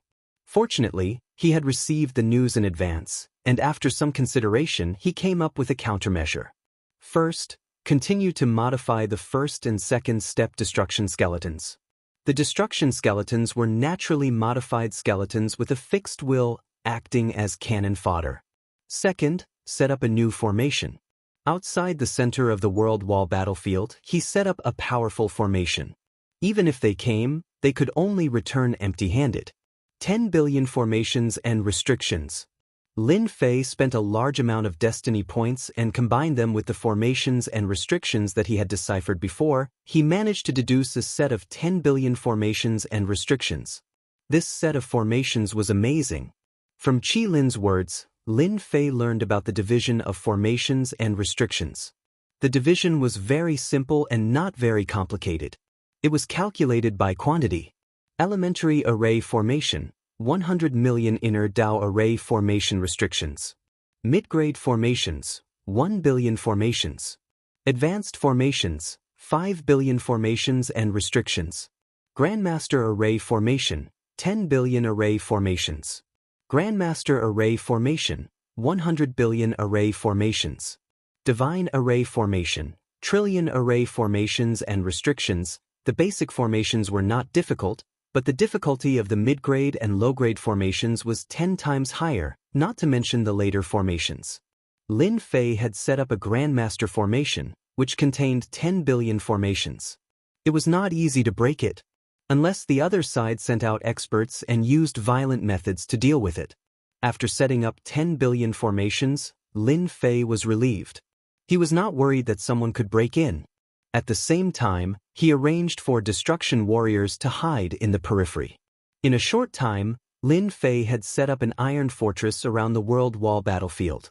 Even if a fourth-step expert came, they would not be able to break through the formations easily. Once he was free, Lin Fei took out the grinding stone. Huang Xiaolong had mastered 7 stages of the Fortune Gates cultivation technique, which made him realize how extraordinary the fortune art was. As long as one cultivated to the 6th stage, the Fortune Gates people would possess the ability of immortality. There was a heaven-defying treasure in the Fortune Gate called the Fortune Pool. It was a very powerful treasure. The Fortune Gates elders would hang their condensed grand daos inside the Fortune Pool. As long as the Fortune Pool was not destroyed, they would not die and would be able to recover in an instant. The Fortune Gate had never been defeated, and the Fortune Gate's role could not be overlooked. It wasn't an exaggeration to say that this kind of cultivation method, which was equivalent to full resurrection, could become one of the top 10 cultivation methods. Lin Fei planned to release the sealed space within the millstone. He found out from Hishan that the treasure in his hand was called the Good Fortune Disc, and it was one of the ultimate treasures that possessed unimaginable might. Open! Lin Fei opened the space between his eyebrows, and his divine sense entered the millstone. Inside the millstone, there were layers of powerful formations, and there were at least 100 billion of them. The strength of a treasure was also related to the arrangement of spirit formations and restrictions within it. The more spirit formations and restrictions it contained, the stronger the treasure would be. Passing through the layers of formations, Lin Fei easily arrived at the bottom of the millstone. With the system's analysis, Lin Fei was certain that the 100 billion formations did not hinder him. Here, Lin Fei saw a black bead at the bottom of the millstone, but there were no formations around it. Thinking about it, there were 100 billion formations in front of him. If it was someone else, they might not be able to enter even if they spent 100 years, or even 1,000 years. The existence of this bead was very safe. The cultivation method's chant is on the black bead. Lin Fei couldn't help feeling suspicious. Whether it was real or not, Lin Fei decided to give it a try. His divine sense turned into a giant hand and grabbed the black bead. Swish! When the divine sense giant hand got close to the black bead, the originally motionless black bead suddenly emitted a destructive light. A powerful suction force directly sucked Lin Fei's divine sense into the bead. The inside of the black pearl was not empty. Instead, there was a huge green lotus flower growing inside. Lotus of Fortune. Lin Fei recognized it at a glance. After learning the Fortune Gate's 10 great cultivation methods, Lin Fei had learned that the Fortune Gate was able to stand tall in this world because of a single lotus. This lotus was called the Lotus of Fortune, and it was a unique existence between heaven and earth. The Lotus of Fortune in front of him was not the Lotus of Fortune at its peak. It had 8 petals, and as its name suggested, it was a grade 8 Lotus of Fortune. Every layer of the Lotus of Fortune was condensed into a chant. That elder is really smart. He condensed his lifetime's worth of cultivation methods on the Lotus of Fortune. Lin Fei was in a good mood as he focused on the 8th layer's chant. Compared to the first 7 layers, the 8th layer was on a completely different level. What a good cultivation technique! As expected of one of the top 10 cultivation techniques. Life and indestructibility. So from the 8th level onwards, this cultivation technique can absorb all the life essence within a radius of 1,000,000 miles, reaching the realm of indestructibility. What a tyrannical ability to plunder and devour! Lin Fei was also shocked. This was the first time he had seen such a tyrannical cultivation method. This cultivation method is equivalent to having 2 lives no matter where it is placed. It also says that if one's cultivation is lower than the others, they can use the devouring ability. Even if it is a super expert, if they don't die after the first time, they will definitely die the second time. After obtaining the cultivation method, Lin Fei transferred it to the system. Going back and forth, the 8th layer of the cultivation method that required deep comprehension was instantly grasped by him. The 8th layer of the immortal art of fortune allowed one to absorb life essence. With Lin Fei's current cultivation, he could only absorb life essence once a day.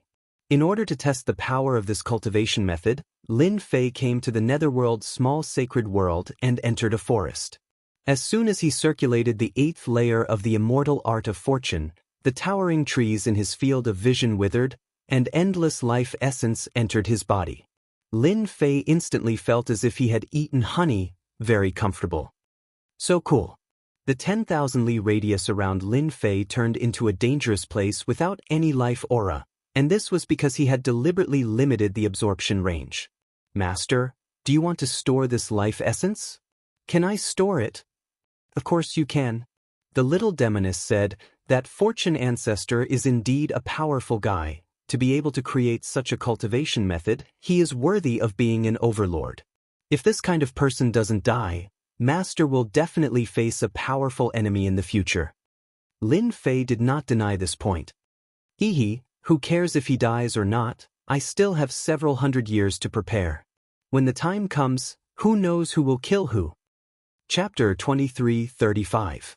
Nether Realm. Lin Fei returned to the Nether Realm after setting up the World Barrier battlefield. Lin Fei did not hesitate to clean up the forces that had been secretly causing trouble.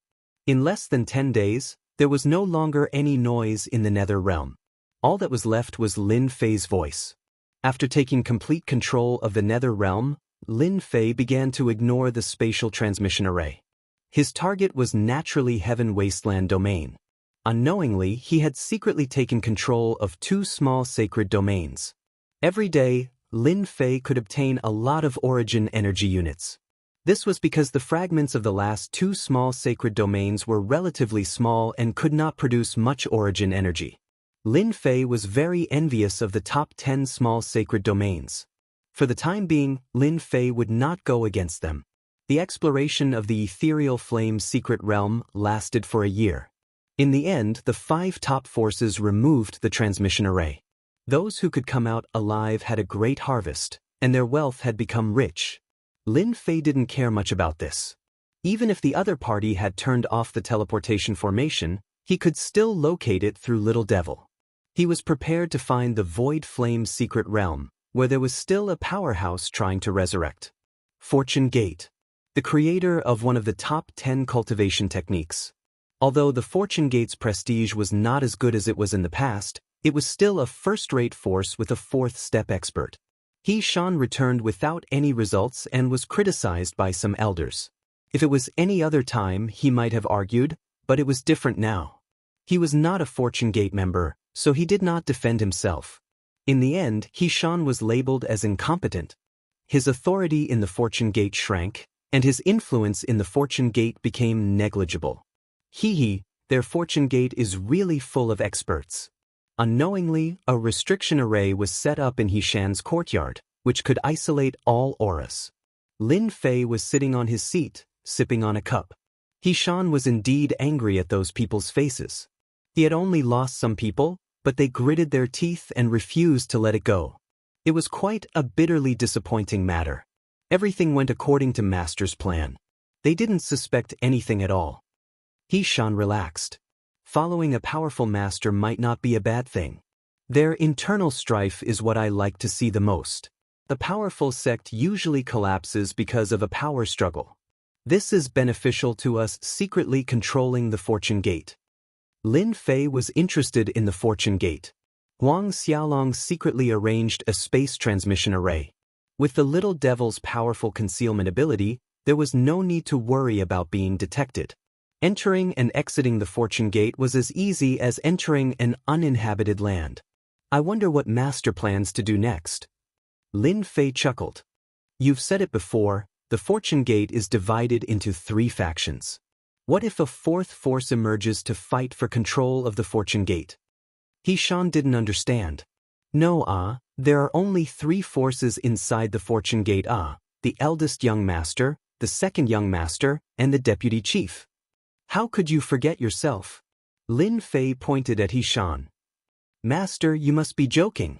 With my strength, I can be considered as one of the top characters in the Fortune Gate. Wanting to subdue them is as difficult as ascending to the heavens. Shan shook his head. Isn't that simple? You just need to be stronger than them. Lin Fei tossed out a chant. This is the 8th stage of the Fortune Gate art.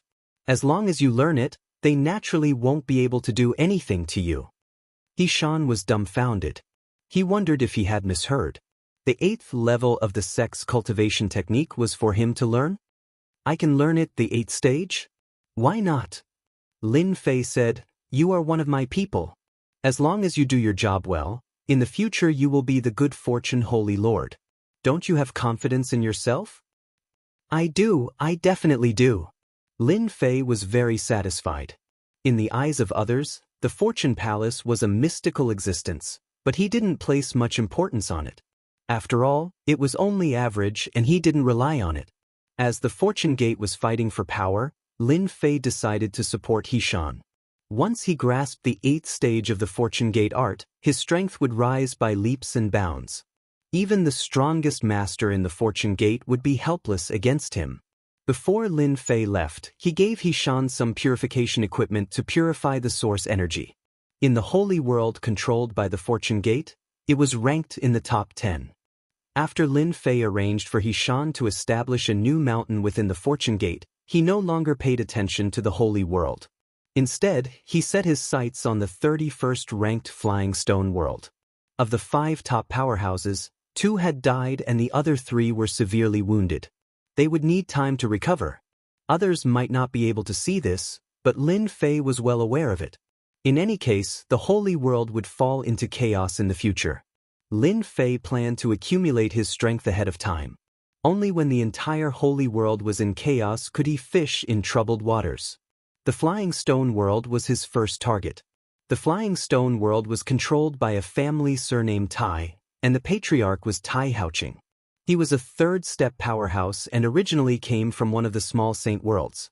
Afterwards, he came out to fight for the Small Saint worlds and successfully moved into Flying Stone world. In a short period of time, the family's strength rapidly expanded. Those that needed to be subdued had already been subdued, and the rest only needed to quietly develop. Tai Haoqing was very satisfied with his current development. For better or worse, he had become an independent family and successfully controlled a small saint world with countless resources. The future of his family was limitless. After waiting for such a long time, the Tai family had finally obtained what they wanted. For this day, they had waited for countless years. Boom! Tai Haoqing was sitting in a pavilion by the lake, drinking tea and enjoying a rare moment of contentment. A terrifying and tyrannical aura swept through the entire Flying Stone world. Tai Haoqing's seat was the first to bear the brunt. The entire pavilion collapsed with a loud bang, and dust flew everywhere. Who is it? Such terrifying power. It's at least the aura of a 4th-step powerhouse. Tai Haoqing could not care less about his sorry state.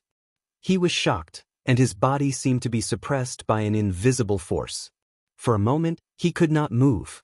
If I were you, you'd stay still or you'd die. A black figure walked out of the lake, and with every step, he appeared in front of Tai Haoqing. You are the leader of the Avengers. When Tai Haoqing heard this voice, he did not think much of it at first. Then, a familiar voice appeared in his mind, and he was instantly scared out of his wits. He had actually encountered the leader of the Avengers. This was a fellow who dared to slap the faces of the 5 top forces in public and came out unscathed. Since you know me, then it couldn't be better. The black figure sat down. Don't worry, I have no interest in your Flying Stone world. Tai Haoqing was a 3rd-step powerhouse, but compared to the leader of the Avengers, he was far inferior. The power in the other party's hands could easily cause great damage to the Tai family. Leader, if you have anything, just tell me. Tai Haoqing was not willing to offend such a mysterious person. It was fine to lower his head temporarily. A man should know when to yield and when to stand tall. He kept telling himself this in his heart. Chapter 23:36. Just when everyone felt that the holy world was about to face a new situation, the controlling faction of the Flying Stone world, the Tai family, launched a sneak attack on a dark and windy night.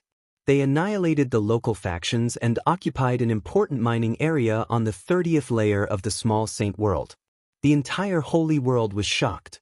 Many of the upper echelons knew that the Chaotic Clouds world was secretly controlled by the Myriad Sun world, one of the 5 major factions.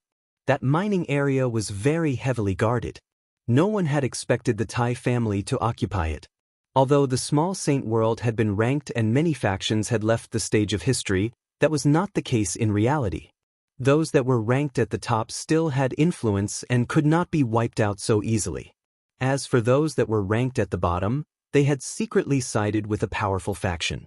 Otherwise, they would have a headache dealing with all sorts of tricks in the dark. The Chaotic Clouds world was like this. Compared to other factions, the ruler of the Chaotic Clouds world came from the Wan family. It could be said that it was because of the Wan family that they could easily take control of the Chaotic Clouds world. This time, the Tai family suddenly attacked. No one expected them to be so bold as to occupy an important mining area in one night. The Chaotic Clouds world immediately organized a counterattack to teach the Tai family a deep lesson. The overall strength of the Tai family was inferior to the Chaotic Clouds world. After all, the Chaotic Clouds world had the backing of the Wan family. They could deal with whoever they wanted. The result was unexpected. Not only had the Tai family blocked the Chaotic Cloud realm's counterattack, but they had also defeated them. They had even killed the leader of a second-step expert. That was not all. The Tai family had been attacking continuously for several days, seizing important resources and suppressing the Chaotic Cloud realm's controlling forces. After losing several supreme experts and 1/3 of the resources of the Chaotic Clouds world were taken away, the ruler of the Chaotic Clouds world had no choice but to complain to the Wan family. Another reason was to ask for reinforcements. Once the experts of the Wan family attacked, the Tai family definitely could not stop them. Everyone knew that the strongest expert of the Tai family was only a third-step expert. They were not even at their peak. Tai Haoqing had to surrender when the Wan family came. There were many factions secretly watching the Flying Stone world. Offending the Wan family would not end well. They might even have a chance to occupy a territory in the Flying Stone world. Everything was as everyone had expected. The Wan family had sent out a third-step expert. He wasn't at the peak, but he was famous enough that no one could ignore him. This expert from the Wan family led his men to the Tai family's territory. Tai Haoqing led his men to fight. Just as everyone thought that Tai Haoqing was going to be defeated, his helpers erupted with shocking strength. The three of them joined forces and killed a third-step expert from the Wan family. The remaining people were all killed. The entire Saints world was thrown into an uproar. Had Tai Haoqing taken the wrong medicine? How could he dare to kill the people of the Wan family? What happened next was even simpler. The Wan clan was enraged and sent out their experts again. They were much stronger than the last time and swore to destroy the Flying Stone world's Tai clan in one fell swoop. This time, Tai Haoqing once again defeated the experts of the Wan clan. Other than a few who managed to escape, the rest were all killed. Tai Haoqing became famous once more. After losing 2 unparalleled experts in a row, even if the Wan clan was wealthy, they would still lose some strength. What infuriated them even more was that Tai Haoqing had publicly declared that the Tai clan would welcome the Wan clan at any time. Tai Haoqing changed and revealed a domineering and mysterious expert beside him. Many people guessed that someone might be supporting Tai Haoqing. Just as everyone thought that the Wan clan was unwilling to take this lying down, the Wan clan didn't attack again. Instead, the two sides started bickering. No matter how they looked at it, something seemed wrong. Just as everyone was feeling doubtful, a rumor spread through the Saints world. No one knew where it came from. However, while everyone was shocked, they couldn't help but have other thoughts. The rumor pointed to the 5 top forces. In less than half a day, the entire Saints world knew about this. The 5 top forces had been heavily injured in the Void Flame's secret realm. Among them, the Wan clan and Sacred Lord Luo Xing of the Blackwater world had both died on the spot. The other 3 had used secret techniques to escape and needed a long time to recover. Regardless of whether the news was true or not, it caused an uproar in the Saints world. If the news was true, perhaps the situation in the Saints world would change. The positions of the 5 top forces. After the news spread through the Saints world, the Luo clan of the Blackwater world and the Wan clan of the Myriad Sun world announced that the news outside was false and that everyone shouldn't take it seriously. Otherwise, they would fall into the other's trap. There were still some people who didn't take what the Luo clan and the Wan clan said seriously. From the matter of Tai Haoqing fighting against the Wan clan, there were still some clues. The matter of whether the strongest sacred lords of the 5 top forces were injured continued to ferment. Immediately send a group of people to probe the Luo clan. No matter what, we must know whether that person has really died or not. In a dark secret room, an azure-clothed person summoned his trusted aide. After whispering in his ear, the trusted aide left and summoned more people. Activate the spies in the Luo clan and the Wan clan. It doesn't matter even if their whereabouts are exposed. We must confirm the truth of this matter. The azure-clothed person continued to order. Very soon, the secret room quieted down. As long as we confirm the truth of the news, the positions of the 5 small sacred worlds will change. Similar things continued to happen in the dark. After the news spread out, there was a commotion in the 5 small sacred worlds. If the strongest sacred lord had died or been severely injured, it would be a huge matter. The lower forces wouldn't be able to suppress it at all. Yen clan. Yen Zixing's face was pale. At this moment he was clearly very angry. His roar echoed in the secret room. It must be that Avengers Alliance leader who spread the news. Apart from him, no one else knows about this. After returning from the Void Flame's secret realm, Yen Zixing had been healing his injuries. He had paid a huge price that time. He had almost died in that stone room. Luo Xing and Wan Taijun had been killed in one move. He remembered it clearly. In these days, Yen Zixing had been making arrangements for the Yen clan to prevent the news from spreading. If it really did, it would definitely cause a huge commotion. He didn't expect it to still spread in the end. Yen Zixing knew that the Luo clan and the Wan clan were fighting fiercely. Once the news spread, it would be a big problem for the 2 clans. Yen Zixing was very angry with that Avengers Alliance leader. A piece of news had caused their 5 top clans to fall into a huge trouble. If they were not careful, they would suffer a great loss. What puzzled him the most was that even now, they had never seen the Alliance leader's true appearance. It was not a good thing for such a mysterious person to remain hidden in the Saints' world. Instead, he was like a venomous snake in the darkness. No one knew when he would leap out and bite you.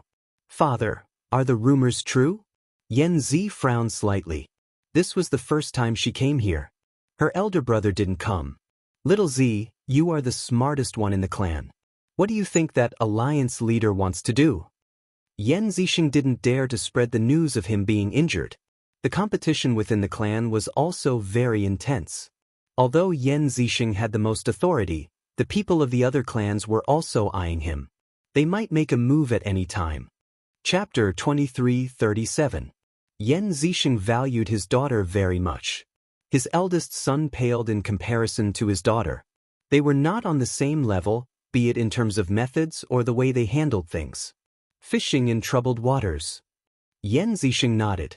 That alliance leader is so vicious.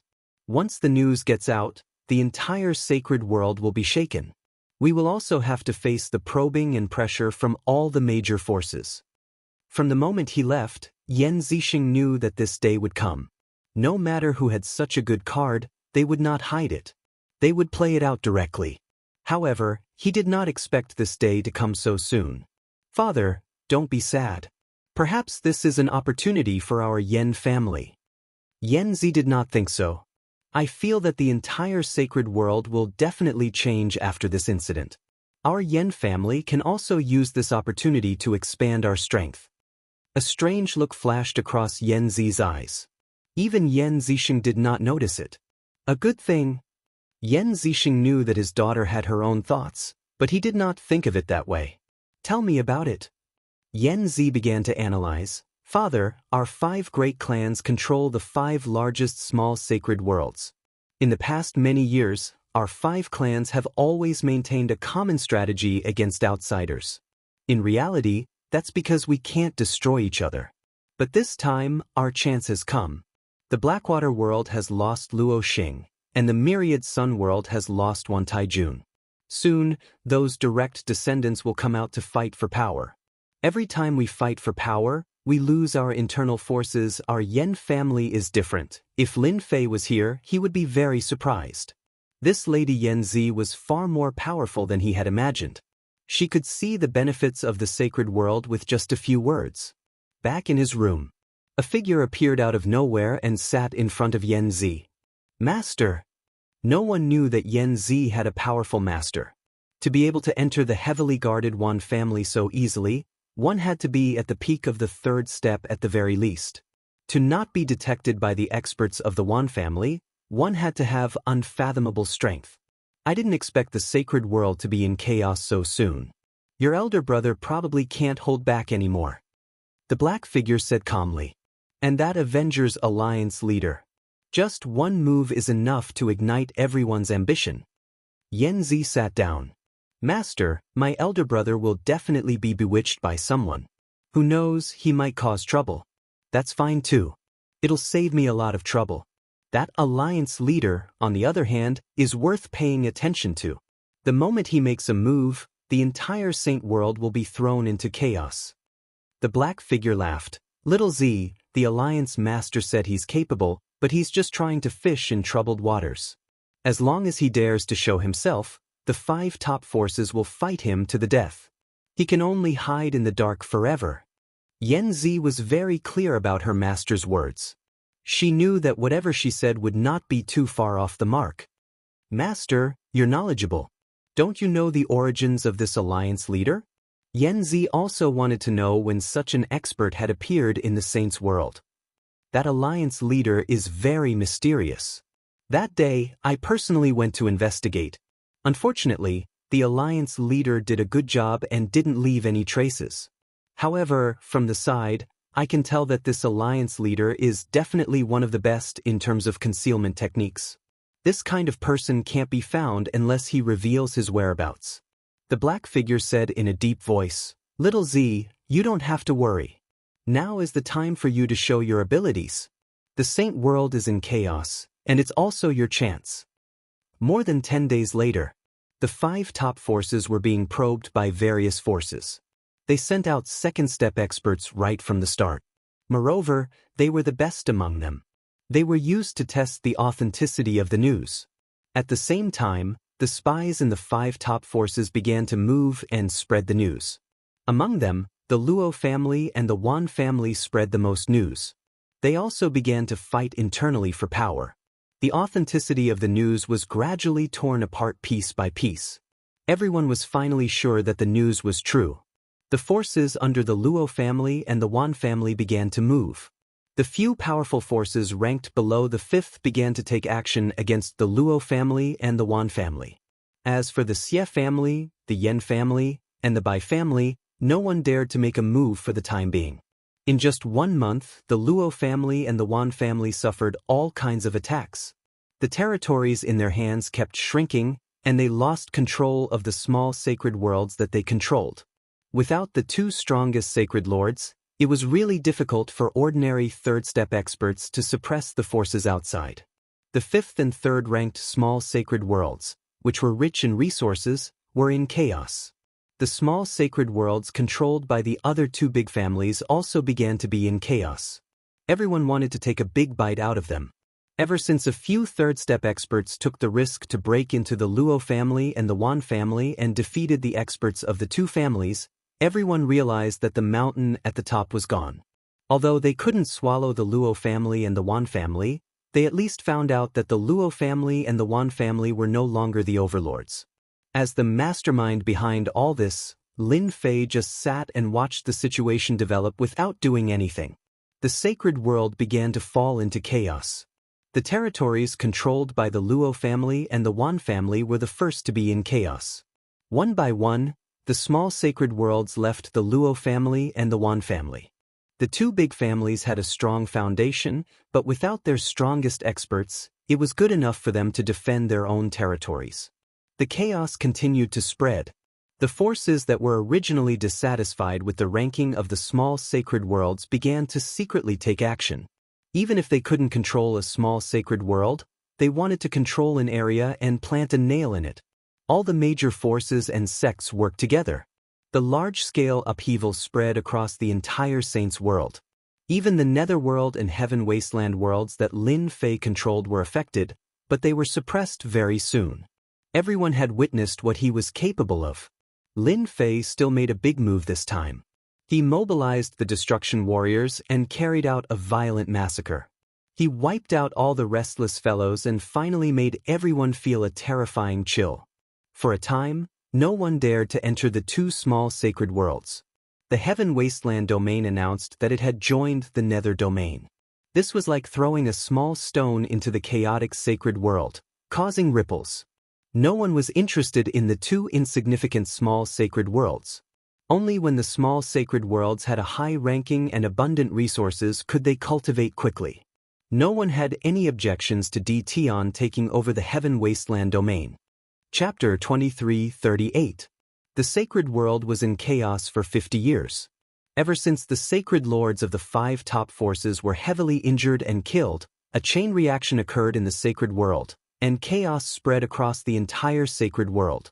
3 years after the chaos of the sacred world, the little sacred worlds ranked 6th to 15th secretly teamed up to fight against the 5 forces. Since they were caught off guard, the 5 peak forces were heavily injured. 3 peak sacred lords took action at the critical moment and barely managed to suppress the combined forces, but they also showed signs of being heavily injured. 5 years after the chaos, the entire sacred world was in chaos. First, the small saint worlds controlled by the 5 top forces broke away and formed their own factions. Whoever broke away today would break away tomorrow, and it didn't stop. Afterward, the 5 top forces started to pull back their forces and gave up their territory.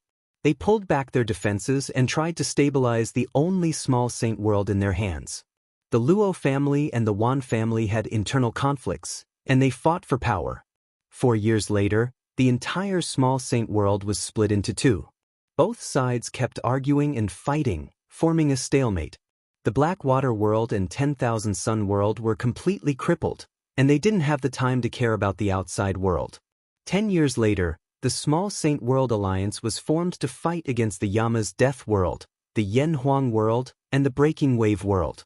The 3 top forces couldn't stop them and could only watch as the alliance succeeded. Ever since the battle 3 years ago, the 3 sacred lords chose to go into seclusion to heal their injuries, and their influence started to weaken. 30 years later, the Sacred World Alliance's influence was like the sun in the sky. At the same time, several sacred lords reached the peak of the 3rd step and cultivated secret techniques, which greatly increased their strength. In the blink of an eye, 50 years passed. The day has finally arrived. In the air of the wild sacred mountain, a figure descended in the air. A terrifying demonic black wind blew past him, but the black-robed figure didn't move at all. "Go in." The black-robed figure waved his hand, and a tunnel appeared, and the person walked in. Void Flame's secret realm, I'm here again. Standing in the secret realm, Lin Fei's mouth curled up into a smile. 50 years have passed, and it's time for the harvest. The Void Flame's secret realm was the same as it was in the past. There were spatial cracks everywhere, and the slightest carelessness would cause one to fall into it and perish somewhere else. At this moment, in front of Lin Fei, there was nothing to fear from the spatial cracks. If there were any experts here, they would definitely cry out in surprise. In these 50 years, Lin Fei's strength had increased extremely quickly, reaching a terrifying level. Over the past 50 years, he had barely made a move. His strength kept increasing. He was at the early stage of the giant realm, but now he was at the late stage of the giant realm. His aura became more stable, like an endless mountain. Nothing has changed. After passing through the dangerous place, Lin Fei easily arrived at the entrance of the cave, just like in the past. At the entrance of the stone room, the densely packed array formations were still exerting their remaining power. Almost none. In 2 hours at most, the person in the sarcophagus will be resurrected. At that time, the other party's strength will be at its lowest and weakest. It will be the best time for Master to make a move. The little devil smirked. If you meet Master, no matter if you are an expert or not, you are doomed to be unlucky. In the past 50 years, Lin Fei had not relaxed his monitoring of the skeleton in the sarcophagus. Until now, the skeleton in the sarcophagus had regrown flesh and blood, and the great Tao Yuan heart had merged into one. The day of awakening was not far away. For this day, Lin Fei had waited for 50 years. Lin Fei let the little devil hide his aura and sat outside. His physical body was clearly visible, but it was as if it did not exist. The system's shielding ability was so powerful. 2 hours passed in a flash. Crack, crack, crack. In the stone room, the sarcophagus cracked. Cracks spread all over the sarcophagus, and the cracks grew larger and larger. In less than a moment, the sarcophagus completely cracked, and a pile of gravel appeared on the ground. The person who was originally lying on the sarcophagus opened his eyes without warning. A terrifying gaze, cold and fierce, cut open countless holes in the void. The astral wind whistled, and the array formation's restrictions shattered. Countless years have passed, and I have finally returned. After this person stood up, he looked very young. Looking at his appearance, he seemed to be around 20 years old. His body was like warm jade, and the fierce light between his eyebrows vaguely showed that this person was definitely a tyrannical existence in the past. Master, the opportunity is here. Lin Fei had been keeping his thoughts in check. From the moment the other party had awakened and opened his eyes, he knew that this person was definitely an unparalleled powerhouse of that era. If not for the system concealing his aura, the other party would definitely have noticed him right away. Lin Fei, who had not made a move for 50 years, finally made a strong move. In the next second, he appeared above the stone room, folded his hands, and pressed down. Blood Sky Seal. With a loud bang, the entire void collapsed. The blue light on the Wenyu Prince's body surged, forming a protective barrier that blocked the other party's attack. Lin Fei's Blood Sky Seal was blocked by a tyrannical and terrifying power, and it was difficult for him to move forward. He realized that the other party's strength was deep and terrifying. The Wenyu Prince was furious. His cold eyes shot out 2 rays of cold light. You dare to attack me? Tell me which old ghost sent you here. 2 rays of cold light shot out from between Lin Fei's eyebrows. He knew that the other party would be very strong, but he didn't expect it to be to this extent, to be able to determine life and death with a glance. Terrifying, absolutely terrifying. Master, his energy is running low. This is his strongest attack. As long as Master can block it, his combat strength will fall limitlessly. When Lin Fei came, he had calculated in advance that the other party's first attack should be the most terrifying. The Blood Sky Seal attack was nothing more than a test. If it succeeded, it would be best, but if it didn't, it was fine. Destruction Warrior, block it. Lin Fei retreated, and the Destruction Warrior blocked in front of him. The cold light pierced through the Destruction Warrior's body, and the incomparably hard bones were completely shattered, turning into powder.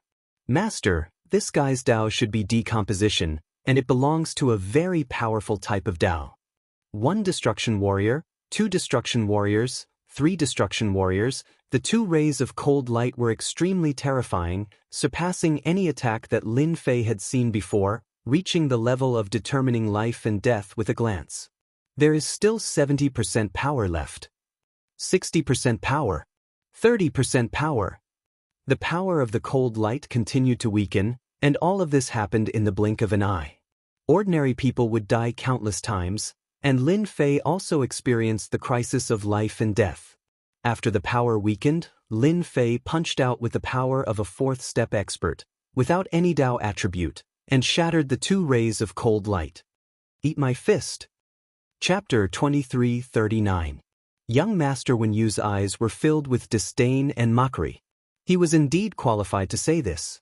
Back in the day, he was also an overlord, and a 4th-step expert was nothing to him. Lin Fei punched out domineeringly. A disc flashed above his opponent's head, and the terrifying endless plunder was instantly activated. The attacks from the front and back were completed in an instant. Young Master Wenyu stretched out his jade-white finger and pointed at Lin Fei's fist. A terrifying force surged, and Lin Fei coughed out a mouthful of blood. His hand became a bloody mess. Creations plunder Great Dao? Young Master Wenyu was surprised. Aside from that person, no one could match this terrifying plunder ability. Back in the day, that person was one of the peerless experts that he could not afford to offend. Scram! If he was at his peak, young Master Wenyu would not care and could kill his opponent with 1 finger. However, it was different now. He had just fused his Great Dao and was at his weakest. He could only use less than 5% of his strength. With a roar, the entire stone room collapsed on the spot, including the cave abode. The two of them were exposed in the void of the wild sacred mountain. The disk was still hovering in the sky, unmoved. Many second-step experts appeared around young Master Wenyu. At the same time, there were more than 100 third-step experts who attacked together. In addition, every time Lin Fei pushed the power of a fourth-step expert to the limit, Qi Lin was also a fourth-step expert and had recovered a portion of his power. His great Tao spirit was like a long sword that kept stabbing at young Master Wenyu. One after another, he forced young Master Wenyu to defend, which put a lot of pressure on him. "Boy, your arrangement is not bad. I am not that easy to deal with." Young Master Wenyu's great Tao protected his body. Before the attacks could get close, they were immediately shattered. He looked invincible, but in reality, that was not the case. The energy in his body was constantly being consumed, and he could not last for too long. Great Tao decomposition. Young Master Wenyu hesitated. He had never thought that he would be ambushed as soon as he appeared. Furthermore, it was an insect-like character who caused him so much trouble. Young Master Wenyu cultivated in the decomposition Great Tao, which was an extremely powerful Great Tao. According to its quality, it could be classified as a 5th-grade Great Tao, and it could decompose all matter. The blue ripples spread out with young Master Wenyu as the center. As the blue ripples spread, everything that was covered by the blue ripples disintegrated into nothingness. The second-step destruction warriors that had been besieging him were disintegrated until there was nothing left. Start data analysis. Name it decomposition. What young Master Wenyu didn't know was that the moment he used his great Tao, the invisible surveillance immediately began to analyze the data and create a document. If young Master Wenyu knew about this, he would probably regret it. You fell for it. Using the power of the Great Tao once consumed a lot of young Master Wenyu. The surrounding destruction warriors were all disintegrated. Young Noble Wenyu's figure rapidly retreated, escaping into the void. A faint feeling told him that if he continued to stay, there would be trouble. As soon as he entered the void, young Master Wenyu was ejected. You actually set up a great restrictive array around us, sealing off the void. What a good method. Lin Fei had indeed set up a large formation around them. It's too late to realize it now. Lin Fei waved his hand again, releasing the destruction warriors, the disc, and Qi Lin's mental attacks. Wave after wave, he continuously consumed his opponent's energy. Aren't you very powerful? If you have the ability, continue. Let's see who consumes who. After another wave of decomposition, young Master Wenyu's face turned cold with a trace of paleness. He realized that he had encountered a big problem. What was worse was that he was not at his peak strength. He couldn't display the true power of the Great Tao. With his current Great Tao primordial heart, the power he could display was at most 4th-step power. Kid, what the hell are you trying to do? Young Master Wenyu tried to kill his opponent several times, but his opponent seemed to have eyes. The traps he set up were not effective, and instead, they were a waste of energy. Submit to me or die. Lin Fei was constantly monitoring his opponent through the system. All of young Master Wenyu's information was being monitored, including the specific data of his energy consumption. This was equivalent to exposing everything to Lin Fei. In such a battle, young Master Wenyu was at a complete disadvantage. You're courting death. Young Master Wenyu was an overlord who had cultivated a 5th-grade Great Tao. In the past, he was one of the top experts. It had always been others who submitted to him, but when had he ever submitted to someone else? In a rage, young Master Wenyu attacked again and again, destroying wave after wave of destruction warriors. However, he couldn't do anything to his opponent. His opponent's reaction was too fast. Young Master Wenyu began to panic at this shameless method of fighting. What? You don't have enough energy. That's right, in order to fuse with the Great Tao primordial heart, you've used up almost all of your energy. You barely managed to preserve a portion of it, and in order to deal with me, you've used up a large amount of energy. You're now an arrow at the end of its flight. Hua hua hua. Cracks appeared on young Master Wenyu's jade-like skin. His blood essence was being plundered by the treasures above. If it wasn't for the Great Tao primordial body, he would have long since collapsed. After activating the Great Tao primordial body without enough energy, young Master Wen Yu's life essence began to leak out. The Great Tao primordial body seemed like a simple move, but in reality, it consumed a lot of energy. Constantly maintaining the Great Tao primordial body was not a small burden. Let me guess, how long can you keep this up? An incense stick of time is too long. Maybe a few dozen breaths? Lin Fei continued to attack. In order to deal with this fellow, he was throwing caution to the wind. 50 years of accumulation was also an enormous amount. In the chaos of the holy world, Lin Fei had successfully taken advantage of the chaos. He had secretly set up equipment in every small holy world to plunder the source energy. They themselves were in endless trouble, so they had no time to pay attention to it. Lin Fei had really succeeded in taking advantage of the chaos. Young Master Wen Yu's heart shook. Only he knew how long he could last. Now that he had been exposed, he was truly shocked. Even in the past, no one would have been able to see through it. Could it be that this fellow condensed a support Great Tao, the kind used to investigate the other party's information? Young Master Wen Yu thought as he attacked. His current situation was extremely disadvantageous to him. Did I say I was right? In order to deal with this fellow, Lin Fei had prepared for a long time. Everything was under his control. In just a little bit more time, young Master Wen Yu would fall into his hands. His mood improved. Brat, you are indeed strong, but don't push me too far. I would rather die than submit to you. Instead, I will drag you down with me. Young Master Wen Yu was completely anxious. As long as you let me leave, I can promise you one thing. Even if I have to ascend to the heavens or dive into the earth, I will help you accomplish it. Chapter 2340. Then you can try and see who will die first. Lin Fei lightly said. The attack continued. Young Master Wen Yu was completely flustered. An unnatural expression flashed across his face. After surviving with so much difficulty, no one was willing to die like this. He was the same.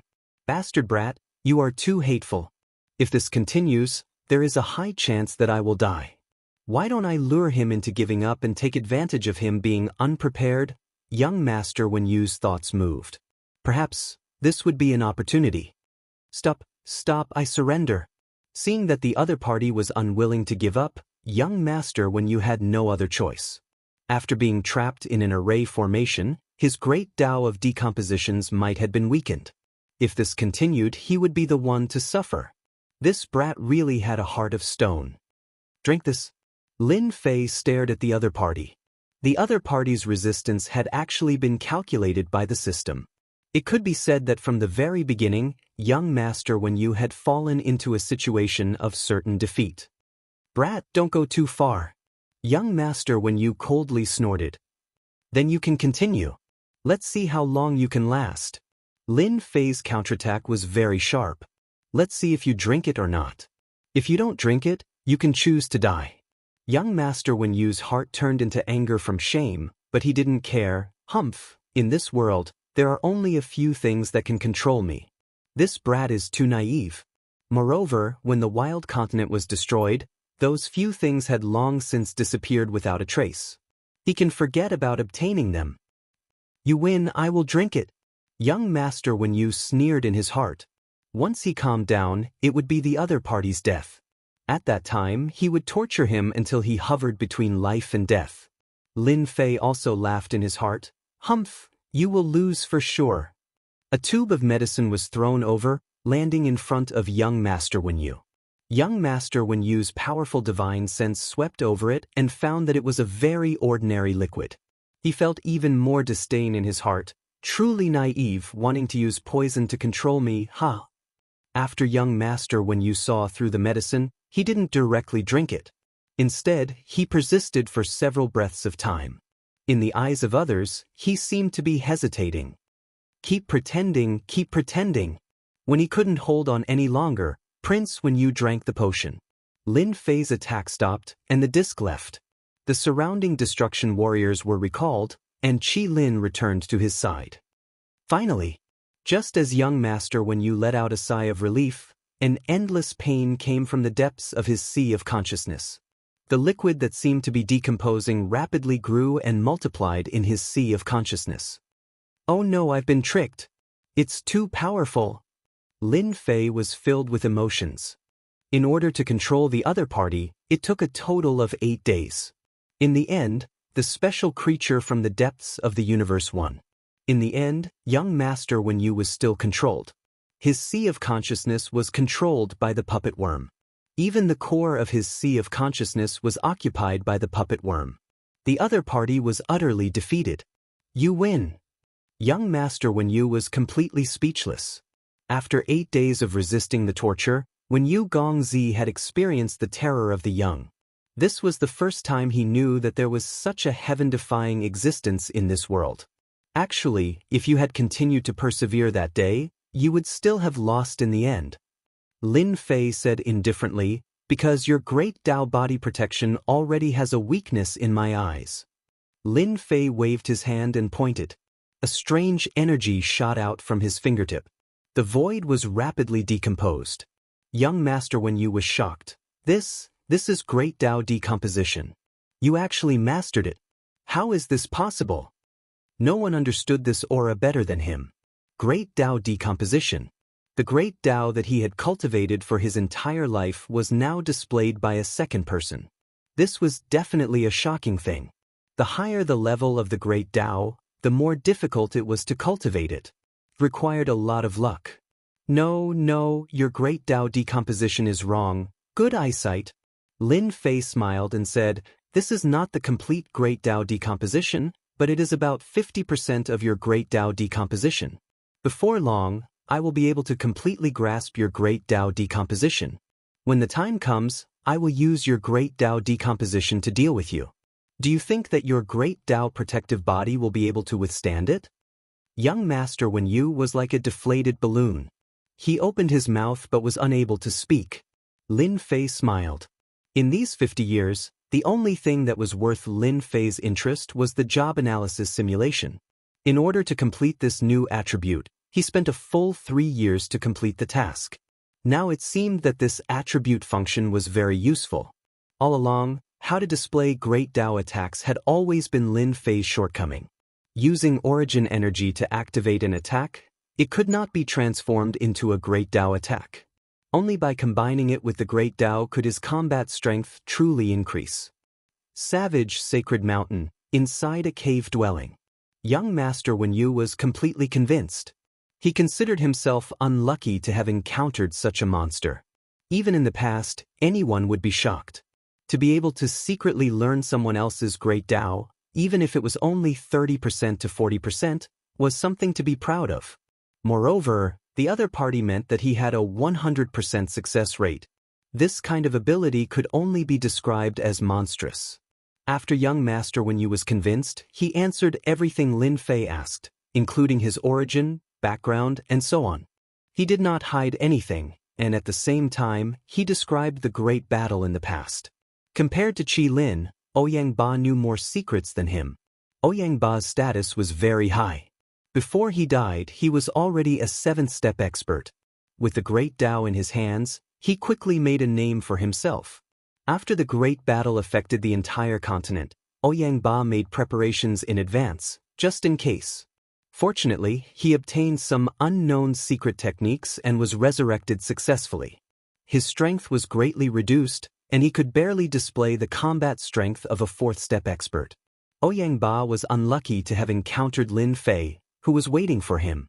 When this matter was mentioned, he felt extremely depressed. What the hell is this? Prophecy? That should be the work of the top prophecy master in the savage land. Lin Fei asked about the prophecy again. Ouyang Ba obviously knew more about it, and immediately said that it was the work of the top prophecy master. The top prophecy master, could it be that old man Qianji? Qi Lin's eyes were filled with admiration. Master, old man Qianji is the top prophecy master in the savage land. He is proficient in all kinds of predictions and has never failed. The top prophecy master, a few simple words proved his identity. He was a top existence in the continent. If such a person was released, the possibility of his prophecy coming true would be very high. In that case, they will really be resurrected. So what? The savage land will no longer exist, and only the sacred world formed by the broken worlds will be left. Lin Fei said. Ouyangba said, Old man Qian Ji is the top prophecy master in the world. The prophecy he left behind must be reasonable. Perhaps, it is not impossible for the savage land to reappear. For example, the savage sacred mountain under us has never been broken. Lin Fei was deep in thought. Maybe it really makes sense. A month later, in the same cave abode on the savage sacred mountain. Chapter 2341. Great Tao, Decomposition. Lin Fei was not in the unparalleled realm. Instead, he had mastered a complete 5th grade Great Tao, causing his strength to skyrocket. Ouyangba and Qi Lin could only say, what a crazy master. No one had ever been able to learn another person's great path from another person's hands. How talented was that? Of course, they did not know that Lin Fei had spent a large amount of heaven points to analyze and replicate a complete great path. They simply thought that he had grasped a powerful talent. Perhaps not many people in the sacred world knew about it. However, people from Ouyangba and Qi Lin's era knew how important talent was, especially talent skills. However, all powerful races were born with the ability to activate their innate skills. By relying on their innate skills, their cultivation would be smooth sailing. For example, the innate skills retentive memory, seeing through the essence, eyes of illusion, and so on. Both of them thought that their master had activated a powerful talent skill. For example, replication? Such talent skills were extremely rare, as if they did not exist. If someone said that it was impossible for replication to exist, the two of them would definitely beat the crap out of the other party. After mastering Great Tao Decomposition perfectly, Lin Fei had a ready-made mentor. Master, Great Tao Protection is actually a skill that only experts in the 4th step can master perfectly. Although experts in the 3rd step can condense a Great Tao, in order to master it perfectly, one has to reach the 4th step of Great Tao. Ouyangba began to guide him. This was also one of the reasons why Lin Fei did not return to the Invincible Palace.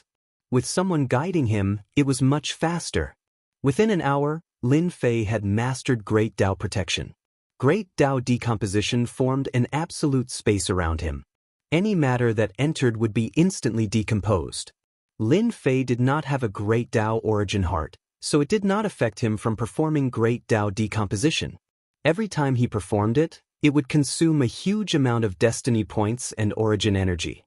Great Tao Protection is just a defensive technique for unparalleled experts. To improve your strength, you have to cultivate Great Tao skills to increase the level of your Great Tao. First move, 6 Paths of Reincarnation.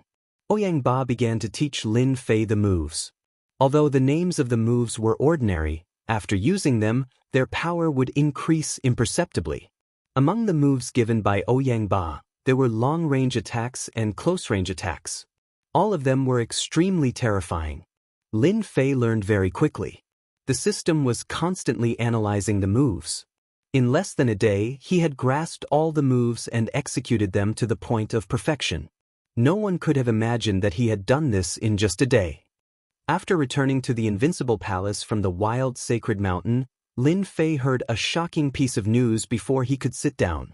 Sacred Lord Blood Prison, Sacred Lord Yan Zixing, and Sacred Lord Bai Lang have all broken through to the 4th step within 3 days?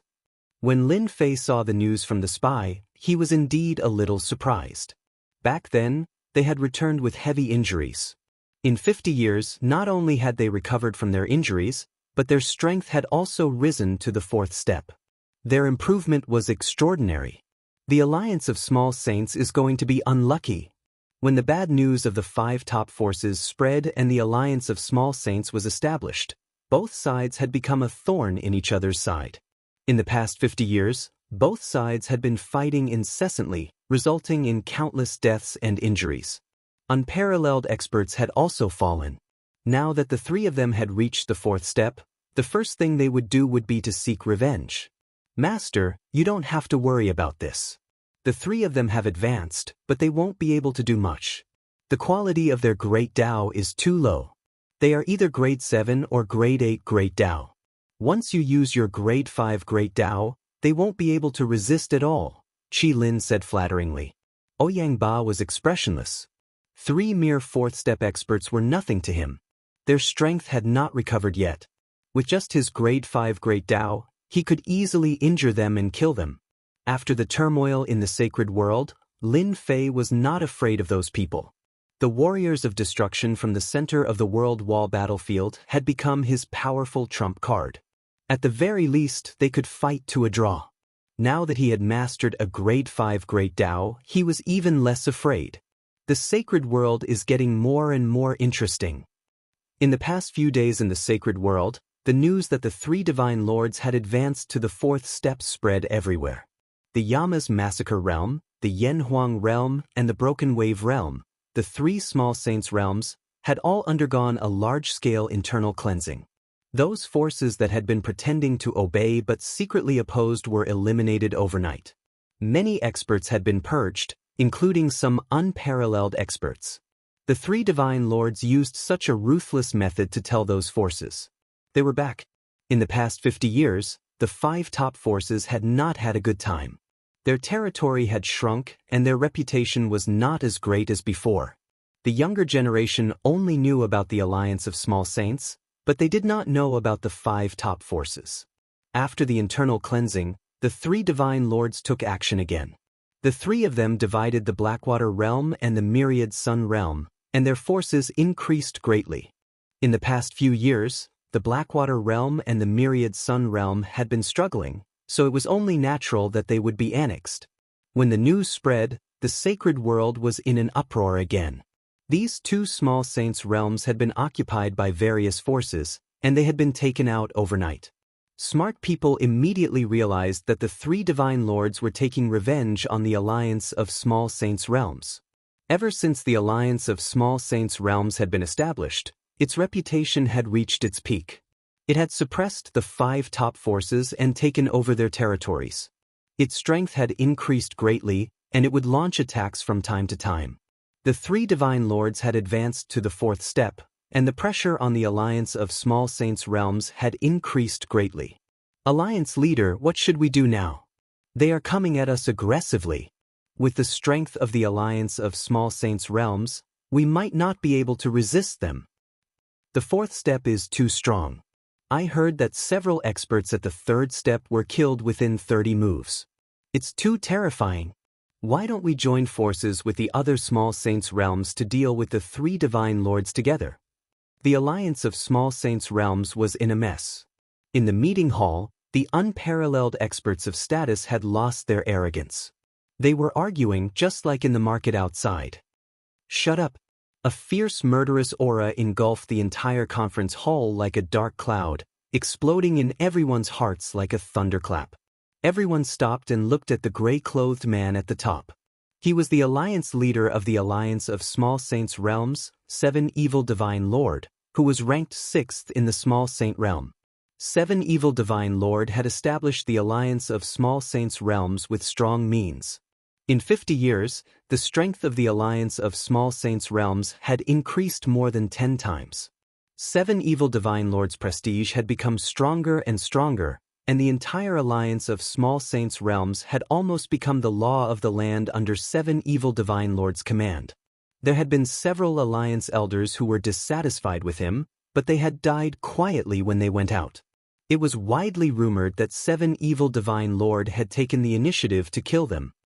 Shui Yu and the others have advanced to the 4th step, but they are not invincible. I have secretly contacted several experts from the alien races. As long as they dare to appear, they will definitely die without a burial place.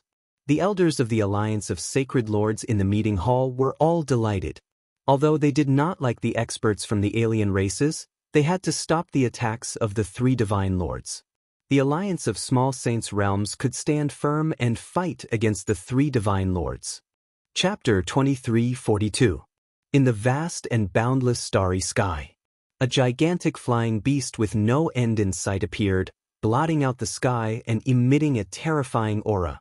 Its gigantic wings soared into the sky, and terrifying shockwaves pulverized the starry sky one after another, leaving behind shattered spatial cracks. This was an ancient starry sky green Luan whose strength had reached the 5th step. It was born as a first-step expert, and its talent was speed. It was one of the few fastest birds in the world. This kind of fast bird was invincible at the same level. Even if it was a level higher, unless it was a special great path, it would still be helpless. On the back of the primordial starry sky blue one, there was an area the size of a plane. At this moment, there were more than a dozen of these energy light clusters exuding a terrifying aura. They were incomparably overbearing. Deacon Lee, the barbarian continent, was destroyed by that person. Although it later condensed a small world, it was no longer as glorious as before. Why are we going to this place this time? A ball of purple energy said disdainfully. Yes, we are also curious. A broken world that has been abandoned for many years, why do we still need to go there? That place has lost its source of energy, and cultivating to the fifth step is as difficult as ascending to the heavens. If any of us went there, we would be able to suppress that world. A white ball of energy coldly said. The other balls of energy fluctuated. The person called Deacon Lee was dressed in green and was sitting cross-legged on the blue lawn's back. His aura was not strong, but his eyes were incomparably sharp, like a sharp longsword. Once the longsword was drawn, it would decide the life and death of others. All of you are geniuses with first-class talents. You are the best in the world, and your futures are limitless. Deacon Lee's voice was like a great bell, and his words were like mountains. However, it does not mean that all of you can reach that realm. This time, sending you to the broken world is actually a mission given to you by the higher-ups. Whoever can collect enough Great Path Primordial Heart in the broken world will be able to enter that place, obtain the strongest inheritance, represent judgment, and qualify to enter the Capital Institute. The dozen or so balls of energy fluctuated greatly, and they seemed extremely excited. Deacon Lee, I have a question. The Great Path Primordial Heart can only be condensed after reaching the fifth step. There are only a few people in that broken world now. Even if we kill them, we won't be able to get many Great Path Primordial Hearts. Someone raised a question, and it was also a question from a dozen or so balls of energy. Deacon Lee smiled and said, the incomplete world is not as good as it was in the past, but don't forget, in that battle, countless experts died and were injured. Among them, some experts secretly used heaven-defying methods, trying to resurrect themselves in the future. So this is your chance, a chance to increase your strength. The sacred world didn't know that the people from Judgment were far away. After taking over the Blackwater world and the 10,000 Sun world, the strength of the three great sacred lords had increased greatly. In just a few days, the three great sacred lords descended above the seven fiend world where the alliance of small sacred realms was located. With a loud rumble, the three sacred lords descended upon the seven evil realm. They did not hide their powerful auras at all. The great path appeared behind them, covering the sky and the sun. Terrifying waves of air swept towards the alliance of small saints. The experts of the alliance of small saints immediately felt a huge pressure. The air seemed to be compressed, creating a feeling of suffocation. They had to circulate their great Tao with all their might to barely resist the pressure of the three sacred lords. Too powerful. There's only one level of difference, but why are the auras of the three sacred lords so strong? The difference is like the difference between the sky and the earth. In the past, the pressure that the three sacred lords gave off wasn't this strong, and they had some confidence in dealing with them. But now, I don't have any confidence at all. Sacred Lord Seven Fiend, get the hell out here. Sacred Lord Bai Lang harumphed coldly, and balls of water containing a thick aura of the great Tao rained down on the alliance of small saints. After a series of explosions, the arrays around the alliance of small saints were torn apart, and countless experts were killed or injured. After 50 years, they could finally hold their heads up high. As long as they killed Sacred Lord Seven Fiend and the other sacred lords, the sacred world would once again return to their control, and they would truly rule over the 33 small saints. Sacred Lord Bai Lang's attack was shocking. He wanted to force Sacred Lord Seven Fiend out unless the other was willing to give up on the alliance of small saints. This move was extremely vicious. He's out. Sacred Lord Seven Fiend circulated his great Tao, and a strong power of the great Tao opened up the sky and blocked the attacks of the rain. Sacred Lord Seven Fiend also appeared not far away from the three Sacred Lords. At the same time, surges of powerful Sacred Lord auras shot out from the alliance of small saints. A while later, more than 50 third-step experts stood behind Sacred Lord Seven Fiend. Many of them had reached the peak and were only a step away from the fourth step. They could break through at any moment. The three Sacred Lords were very calm while facing more than 50 third-step experts.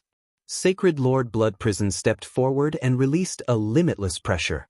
Sacred Lord Seven Fiend, you were really good 50 years ago. You gathered all the forces to steal food from the tiger's mouth. You didn't think that this day would come so soon, did you? Sacred Lord Seven Fiend circulated his great Tao, and the 53rd step experts behind him also used their great Tao to block the pressure from the fourth step experts. The winner is the king, and the loser is the thief. It doesn't matter what method I used, only the results. Unfortunately, I wasn't able to kick you guys out of the three small saints worlds in 50 years. Instead, you guys managed to reach the fourth step and stand above us. This sacred is very regretful. Sacred Lord Seven Fiend, today is the day you die. Are you going to kill yourself, or are we going to do it ourselves? Yen Zixing hated Sacred Lord Seven Fiend very much. Back then, some of the genius disciples of the Yen family had been killed by the alliance of small saints. Kill yourself? Do you think you're a ninth step expert? Sacred Lord Seven Fiend laughed. Just because you guys have reached the fourth step doesn't mean that there aren't other fourth step experts in this world. Thornlika, go greet them. A huge ripple came from heaven and earth as a passageway opened in the void. A terrifying pressure came from the other end of the passageway. Then, an expert wearing a golden beast hide walked out of the passageway. Three Saint Lords, long time no see. Do you still remember me? Sacred Lord Blood Prison's eyebrows furrowed. Barbarian Laika, you've also reached the fourth step. There's still me. A huge commotion appeared in the air as a scorching aura swept over. Heaven and earth were covered in flames, and it was as if they had arrived in a kingdom of fire. Everyone felt the temperature rise, and their blood started to evaporate. They all circulated their great Tao to block it. Fire Tribe, Thorn. A flaming person descended from the sky and released a terrifying scorching aura. Chapter 2343.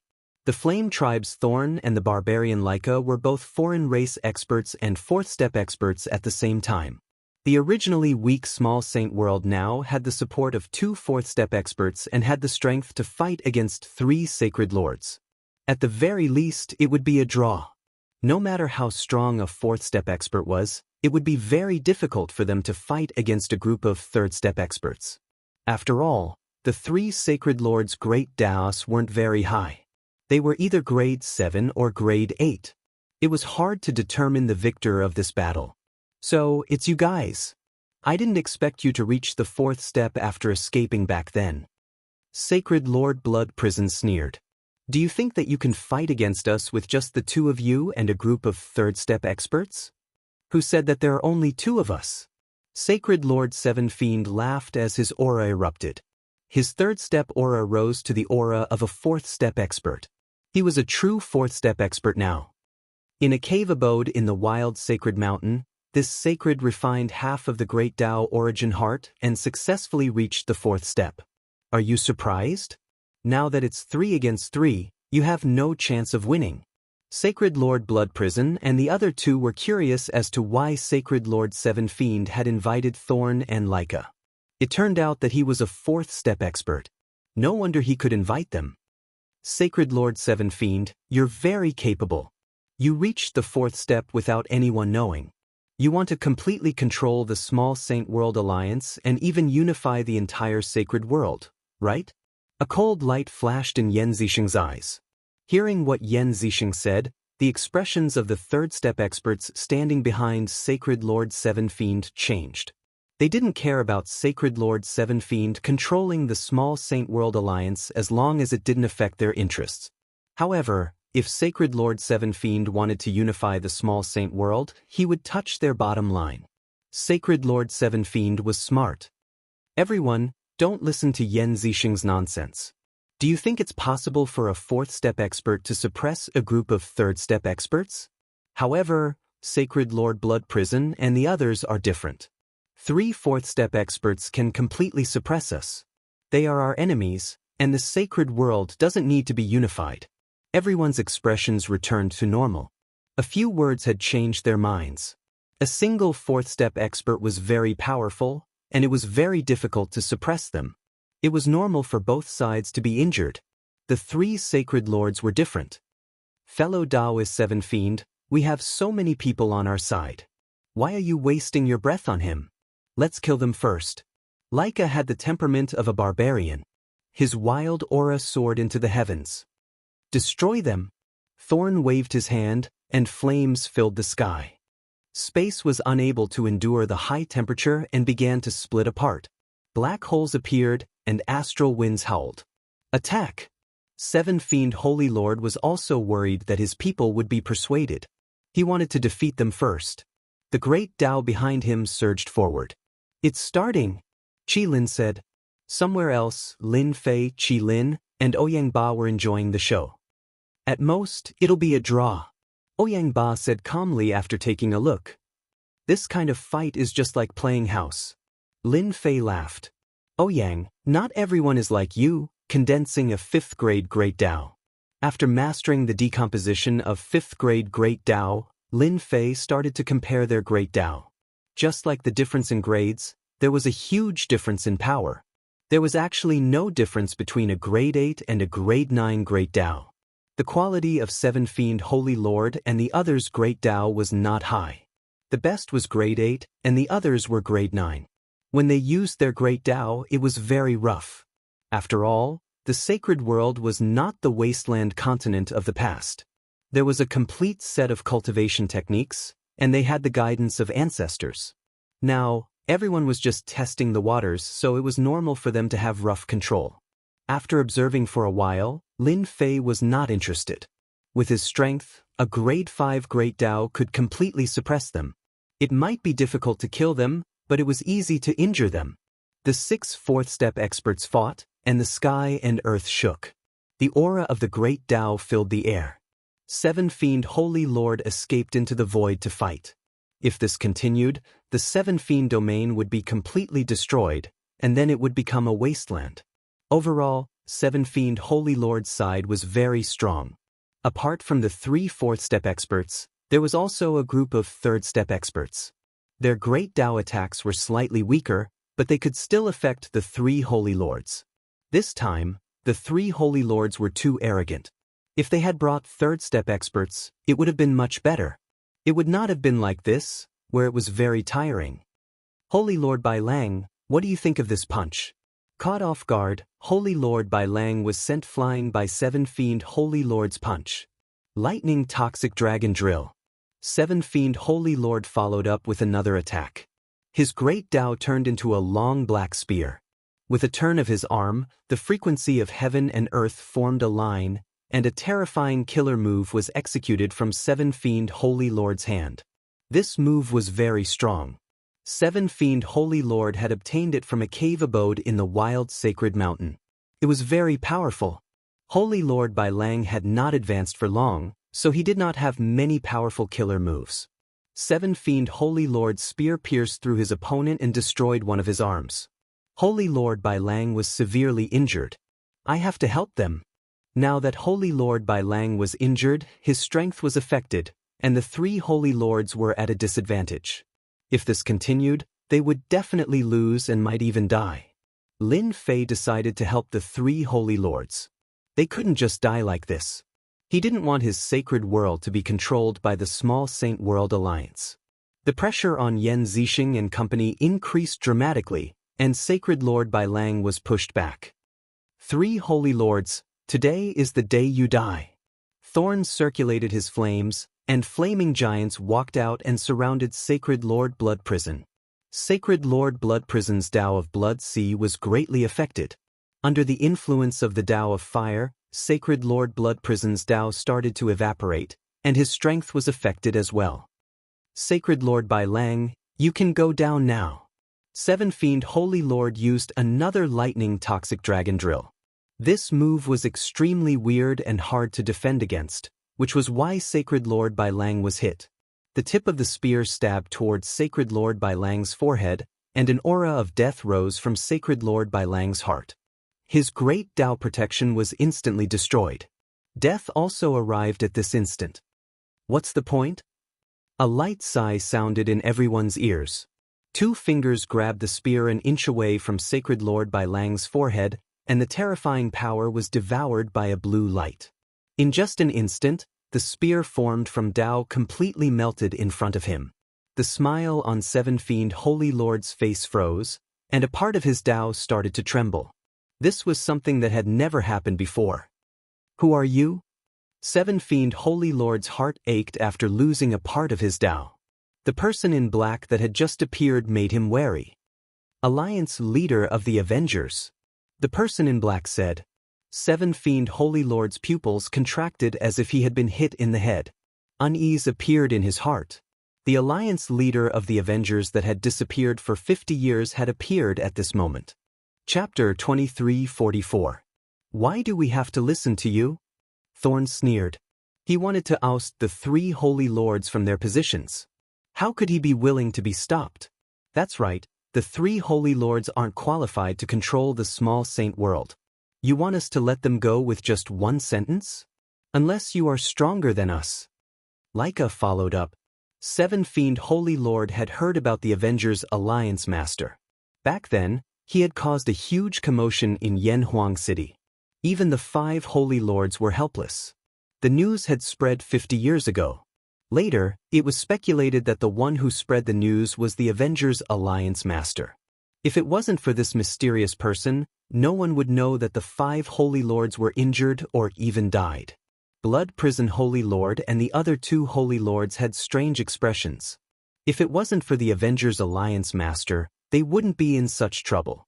If it wasn't for the Avengers Alliance Master, they would have been able to control the small saint world, and the forces they relied on wouldn't have rebelled.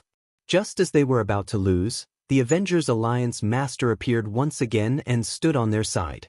This was truly shocking. The three Holy Lords had complicated emotions.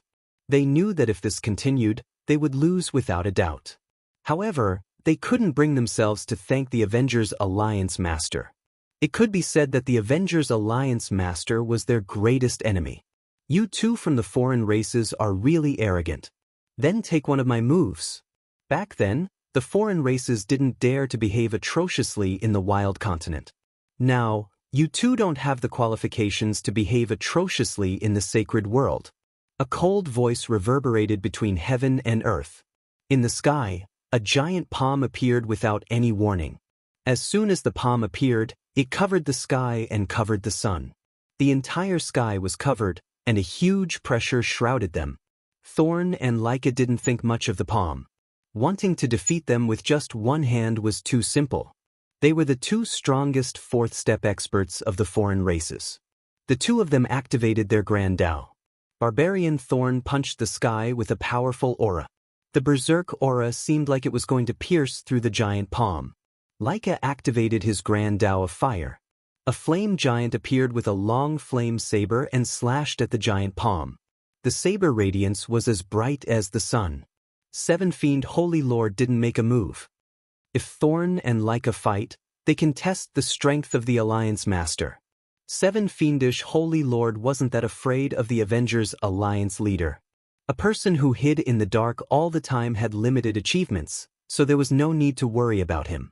The strength of the two experts from the foreign races was still very strong. Seven Fiend Divine Lord would have a hard time dealing with any one of them in a one-on-one situation. He didn't believe that the Alliance Master had the ability to fight two of them at once. It would be a pretty good thing if he could even fight to a draw. Sacred Lord Blood Prison and company all had different thoughts. They subconsciously hoped that the Alliance leader of the Avengers would be able to block the attacks of the two non-human experts. Without the two non-human experts, Sacred Lord Seven Fiend wasn't much. With their strength, they could easily kill him. Without Sacred Lord Seven Fiend, the others wouldn't be able to take a single blow. At this moment, their thoughts were the same.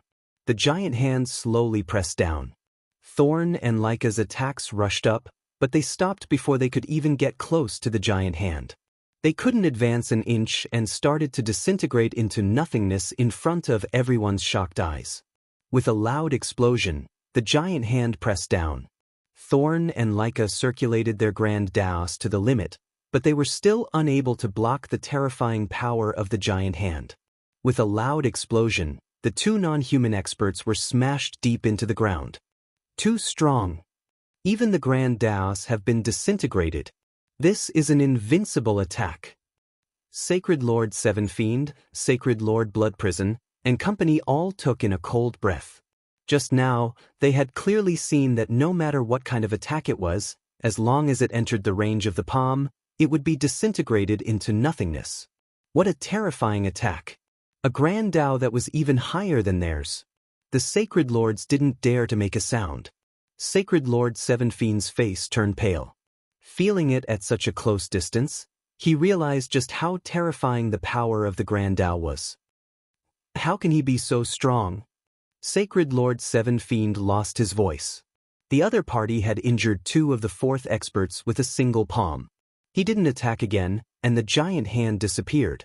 Traces of the power of the Grand Dao continuously stimulated them. The sacred world isn't a place where you can behave atrociously. If you come to the sacred world again, I will definitely kill you. Thorn and Laika came out of the ground with pale faces. The power of the Grand Dao around them was much weaker. At this moment, they didn't dare to say another word and turned to leave the Seven Fiend world. Both of their eyes were filled with fear. They had been defeated in one move. Just how strong was the other party? Their Grand Dao attacks were strong, but compared to the other parties, they were on a completely different level. Sacred Lord Blood Prison felt the other party leave and finally revealed a happy expression. With the non-human experts gone, the scales of victory were tilted towards their side. He cupped his hands towards the sky and said, "Thank you, Alliance Leader, for helping out. We three Sacred Lords are extremely grateful." Sacred Lord Seven Fiend's face sank. Was he trying to rope in the Avengers Alliance Leader? Things weren't looking good. The three Sacred Lords took the initiative to thank the mysterious Avengers Alliance Leader. Regardless of whether they knew each other or not, at the very least, the Avengers Alliance Leader had helped them greatly. Sacred Lord Seven Fiend panicked and broke out in a cold sweat. Avengers Alliance Leader, I think this is a misunderstanding. Those two non-human experts weren't invited by me, they were greedy for the resources of the sacred world. After the two non-human experts left, Sacred Lord Seven Fiend seemed to have lost both his arms. He no longer had the strength to fight against the three Sacred Lords. If the Avengers Alliance Leader continued to support the three Sacred Lords, then he would really be done for. The small Saint World Alliance behind him would also become a thing of the past. You are guilty of colluding with the non-human experts. A cold voice sounded from the sky again. However, the sacred world isn't the wasteland continent of the past. If you continue to fight, the heavens and earth will collapse. The sacred world won't be able to withstand your torment. Let's just stop here. The sacred world needs peace. Lin Fei, who was hiding in the dark, also felt that he was being hypocritical. If it wasn't for the chaos of the sacred world, Lin Fei wouldn't have been able to take advantage of the chaos and accumulate a large amount of origin energy. Sacred Lord Seven Fiend had never felt that the other party's voice was so pleasant to listen to. He hurriedly followed. Alliance Leader is right. The sacred world has been in chaos for such a long time and indeed needs peace. The Seven Fiend World Alliance and the Small Saint World Alliance will fully support Alliance Leader's words. When the three Sacred Lords heard this, they cursed the other party for being shameless. At the same time, they couldn't understand why the Avengers Alliance Leader would let Sacred Lord Seven Fiend go. The two non-human experts weren't a match for the other party. Sacred Lord Blood Prison and the other two Sacred Lords didn't have any confidence either. The quality of the Great Dao was higher than theirs. It was like a chasm that couldn't be crossed. We are willing to stop. Chapter 2345. A battle that wasn't a life and death battle ended just like that. This result exceeded everyone's expectations. It turned out that there was still an expert in the sacred world that suppressed 6 fourth-step experts by himself. The Avengers Alliance Master's strength spread across the sacred world. At the same time, some people pushed the Avengers Alliance Master to the position of the number 1 expert. Just how strong was he to be able to suppress 6 sacred lords? Lin Fei had become the number 1 expert by pretending to be the Avengers Alliance Master. Of course, this would happen later. Lin Fei suppressed 2 non-human experts with his strength, giving Sacred Lord Seven Fiend and the 3 Sacred Lords a deep and terrifying impression. They knew that it would be difficult to deal with Sacred Lord Seven Fiend, so they might as well leave a good impression in case the Avengers Alliance Master had other thoughts. The battle ended just like that. The 3 saints also returned to their respective small saint worlds as soon as possible. Their hearts were filled with complicated emotions, and they even felt a bit regretful. They had almost been killed by someone. What do you guys think the Avengers Alliance Master wants to do? Sacred Lord Bai Lang asked with a frown. Sacred Lord Blood Prison and Sacred Lord Yen Zixing were at a loss. 50 years had passed, and they still couldn't see what the other party was thinking. Under normal circumstances, if the other party really wanted to do something in the sacred world, he would have made a move 20 to 30 years ago. There was no need to wait until now.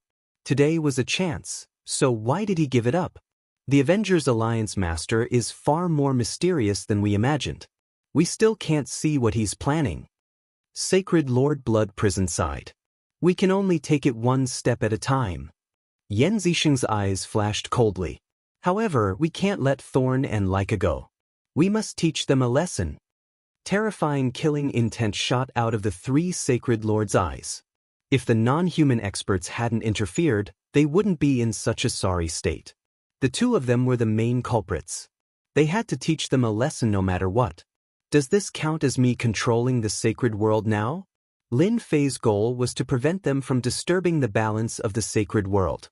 As long as this balance was maintained, he could continuously absorb the origin energy without anyone noticing. Using such a method to increase his strength and replicate the Great Tao, if news of this were to spread, it would definitely cause a huge uproar.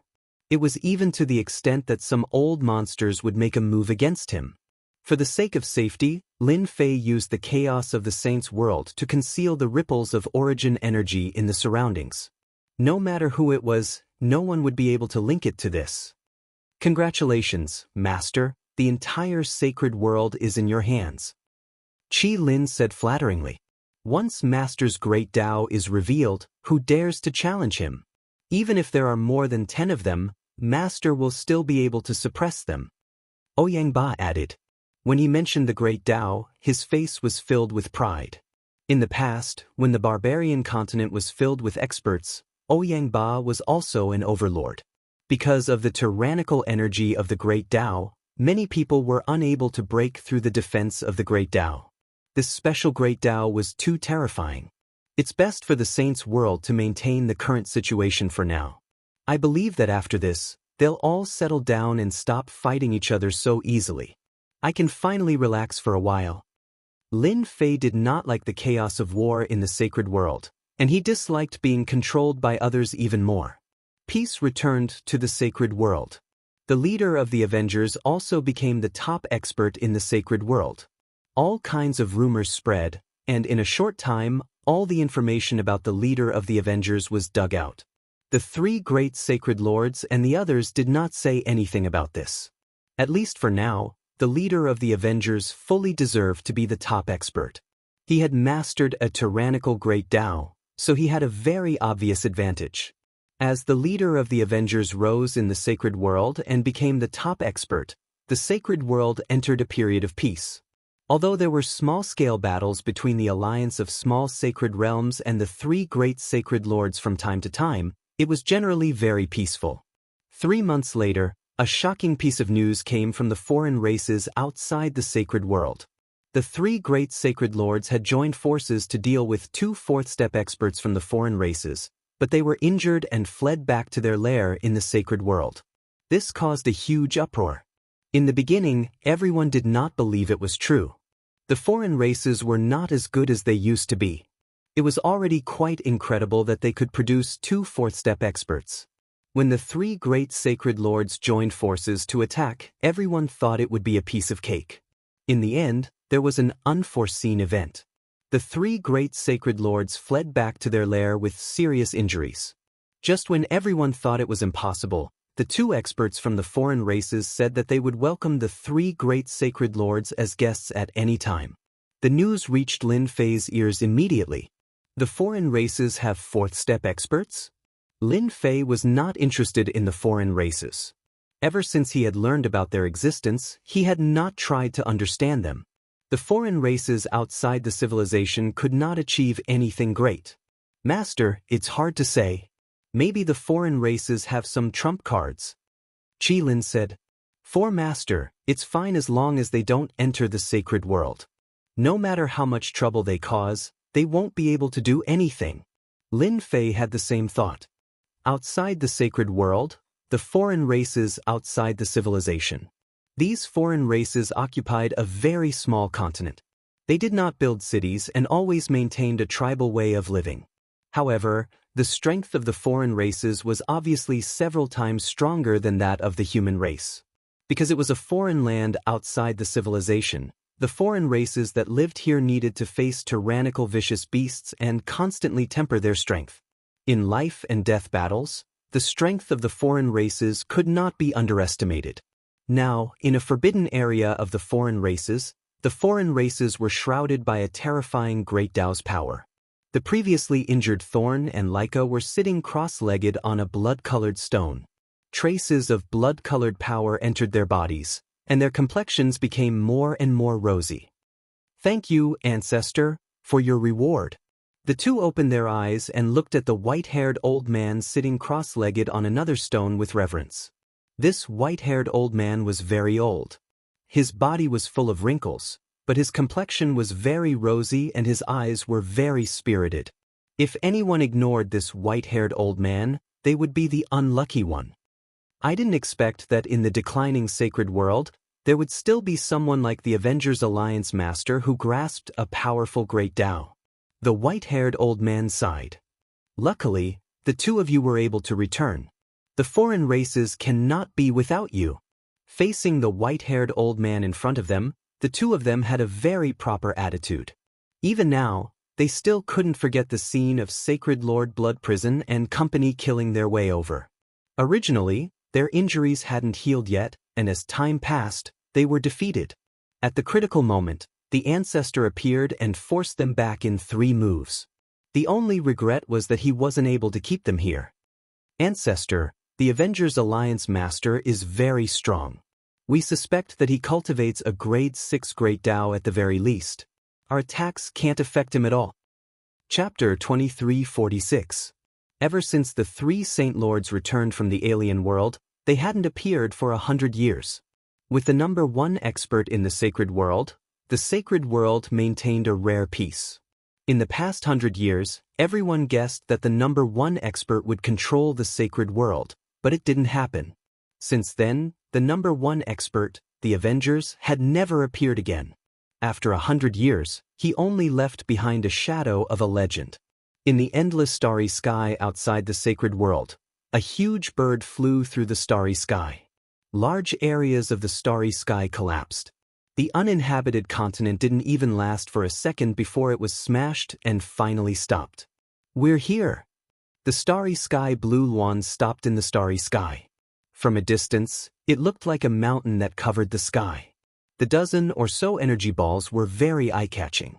Deacon Lee stood up and released an invisible aura. The dozen or so energy balls felt a great pressure. According to the map, it will take about 5 or 6 days to reach the sacred world. You guys go there by yourselves. As for how to get the Great Tao Origin Heart, there is no need for me to say it. You all know it. The higher-ups have calculated that after 300 or 400 years, those experts will be resurrected. The dozen or so energy balls broke through the sky and disappeared in the blink of an eye. Deacon Lee looked at the starry sky. You are all geniuses of the Judgment Organization. Don't disappoint me. The alien world. Since the beginning of the alien race's inheritance, the alien world was the alien world. It never had a complete name. Ever since that battle, Laika and Thorn had basically stayed in the foreign race's world and hadn't left at all. They had constantly increased their strength in hopes that one day, they would be able to kill their way into the holy world and take the lives of the 3 holy lords. There was also the Avengers Alliance Master, whose whereabouts were always unknown. If it weren't for that person, the holy world would have long since fallen into their hands, and the power of the foreign race would have reached its peak. In the past 100 years, the 2 alien race experts had been cultivating and going into closed-door training. Noon of this day, a terrifying aura shrouded the sky of the alien world. In front of this aura, the alien race experts felt their hearts palpitate. It was as if the other party could kill them with a single thought. This intense feeling kept rising from the bottom of their hearts. Who dares to cause trouble in the alien world? One after the other, 2 sharp auras soared into the sky. As the protectors of the alien world, Laika and Thorn were the first to come out. 2 terrifying attacks tore apart the other party's aura, allowing the experts from the foreign races to catch a breather. 4th Step Realm, 8th Grade Great Tao. What a piece of trash. A cold snort came from above the 2 of them. A huge finger shot through the air. No one knew where it came from, but it heavily hit the 2 of them. An unimaginably terrifying force pressed down on them, and they were immediately sent flying into a mountain. They were on the verge of death. This is too terrifying. Could it be that the Alliance Master has taken action? The 2 of them were on the verge of death. They were 4th step experts, but they couldn't even take one move from this person. They felt extremely sullen, and a trace of fear appeared in their hearts. To be able to heavily injure them in one move, how terrifying was the person who came? Your Excellency, aren't you being too vicious and merciless? This is the outsider's world. How can you? Another tyrannical and terrifying aura shot into the sky. Halfway through his words, a finger stabbed down from the void. You half-dead old thing, scram to the side. A massive boom rang out, and the towering aura was suppressed by an even more powerful force. The entire forbidden region of the outsider world was shaken. Too weak, too weak. You can't even withstand a single blow. The voice in the void was filled with endless disappointment. Laika and Thorn revealed frightened expressions. The old ancestor wasn't this person's opponent and was suppressed by a single finger. This person's strength was unfathomable. The 2 of them felt their hearts sink to the bottom. From today onwards, the 3 of you belong to this young master. A powerful force attacked them. Laika, Thorn, and even the old ancestor were pulled over by a young man. They were thrown together, and the other party's icy voice echoed in their ears. Your strength is too weak. You can consider yourselves lucky. I don't need trash by my side, otherwise how could I compete with those people? The young man's body was shrouded by the power of the Great Tao, so his appearance couldn't be seen. The only thing they could feel was his arrogance. Laika, Thorn, and even the old ancestor didn't turn around for a moment. Once they did, they were overwhelmed with shock. A mysterious person had easily defeated them, and now there was more than one such powerhouse. Could it be that the holy world was going to change? The assassin world. Not bad, not bad. This is exactly what I want to control. There was an underground world outside the holy world. Normally, very few people would come to this place, but in this underground world, there was a terrifying power, the assassin world. The assassin world was overseen by a 4th step powerhouse who had broken through 50 years ago. If this was a normal time, the master of the assassin world, Black, might make a move against the holy world. But what happened 50 years ago mercilessly told Black that with his strength alone, he was far from being able to strut around in the holy world. From then on, Black gave up on the idea of being a hegemon. With the mysterious number 1 expert above his head, who knew when he would come looking for him? It was better to be a local tyrant in his own territory. Black cultivated in the secret room as usual. After 50 years, his strength had stabilized. Sometimes he would turn into a black room, and sometimes he would turn into a human. He kept changing back and forth. This was one of Black's powerful Daos. I didn't expect there to be someone who cultivates the 6th grade Great Tao. This Great Tao is not bad. Without any warning, A sound came from the secret room. Black's expression changed, and the black room surged out, covering the entire secret room. Get out. A bright light, like the dawn before darkness, appeared. The black fog that covered the sky seemed to have met its nemesis. It kept evaporating and dissipating, and a series of groans came from the black fog. Stop. Black was so scared that his scalp went numb. After returning to his human form, his face was full of horror. He cultivated a 6th grade Great Tao, and he did not have to worry about facing the 3 great divine lords and the others. He did not expect to be suppressed by a mysterious person today. Black did not need to doubt that the other party's strength was so strong that he could not compete with him. Sir, your strength is impressive. If there is anything you need, just tell me. I will definitely complete it for you. Black lowered his head, having no intention of fighting back at all. Someone who could target his Great Tao must be a Great Tao above his own. A Great Tao countered a Great Tao, and his strength would be reduced by more than half. Black had no chance at all, so he might as well just admit defeat. You are very smart. The person smiled and said, I have taken a fancy to your assassin world, and I can even help you advance to the 5th step. Black knelt on one knee without hesitation. Black greets young master. Chapter 2347. Master, several places in the sacred world have detected a powerful force that exceeds the strength of a 4th step expert. It is suspected that some experts have invaded the sacred world. Nether Realm, Wild Sacred Mountain, in a cave abode. Lin Fei, who was sitting cross-legged and cultivating, suddenly heard the little fiend's reminder. He suddenly opened his eyes and revealed a trace of doubt. If I burst out with the power of a 4th step expert, wouldn't that be equal to the power of a 5th step expert? Ever since Lin Fei had shown his strength 100 years ago, he had become the top expert in the sacred world. He did not care much about it, as he felt a sense of accomplishment for using a mysterious identity to deal with the sacred world. In the past 100 years, Lin Fei had not been idle. He had basically stayed in the wild sacred mountain to absorb the origin energy and search for experts who were trying to resurrect. Unfortunately, he had not found anything. There were very few people like Ouyang Ba. According to Ouyang Ba, there were many hidden spaces and secret realms in the wild sacred mountain. Perhaps they were all hiding in those secret realms. Lin Fei tried to find the secret realm, but these secret realms were not ordinary. At the same time, they were closed. It was not easy to detect their specific location. Over the past few decades, Lin Fei hadn't gained anything. Those spatial secret realms were tightly hidden. It wasn't that he hadn't discovered any secret realms during this period, but they had long been destroyed by others. There was no value in them at all. Lin Fei could only give up on the idea of searching for them. However, it did not mean that he had given up on searching. Instead, he made arrangements.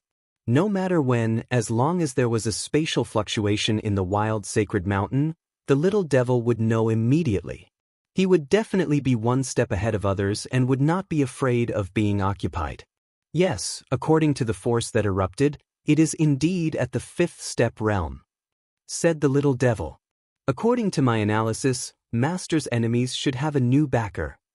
Lin Fei had not done anything in the past 100 years, but he had actually gained complete control over the Saints' world. He was not particularly interested in the territory, resources, and authority that other people had. Compared to origin energy, they were nothing. They were nothing. They were all unpresentable. Could it be that those experts from back then have returned, or... Lin Fei furrowed his brows. If they're really being controlled by someone, I'm afraid those people will come looking for me. I have to make some arrangements. Unable to guess their origins, Lin Fei realized that the sacred world would no longer be peaceful. Master, we've overlooked a certain force. That mysterious judgment, organization. There's an 80% chance that these people are from that force. Imp said. The little devil had a strong analytical ability, so there was an 80% chance that he was from Judgment. Judgment. Lin Fei's eyes lit up. If there was anyone who had the opportunity to send such a strong person, it would be the Judgment Organization. Even though the Judgment Organization had disappeared for such a long time and was almost forgotten by people, No one really believed that the Judgment Organization had disappeared. It was very likely that they were hiding from the world. Hey, someone is looking for Song Shengtian. Through the connection between them, Lin Fei immediately sensed the movements on the other side. Turn on the surveillance. Be careful. The image on the system changed to a palace in Heaven Wasteland domain. A tyrannical power was wreaking havoc, but it was perfectly controlled in a very small area, indicating that this person had an extremely deep grasp of his own strength. This person is very strong. Just this aura alone has reached the peak of the 4th step. His great Tao power is also extremely terrifying. Are they big shots who want to control the sacred world? Lin Fei was suspicious. In the palace, the Song Shengtian brothers were both 3rd step experts. In the past 100 years, they had progressed extremely quickly. However, in front of the person who had come, just the terrifying pressure of the great Tao made it hard for them to breathe. You people of the sacred world are really weak. I haven't even made a move yet, but you can't stand it. How disappointing. In the original position of the City Lord, there was a ball of red energy. One could vaguely see the figure inside. Now, I'll give you 2 choices. Either you live, or you die. The Song Shengtian brothers relied on Lin Fei to control a small sacred world and restore the former glory of the Zhong clan. They had never had any thoughts of betrayal. They knew very well that without Di Tian's help, they most likely would not have reached this step today. Facing the tyrannical person in front of them, the Song Shengtian brothers hesitated. One side was death, the other was life. This was the most difficult choice in a person's life. Once they made the choice, it would be a betrayal. The Zhong clan disdained to do such a thing. If they chose to die, the glory of the Zhong clan would never return, and they would forever become smoke in history. Why are you willing to choose to die? In the City Lord's position, the ball of energy revealed a faint trace of dissatisfaction. Song Shengtian did things in an open and above-board manner. The thing he was most unwilling to do was to betray. Even if Di Tian did not ask the Zhong clan to do anything in these 100 years, Song Shengtian had always insisted that he was one of Di Tian's people. Without Di Tian behind him, even if he controlled the Heaven Wasteland domain, without a strong backing, he would not be able to stop the surrounding people from spying on him. Song Shengtian, agree to that guy. There's nothing for me to worry about. When Song Shengtian could not make a decision, a familiar voice sounded in the bottom of his heart. Fortunately, Song Shengtian was also a powerful guy, and did not reveal any strange expression. He believed that as long as he revealed a trace of strange expression, the mysterious person would definitely be able to see it. Sir, it's not impossible for us to rely on you, but do you have the confidence to face the siege from the invincible palace of the Nether domain? Song Shengtian said hesitantly. Haha, that's a good idea. That's great, I've never been stingy to my own people. As long as you work for me, a mere invincible palace and the Nether domain are nothing. I might as well tell you, I'm from the mysterious Judgment Organization in your eyes. Do you think the forces of the sacred world can go against Judgment? The unlimited arrogance of the words directly caused the hearts of the 2 brothers, Song Shengtian, to tremble. On the other side, after hearing these words, Lin Fei finally confirmed that the mysterious Judgment had finally made a move. They had arranged for young disciples to control an overlord of the sacred world the moment they arrived. I didn't expect it to really be them. But what exactly is their goal? Lin Fei frowned. We're willing to be your subordinates, Song Shengtian said after struggling for a while. The younger brother beside him had always followed his older brother. Little did he know that at this moment, Song Shengtian was also very shocked. That Di Tian's strength was so terrifying, and the people from the Judgment Organization actually did not notice it at all. How strong was that person?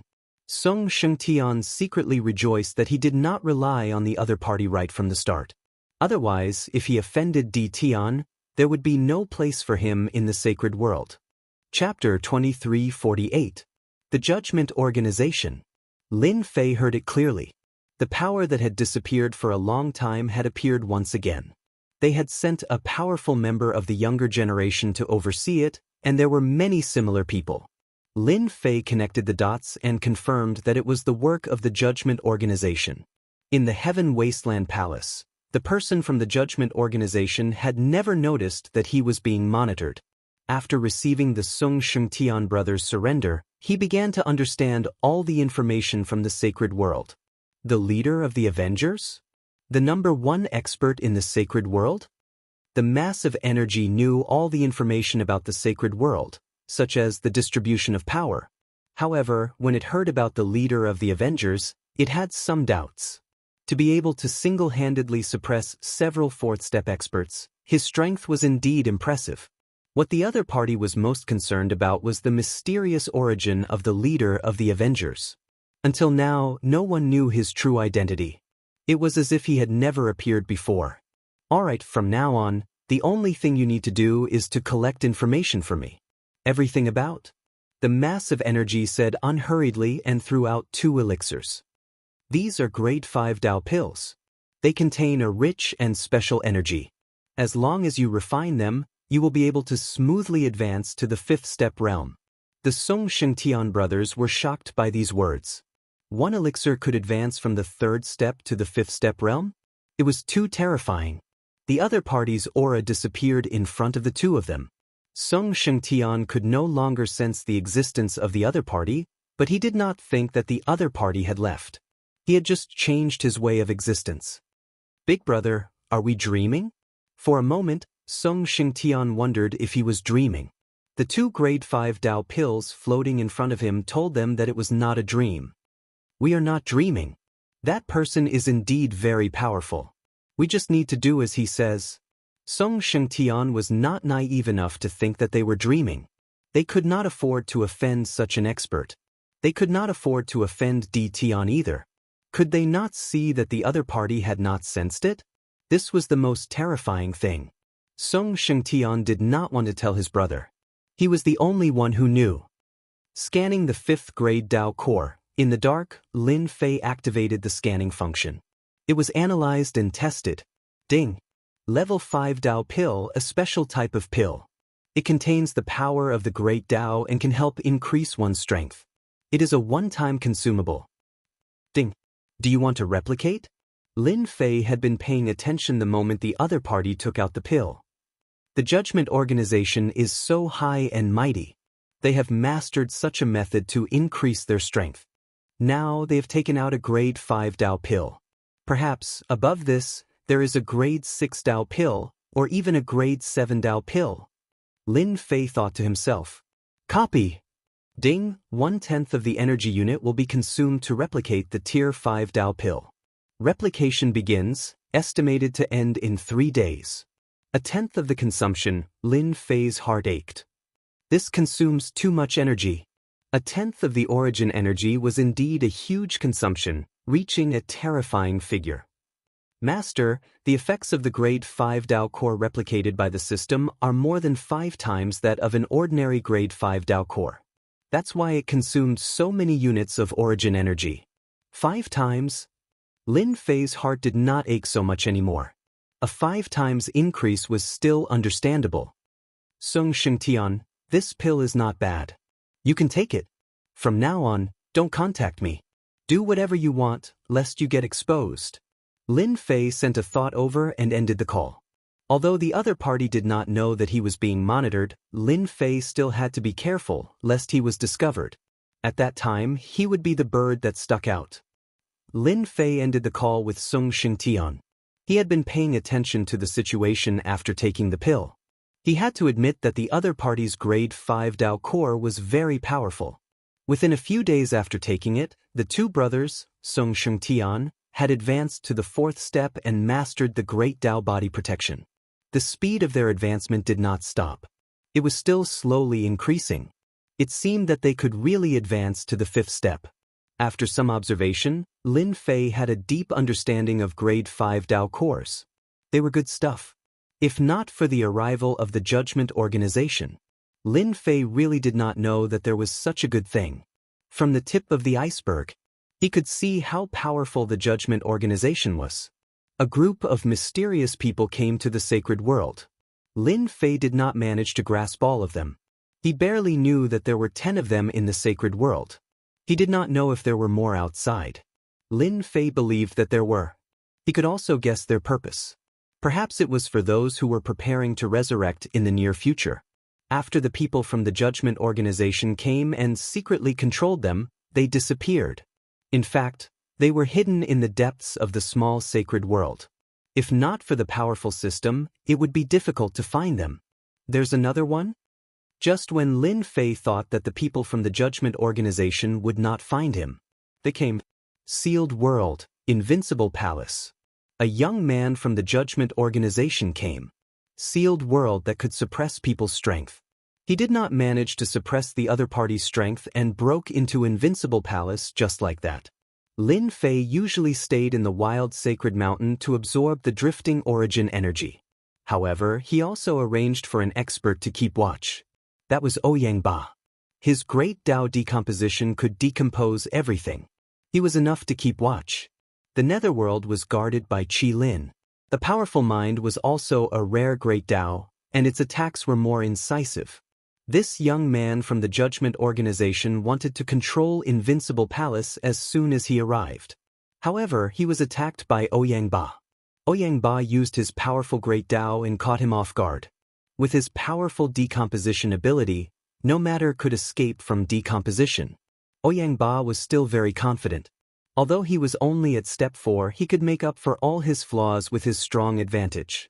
This young man from the Judgment Organization was quite shocked.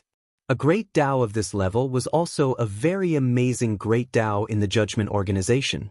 He did not expect it to appear in the sealed world. The two of them fought. The great Dao that Ouyang Ba was proud of failed to defeat his opponent for the first time. Instead, his opponent left.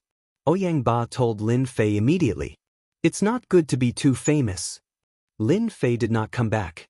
He turned on the projection and complained in his heart. "Master, did you say that they are the genius disciples of the Judgment Organization?"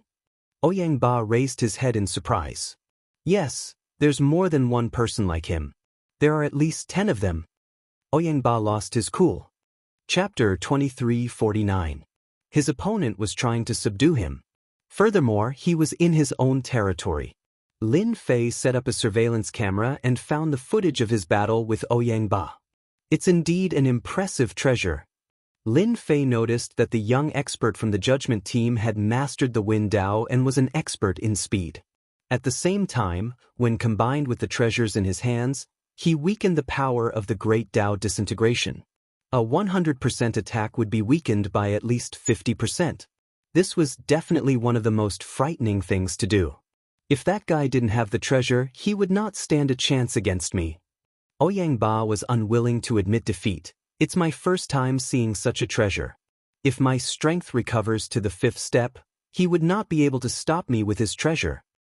Have you heard of Dao pills? Lin Fei asked all of a sudden. Ouyang Ba wore a confused look. He soon recalled something and said in astonishment, "Master, do you have a Dao pill?" Rumor had it that it was a special pill that could be used to break through to the next realm. Back when the wild holy continent was at its peak, Dao pills were extremely rare. It was said that Dao pills were refined using the great Dao Yuan heart. I'm not sure if it's true or not. A trace of understanding flashed in Lin Fei's heart. Perhaps, Dao pills are really refined using the great Dao essence heart. The person who came up with such a method is not simple. Not yet. Lin Fei said, "I'm not sure about it in the future." Ouyang Ba pondered, "Master, as long as I can reach the 5th step, I'll be able to defeat any expert from the judgment team in a one-on-one battle." After the young expert from the judgment team disappeared, no one in the sacred world knew about it. During this period, there was a huge change. 3 days later, Lin Fei finally received the good news that the 5th grade Dao pill had been successfully replicated. Ever since Sung Shengtian and Ouyang Ba consumed the pill, they had broken through their bottlenecks and reached the 4th step. Lin Fei was shocked when he found out about it. With such a pill, it was not difficult to control the authorities of the sacred world. In the face of threats and increasing one's strength, no matter who it was, they all knew how to choose. So this is a 5th grade Dao pill? In a cave in the savage sacred mountain, Lin Fei took out the pill. This was a green medicinal pill that exuded an ancient aura. The moment it was taken out, a thick aura of the Great Tao spread out. Fortunately, Lin Fei had set up a formation to isolate all auras. Otherwise, just this aura alone would definitely attract the attention of others. Lin Fei did not believe that he was alone in the wild sacred mountain. This is indeed an extraordinary pill. It contains such terrifying energy. No wonder it can improve one's strength so easily. No one can resist it. Lin Fei sighed. If they knew that they contributed a method to increase their strength to me, their faces would probably turn black. Lin Fei was in a very good mood after spending a tenth of his energy to replicate a 5th grade Tao pill. Furthermore, it was a pill that had been increased by 5 times. Lin Fei opened his mouth and swallowed the pill. It melted in his mouth and a strong energy swept through his body, as if it wanted to explode Lin Fei's body. What a tyrannical medicinal effect! Lin Fei was shocked. He used Tianming's energy to suppress it. Fortunately, Tianming's energy was incomparably huge. Furthermore, he was not afraid of consumption. After suppressing the energy, all that was left was to slowly refine it. This refinement took Lin Fei an entire month to completely refine the special energy in his body. Unparalleled realm, 3rd step small realm. In a short month, Lin Fei broke through the bottleneck and successfully became a peerless expert. After Lin Fei successfully advanced to the unparalleled realm, he finally condensed a great Tao in his body. It was not an ordinary great Tao, but one of the rarer great Tao in the space series. It was not an active attack type, but an auxiliary great Tao called spatial nihility. The space great Tao was a huge great Tao. It contained all kinds of small Taos. The one that Lin Fei condensed was an auxiliary great Tao called spatial nihility. It was actually a kind of passive defense.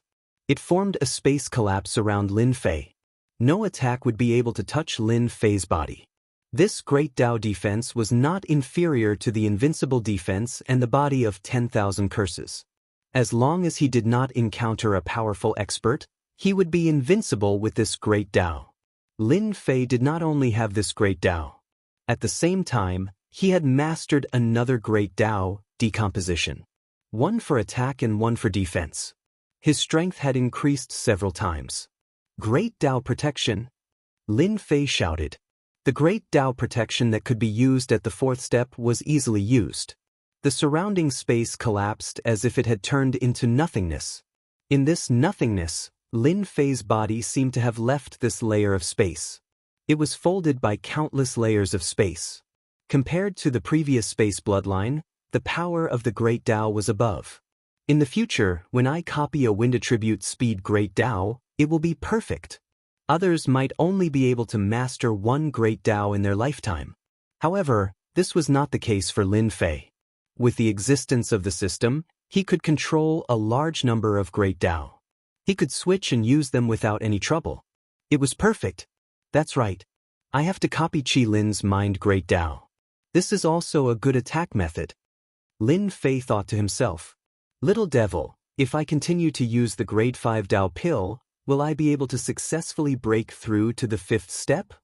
Theoretically, 1/10 of the consumption was still very painful for Lin Fei. That's right. I will copy 2 ordinary grade 5 Tao pills. It should not use much origin energy. This is very economical. It is only about 1/3 of your elixir. Lin Fei could still accept it. After the elixir was copied, Lin Fei left the wild sacred mountain. He first went to the Netherworld Palace and called Qi Lin over. He copied Qi Lin's mind Great Tao and left behind a grade 5 Tao pill. Qi Lin was shocked. That's great, Master. With this, I might be able to restore my strength to the 5th step. My mind power attack will also be more powerful. I can easily affect any experts below the 5th step. This was the result that Lin Fei wanted. He had spent 1/3 of his origin energy. Ouyang Ba of the Invincible Palace was shocked when he saw that Lin Fei had advanced to the 3rd step of the martial Tao realm. Wasn't this speed a little too fast? After knowing that Lin Fei had consumed a 5th grade Tao pill, he was so shocked that he was almost speechless. This is for you. The people from the Judgment Organization are coming aggressively. Your strength is still not enough. You have to improve. Chapter 2350. While Lin Fei was paying attention to the movements in the holy world, the entire holy world was strangely calm. It was as if a storm was brewing and could erupt at any time. In the dark, all the forces were restraining their subordinates, and there were no more local battles. 10 years passed in the blink of an eye. To any cultivator, 10 years was a very short period of time. It was the same for the holy world. Everyone thought that the holy world would calm down and a new era would slowly begin. Holy Lord Blood Prison, Holy Lord Yan Zixing, and Holy Lord Bai Lang all advanced to the 5th step in less than a month. The entire holy world was shocked. The first to advance to the 5th step was Holy Lord Blood Prison. The Yama's death domain was filled with a sea of blood, and a terrifying aura spread throughout the holy world. All the top experts in the holy world, whether they were in seclusion or not, stopped and looked at the Yama's death domain. After a long time, a 5th step expert was finally born in the holy world. There was a huge gap between the 5th step and the 4th step. Just when everyone thought that a new era would begin in the holy world, Yan Zixing from the Yan Huang world advanced to the 5th step. Once again, everyone was shaken. Shocking news came one after another. In less than a month, the 3 holy lords had all advanced to the 5th step and displayed terrifying strength. A huge pressure shrouded the small Saint World Alliance. Holy Lord Seven Fiend didn't disappoint. After the 3 holy lords advanced, he followed closely and successfully advanced to the 5th step. Originally, it was difficult for 5th step experts to appear in the holy world. As the 3 holy lords began to advance, they appeared one after another like mushrooms after the rain, stimulating everyone. Many people cried tears of joy and thought that a new era had begun in the holy world. The 3rd step, the 4th step, and the 5th step were no longer out of reach. When the news that 2 experts from the alien world had advanced to the 5th step spread, it was undoubtedly more convincing. The future cultivation era had begun. One by one, they advanced to the 5th step successfully. The situation in the holy world immediately changed. The original 3rd step masters of the small saint world started to have a headache and secretly sought refuge with the 5th step experts. They didn't want to be massacred. With the appearance of the 5th step experts, everyone's strength increased greatly. Especially with the 5th step experts, ordinary 3rd step and 4th step experts were no longer a deterrent. They felt great pressure in front of the 5th step experts and didn't dare to have any temper. Nether Realm. After the situation in the holy world began to change, Divine Lord Seven Fiend came with him. He wanted to subdue the netherworld and make it a part of his power. In the past, he might have been afraid of Tion, but now, he was a 5th step expert. He could summon clouds and rain with a flip of his hand. A mere small sacred world without a 5th step expert was a piece of cake for him. Tion, I've taken a liking to your netherworld realm. If you know what's good for you, you'd better hand it over so that you don't have to suffer. Sacred Lord Seven Fiend said arrogantly. Ever since he joined the mysterious person, his strength had increased greatly. After confirming that the other party was from the Judgment Organization, Seven Fiendish Holy Lord no longer had any desire to compete. He just wanted to complete his mission. He wanted to hug the other party's thigh tightly. Back then, Seven Fiendish Holy Lord had used his full strength and Lin Fan had nearly killed him with one finger. Now, he didn't have any temper at all and was completely convinced. As soon as Sacred Lord Seven Fiendish spoke, the aura of the 5th step crushed toward Nether Palace. The pressure was like 10,000 mountains that made it hard for everyone to breathe. The 5th step was so terrifying. Sacred Lord Seven Fiend, this is the Nether Realm. Who allowed you to be so arrogant? A disdainful snort came from the Nether Palace. As soon as he said that, an invisible force surged over. Sacred Lord Seven Fiend's eyes were filled with fear.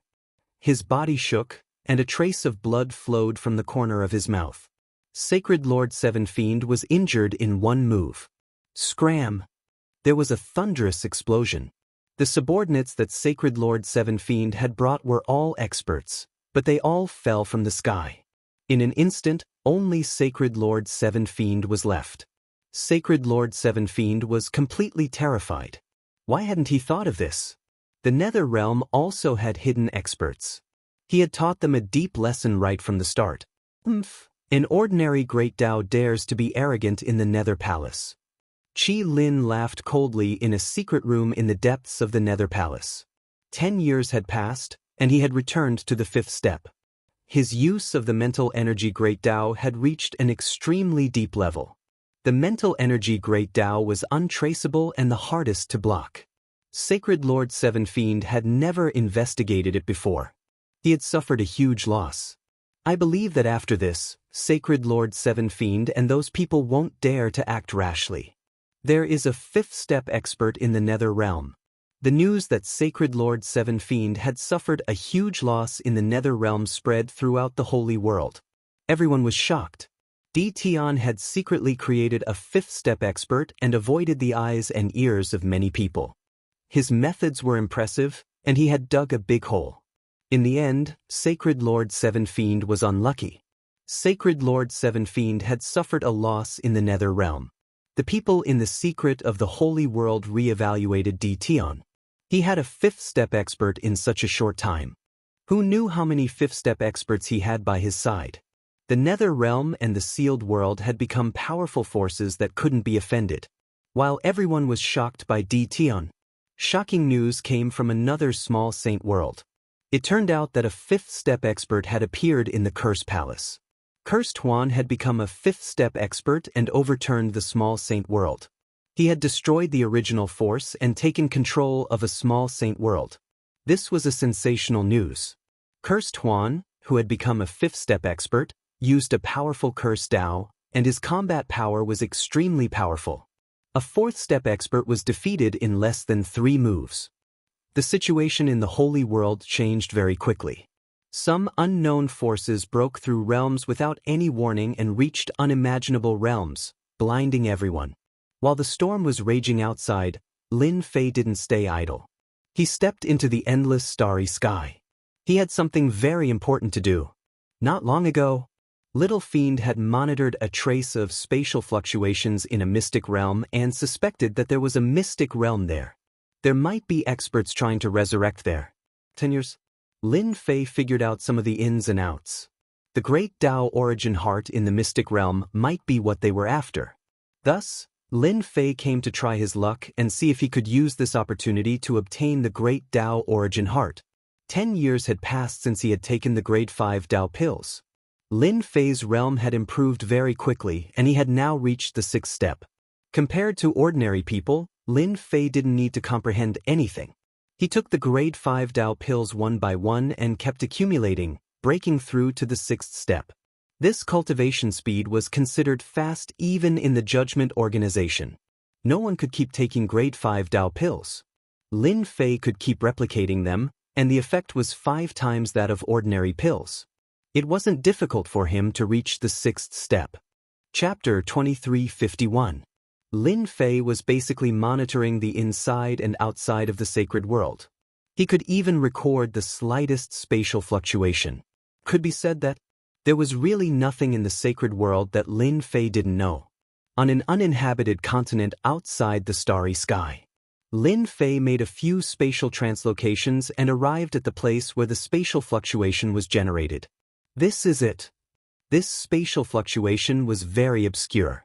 If not for the system recording it, it would be very difficult to discover it.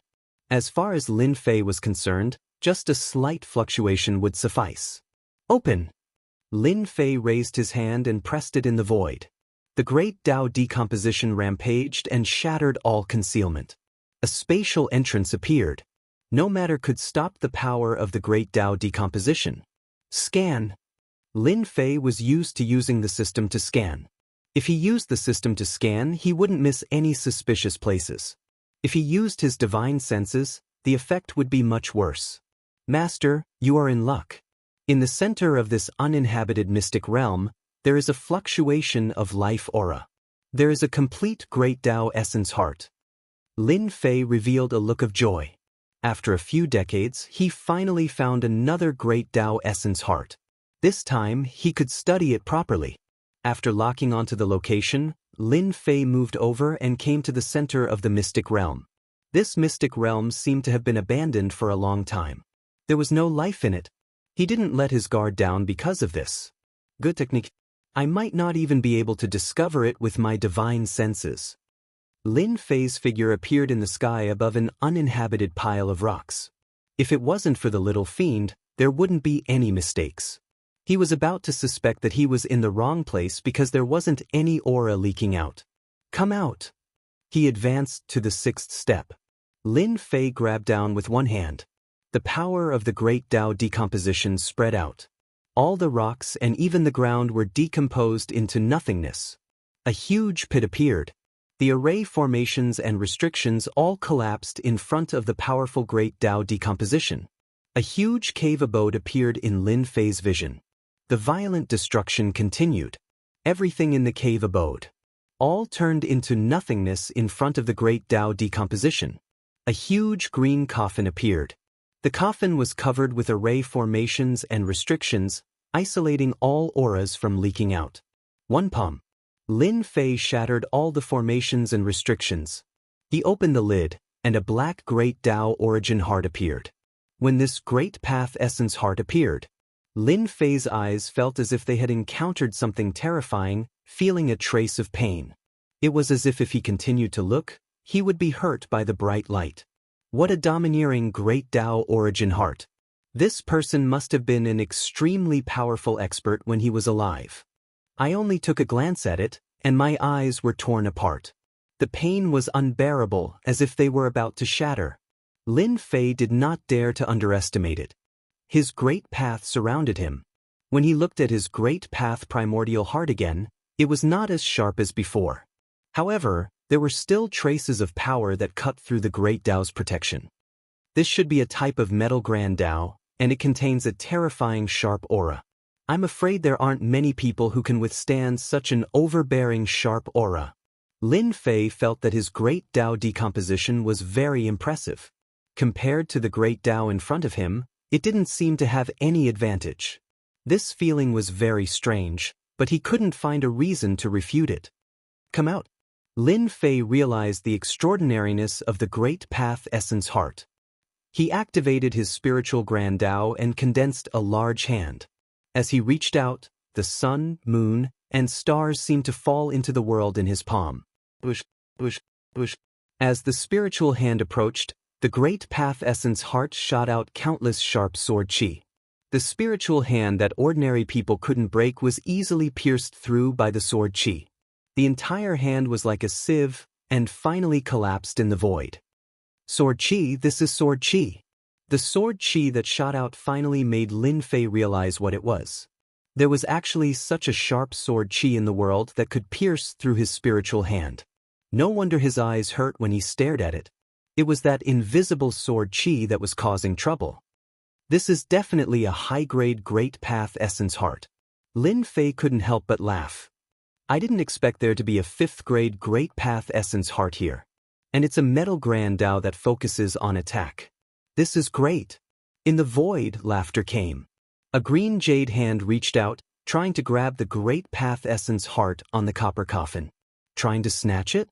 Lin Fei was furious. A high-grade great path essence heart had great research value. Someone actually dared to snatch it in front of him. Did they really think he didn't exist? How dare you, sir? Who allowed you to take it? Lin Fei snorted coldly.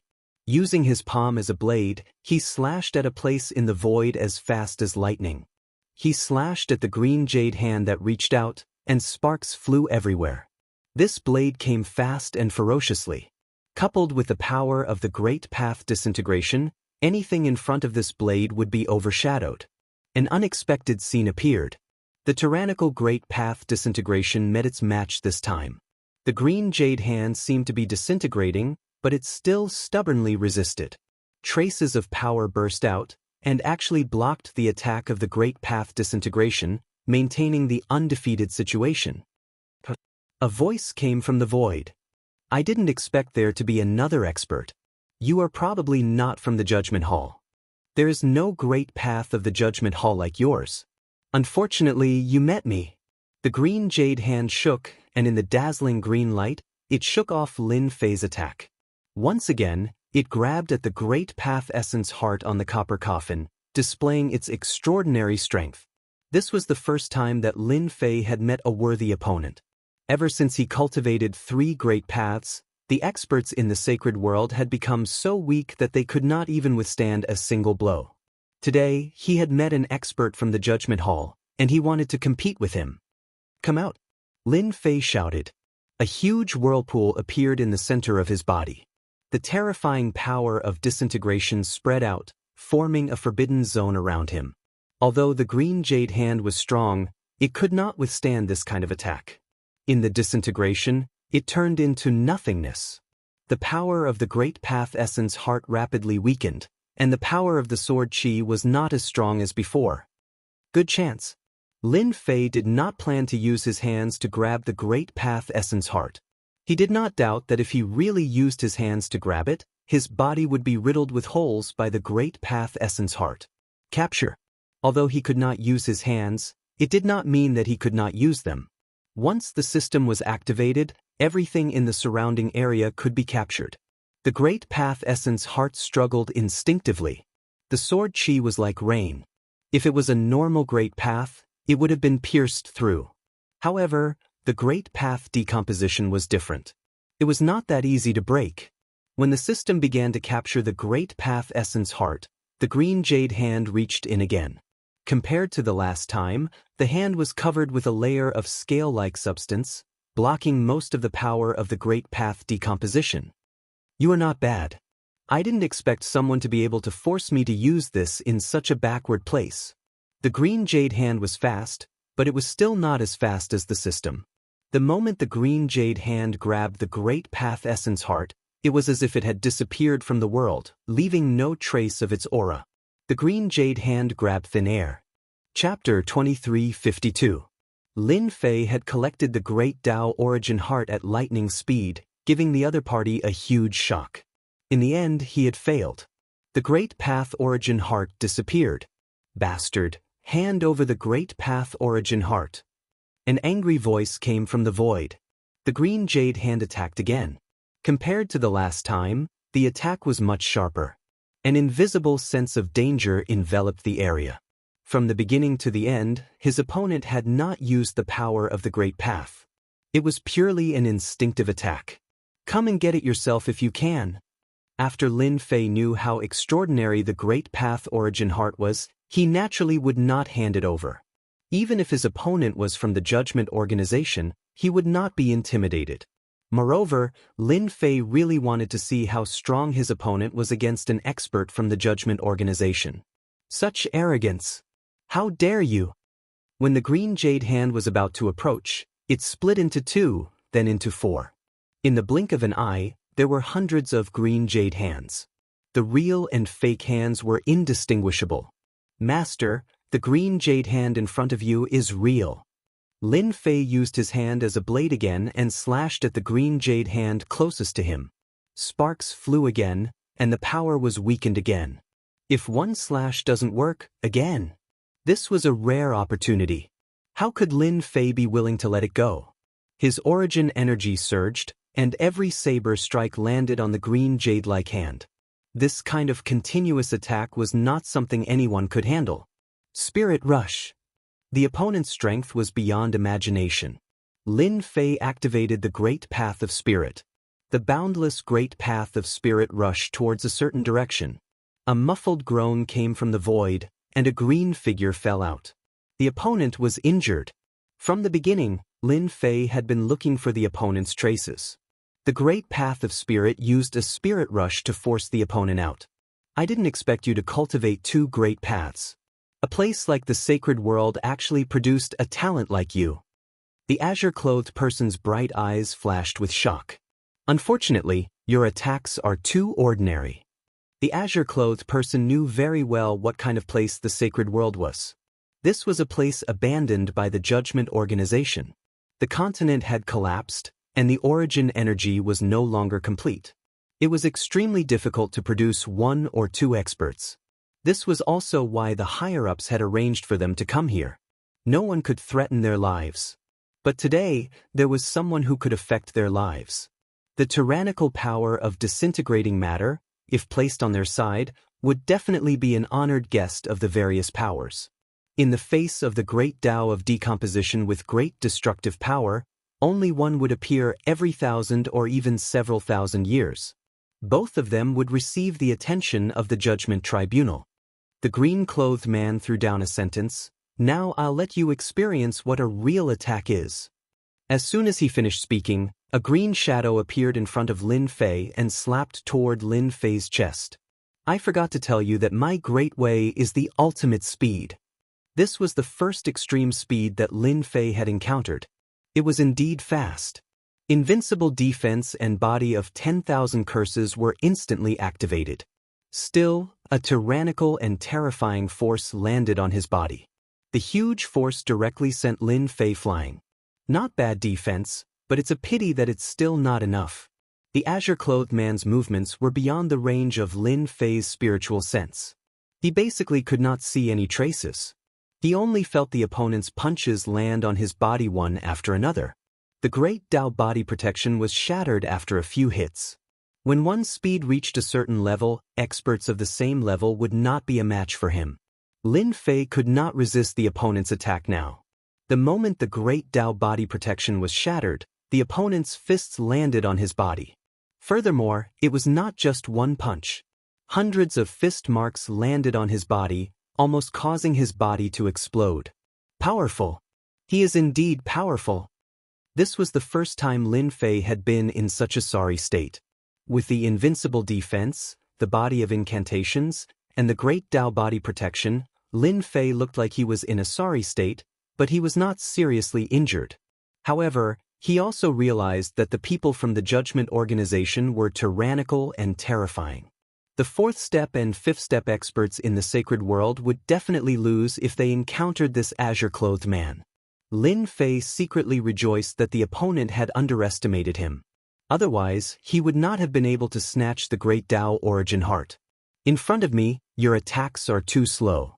Since you snatched my great Tao origin heart, let me strip it from your body. Only on my body can your great Tao decomposition shine." Lin Fei kept moving through space, but he was still one step slower than the opponent. Just as he had said, in the same realm, the opponent was the king of speed. The difference was that the opponent could attack once and the opponent could attack 100 times. This was the situation that Lin Fei was facing now. Have you calculated the opponent's movement traces? Lin Fei could only adopt a defensive stance. The great Tao decomposition unfolded and formed a forbidden zone. However, the azure-clothed man had a treasure that could greatly resist the attack. The destructive power of the great Tao decomposition was infinitely suppressed. Fortunately, Lin Fei was not alone. He had the little devil and the powerful system. So what if it was the ultimate speed? Almost there. Just a little more. Lin Fei continued to resist. Even so, his destiny energy and origin energy were being consumed very quickly. Moreover, it was the fastest in history. The opponent's attack was too overbearing. Not everyone wanted to meet this kind of enemy, especially when his methods were restricted by the opponent. Lin Fei became more and more serious about the mysterious trial organization. Did they recruit all the geniuses? Unbeknownst to him, the azure-clothed man was also very shocked. This was the first time he met someone who could resist his attack. In the outside world, almost no one could last for such a long time. Even if you can resist, so what? So what if you have grasped the spiritual great Tao? You can only say that you are unlucky to meet me. Who asked me to control the ultimate speed? In every realm, I am invincible. The azure-clothed man pushed his speed to the limit. All right, I have calculated the opponent's movement data.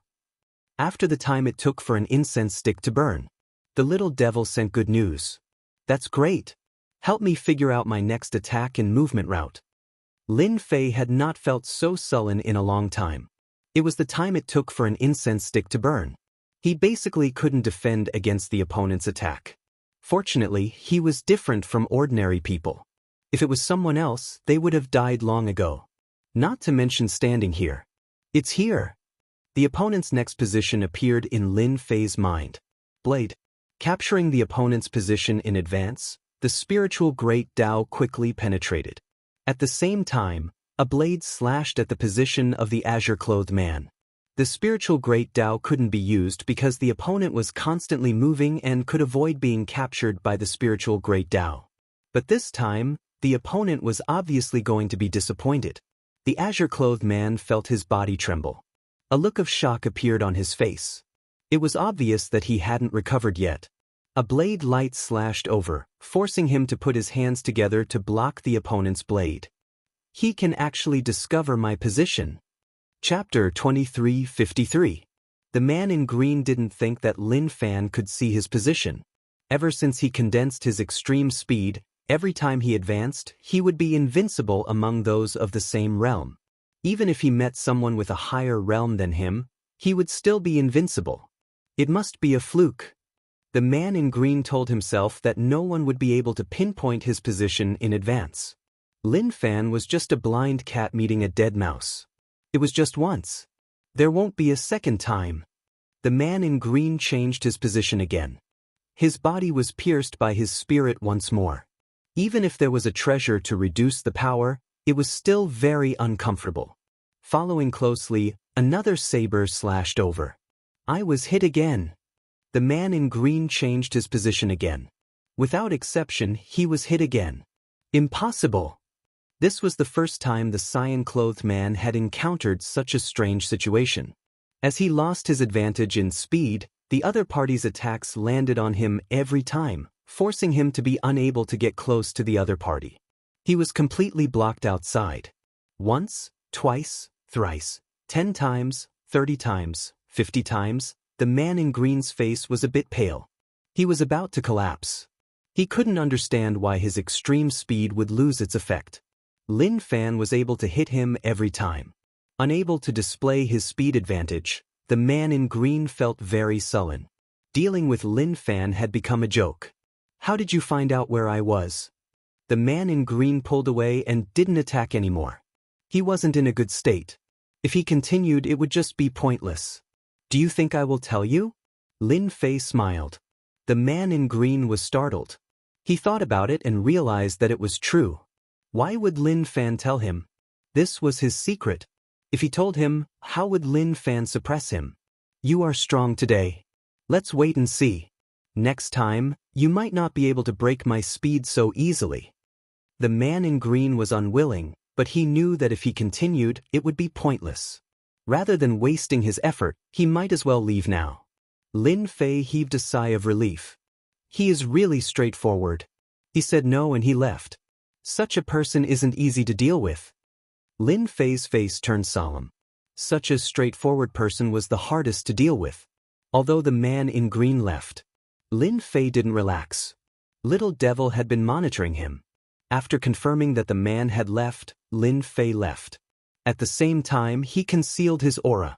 Is that person the legendary leader of the Avengers? The azure-clothed man stood on an uninhabited mountain peak, revealing a trace of doubt. If it weren't for him, the Saints' world would be far more extraordinary than I imagined. There's actually someone with this ability. The azure-clothed man had been in the Saints' world for a very long time now. He had always been searching for the Heart of Ways. He had used a treasure to find the Heart of Ways in the past, but he never thought that it would be snatched away right before his eyes due to underestimating it. He returned empty-handed in the end. I wonder what their expressions will be like now that the greatest expert of the Saints' world has appeared. Perhaps it'll be extremely interesting. Ha! The azure-clothed man turned around and left. Lin Fei returned to the wild Sacred Mountains cave dwelling. Along the way, Lin Fei had been very careful, concealing his aura and erasing all traces. After exchanging blows with the azure-clothed man, Lin Fei realized something. The experts of the judgment hidden in the sacred world should not be weaker than this azure-clothed man. It should be said that all of them were geniuses. If a prodigy was already this strong, then the others were even more obvious. Lin Fei felt a sense of pressure. If it wasn't for the little fiend calculating the opponent's position, he would definitely be the one who lost. At this point, Lin Fei knew this better than anyone else. That azure-clothed man should be at the 6th step. If he advances by another minor realm, even if the little fiend can calculate the opponent's position, my attack speed will not be able to keep up, and my ability to restrict the opponent will be greatly weakened.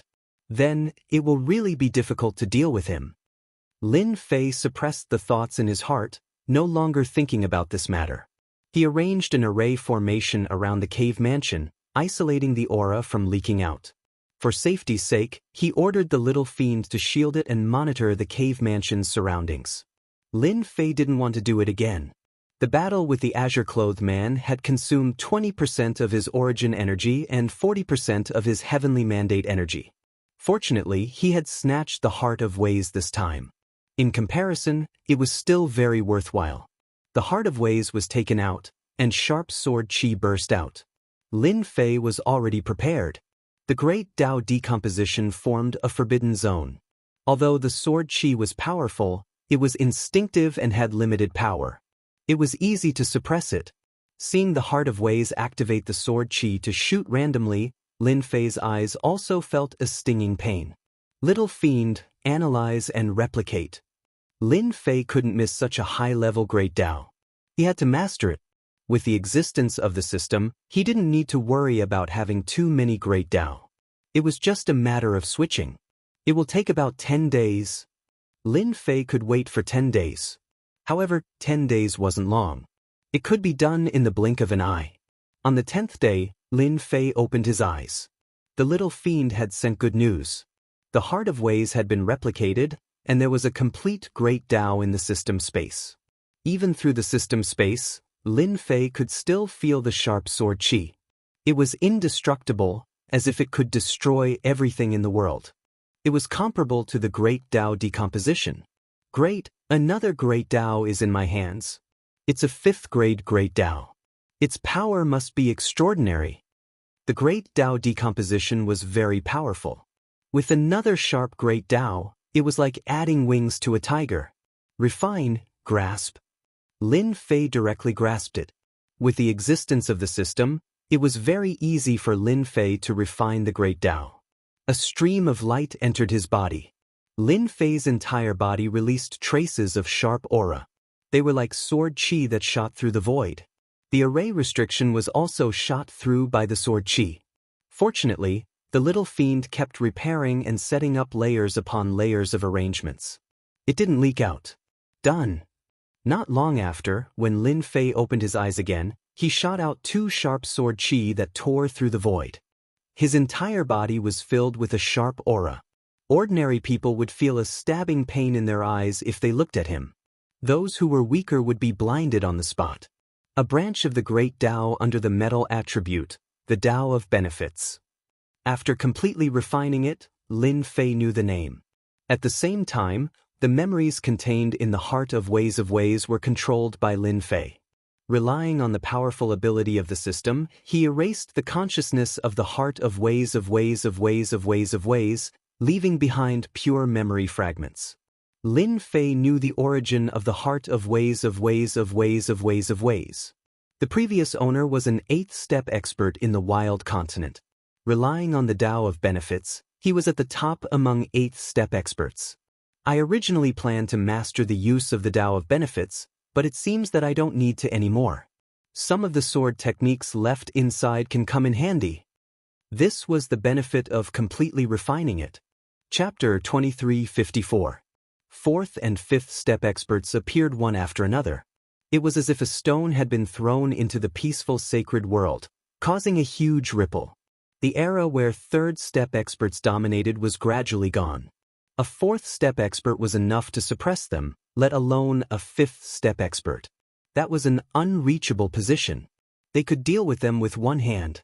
The sacred world was only so big. There were only so many small saint worlds. As some people advanced, the situation began to change. The 3 great sacred lords, who had always maintained a cooperative relationship, began to crack, and they began to fight for control of the sacred world. In less than a year, the 3 great sacred lords had fought several times. The tyrannical strength of 5th step experts quickly roped in a large number of forces, and their influence expanded rapidly. In the next short period of 150 years, there were constant battles in the sacred world. One force after another was swallowed, and it almost never stopped. All the forces, big and small, sought refuge with the powerful sacred lords. 150 years later, the forces of the sacred world became a situation where several forces fought for supremacy. The first force, Yama's death domain. The second force, Yen Huang world. The third force, wave-breaking domain. The fourth force, Seven Fiends domain. The fifth force, foreign race tribe. 150 years later, there were only 14 powerful forces left in the sacred world. These 14 forces controlled the 33 small saint worlds of the sacred world. The other forces, including the sacred lords, either sought refuge with them or disappeared from the sacred world. Now, there were only 14 powerful factions left. Among them, the 5 major factions were the most powerful. Each faction had at least one fifth-step expert overseeing it. After dividing the forces, the 14 forces remained united and did not make a move. The sacred world entered a temporary period of peace. Although it was peaceful, the saints' world was filled with a large number of spies. They filled the entire saints' world. At the same time, there was an uninhabited continent below space. Spies would appear in places where no one would normally appear. Even they could not understand the reason behind this. They constantly repeated the same thing. On an uninhabited continent, the entire continent was filled with ravines, and there was no sign of life. I don't know what the higher-ups are doing. Why did they send us to such a place? Be careful with your words, kid. Don't say such things. The higher-ups want us to keep it to ourselves. If someone hears it, everyone will be in trouble. On the continent, 2 figures landed in the sky above a desolate valley, one after the other. Uncle Lee, I was just joking. A slightly childish young man said with a hollow laugh. Alas, we've come here for nothing again. There shouldn't be any special activity in this place. Another middle-aged man shook his head after looking around, appearing very disappointed. The 2 of them were sent here by the higher-ups. Their mission was very simple. They were to search for some special places on the continent. At the same time, the higher-ups would bestow them with treasures to examine them. Uncle Lee, it's better to check if it's clean. If there's nothing, we'll change places. Uncle Lee took out a treasure that looked like a disc. He activated his Heaven's Will energy, and the disc released a special energy that spread out with them at the center. Just when the 2 of them thought that they had made a wasted trip, a slight vibration came from the disc without any warning. Something good. Hurry up. This was the first time the 2 of them had met, and their faces lit up with joy. Once they discovered the commotion and reported it, it would be a great merit, and the reward would be very generous, enough to make people salivate. It's here. The 2 of them quickly arrived at the location. As they got closer, the vibration of the disc became more intense. Above a lake on the uninhabited continent, the 2 of them were very excited, as they had finally made a great contribution. Uncle Lee, it seems to be under the lake. Is there a treasure buried under it? The middle-aged man, Uncle Lee, was very excited. He knew that almost everyone in the sacred world was looking for it outside. This was something that had never happened before. You'd better not think about it. Uncle Lee was very knowledgeable, and he knew very well that he should not be curious about this kind of thing. Otherwise, he would not even know how he died. Before he finished speaking, the lake under him moved even though there was no wind. But the lake turned into a human face, which opened its mouth and swallowed the 2 of them. Even though the 2 of them had the strength of a first-step expert, they were still very weak in front of this human face. Everything happened too quickly. Uncle Lee and the young man did not even notice that they were eaten by the human face. After the time it took for an incense stick to burn, the entire lake moved, and a blue-clothed man walked out of the water. The lake water turned into a water dragon, which appeared under the blue-clothed man's feet. There was not a single drop of water left in the huge lake. However, the bottom of the lake was covered with bones. I'm back. The blue-clothed man looked at the sky, and an ancient aura filled the entire continent. In the endless starry sky, Deacon Lee, who had been sitting cross-legged on the blue lawn in the starry sky, slowly opened his eyes. It's finally starting. It's a little earlier than the higher-ups predicted. Deacon Lee had never left since he sent the geniuses of the trial hall here. He only needed to bring them back at the end. I don't know how many of those experts from the wasteland continent will return. In order to arrange this, the higher-ups have put in a lot of effort. Deacon Lee closed his eyes once again. It's finally here. Those experts are starting to return. After waiting for so long, it's finally here. It's time to exercise. Don't disappoint me. In some dangerous places in the sacred world, groups of energy woke up one after another. They revealed a look of joy, and then closed their eyes again, waiting for those experts to return. Master, on an uninhabited continent, there is a fluctuation of the great Tao primordial heart. In a cave in the savage sacred mountain, a black-robed man sat cross-legged on a stone platform. Sharp sword chi revolved around him, and anyone who saw him would feel terrified. The black-robed man opened his eyes, and his sharp eyes pierced through the void. Turn the surveillance screen. It was a plan that took nearly 200 years. Lin Fei controlled every movement in the sacred world, and there was almost nothing that he couldn't know. The secret actions of those forces were all monitored. When the screen turned, Lin Fei seemed to be at the scene. He could clearly see the conversation between Uncle Lee and the young man, until they came to the sky above the lake water turned into a human face, swallowed them, and then the blue-clothed man appeared. Those fallen experts are starting to return. With just a glance, Lin Fei felt an ancient aura from the other party. The strength of the fifth step. Controlling the power of water.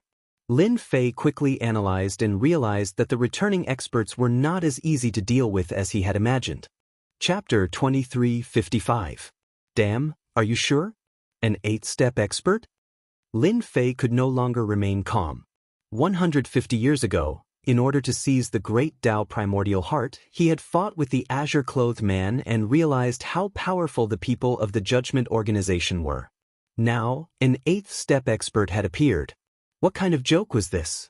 I'm not mistaken. It is indeed an eighth-step expert.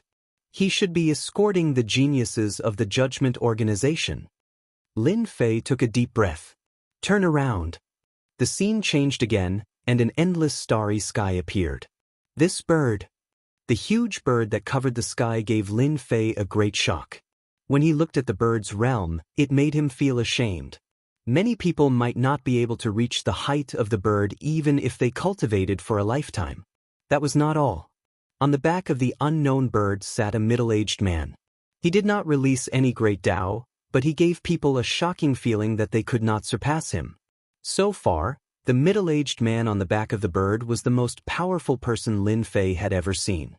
The Judgment Organization controlled the sacred world for a reason. It was just a figure, but Lin Fei felt immense pressure. However, it was only pressure. In the past 150 years, no one had improved faster than him. He had continuously taken Tier 5 Tao pills, but the effects were weak. He could not take them for 150 years. Lin Fei was now a seventh-step expert. With the grade 5 Tao pills, Lin Fei had taken a step forward. However, compared to the person on the back of the bird, he was still lacking. After years of cultivation, he had a deep understanding of the great Tao.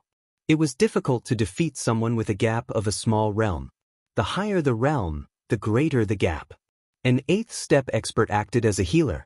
The Judgment Organization was rich and overbearing, and ordinary people could not compare. The sacred world has become a testing ground for them. The return of those experts must be related to the arrangements of the Judgment Organization. Lin Fei understood the cause and effect. Decades ago, Lin Fei had a guess, but he was not sure. After seeing the eighth-step expert on the back of the big bird, Lin Fei was sure that the holy world seemed to have become a testing ground.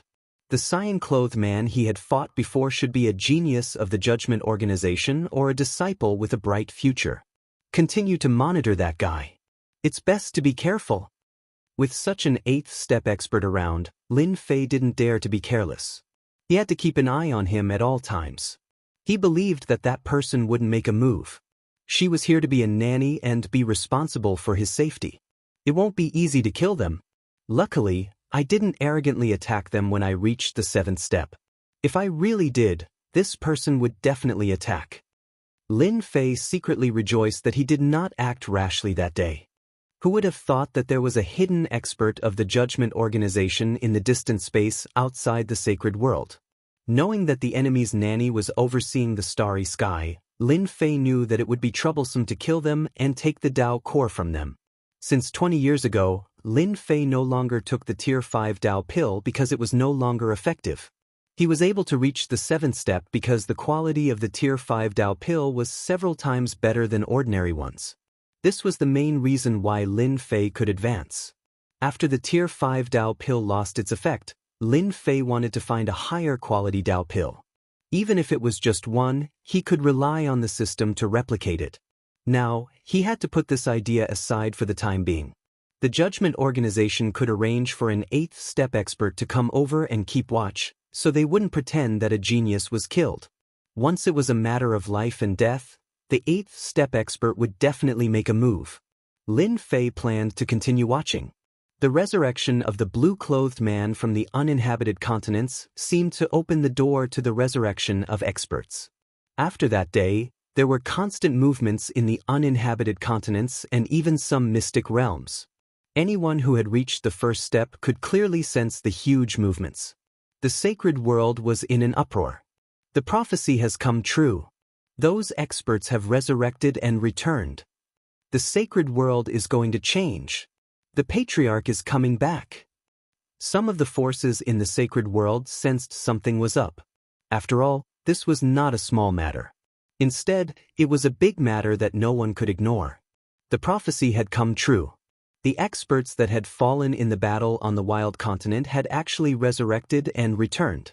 This was definitely a shocking matter for everyone. It could be said that the forces in the sacred world were basically the ones that had survived after the wild continent had shattered. Some forces were starting to become restless. Perhaps there were experts from their ancestors among the returning experts. From everyone's point of view, it was time to bring glory to their families. While everyone was waiting, a shocking piece of news spread. Yama's Death Domain's Sacred Lord Blood Prison and his subordinates had killed a newly resurrected 4th step expert on an uninhabited continent and seized his great Dao origin heart. Everyone was dumbfounded when the news spread. The resurrected expert had been killed? Was Sacred Lord Blood Prison this strong? While everyone was still in shock, a piece of explosive news spread.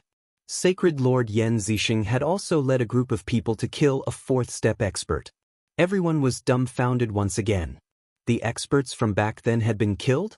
The great Dao origin heart had been taken as well? After Sacred Lord Blood Prison and Sacred Lord Yen Zixing started to kill the resurrected expert, the other forces also started to take action against the resurrected expert.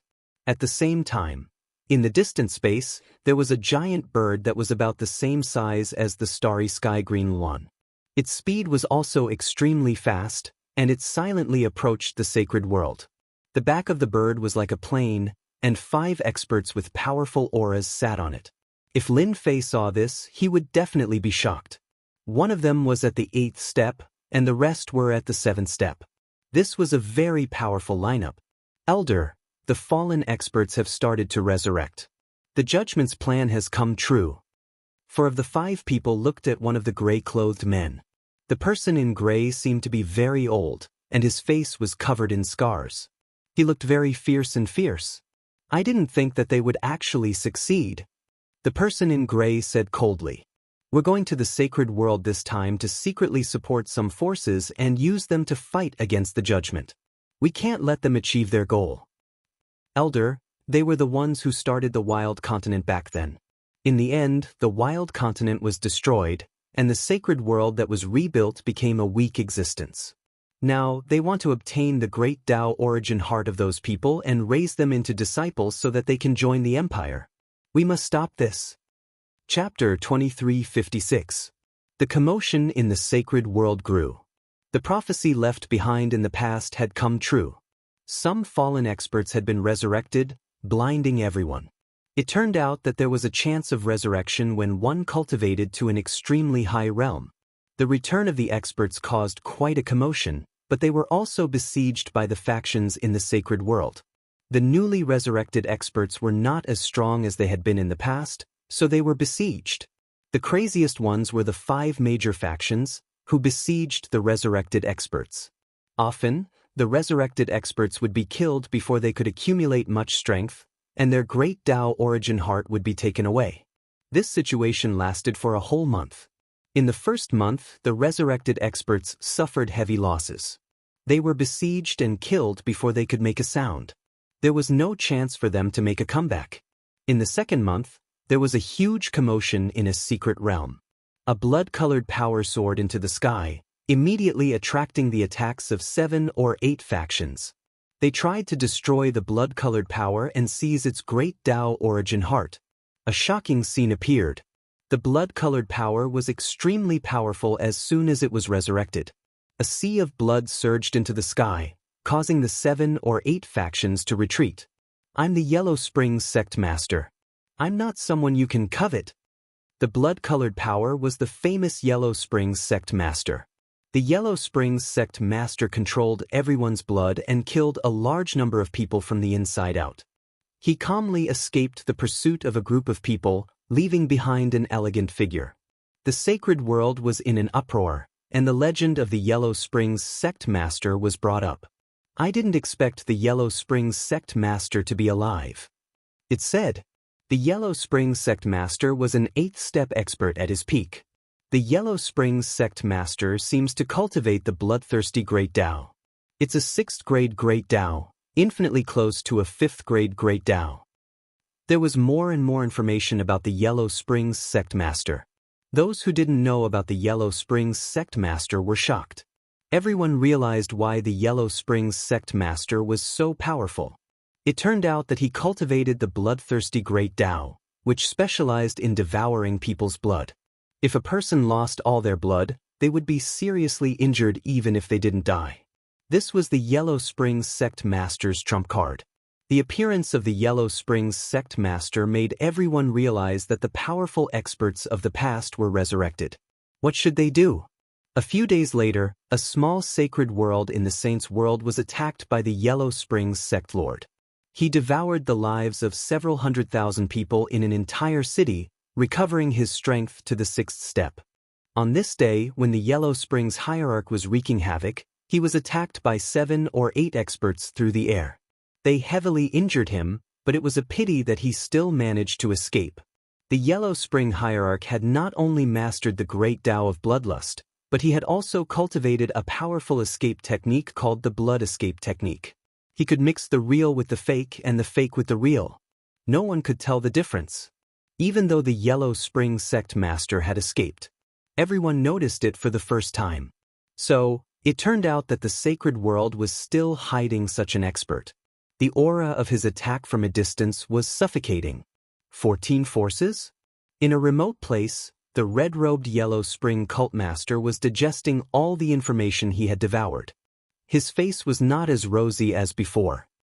Judgment Organization, what a great plan. The Yellow Spring cult master looked like a middle-aged man, but he was furious. In the battle back then, no one had gained the upper hand. Instead, they had all fallen into the opponent's trap. After the city was bathed in blood, those who attacked me must be from the Judgment Organization. Using our great Tao primordial heart to increase their strength is indeed a good plan. I won't let you get away with it so easily. Boom, boom. The Yellow Spring Sect Master's location was attacked by several experts. Yellow Spring Sect Master, you're quite fast. Unfortunately, you won't be able to escape today.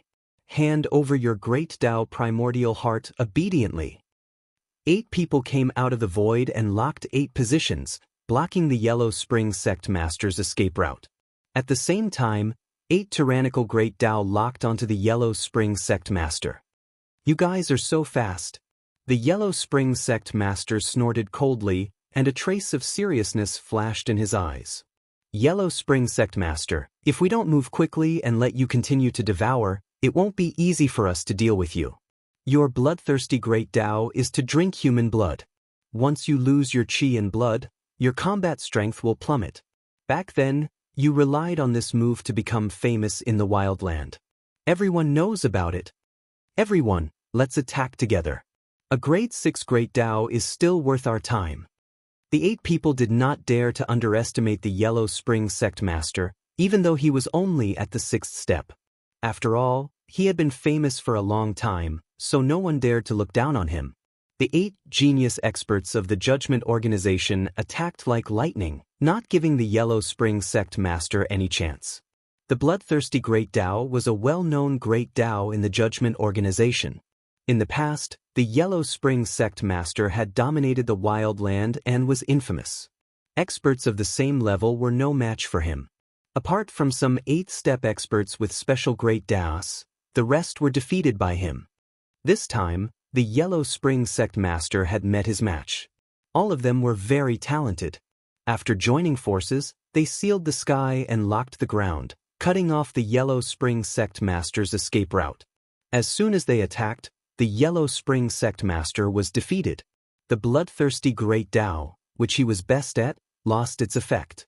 It turned out that the 8 people were wearing a set of armor, which blocked the bloodthirsty Great Tao's devouring ability. Now that he had lost his greatest support, coupled with the fact that he didn't have any treasures in hand, his strength was greatly affected. These should be the experts of the Judgment Organization who sneaked into the sacred world. On an unknown continent, the scene of the 8 experts of the Judgment Organization besieging the Yellow Spring Sect Master fell into someone's eyes. The azure-clothed man did not appear. From the moment the Yellow Spring Sect Master appeared, Lin Fei knew that his heavenly blood seal contained a treasure belonging to the Yellow Spring Sect Master. After completely refining it, it still reacted. A grade 6 Great Tao, the bloodthirsty Great Tao. No wonder they are so interested. I'm afraid they have been waiting for this day for a long time. Since the expert's resurrection, Lin Fei had been paying attention to the progress of the matter. He was not very interested in the Great Tao Primordial Heart. Lin Fei was very interested in the Yellow Spring Sect Master. If he could learn some more secret information from the Yellow Spring Sect Master, it would be quite a good thing. From the moment the Yellow Spring Sect Master appeared, he entered Lin Fei's vision. The entire sacred world was under his control. No one knew the Yellow Spring Sect Master's whereabouts better than him. I'm going to lose. I wonder what trick the Yellow Spring Sect Master will use this time. This feeling of control was very good. Lin Fei was not in a hurry to make a move. In any case, the people of the Judgment Organization would always be a big trouble. Chapter 2357. Although the Netherworld Sect Master was powerful, he could not withstand the siege of tigers and wolves. Most importantly, his strength was not at its peak. Therefore, the Netherworld Sect Master was unlucky. The bloodthirst Great Tao could not exert its power and was suppressed by the opponent. Soon, the Netherworld Sect Master was covered in wounds, and the energy supporting the bloodthirst Great Tao was consumed rapidly. Just as the Netherworld Sect Master was about to use the blood escape again, the 8 geniuses of the Judgment Realm that were attacking him stopped for a moment. Their movements began to slow down, and they all fell to the ground. Gravity. A terrifying gravitational force pressed down on them. The Netherworld Sect Master heard a familiar voice that he had not heard for a long time. I didn't expect you to help me. The Netherworld Sect Master looked at the void with complicated emotions. The enemy of my enemy is my friend. We all have a common enemy. If you die in their hands, we will have one less expert on our side. In the void, there was a spatial fluctuation, and a black-robed man appeared. Even through his clothes, one could see that the black-robed man was burly like a mountain, full of a heavy aura. The black-robed man looked at the 8 geniuses of the Judgment Realm that were suppressed by gravity. Help me tell your superiors that what happened back then will not end like this. The Judgment Realm must pay the price. A hand stretched out, a pitch-black palm pressing down, and with a huge rumbling sound, the 8 geniuses on the ground all fled into the ground. Let's go! The black-robed man and the Netherworld Sect Master tore the void and disappeared. When they left, 8 people rushed out from underground. Right now, they seemed to be in an extremely sorry state. Even though they had some understanding of the experts that had fallen back then and had made some preparations, they didn't expect to still meet their match. That person should be Chen Junshan from back then. He cultivated the gravity Great Tao and is very terrifying. He is indeed powerful. It's useless no matter how powerful he is. They are all my prey. The few people snorted and left one after another. A bloodthirst Great Tao and a gravity Great Tao. How interesting. Lin Fei had been paying attention to the whole process. As the expert who used gravity appeared and crushed the 8 geniuses of the Judgment Realm, Lin Fei was shocked. He did not know about this expert. He realized that the system's monitoring of the sacred world was not perfect, and there were loopholes. Qin Junshan. Although there was a great distance between them, Lin Fei could still sense the terrifying gravity that the other party had exerted. No matter how the 8 geniuses tried to resist, their physical bodies were unable to withstand the crushing gravity that came from the other party. Lin Fei did not doubt that Qin Junshan would have killed them if not for the 8th step expert in the cosmos. From some of their words, Lin Fei obtained some clues. The war on the wild continent back then might have been orchestrated by the Judgment Organization behind the scenes. Previously, Lin Fei thought that the Judgment Organization was established later, but now it seemed that it was clearly someone else's arrangement. In the short span of a month, those resurrected powerhouses had become their spoils of war. One by one, their great Tao origin hearts were taken away. Lin Fei couldn't help but give a thumbs up to this method of collecting. He said, "Good plan." The sacred realm was huge. There were many uninhabited continents near the Saints' world. When the war on the wild continent had broken out, the large and small continents outside had also been affected. It could be said that a fire at the city gate brought disaster to the fish in the moat. Countless continents had been destroyed. Therefore, there were now many uninhabited continents. Some continents even had traces left behind by some powerhouses after the war had broken out, which had turned into killing intents. This place should be safe. The black-robed Qin Junshan brought the Netherworld sect master to an uninhabited continent and sneaked into a broken mystic realm. I didn't expect that we would have to hide here and there now. The Netherworld sect master's eyes revealed a trace of regret and unwillingness. The black-robed man was the Qin Junshan that the Judgment Organization's elite had mentioned. He sat cross-legged on a rock and said, "It seems that you are all so old. You are starting to recall the past and become sentimental." The Netherworld sect master said angrily, "Nonsense. Don't think that I will thank you just because you saved me. Even if you didn't come, I could still leave." Qin Junshan said with a smile, "You are powerful. Why didn't you kill them? You made them look like stray dogs that were being chased by them. I advise you to hurry up and recover from your injuries if you have time. Who knows when those elite geniuses will attack?" The Netherworld sect master was very angry. He knew that if it wasn't for Qin Junshan's help, he would have definitely died. His great Tao origin heart would have been taken away and become someone else's wedding dress. It is easier said than done to recover from injuries and restore strength. The Netherworld sect master was unwilling. "If I have a Tao pill, it won't take long for me to restore my original strength." A trace of despair flashed in Qin Junshan's eyes. Tao pill is easier said than done. Back then, the Judgment Organization's scheme caused our wasteland continent to suffer a crushing defeat. Why would they leave a Tao pill for us to restore our strength? As long as we don't restore our strength, those people from the Judgment Organization will always be a threat to us. The two of them sighed subconsciously. Tao pills were not easy to obtain. Kill the elite geniuses of the Judgment Organization? Who could guarantee that without the Judgment Organization's elites, they would definitely suffer a thunderous blow if they made a move? Seniors, why worry about Tao pills? If you don't have anything else, I happen to have it. Suddenly, a voice exploded in their ears. Both Qin Junshan and the Netherworld sect master were shocked. Someone had actually quietly approached them, and their expressions turned ugly. "Who is it?"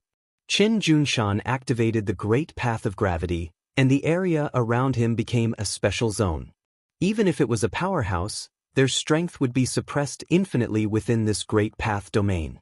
But this time, Qin Junshan's Great Tao of Gravity lost its effect.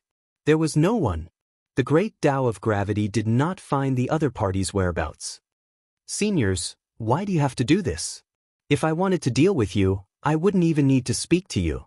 I only need to inform the people of the Judgment Organization." The two thought about it and felt that it made sense.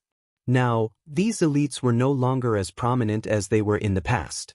Instead, they had become dogs in the water. Not to mention the Netherworld sect master. Even Chen Junshan had been ambushed several times after his resurrection and almost died. Since you are looking for us, why don't you show yourself? Hiding your head and tail is not a hero. The Netherworld sect master said sinisterly. It's because I am worried that the two of you will attack me. My small arms and legs may not be a match for you. There were no fluctuations in the space. A black-robed man wearing a mask appeared and looked at them with a smile. I am the Avengers Alliance Master. Qin Junshan and the Netherworld Sect Master had not been resurrected for a long time, so they knew about the current changes in the sacred world. They especially knew that the top expert was called the Avengers Alliance Master. You are the Avengers Alliance Master, the top expert in the sacred world. Qin Junshan has heard of this person. He is the top expert in the sacred world. He was once suspected to be a fourth-step expert or even a fifth-step expert. Now, it seemed that his strength was unfathomable. Chapter 2358. Be it Qin Junshan or the Yellow Spring sect leader, neither of them felt good. Back then, they had fought for it.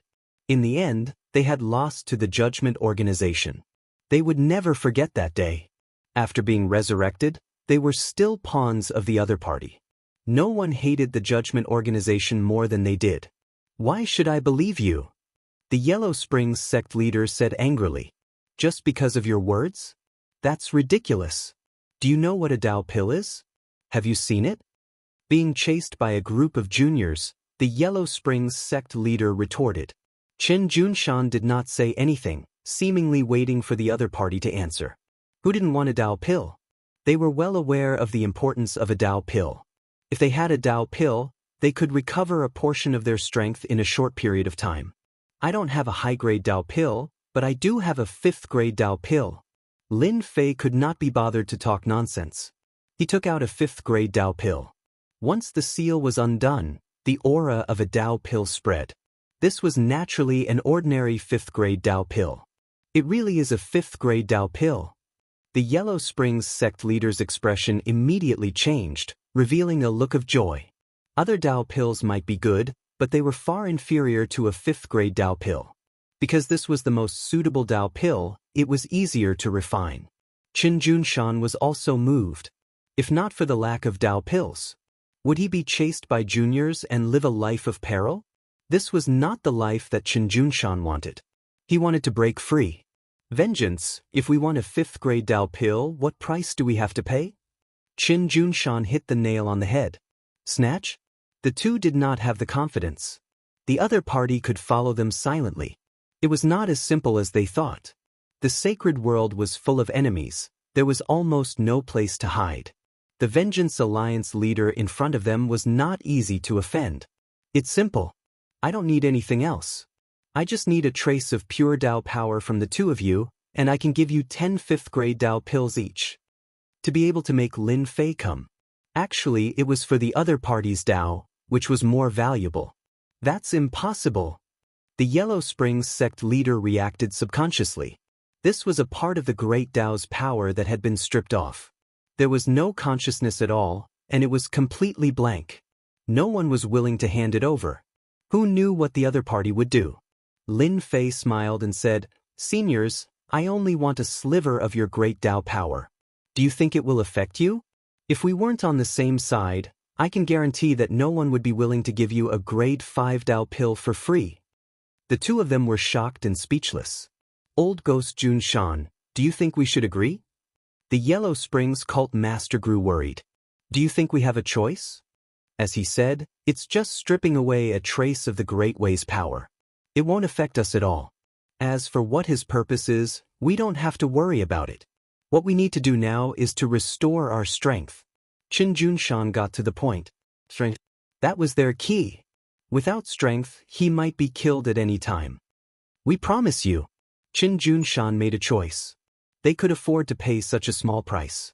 In front of him, Qin Junshan and the cult master of the Netherworld extracted a trace of pure Great Dao from the Great Dao. They did not carry any imprint, and they were clean and swift.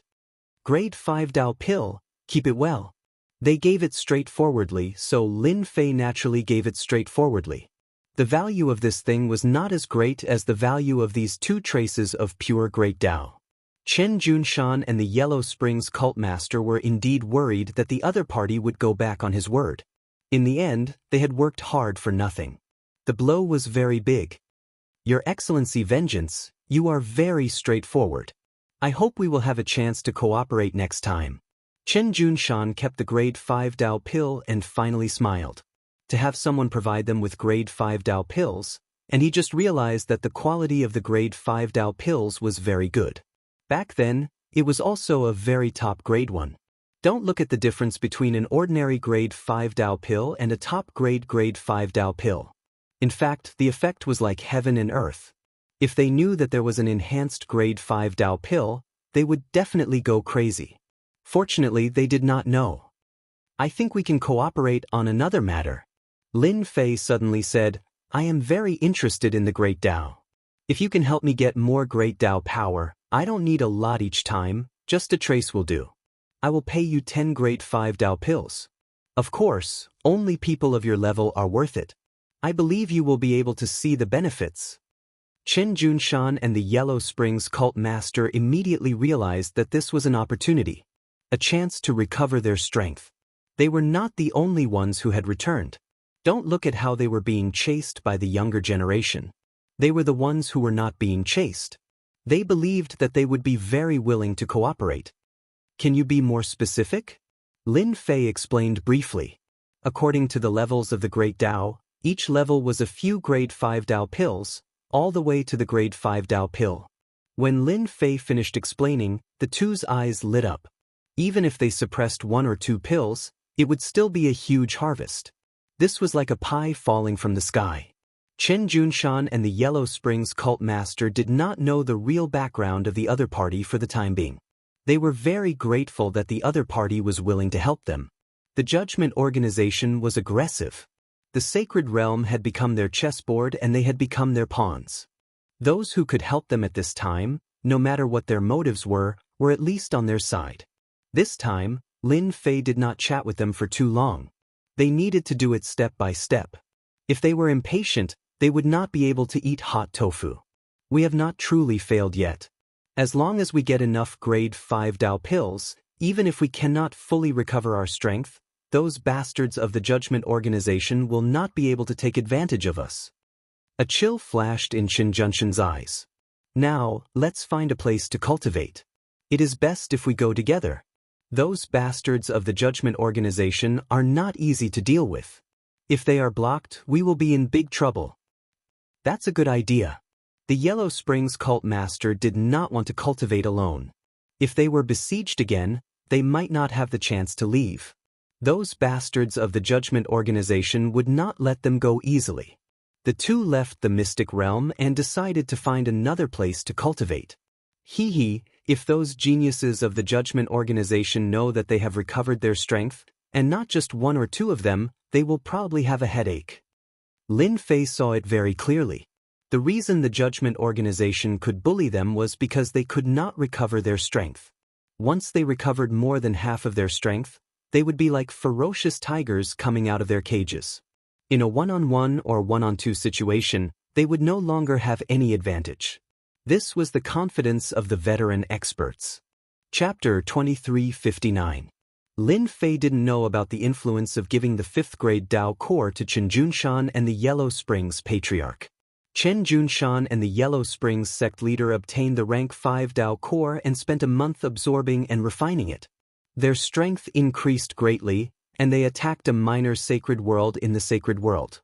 They killed the big boss of the minor sacred world, and even fought against a genius who was secretly in charge of the trial. They suppressed him and almost killed him. This was quite a big commotion. The genius of the Judgment Division couldn't take this lying down. He swore to kill the two to tell the resurrected experts that they were all pawns in the sacred world. The geniuses of the Judgment Division fought with Chen Junshan and the Yellow Springs Patriarch again. There were fewer people than last time. Only 5 attacked the two. The result was unexpected. They lost. Chen Juanha and the Yellow Springs Patriarch's strength increased greatly. The Great Dao of Gravity and the Great Dao of Bloodlust suppressed the 5 of them. In the end, they couldn't stop them. Chen Juanha and the Yellow Springs Patriarch defeated the geniuses of the Judgment Division. The aftermath was not small. The experts who were chased by the major forces in the sacred world chose to join Chunjunshan and the Yellow Springs Patriarch after hearing the news. They saw hope after defeating the geniuses of the Judgment Division. In a short time, Chunjunshan and the Yellow Springs Patriarch had many experts around them. After discussing, they established a force to recruit the resurrected experts in the sacred world. The sacred world had one more force, the Anti-Judgment Alliance. Everyone could tell from the name of the organization that they were going to fight the Judgment Organization to the end, and it was the kind of organization that wouldn't stop until one side was dead. The people in the sacred world also learned of the existence of the Judgment Division for the first time. All kinds of rumors spread like wildfire. These rumors basically discredited the Judgment Division. For example, the chaos of the Wasteland continent back then was actually a conspiracy of the Judgment Division to overthrow the Wasteland continent, and the Judgment Division was the mastermind. All kinds of rumors against the Judgment Division spread everywhere. Although the local forces of the sacred world had submitted, they still remembered the chaos of the Wasteland continent. If it hadn't been for the collapse of the continent, it wasn't impossible to cultivate to the unparalleled realm. Everyone began to feel resentment towards the Judgment Organization, especially some rumors that accused the Judgment Organization of secretly manipulating the sacred world and so on. All of these were spread by people. For a moment, the Judgment Division was at the heart of the storm. All of this. Of course, Lin Fei didn't know. After obtaining the 2 great Daos, he immediately went to the cave abode in the wild sacred mountain. After almost 200 years of preparation, this place had long since become an impregnable fortress. Even if the prodigies of the Judgment Organization were to come, they wouldn't be able to barge in a short time. This place was safer than any other. 1 month later, Lin Fei duplicated the Bloodthirst Great Dao and the Gravity Great Dao. If Chunjunshan and the Yellow Spring sect leader knew about this, they would definitely vomit 3 liters of blood. For the sake of a 5th grade Dao pill, this loss was huge and completely irreparable. No one knew that Lin Fei only needed a trace of the energy of a great Dao to replicate a great Dao and use it for himself. Gravity. The Gravity Great Dao enveloped the cave abode. Under the cover of the Gravity Great Dao, the gravity was as heavy as a mountain, incomparably heavy. Any expert's physical body was an inseparable part of their body. As long as they had a physical body, they would be affected by the Gravity Great Dao. The Gravity Great Dao is really amazing, specifically targeting the physical body. No wonder the Judgment Division's geniuses suffered a loss before the Gravity Great Dao. Lin Fei released the Destruction Warrior. Even without a physical body, it was immediately restricted, unable to move. Without even needing to make a move, the Destruction Warrior had already lost the ability to fight. First step, second step, third step. Lin Fei took them out to experiment. The results were the same. Before the Gravity Great Dao, he was in an invincible position. Bloodthirst Great Dao. After the Gravity Great Dao was replaced, the Bloodthirst Great Dao followed suit. This frightening plundering ability was no less than the Fortune Gate's treasure, possessing frightening plundering ability. Blood essence was one of the essences of a person. It was normal for the Yellow Spring sect leader to have such a fierce reputation. However, there is still a flaw in the rotation. Lin Fei currently possessed 5 types of Great Daos.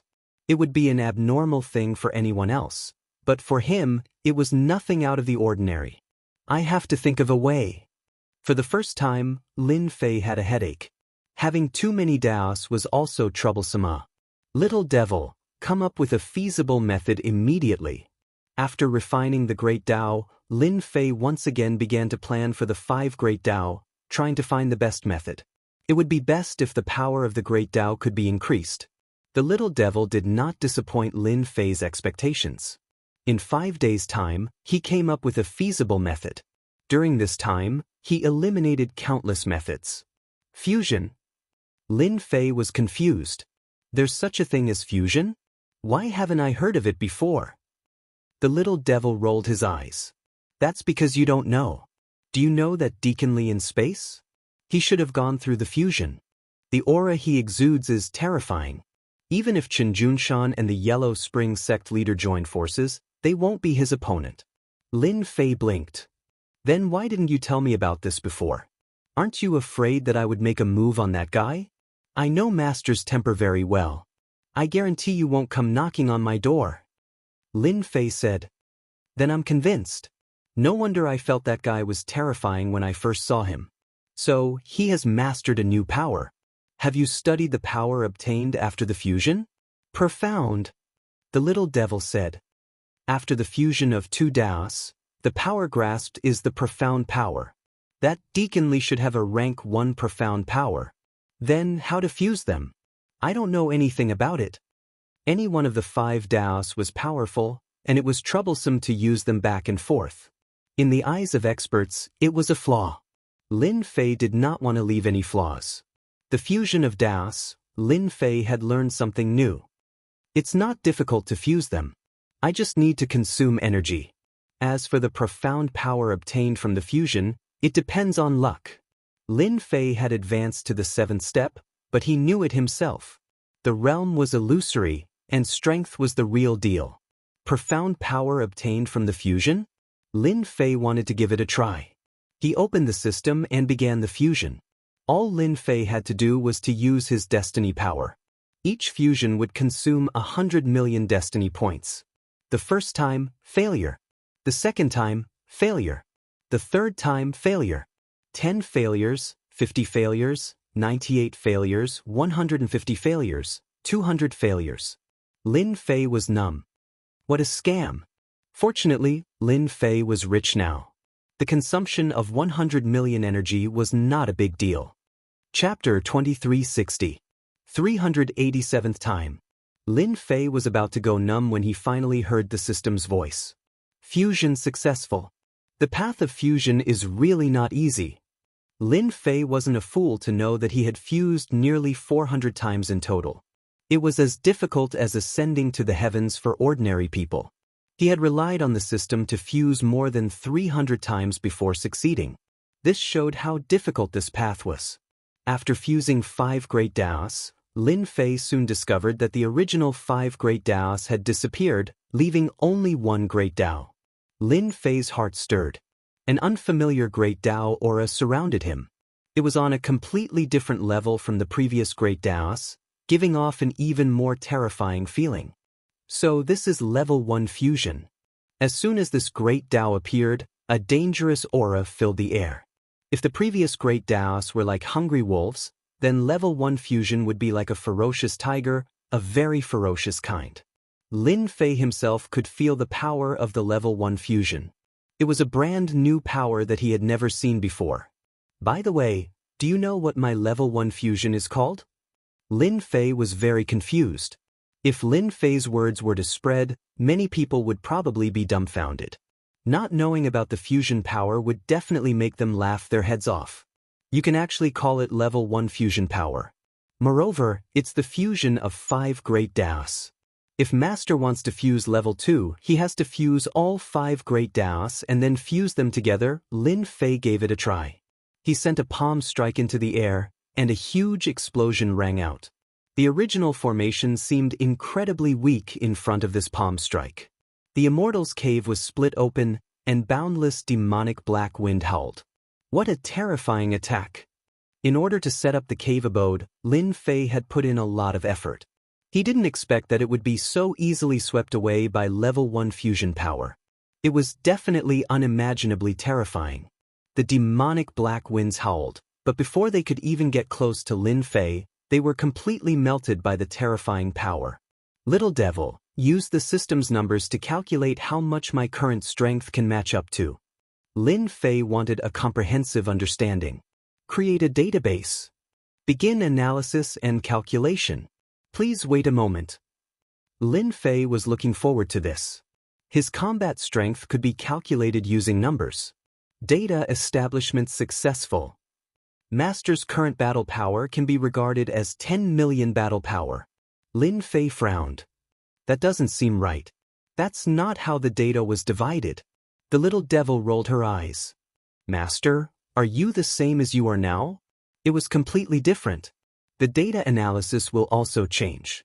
Only by doing so will we be able to better classify your strength. Lin Fei thought about it and felt that it made sense. The bigger the number, the better. It had to be in line with himself. Deacon Li in the starry sky, what is his combat power? Lin Fei wanted to know Deacon Li's level of strength. Deacon Li's combat power should be around 5 million. Lin Fei blinked. That can't be. Didn't you say at the start that he was dangerous? Why is it only 5 million? His fusion can't be compared to Master's at all. Master, you have fused 5 great Daos. That guy has fused 2 great Daos at most, and his grade isn't high either. Ha, so I am so awesome. Originally, he thought that 10 million battle power was nothing. But now, it seems that he is very awesome. Then what was my previous battle power? Lin Fei couldn't help but ask. Must I say it? The little devil was humorous. Of course, Master's previous battle power was 2 million. Lin Fei was still shocked. No wonder, one with 2 million battle power and the other with 5 million battle power, it's a complete crushing. No matter how many people go, they will be destroyed. After fusing 5 great Daos, his combat power soared from 2 million to 10 million. Then it seems that I can do something else. After his battle power reached 10 million, Lin Fei can do a lot of things. In the starry sky. The starry sky blue Luan stopped in the starry sky. This aura, Deacon Li, who had his eyes closed, opened his eyes without warning. A trace of fear flashed across his face. This is a rare thing. How can there be such a terrifying aura in the sacred world? This is clearly a fusion of great Daos. Could it be that those people have fused great Daos? Deacon Li stood up, completely not calm. Impossible, fusing great Daos is difficult to reach the sky. Who can successfully fuse in a place like the sacred world? Could it be that those people have come? Deacon Li is very clear about how powerful a powerhouse who has fused great Daos is. Even if 2 ordinary great Daos are fused, their strength will immediately increase. It's okay, this elder has fused 2 great Daos. Even if the other party has fused great Daos, they will not dare to act rashly. No one dares to go against the judgment. In another place, a few people also stopped. Elder, the situation is not right. This aura seems to be. The leader stopped, and a trace of horror flashed across his face. Fusion power, this is the aura after fusing great Daos. Could it be that someone in the sacred world has successfully fused the power of great Daos? They are not people of ordinary forces. No one knows better than them the difference between great Daos that have fused and non-fused great Daos. It is simply the difference between heaven and earth, a naked power crushing. Elder, could it be that someone else intervened? If there is really a fusion powerhouse, even if it is a first-stage fusion powerhouse, it is an existence that cannot be ignored. Lin Fei did not know that after he slightly displayed the power of fusion, it would cause such a big movement. The cave residence in the wild sacred mountain was destroyed, but Lin Fei did not care at all. It is all thanks to the Netherworld sect leader and Qin Junshin's great Daos. It turns out that after the great Daos fuse, the power is so terrifying that it can increase my data from 2 million to 10 million. Master, you can finally show your power. Why don't we go to the nearest place, catch a genius from the judgment organization, and interrogate him? The little devil waved his small steel fork. That's what I was thinking, huh? Lin Fei did not know much about higher-level things, but he knew about the geniuses of the judgment organization. Even if he did it himself, that Deacon Li would not dare to do anything. After taking this step, Lin Fei was really unfathomable. 5 great Daos fused and failed more than 300 times. Ordinary people could not do it. Anyone who knew would be dumbfounded. The demonized black wind of the wild sacred mountain was no longer a threat at this time. In these 200 years, although the wild sacred mountain was not completely under control, 1/3 of the area was under surveillance. Coincidentally, there was a genius from the judgment organization hiding in the wild sacred mountain and opened up a cave residence. Unfortunately, no matter how well he did, he could not escape from the comprehensive surveillance of the little devil. After a while, Lin Fei came to the sky above a mountain peak and grabbed the void with one hand. Chapter 2361. Lin Fei, who was standing in the demonized black wind, casually grabbed with his hand. All the restrictions and formations seemed to have disappeared, and he reached the person sitting cross-legged in the depths of the cave. Yi Lung was a genius disciple of the Judgment Organization. He was now a sixth-step expert and had mastered a grade 6 great path. He was extremely powerful. Ever since they failed to ambush the Netherworld cult master and Shinjunshan some time ago, Yi Lung had been recuperating in the cave abode, thinking about where the problem lay. Regardless of whether it was the Netherworld cult master or Shinjunshan, after they were resurrected, it was impossible for their powers to return to their peak. It would even be difficult for them to return to half of what they had been back then. In the previous encirclement, they had displayed half of their powers. Their great Tao had worked together and caught them off guard. Yi Lung's injuries were not light. Who is it? Yi Lung, who was originally sitting cross-legged, suddenly opened his eyes. A sense of danger enveloped him, and he was greatly shocked. He was the one who found this place and no one knew about it. Could it be the Netherworld Hierarch and the others? Without waiting for Yi Lung to make the right choice, a hand reached into the cavern abode, and all the matrices that he had set up collapsed. Yi Lung was shocked, and he quickly retaliated. He soared into the sky and blasted out over 100 punches. Every punch contained the power of the Great Path. However, this time he had met his match. All of his attacks were unable to stop this hand. The other party grabbed lightly, and an unimaginably terrifying power enveloped his body. Yi Lung was shocked to discover that the power of the Great Path was suppressed, and his entire body was lifted up by the other party. This power... Yi Lung was still in a daze. Then he saw a person standing in the void. The genius of the Judgment Organization is indeed not bad. Your fist technique is not bad either. Lin Fei had to admit that the other party was very powerful. According to the analysis of the Little Devil's data, the strength of this genius from the Judgment Organization had reached an astonishing 7 million battle power. This kind of combat power was very powerful. If Lin Fei wanted to suppress them at that time, he would need a certain amount of time. Who the hell are you? Yi Lung was very calm, but he was shocked inside. Since when did an expert like this appear in the Saints' world?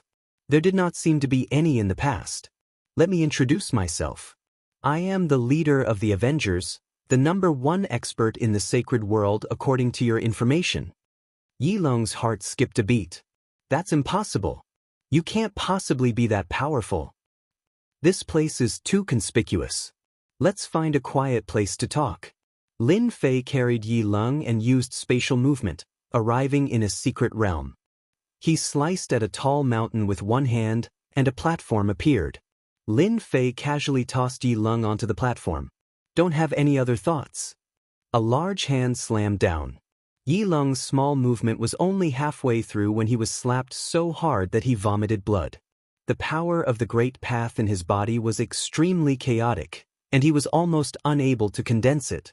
You are a first transition fusion expert.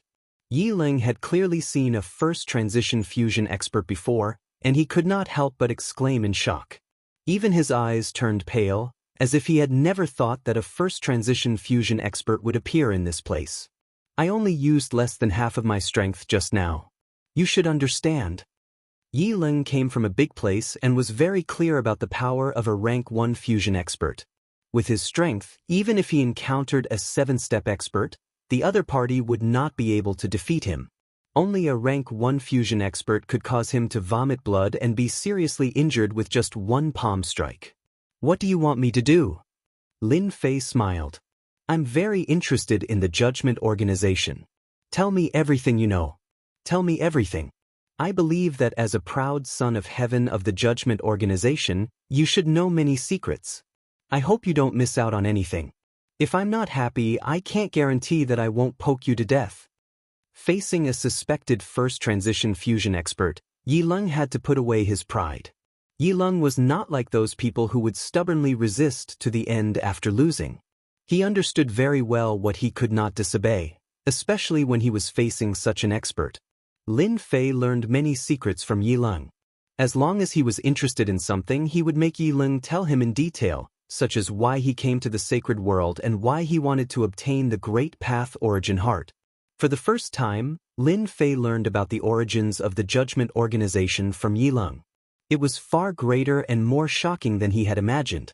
According to Yi Lung, the Judgment Organization was not a small force. Instead, they controlled hundreds of continents that were similar to the sacred world. The Judgment Organization was not like what Ouyang Ba had said. It was a force that was formed after the Wasteland continent was destroyed. It had been passed down for countless years and had many experts. Lin Fei also knew that the Judgment Organization, which was filled with experts, wasn't the strongest. It was only one of the powers in this empire. Above the Judgment Organization, there was actually a vast and powerful empire. It could be said that Lin Fei was also one of the citizens of this empire. This news was definitely shocking. Lin Fei thought that the Judgment Organization was the strongest force. No one expected that there was another empire, and an extremely powerful one at that. The Judgment Organization could barely be considered as a first-rate force in the empire. It was too terrifying. After Lin Fei finished asking about the Judgment Organization and the empire behind them, he had a comprehensive understanding of them. They were a huge existence. I've already told you everything. How do you plan to deal with me? Yi Lung was fearful of the Alliance leader of the Avengers. He did not think that the Alliance leader would kill him. Attendant Li was just outside in the starry sky. If the Alliance leader wanted to kill him, Attendant Li would definitely act. If one offended the Judgment Organization, even a first transition fusion expert would become a stray dog. The Judgment Organization had the confidence to do so. You're quite confident. Lin Fei had merged 5 great Daos and became a first transition fusion expert. In this region of the sacred world, he was undoubtedly the #1 expert. Seeing that you're tactful, I'll give you 2 choices. Either you die or you work for me. A genius of the Judgment Organization was qualified to enter the empire and be conferred the title of king. Lin Fei really did not want to kill such a talent. It was better to make the best use of him. A hint of anger flashed in Yi Lung's eyes. Yi Lung had no intention of relying on someone he did not know. He had the Judgment Organization behind him. They were the overlords of hundreds of worlds. His own clan was also a first-rate clan. That's a pity. Lin Fei slammed his palm down and Yi Lung was smashed into a pile of mud. Only the great Tao primordial heart remained intact. Lin Fei didn't mind sending a self-righteous person on his way. Before Yi Lung died, a sealing force erupted from his body. However, it was easily broken by Lin Fei. That should be the imprint left behind by Attendant Li. It can withstand at least 3 attacks from an expert. The moment Yi Lung died, the imprint's power erupted. Attendant Li, who was outside the starry sky, sensed it. His expression changed drastically. He disappeared from Yi Lung's back, his face filled with anger. How dare you kill a genius of the Judgment Organization leader? In the sky above the savage sacred mountain, the space was torn apart. After a few teleportations, he entered the secret realm. Attendant Li saw a black-robed man. With a flick of his slender fingers, over 10 streams of energy shot out. Chapter 2362. Deacon Li brought a group of geniuses to the sacred world. Not only was he here to lead the way, but he was also here to watch over the place and ensure that no accidents happened to the geniuses. The geniuses that could come along were all valued by the Judgment Organization. Each of them had a strong background. Now, the kid from the Yi clan was killed. The moment his imprint was broken, Deacon Li knew what had happened. The kid from the Yi clan had encountered an expert. Deacon Li passed through space and broke into the secret realm. He attacked without saying anything. Deacon Li didn't know how to explain the death of a genius from the Yi clan. The sacred world was a second-rate world. It was ranked at the bottom among all the continents of the Judgment Organization. Under such circumstances, Yi Lung was still killed. Deacon Li felt ashamed. Those people from the Judgment Organization would definitely take advantage of this opportunity to make things difficult for him. Deacon Li attacked with lightning speed, not giving the opponent any chance to resist. With Deacon Li's 5 million battle power, no one could escape from his casual grab, even if the opponent was very strong. But this time, Deacon Lee was wrong. Just as Deacon Lee made his move, an unexpected scene appeared. The opponent's palm appeared in front of him. His hand.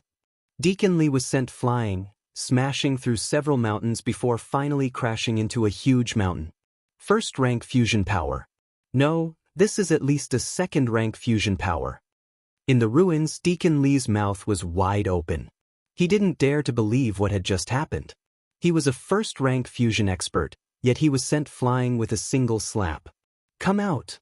This thought flashed through Deacon Lee's mind. He was sent flying again. His body was instantly hit by hundreds of attacks. He fell to the ground like a dead dog. Complete defeat. Deacon Lee didn't even have the ability to resist.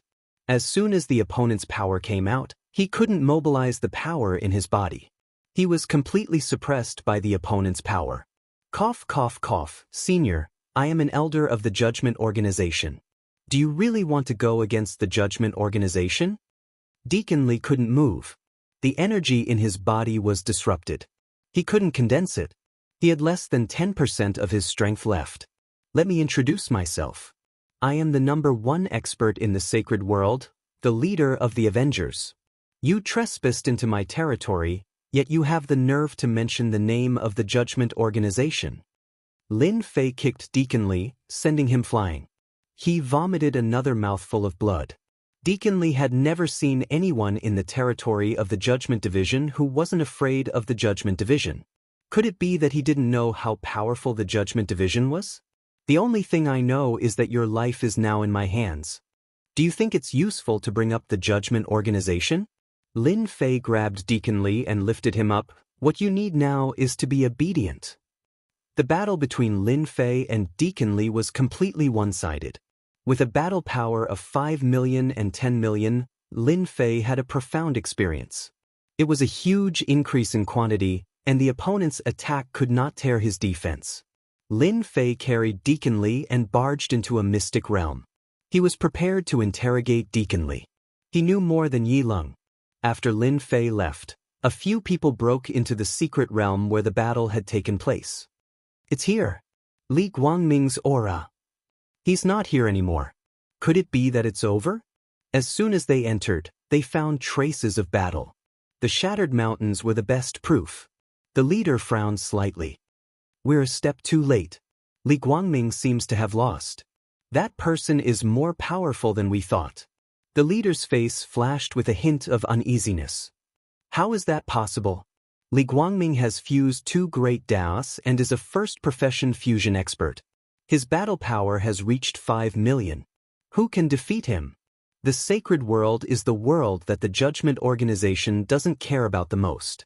Back then, the forces of the Wasteland continent tried to join forces to fight against the Judgment Organization, but they were suppressed by the higher-ups of the Judgment Organization. After that, they set up a trap for them. To be able to defeat Li Guangming, his strength must be at least at the peak of the first-profession fusion expert. That's a battle power of 8 million. I can't be wrong. Look here, this is Li Guangming's remaining aura. As an old opponent, I can't be wrong. The leader said solemnly. We made the right decision to come here. Next, we should get in touch with this mysterious expert. It's best if we can rope him to our side. Lin Fei did not know that someone had followed the trail. In a certain secret realm, Lin Fei used violent means. At first, Li Guangming was stubborn, but later on he couldn't hold back in the face of Lin Fei's violent means and spilled everything he knew. During that time, Li Guangming tried to lie. With Little Devil watching from the side, any changes could be detected. In the end, he was beaten up by Lin Fei, and his strength was suppressed. Li Guangming suffered a lot. If it wasn't for Lin Fei restraining his strength, he would have died after being beaten up.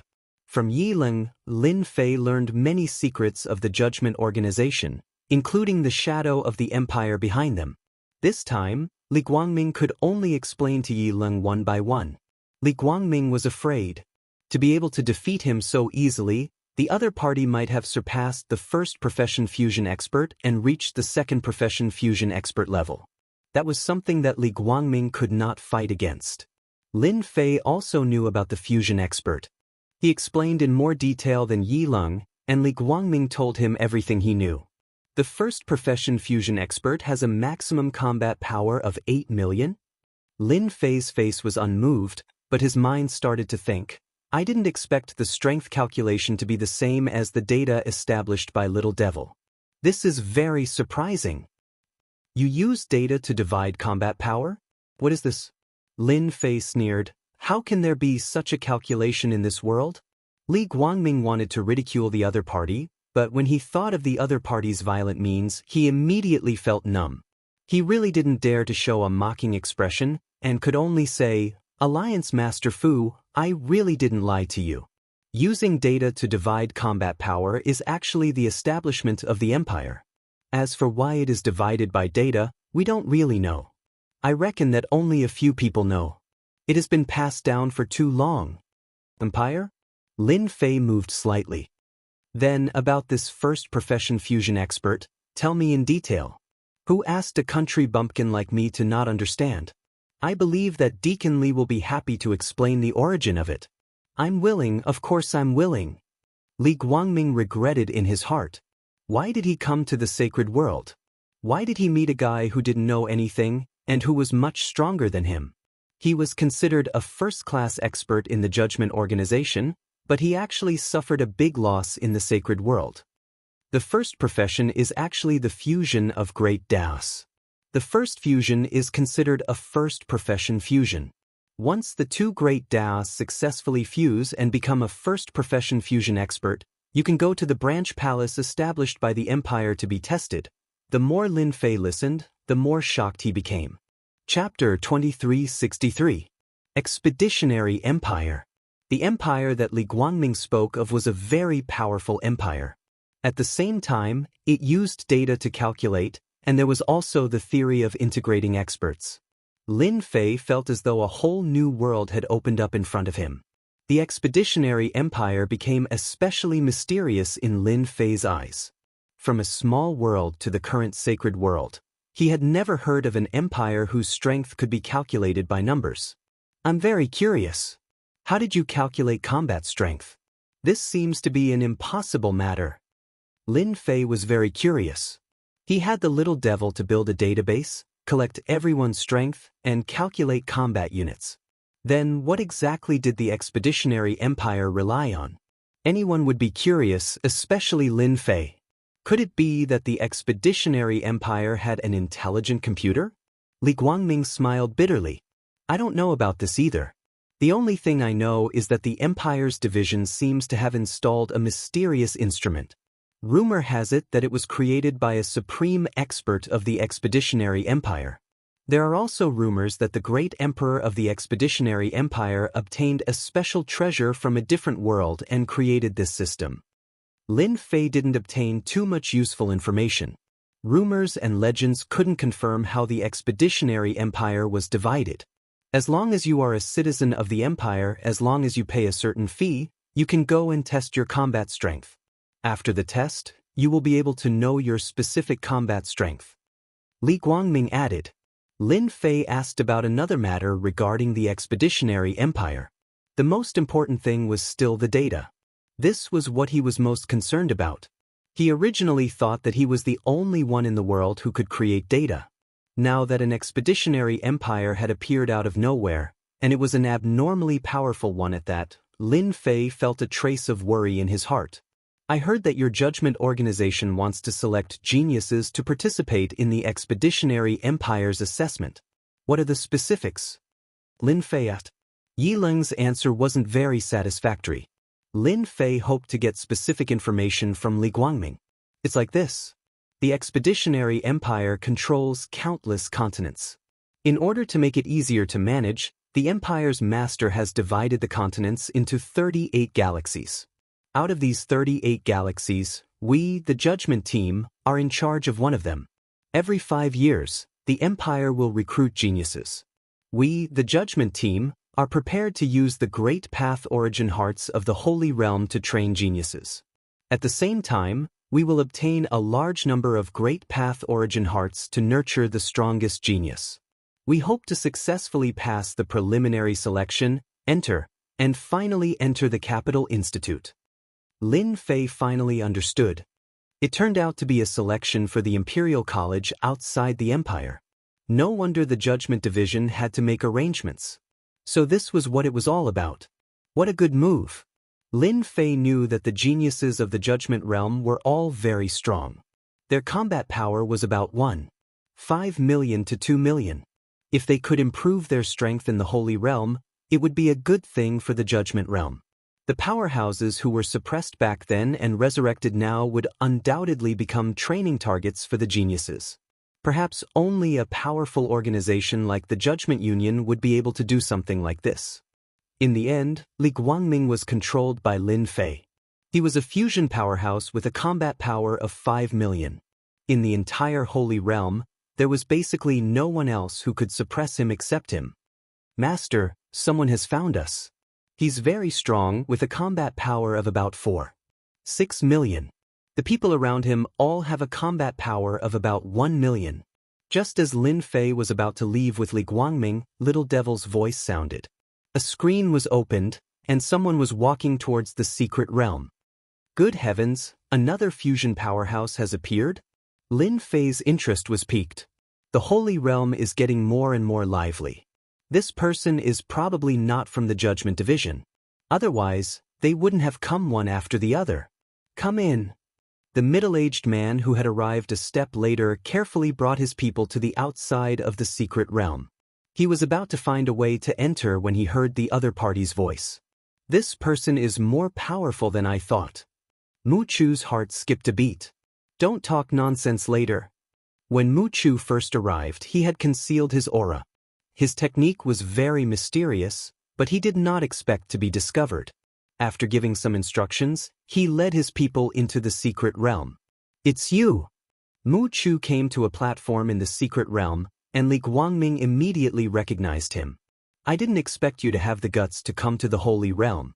I thought you were going to hide forever. When Mu Chu saw Li Guangming, he cursed inwardly. The other party was not killed, and it seemed that they had reached some kind of cooperation, which gave Mu Chu a very bad feeling. Li Guangming, the Judgment Division is amazing, but it's not easy for you to kill all of us. If you can come to the Holy Realm, why can't I come? Mu Chu said, but his eyes fell on the black-robed man standing with his hands behind his back. The black-robed man in front of him did not emit any aura, but Mu Chu knew that this person was the one who defeated Li Guangming. Okay, stop arguing, Lin Fei said lightly. From a few words, he knew that the person who came was from the Star Field, and it seemed that he was a sworn enemy of the Judgment Division. Li Guangming immediately became obedient. Why are you looking for me from outside, or are you planning to cause trouble in the Holy Realm? Lin Fei's sharp eyes swept towards Mu Chu, and the aura of 10 million combat power pressed down on him. Lin Fei did this deliberately. After the fusion of the Great Path, the Holy Realm was Lin Fei's territory in his eyes, and no one was allowed to cause trouble, especially people from outside forces. It was necessary to show the necessary power. Mu Chu felt a sense of suffocation on the spot. This aura was really too terrifying. How can there be such a strong person in a place like the Holy Realm? This aura is at least a second-stage fusion powerhouse. It's really scary. Fortunately, I didn't put on airs as soon as I came. Mu Chu was so scared that he broke out in a cold sweat. Misunderstanding, this is a misunderstanding, we are not here to cause trouble. Mu Chu hurriedly explained. If this went on, he would not feel good, and his qi and blood would definitely be injured. Humph, it's good that you are not here to cause trouble. Lin Fei snorted coldly, causing trouble in my territory, even if you have a powerful background, even if you are from the Judgment Division, you will still have to deal with me in this place. As Lin Fei withdrew his aura, Mu Chu felt as if a huge rock had been lifted off his shoulders. In the face of the aura of a second-stage fusion powerhouse, Mu Chu really could not bear it. Mu Chu originally wanted to rope him in. After all, he was also a first-stage fusion powerhouse, but now it seemed that there was no chance. A second-stage fusion powerhouse also had a high position in their organization. Forget about roping him in. Chapter 2364. Mu Chu left the secret realm. Elder Mu, what should we do now? I didn't expect that there would be a fusion second-rank expert in this sacred world. Li Guangming seems to have suffered a great loss. Under the starry sky, Mu Chu and the others had ugly expressions. They had come from a distant star field for the trial. They would be very happy if they could disrupt the selection. They were shocked by the existence of a fusion second-rank expert. This was far from what they had imagined. How could there be a fusion expert in such a backward place like the sacred world? Mu Chu smiled bitterly. What else can we do? We can only give up the mission. Do you want to fight with that person? Everyone fell silent. What a joke. They only had a little more than 1 million battle power. Fighting against a second-stage professional fusion expert with more than 8 million battle power was simply suicide. Didn't you see Li Guangming's honest look? He definitely suffered a lot. It was impossible for them to fight against that expert even if they were given 100 guts. Everyone should feel lucky that that expert has no ill intentions towards us. Otherwise, we won't be able to leave the secret realm. Mu Chu continued, moreover, our goal has been achieved. The plan of the trial in the sacred world is probably going to fail. This trip was not in vain. They were stunned once again, and then they all revealed looks of joy. Yes, we succeeded. The trial's plan in the sacred world is destined to fail. That person appeared out of nowhere, and the trial is going to be furious. A smile appeared on Mu Chu's face. They had spent decades coming from a distant star field just to stop the trial and prevent them from easily nurturing geniuses. The only thing they did not expect was that there would be a fusion second-rank expert in the sacred world. Mu Chu did not doubt that the other party would only need one move to kill them. Mu Chu was not too happy. He was thinking about something else. This matter was very important. Li Guangming's clone was sent back. At the very least, Lin Fei would not be too close to Li Guangming for a period of time. It was not a small matter to be able to control a fusion first-rank expert. Lin Fei did not want to be suspected. He had communicated with Little Devil, and he also felt that the expedition to the Empire was not simple. It wasn't that there weren't any who could use data to categorize it, but there really weren't many who could do it like the expedition to the Empire. Lin Fei learned something else from Li Guangming. Almost every expert that went on the expedition to the Empire had a book of life. Li Guangming's clone returned, while his main body stayed in a cave on the wild sacred mountain. The savage sacred mountain was one of the best places in the world, and it was the place with the densest origin energy. If Lin Fei wanted to maintain his powerful strength, he had to continuously absorb origin energy. Master, this is the new cultivation method that the Emperor of the Expeditionary Empire opened. The Book of Life is the key to this. Li Guangming summoned a Book of Life, which floated above his head. It was a golden book, and it was the first time Lin Fei had seen such a book. After Li Guangming took out the Book of Life, Lin Fei had the little demon analyze its origins. Did you cultivate this by yourself? Lin Fei had never seen anything like this before. The Expeditionary Empire became even more mysterious in his eyes. I didn't cultivate it by myself. Li Guangming explained, the Book of Life was actually created by the Expeditionary Empire. Every citizen of the Expeditionary Empire will receive a Book of Life from the Empire's branch palace when they are young, and then insert it into their body. As they grow up, they will awaken at a certain time. After awakening, the Book of Life will assist their growth. Lin Fei felt as if he had heard wrong. Isn't this the same as high-tech? Lin Fei was inwardly shocked by the Expeditionary Empire's generosity. The other party's behavior was similar to his own system. Although it was much weaker, it was definitely a cheat for others. Li Guangming opened the Book of Life. According to him, other than himself, no one could see the information of the Book of Life unless he was willing to show it to others. Otherwise, even a top expert would not be able to see the specific information of the Book of Life. Next, Lin Fei saw a shocking scene. After the Book of Life opened, a page of properties appeared. This time, Lin Fei could not remain calm. Properties page, what kind of joke is this? A page of properties actually appeared on the originally blank page. Li Guangming, first job transition fusion occupation, first job transition swordsman strength, 150 speed, 110 endurance, 80 reflexes, 90 combat power, 5 million, shocking. This was Lin Fei's greatest feeling. The Expeditionary Empire's properties page actually appeared. If not for the fact that he had fused 5 types of Great Tao and his strength had increased, Lin Fei would definitely not have known that such a thing existed in this world. Could it be that the origin of my system is related to the Empire, or an extremely unreliable thought flashed in Lin Fei's mind? However, once this thought appeared, it lingered and was deeply imprinted in his mind. First job transition swordsman, isn't this the setting at the end of the game? Lin Fei suddenly thought of something. Ever since he came to this world, his memories of that year had been buried deeply. If not for those words, Lin Fei would have almost forgotten about them. However, he did not expect it to come so suddenly. Back in the game, there was a mention of occupations. Back then, Lin Fei had studied it carefully.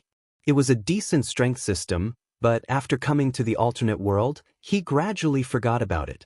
The Judgment Organization, the appearance of Li Guangming, and the others made the things that he had almost completely forgotten resurface. First job transition swordsman, first job transition assassin. First job transition, all kinds of occupations. That was where the true experts were as numerous as the clouds. Li Guangming's first job transition swordsman was far weaker than Lin Fei, which was why he was easily defeated by Lin Fei. In fact, he did not even get to use his best swordsmanship. It could be said that he had lost in a very sullen manner. Li Guangming did not dare to have any other thoughts. The cultivation system of the Expeditionary Empire covered almost the entire star region. The sacred world was an exception, and it was basically abandoned. The master in front of him had grown up in the sacred world, so he had to be a genius. What was the strongest expert in the Expeditionary Empire? Lin Fei suddenly asked Li Guangming. Li Guangming replied, "The strongest expert in the entire empire should be the great Emperor Yuanzheng. It is said that His Majesty Yuanzheng has not appeared for more than 100 years. It seems that he is in seclusion. More than 100 years ago, the great Emperor Yuanzheng seemed to have reached the 9th revolution, and he is the only 9th revolution expert in the empire." A 9th revolution expert, the only one. Lin Fei was very clear that the 9th revolution fusion was not easy to cultivate. There was only one 9th revolution expert in the entire empire, and his combat power was incomparably terrifying. Chapter 2365. Lin Fei placed a lot of importance on what class it was. The information that he had almost forgotten in the depths of his memory resurfaced. 9th class advancement. A peak existence in the game. Lin Fei had a deep impression of it.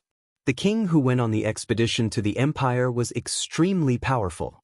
According to the information he had read, the strength of a 9th class advancement was at least 10,000. This was a huge difference. His Majesty seems to be a storm warrior, Li Guangming said. Lin Fei's memory resurfaced again. He couldn't help but take a deep breath. It's actually a storm warrior. That's a class that specializes in strength. It can be said that it's the strongest of the 4 major attributes. Among the 9th class advancement professions, it's invincible. Among the 4 major attributes, strength, speed, reflexes, and endurance were the 4 major attributes in the game. When each attribute was developed to the limit, it would become a terrifying existence. At that time, Lin Fei had specially studied it and had a deep impression of it. Storm warrior was one of the powerful professions. Lin Fei still remembered that to become a storm warrior, it wasn't just strength. One had to reach a certain standard in speed as well. It could be said that among the 4 major attributes, strength and speed were higher than ordinary people. The word storm could be seen from this. This kind of profession would be very terrifying when it matured. Lin Fei didn't expect that person to be a storm warrior. Moreover, he was the only 9th class advancement expert. That was an existence that could casually kill 8th class experts. Lin Fei asked a few more questions about the Book of Life. Although Li Guangming was a deacon, his knowledge was limited. The Judgment Division wasn't a top force, so he didn't know much about the origins of the Book of Life. To be able to ask this much, Lin Fei was very satisfied. He had a vague guess about the expedition to the Empire. The masters of each of the 38 starfields were all high officials of the Empire. Each of them was an 8th-class advancement expert. The masters of the 38 starfields were all 8th-class advancement experts.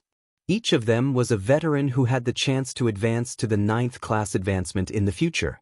Lin Fei also learned from Li Guangming that the reason the Judgment Organization arranged for the geniuses from the sect to come here was to provide them with a chance to improve. The great Tao primordial heart could be refined into a Tao pill, which could be used to improve the 4 attributes. This was also the reason why the Saints' World had set up a trap in the first place. It was to provide them with an opportunity. Of course, the geniuses of the Judgment Court were not first-job integration masters. It was very difficult to integrate the Great Tao. Therefore, in the Empire of Conquest, those who could become first-job experts and cultivate professions were all influential figures in the Empire. Big and small clans would extend an olive branch to them. Li Guangming was one of them. It was because he had become a first-job expert and a first-job swordsman that the Judgment Court extended an olive branch to him, and he successfully became a deacon in the Judgment Court. Master, I think I have figured out what is going on. After Li Guangming left, Lin Fei began to think. The little devil's words interrupted Lin Fei's thoughts. Quick, tell me about it. Lin Fei really wanted to know what the Empire of Conquest was all about. Master, the system released a message just now. I think the Empire of Conquest that we met is actually a technological civilization. The Book of Life is one of the developments in technology that helps humans cultivate. Lin Fei was slightly stunned. A technological civilization? Yes, the Empire of Conquest should be a higher-level civilization. In other words, it is a civilization that combines technology and cultivation to help humans cultivate, said the little devil.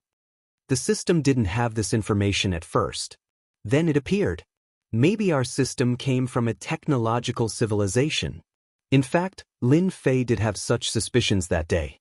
With such advanced technology, other than coming from a very prosperous technological civilization, Lin Fei really couldn't think of where else it could come from. Lin Fei had always felt that the distance was too far. He didn't expect it to be so close. A technological civilization. Fortunately, Master didn't rashly go to the Empire of Conquest. If you really went, you might have been exposed. The little devil reminded. Master's improvement in strength has always been different from others. If you had the Book of Life, it wouldn't be so out of place. After hearing the little devil's words, Lin Fei felt that it made sense. Can the Book of Life simulate? Of course. Lin Fei also wanted to see to what extent his data would be displayed with the Book of Life. With the Book of Life, he wouldn't be so out of place. No one would be able to see any traces of him. An hour later, the little devil simulated a Book of Life for Lin Fei. The aura was exactly the same. Even if that person from the Empire of Conquest was in front of him, he wouldn't be able to see any flaws in the Book of Life. Lin Fei profession, none strength, 320 speed, 210 reflexes, 180 endurance, 270 combat power, 10 million, not bad, not bad. Well done. You can pass off the fake as the real one. Lin Fei was very satisfied. The little devil snorted. Master, you might be mistaken. You can't pass off the fake as the real one. This Book of Life is actually the real one. There are no flaws or flaws. If Master says it's fake, it will make me look bad. After hearing this, Lin Fei didn't know whether to laugh or cry. Then it's real. If Master says it's real, then it's real. No one can say it's fake, the little devil said very seriously. In fact, Lin Fei couldn't find any flaws in the Book of Life. It was as if it was real. Even Li Guangming would think it was the real one after seeing it. Is the data about the same? In theory, there shouldn't be too much of a problem. The difference between the two shouldn't be too big. Lin Fei wasn't worried anymore. Others used the Book of Life to measure themselves, but Lin Fei didn't need to worry about this. He walked a different path from others. The numbers in the Book of Life didn't really help him much. By the way, little devil, can you see through the other party's Book of Life through the system? With the existence of the Book of Life, Lin Fei had an invisible advantage. The little devil said disdainfully, Master, you don't have to look down on me so much. It's just a book of life. Its technological level isn't high. It's very easy to crack. It's not difficult at all. Lin Fei seemed to have forgotten that the system's level was definitely higher than the civilization controlled by the Expeditionary Empire. The Book of Life might be a great existence in the eyes of others, but it was really nothing to the little devil. There was no technical content. Then what do you think I should do next? Now that I have the Book of Life, what do you think I should focus on? After the fusion of the Great Daos, Lin Fei hadn't found the right direction. After seeing the 4 major attributes and the original game system, Lin Fei understood what he was missing. Chapter 2366. Duplicate 6th grade Dao Core. Duplicate 7th grade Dao Core. Duplicate 8th grade Dao Core. Establish a database. Lin Fei not only learned from Li Guangming about the trial and the expedition to the Empire, but also obtained a complete Dao Core. In the expedition to the Empire, Dao Cores are the most commonly used currency. Continuous consumption of Dao pills could enhance one of the 4 major attributes. Of course, it is not easy to keep taking them. It requires a huge amount of resources. The medicinal pills that Li Guangming had on him were all speed-type medicinal pills. After refining them, he could increase his strength by a bit. He could accumulate a large number of Dao pills. Lin Fei bluntly copied them and established a database. After the little devil's research and analysis, Lin Fei found a suitable profession, which is a profession that increases strength. It is called the Roaring Warrior. Lin Fei has a deep impression of the origin of the Roaring Warrior. This profession mainly focuses on increasing strength. The other 3 major attributes basically do not need to pay attention to. The goal is to increase strength. The Roaring Warrior is a top-notch profession among the 4 major attributes. Almost no one can successfully cultivate it. Outsiders can't, but Lin Fei can't. In addition to the Roaring Warrior, Lin Fei also values speed among the 4 major attributes. For example, among the speed attribute, there are several professions that are very powerful. Some professions can rely on speed to contend with strong enemies and be invincible. Lin Fei will not miss this opportunity. 3 months later, Lin Fei came out of the wild sacred mountain. 3 months is enough for Lin Fei's strength to go to the next level. His original 10 million battle power increased by 1 million, reaching about 11 million. This method of improvement is enough to be amazing in the expedition to the Empire. In just 3 months, the entire sacred world is in chaos. Not a single big or small force is idle. All of them are attacking the resurrected powerhouses and snatching their great Dao origin heart.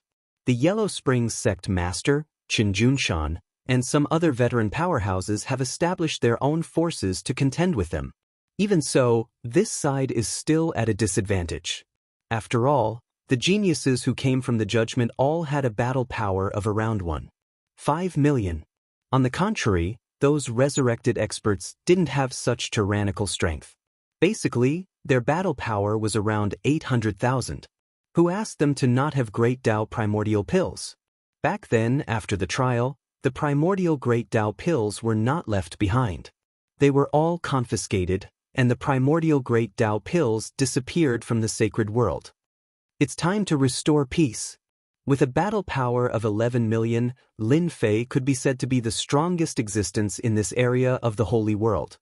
The battle between the people of Judgment and the resurrected powerhouses actually affected Lin Fei's resources and interests. In the end, they didn't lose anything, but Lin Fei lost a lot. Yama's death domain. Sacred Lord Blood Prison was in high spirits and had been in the limelight recently. With his peak 5th step battle power, he had killed dozens of revived experts. All of the unwillingness he had felt back then had vanished into thin air. The strong always like to follow the strong. In the face of increasing their strength, it was nothing to give up their freedom. At the very least, they had reached a new realm.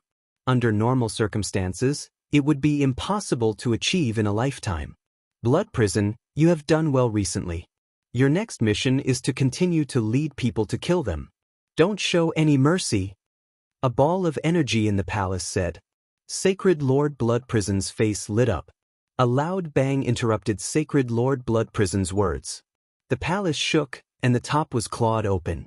A hand reached in, and the ball of energy high above and Sacred Lord Blood Prison fell into this hand.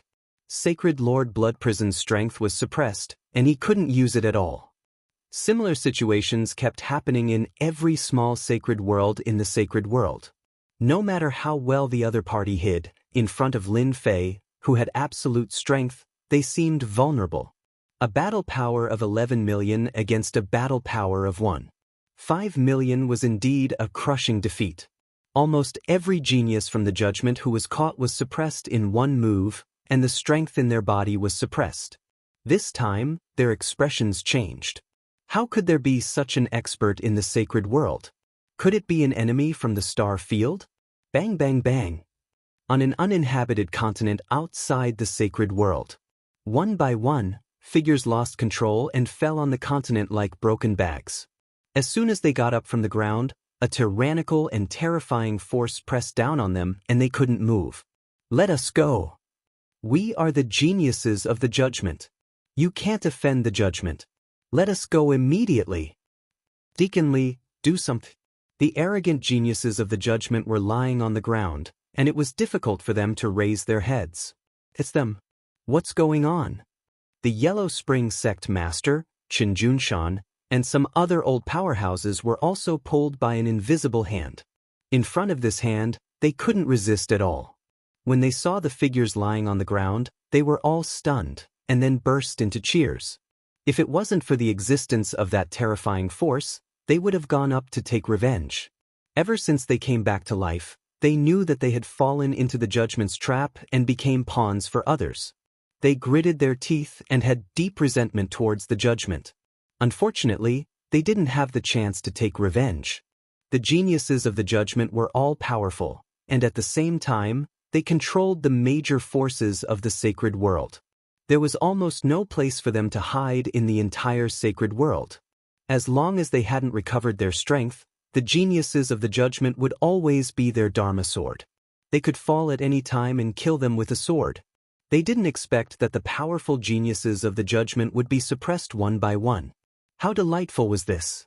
It turned out that this day would come for them too. Everyone is here. Lin Fei said lightly. The people who had been moved over realized Lin Fei's existence. Previously, they were all attracted by the people on the ground. Thank you, Senior. The Yellow Spring Sect Master cupped his hands. He knew who this person was. He was the one who had helped them back then. The only thing he hadn't expected was that this person's strength would be so tyrannical. Looking at him now, he was unfathomable.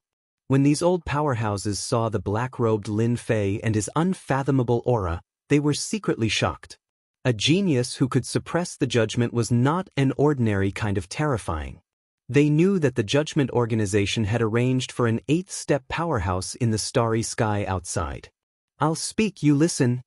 Lin Fei's voice wasn't too heavy, but the invisible pressure made them feel that they couldn't disobey. It seemed that if they opened their mouths, they would definitely not have a good ending. No matter who you are, let us go immediately. Otherwise, when Deacon Lee arrives, you will all die without a burial place. A young man roared. You talk too much. Lin Fei snorted coldly.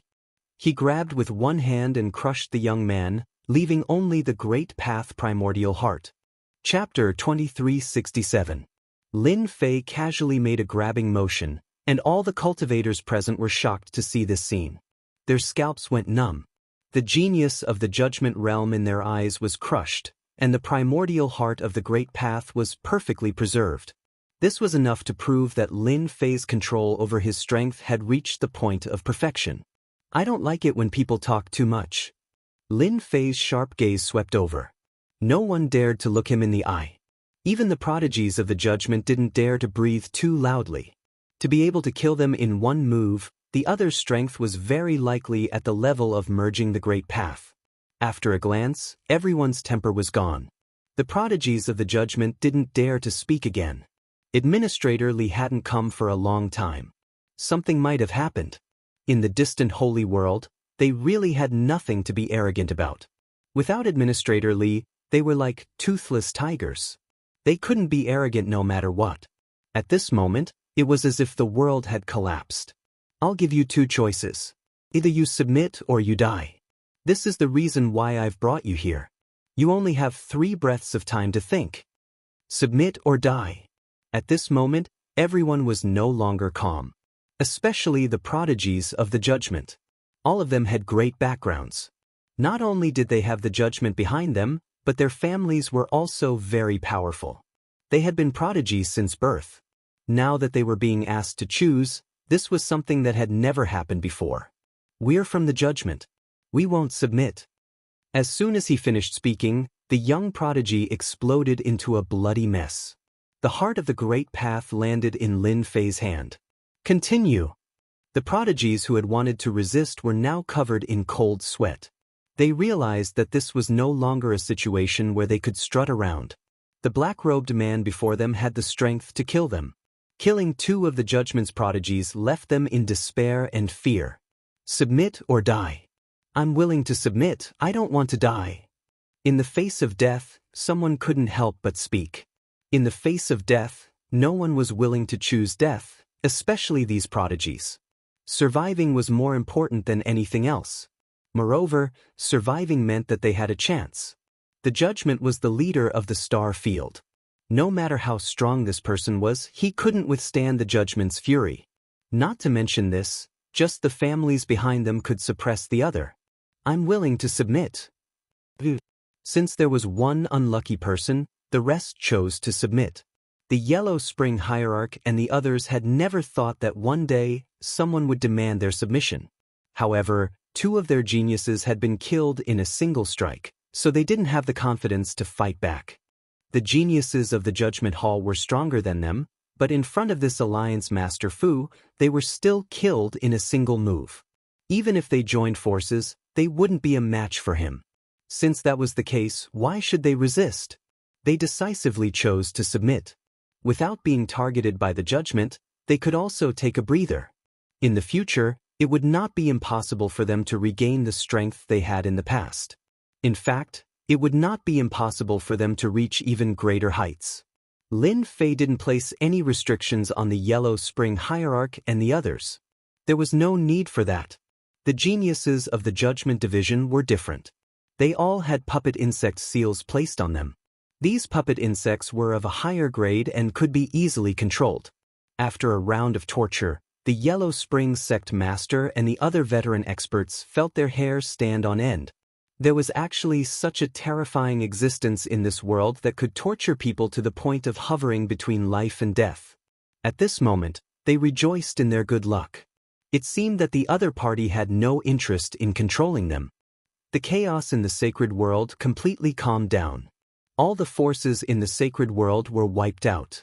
All the forces in the sacred world were gathered together, and the 14 forces from before had all disappeared. After the forces in the sacred world were swallowed up, the strongest force in the sacred world was left behind, the Avengers Alliance. The controller of the sacred world became Alliance Master Fu. Lin Fei's invincible palace was also hidden. As long as he didn't expose his identity, the entire sacred world would be controlled by the mysterious Avengers Alliance Master. The Avengers Alliance was divided into 2 camps. One was the geniuses of the Judgment Division, and the other was the veteran experts like the Yellow Springs Sect Master. They monitored each other and balanced each other. At the beginning, the geniuses of the Judgment Division tried to suppress them with their strength. However, Lin Fei gave them Dao pills to recover their strength, which dispelled their thoughts. The 2 sides were at odds with each other. Lin Fei was very satisfied with this situation. Ouyang Ba and Qi Lin were the strongest experts who were controlled. Lin Fei had given them the strength Dao pills, which increased their strength very quickly. Although they were still far from merging with the first class, their combat power was around 1,000,000. This was already very strong in the sacred world. The sacred world returned to peace in the face of such strong means. The influence of the Avengers Alliance also spread throughout the sacred world. The wild sacred mountain was directly listed as a forbidden area by the Avengers Alliance. No one was allowed to enter, and every entrance was set up with layers of arrays. This place became the source of origin energy for Lin Fei. He exchanged for equipment through the system and began to plunder origin energy units. The effect was not ordinary fast. After plundering for a year, a problem appeared. The origin energy was decreasing. In this year, Lin Fei's system kept replicating Dao pills, and the consumption was very fast. As the origin energy units began to decrease, Lin Fei began to feel anxious. The Saint's world is still a little too small at the end of the day. Most of the origin energy was destroyed in the battle back then. Fortunately, the savage sacred mountain is different and managed to preserve a portion. I've constantly plundered it, and it's almost dried up. I need to come up with a new plan. The business was big. There were too many needs. For example, replicating the Great Dao and replicating Dao pills. All of these required origin energy. Lin Fei consumed a lot of origin energy units. Do I really have to go to the star field? According to Li Guangming, there is a popular thing called an energy block in the Expedition Empire. It is a special creature that absorbs the origin energy between heaven and earth. As long as I have a chance to replicate it, this creature will no longer be a dream. This idea was out of control as soon as it came out. The sacred world was too small for Lin Fei to use. If he continued, the origin energy units of the sacred world would be plundered by him. This amount of resources was not much help for Lin Fei's needs. Lin Fei had to go to a bigger place. Lin Fei was also very interested in the technological civilization of the Expedition Empire. It seemed that only by going to the Expedition Empire, he might have a chance to find out the origin of the system. According to Little Devil, there should be something in the Expedition Empire that had been guiding it to the Expedition Empire. Then I will prepare to go to the Expedition Empire and see the technology of the civilization. Lin Fei quickly made a choice. This was something that he had to come into contact with sooner or later. Li Guangming had become the #1 expert in the sacred world. Lin Fei was not afraid of the people from the Judgment Empire at all. It would take more than 90 years to travel from the Judgment Star Field. Chapter 2368. In the blink of an eye, 5 years had passed. The entire sacred world had always been under the control of the Avengers. The originally chaotic sacred world had also begun to flourish. All sorts of experts were constantly emerging in the sacred world. Those experts who had been resurrected had regained 60 to 70% of their original strength. This was only possible with the help of the Dao pills provided by the leader of the Avengers. During this period, it was inevitable that some experts who thought themselves infallible would try to express their own opinions. In the end, they were all suppressed. Within the Avengers, the two major forces suppressed each other and managed the sacred world very well. I really have to leave. There aren't enough resources. In these 5 years, Lin Fei could be considered to have lived in seclusion. He did not pay much attention to the matters of the sacred world. He was also not interested in the internal conflicts of the Avengers. As long as he existed, those people would not dare to raise any objections. The resurrected experts were not satisfied. Lin Fei would not pay any attention to them. Those geniuses from the Judgment Hall alone could easily suppress them.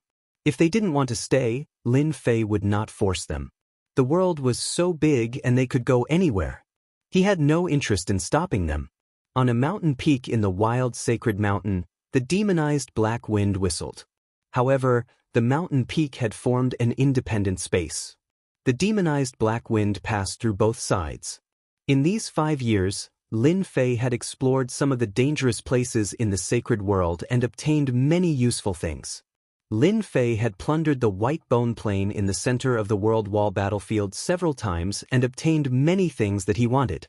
It could be said that these 5 years were actually for Lin Fei to prepare to leave the sacred world. It's time to go. The resources were getting smaller and smaller. Lin Fei could not sit still. Outsiders did not feel anything because they were not strong enough. Lin Fei had the leveling system. No one knew the amount of resources better than him. Lin Fei had already explained everything about the sacred world and left behind a trump card. As a trump card of the Saint's world, Li Guangming was enough to block any attack. In order to avoid being discovered, Lin Fei had created a perfect trap so that no one would suspect that Li Guangming had disappeared for some other reason. In 5 years, Lin Fei also increased Li Guangming's strength to the level of 6 million, which could be regarded as a great increase in strength. In the Expedition Empire, increasing 1 million battle power in 5 years was something that very few people could do. Li Guangming was even more loyal to Lin Fei. Lin Fei wasn't afraid that Li Guangming would be able to break the puppet bug. As it continued to strengthen itself, it became extremely powerful. With just a thought, even if Lin Fei was far away, he could still instantly kill Li Guangming. Lin Fei did not like the sadness of parting. After settling down, he left in the middle of the night. In the starry sky blue Luan remained in the starry sky. This time, they would be relying on a powerful flying beast like the starry sky blue Luan to head to the star field. If they wanted to reach that star field by relying on human strength, it would take at least 200 years. The starry sky blue Luan was that powerful and heaven-defying. Compared to 200 years, 90 years was indeed a very long time. After controlling Li Guangming, Lin Fei controlled the starry sky blue Luan. According to Li Guangming, the starry sky blue Luan was also a very precious flying beast in the star field. In terms of price, it would cost more than 100 million energy blocks. In the star field, energy blocks were more popular than Dao pills. Energy blocks were controlled by the great forces and belonged to the Empire's resources. It was very difficult for ordinary people to obtain them. An unparalleled powerhouse's net worth was around 10 million energy blocks. Those who were not doing well would have a net worth of a few million energy blocks. When I reach that star field, I must get a long-distance teleportation gate. Lin Fei secretly clenched his teeth. He had also learned about the long-distance teleportation gate from Li Guangming. In the star field, due to the distance between worlds and star fields, there would basically be teleportation gates. As the sacred world was an abandoned world, its resources were almost depleted. No one was willing to come to the sacred world. Therefore, long-distance teleportation gates had become impossible. It was said that the cost of a long-distance teleportation gate was a shocking 500 million energy blocks. Star field, here I come. Standing on the starry sky blue Luan, Lin Fei stood with his hands behind his back. The starry sky blue Luan spread its wings and flew high. Traveling was a very boring thing. It would take 95 years to reach the star field from the sacred world. Lin Fei began to slowly adapt to traveling. With Li Guangming's star field map, he was not afraid of going to the wrong place. He would usually cultivate on the back of the starry sky blue Luan and familiarize himself with some of the Roaring Warrior's attack techniques. When he reached the star field, Lin Fei would be a Roaring Warrior, a second-stage professional Roaring Warrior. Of course, he would need to pass the test first. The expedition to the Empire was very important to personal information. If Lin Fei wanted to gain a foothold in the star field, there were many things he needed to do. It was not as simple as he imagined. 10 years, 20 years, 30 years. In the first few decades, he almost didn't meet a single person. It seemed that the sacred world was too remote. Along the way, apart from the starry sky blue Luan and those uninhabited continents, there was nothing else. Living people? There was no need to even think about it. In the 85th year, Lin Fei finally saw some living people. Those living people seemed to have bad intentions. Especially when they saw that the starry sky blue Luan was worth hundreds of millions of energy blocks, many of them were provoked. If there were many people sitting on the back of the starry sky blue Luan, they would definitely not dare to make a move. Now that there was only Lin Fei, under the temptation of the energy blocks, those people finally made a move. For the sake of the energy blocks, those people went crazy. When Lin Fei stepped into the periphery of the star field, he encountered a group of bandits. Their strength was not bad. Almost all of them had a combat power of more than 1 million. Besieging an expert with a combat power of 2 million was not a problem. For the first time, Lin Fei saw the mysterious veil of a first-stage professional. These people were not strong, and their professions varied. Lin Fei's horizons were broadened. He let them do whatever they wanted until they lost interest and suppressed them with one move. This should be the Empire medal. After destroying the corpses, Lin Fei looked at the spoils of war. The most eye-catching one was a round black medal. Lin Fei remembered what Li Guangming said. All martial artists who had achieved the first stage professional would have an Empire medal. This Empire medal was issued by the Empire and recorded the information of the profession. If one didn't have the Empire medal, then congratulations, one would be considered an unregistered person in the Empire. Once caught, one would be sent to become a slave. Little devil, try to analyze and copy it. Lin Fei was now a standard unregistered person. Once caught, he would be assigned a different fate. Basically, unregistered people would be sent to open up mountains. In the end, they would die of exhaustion in the mines. In order to gain a firm foothold in the Empire, Lin Fei must make some preparations in advance. Putting down the Empire medal, Lin Fei's gaze fell on a black stone. Rather than saying it was a stone, it would be better to say that it was a round stone. The stone was pitch black, but it was filled with an ancient aura. Lin Fei tried to hold it in his hand and felt the vigorous aura inside. It was the aura of origin energy. Chapter 2369. After absorbing a black energy block, Lin Fei was shocked. This is good stuff. One energy block is equivalent to the amount of energy a device can absorb in a month. Lin Fei smiled. So far, what Lin Fei lacked the most was origin energy. However, the sacred world had been destroyed many years ago, so origin energy was scarce. Fortunately, he had the system which could absorb origin energy. Special creatures can grow energy blocks. Can I absorb them directly? An idea popped up in Lin Fei's mind. This was much faster than planting. After checking the Empire medal and energy blocks, Lin Fei absorbed the Great Tao Origin Heart. This thing was not good. After absorbing 20 to 30 Great Tao Origin Hearts, his combat power increased by less than 30,000. This result was more or less out of Lin Fei's expectation. It seems impossible to increase combat power by absorbing the Great Tao Origin Heart. I can only find those high-grade pills. After being besieged, Lin Fei kept the starry sky blue Luan. This guy was too conspicuous. It was hard not to notice it. Lin Fei kept it in the pet space. This was opened by the system later. Putting the starry sky blue Luan in the pet space could also increase its strength slowly. There was no need to worry about the information being leaked. Originally, it would only take 10 years to reach the destination by riding the starry sky blue Luan. However, it took Lin Fei 20 years to finally enter a magnificent starfield. Since 3 years ago, Lin Fei had entered the periphery of the starfield. There were prosperous continents one after another. Each of them was bigger than the sacred world. Their overall strength was incomparable. The empires will left the deepest impression. The empires will covered 38 starfields. No one disobeyed the empire's will. Lin Fei slowed down his pace. Along the way, he learned about the empire's strange and interesting stories and customs. After seeing it with his own eyes, Lin Fei felt the power of the empire. Very powerful. For example, Ashwolf's star. It was one of the 38 star sectors that Lin Fei was currently in, the Tsonglang star that was controlled by Judgment Division. Back in the day, the great emperor had established the Expeditionary Empire. The rulers of the 38 planetary systems had all been promoted to high officials because of their contributions. Each of the 38 star sectors had different sizes. The Tsonglang star was not considered big, but it controlled more than 100 worlds and continents. Compared to the other star sectors, the gap was not small. No matter how big or small the gap was, no one dared to look down on the high officials of the Imperial Expeditionary Expedition who controlled a star region.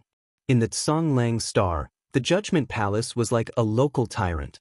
Perhaps that great emperor was worried that the influence of the star field would be taken away by others, so he established a branch palace in every star field called the Expeditionary Guard. In fact, everyone knew that the Expeditionary Guard's role was to monitor the movements in the star field. They were the eyes and ears of the great emperor. Fortunately, the Expeditionary Guard usually did not manage the affairs of the star field. Unless it was a major event, it was rare to see the Expeditionary Guard. Moreover, the Expeditionary Guard's branch palace was not located in the center of the star field. It was precisely because of the existence of the Expeditionary Guard that the territorial lords had great influence, but they did not dare to do anything disgraceful. The expeditionary guard had also become a sharp sword hanging over their heads that could be cut off at any time. Every expeditionary guard had an elder who was very powerful.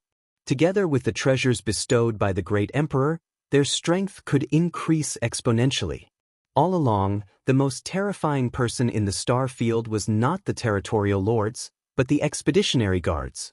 There was a rumor that once one was on the blacklist of the expeditionary guards, even if one was extremely powerful, he would be removed from the list overnight. Lin Fei walked and stopped from time to time. He had a detailed understanding of the star field and even the expeditionary empire, which overlapped with the information in his memory. Wow, what a huge city! Is this Songlang City? The center of the star field? Unbelievable! This is too unbelievable. Songlang City was huge.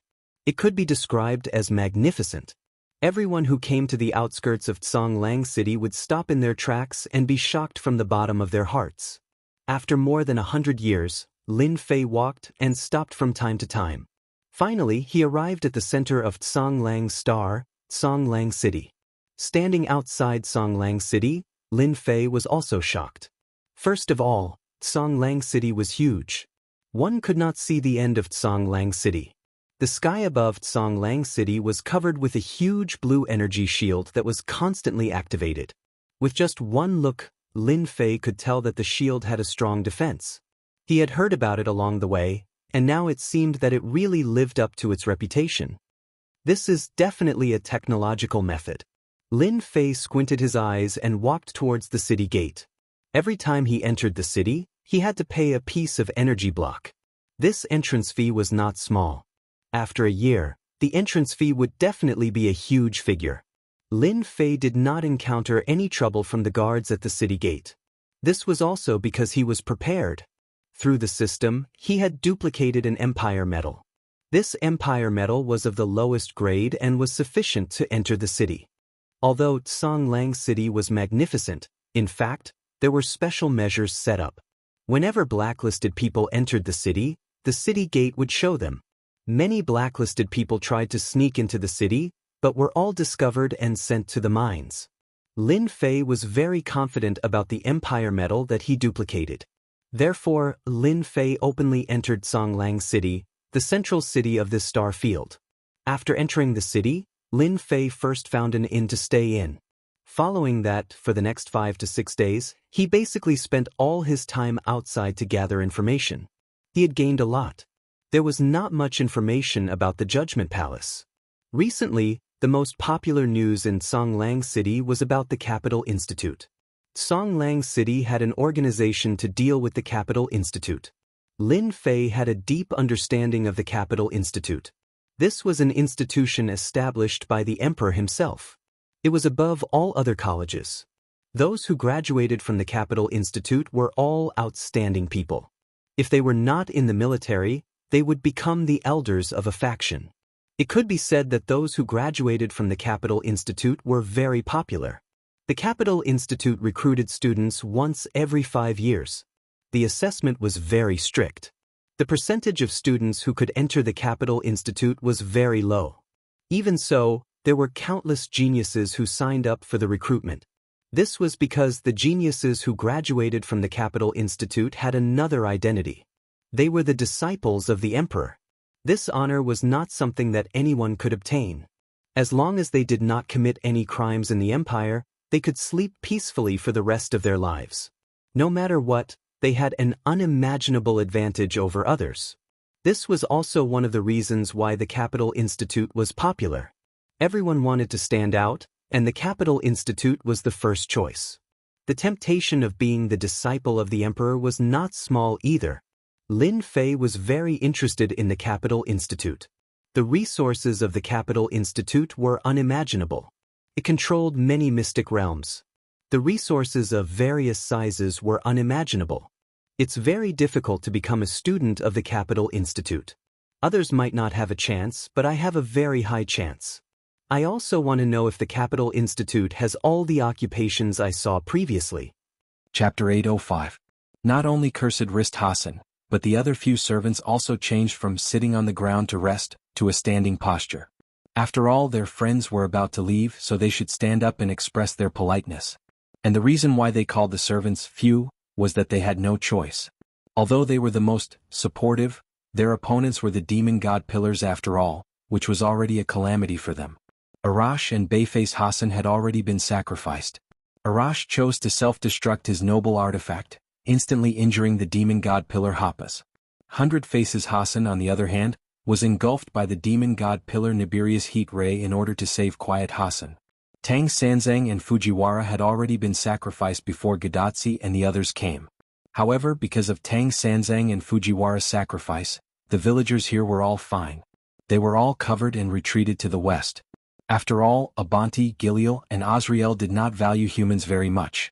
Coupled with the frequent attacks of the two demon god pillars, even if it was Wu Ming's order, they could not and did not want to completely protect the villagers.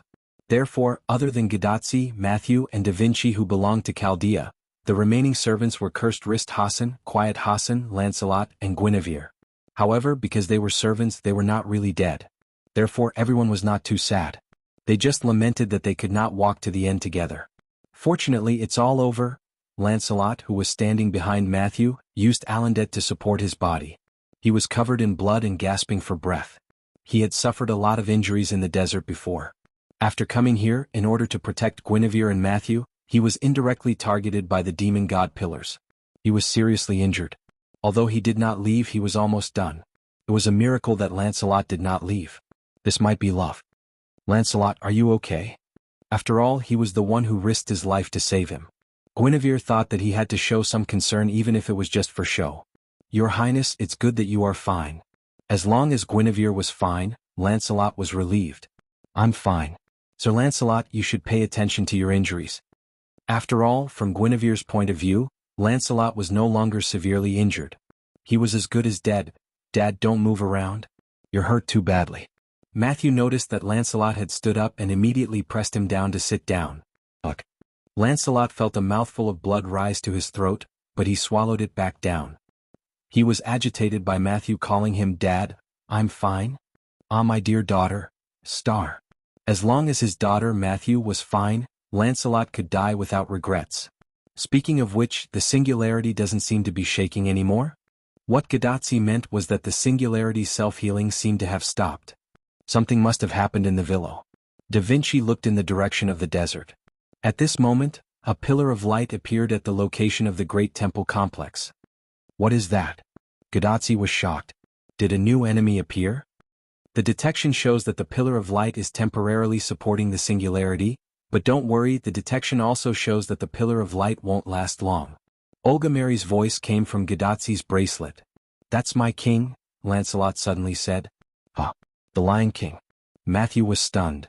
Maybe it has something to do with the villa. Guinevere guessed. Lancelot looked at Guinevere, who was unusually happy when talking about the villa, and felt a little strange. But then Lancelot shook his head. He just needed to watch from afar. After all, he already had such a lovely daughter. Lancelot looked at Matthew with a relieved expression. However, Mashu didn't notice it and ran away quickly. Senior Villo, are you okay? Matthew, along with Gadatsi and Guinevere, quickly went to Wu Ming, who suddenly used the portal to come here. Kacha. Wu Ming seemed to hear the sound of something breaking from Lancelot's side and looked curiously. But other than a heavily injured man who was about to die, nothing else broke. Minister Lancelot, let me treat your injuries first. After all, since he saw Lancelot, it was better to heal him first. After all, he looked pale and heartbroken. It seemed that his injury was very serious and he might be sent back to the Martyr's Palace in the next second.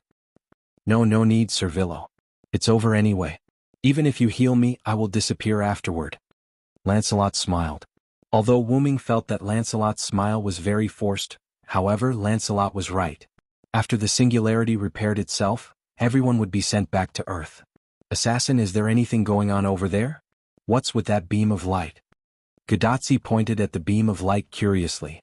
That's the Lion King using his spiritual base to temporarily support the singularity. I have something to tell you, Wu Ming replied. Wu Ming came in front of everyone and looked around. The West Village basically didn't look like a village. If it weren't for the wood and wreckage of the houses, it would be impossible to recognize that it used to be a village. And the number of servants was so small. Wu Ming was quite emotional. It seems that you guys have worked hard too. but that was the right thing to do. After all, cutting down the demon god pillars like cutting melons and vegetables could only happen to people like him in Artoria. Lancelot was seriously injured and was about to die. Although Quiet Hassan seemed to be fine, his breath was also very weak. Matthew and Gadotsi were also in a mess. It seemed that only Guinevere was okay. Yes, there was also Fufu, the little guy who could still maintain his beautiful fur after the battle. It was worthy of being the fourth beast. As for the others who were missing, there was no doubt that they had all left. Seeing Wu Ming staring at Fo, who was hiding behind her neck and shivering, Ma Shu suddenly realized what was going on and explained. Villo Sr., Fufu disappeared after coming to the West Village with us. I just found it in the village when I came back. To be precise, Fufu ran over by itself. After looking at Fufu a little, Wu Ming no longer cared about it. Wu Ming began to talk about the main topic. Tachika, Matthew, the last singularity you are going to is the Mesopotamia region around 2600 BC, which is the Mesopotamia region in Western Asia. Chapter 806. However, before Gadotsi and Matthew could be surprised, Olga Marie in Chaldea's control room was the first to be surprised. Mesopotamia? Olga? Is your seclusion over? Olga Marie's voice came from Gadotsi's bracelet, attracting Wu Ming's attention.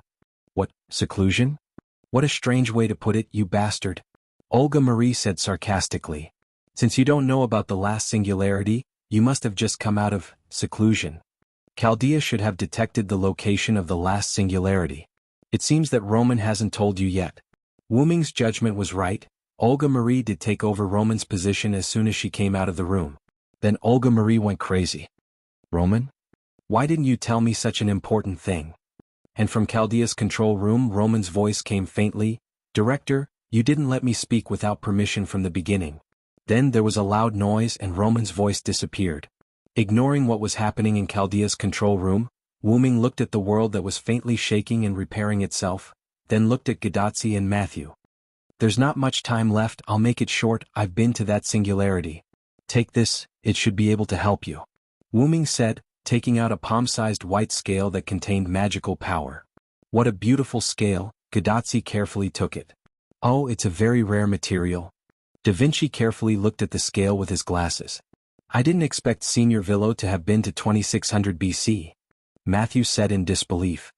The enemy of that era is beyond your imagination, be prepared. Wu Ming reminded with a smile, but he didn't say who the enemy was. Gadotsi was about to complain, but Olga Marie's voice came again. Tachika, Matthew, Da Vinci, the ray shift is ready. Right, there's also this. Help me hold it. In the end, Wu Ming took out a holy grail from the golden ripples. Another holy grail? Gadotsi was stunned. However, they had also encountered multiple holy grails at the American Singularity, so they were not too surprised. However, Wu Ming shook his head. This isn't the holy grail, it's just a sealed vessel in the style of the holy grail. And the one sealed inside was naturally Floros. I have sealed the concept of the demon god pillar Floros into this container. However, it is not easy for me to carry it around, so I hope that it can be handed over to Chaldea for safekeeping. Wu Ming hadn't come into contact with the warrior transformation yet. He turned the golden sword that sealed Floros into the shape of a holy grail, hoping to hand it over to Chaldea. Chaldea's own magnetic field could block human combustion. Therefore, with the effect of Chaldea's own magnetic field, even if Wu Ming removed the warrior transformation, the seal of the Holy Grail would not be broken. However, Wu Ming's words gave Gadotsi and the others a shock. There's a demon god pillar sealed inside. Gadotsi and Matthew were stunned. According to the detection of the instrument, there is indeed something strange inside, but it is not active. Maybe it's the effect of the seal that Assassin mentioned. Olga Marie was very calm. Then from Chaldea's control room came Roman's words, this thing is too dangerous, and so on. Then there was another loud sound and Roman was silent again. Well, this will be taken care of by the genius Da Vinci. Da Vinci took the Holy Grail from Wu Ming's hand. Wu Ming nodded. Although Da Vinci looked quite unreliable, he was actually a very reliable existence. Then Wu Ming looked at Gadotsi and Matthew. Remember, you can show that scale when you ask for help. And don't forget, the first Hassan promised to help you. Matthew and Gadotsi's eyes lit up. The fact that Wang Hassan did not help at this singularity made Gadotsi complain. It turned out that he had indirectly left the opportunity to help for the next singularity. Senior Villo, will you help us too? Matthew asked curiously. Of course, I just had some matters to attend to, otherwise I wouldn't have given you this scale. Wu Ming smiled as if it was a matter of course. Assassin and everyone were leaving. Gidatsi waved her hand and said goodbye to Wu Ming and the others. Senior Villo, see you at the next singularity. Matthew nodded to Wu Ming. I may not go to the next singularity. Don't miss a genius like me. Wu Ming smiled helplessly. Who would miss a guy like you? Whoosh! A light appeared and the figures of Gidatsi, Matthew and Da Vinci turned into light spots and disappeared. At the same time Lancelot, who was immersed in the sadness of his daughter not saying goodbye to him when she left, began to glow. I'm almost at my limit. Lancelot glanced at Guinevere, then looked at Wu Ming and sighed. I'm counting on you, Master Villo. Although he did not quite understand what Lancelot meant by please, he nodded. The moment Wu Ming nodded, Lancelot turned into light and disappeared. I'm about to leave too. But don't get me wrong, Cursed Wrist Hassan did not mean that he was leaving, but that he was going to look for the villagers. No matter what, I have to see them again before I disappear. Cursed Wrist Hassan said goodbye to the remaining few and disappeared like an assassin. Master Villo, it's just you and me left. Guinevere smiled happily. However, Wu Ming looked at Quiet Wrist Hassan, who had no sense of presence, and smiled awkwardly. But before Wu Ming could speak, Guinevere chose to leave. The king should be gone now, so I can't be left behind. I'll go first, Master Villo, don't forget to pick me up. Guinevere finished speaking, then turned into magic particles and dissipated. Rumble, the whole world began to shake violently. It seemed that as Guinevere said, Artoria had left. Finally, Quiet Wrist Hassan walked to Wu Ming and bowed. Master Villo, thank you. Before Wu Ming could speak, Quiet Wrist Hassan also turned into magic particles and dissipated. Really, why don't you all listen to me? With a sigh, Wu Ming scratched his head helplessly. You won't leave just like that, right? As if responding to Wu Ming's words, two angels descended from the sky, one on the left and one on the right to Wu Ming's side. Well, of course, Master, Zapril flapped her wings and smiled. As long as you don't give up on us, we will always serve you, Master, Azrael said respectfully. This time she did not use any fancy words. It's been hard on you all this time. After all, apart from Azrael and Zapril, the other Skywings were basically in a berserk state and had not experienced any other world's fun. Master, we sisters won't blame you, meow. Even in a berserk state we still had a lot of fun, Azrael and Zapril replied to Wu Ming one after another. Then let's leave together, Zapril, Azrael, and Abanti. Although Abanti did not have much of a presence, he had already landed on the ground, right behind Wu Ming and the other two. Rumble, as the world shook, the whole world began to repair itself and everything returned to normal. Chapter 807. In a world that resembled a starry cosmos, patches of colorful smoke drifted about randomly, resembling the nebulas of the universe. At the very center of the dense air, on an abnormal platform that was obviously different from the surrounding things, a white dragon that was not huge in size was lying quietly on this platform. It was not breathing at all, just like a statue. But in the next moment, the dragon gasped for breath and opened its ruby-like dragon eyes. You're back. This dragon was the clone that Wu Ming had left behind in the route. And now, Wu Ming had returned from the Middle East singularity. Looks like this body is getting used to life here. Wu Ming looked up and sized up his body. He was very clear about the changes in this body, and it would not be long before this body would become very compatible with the route. Wu Ming then looked at the route that had changed. The scenery around me seems to be changing freely every time. Because every time Wu Ming came to the route, the scenery was different. But there was one thing that was the same, and that was that the starry cosmos would not change. In the last singularity, only Floros and a few demon god pillars came out to cause trouble, and they hid it from Gydia. It's very likely that Gydia has not recovered from the injuries he suffered from the black mud explosion. Although Wu Ming had not recovered and he could not even find his original body, but it was precisely because of this that Wu Ming had to hurry and find his original body. And then, before Gydia recovers, I'll kill him. It was simple and brutal. After checking the surroundings and outside of the route to make sure there was no black mud, Wu Ming reworked the route's defenses, and finally laid down without worry. I'm overthinking. Last time, Gydia attracted all the black mud between the worlds. If I'm not mistaken, other than some worlds in Gydia's world, there shouldn't be any black mud anywhere else.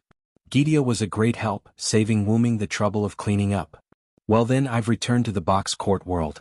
Closing his eyes, the gigantic dragon body fell into a deep slumber.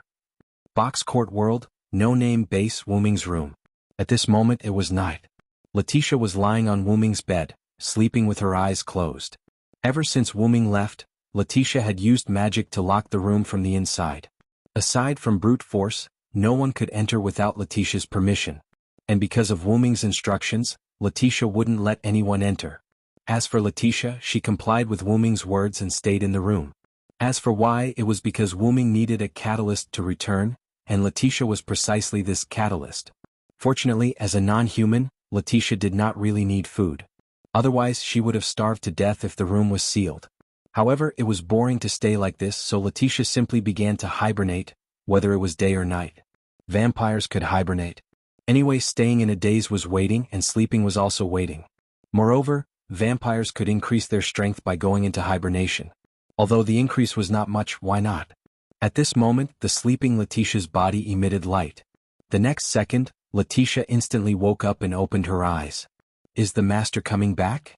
Letitia said. The next second, with Letitia as the center, a complex magic circle appeared in the room. Immediately afterward, Letitia quickly sat up and took out a piece of parchment from her gift card. She injected magic into the parchment, and the parchment burned. A blue magic text appeared out of thin air, but Letitia did not recognize these words. If there was a magician present, he might be able to understand it. Because these were the summoning words of the Holy Grail War summoning ritual. When the complete summoning spell was arranged in the air, the whole magic circle suddenly emitted a light and absorbed the summoning spell into the magic circle. Then, as if it was over, the magic circle that emitted a strong light slowly disappeared. And Letitia felt that she fell into a warm embrace. "I'm back, Letitia." Holding Letitia, Wu Ming smiled slightly. As for Letitia, she changed into a more comfortable position and rubbed her head against Wu Ming's chest. "Welcome back, master." The sun gradually rose from the sky, and the first ray of sunlight shone through the window and the curtain into the room.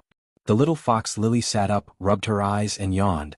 As the little cook of the community, Lily has been used to getting up early. After putting on her clothes and washing up, Lily walked towards No Name's kitchen. At this time, Lily would have already gotten up to prepare food. However, because of the recent increase in the community's funds, the children of the community could eat well, so Lily did not have to get up early to prepare food for the hungry children. So Lily also slept a little bit longer. "It's all thanks to the blessing of the Villo," Lily's tail wagged as she walked to the kitchen door. Then she smelled a special fragrance. Sniffed, "It smells so good." The fragrance is coming from the kitchen and the dining room, but Ren, Black Rabbit and 16 Knights are not in the community. Who is it? With this thought, Lily pushed open the kitchen door and wanted to find out. In front of the stove, a handsome young man with black hair and red eyes was pouring the cooked dishes into a plate, and a blonde loli was carrying 2 plates. It seemed that they were going to the dining room. However, these 2 people gave Lily a shock. "Mr. Villo. Mr. Letitia. Are you back?" Lily was excited and quickly walked to the front of the 2 people. "Oh, it's Lily. We just came back last night. When we passed by the kitchen, my hands were a little itchy. Don't blame me for taking your job," Wu Ming said gently. "You came at the right time." Lily helped carry the plates. Letitia did not treat Lily as an outsider and immediately asked Lily to help. Oh, okay." Lily was a little surprised by the sudden return of the 2 people who had been away for a while, but it was because of surprise that she was happy. Helping to carry the plates, Lily looked at Letitia. "Mr. Villo, Mr. Letitia, you won't leave again this time, right?" Looking at Lily's expectant face, Letitia glanced at Wu Ming, indicating that she would let Wu Ming explain. "I'm sorry, Lily, I may leave again." Wu Ming squatted down and looked at Lily apologetically. How could this be? Lily was a little disappointed. "But Letitia won't leave." "Really? That's great." Even if only Letitia didn't leave, it was enough to make Lily happy. However, Letitia stared at Wu Ming with dead fish eyes to express her dissatisfaction. "I didn't leave at all, okay?" Pretending not to see Letitia's dead fish eyes, Wu Ming smiled. "After carrying the plates, go and wake everyone up. The food won't taste good when it's cold. Yes, Mr. Villo?" Chapter 808. After having breakfast with the children, Wu Ming, Letitia, and Lily went to the meeting room that was often used to discuss matters. They asked Lily where the others went. Mr. 16 Knights and the others went to the Southern District. Lily told Wu Ming that after Wu Ming left, No Name was invited by the Southern District's Community Alliance, Dragon Horn Griffin Lion, to participate in the upcoming Harvest Festival because of its reliable strength. Because the community had the magic puppets and Lily, there was no need for anyone to stay behind to look after them. Rin, Black Rabbit, 16 Knights, Jiyuan Flying Bird, and Kasuga Hibiya all went. How long has it been since they left? After all, he had to figure out how long he had been gone. About 5 or 6 days. To be honest, I didn't expect Mr. Villo and Letitia to come back so soon. Lily's little fox tail wagged. She was quite satisfied that Wu-Ming could come back so soon. Wu-Ming was stunned. If he remembered correctly, he had stayed in the Middle East singularity for 5 or 6 days. The flow of time was the same, so it should be different. What was going on?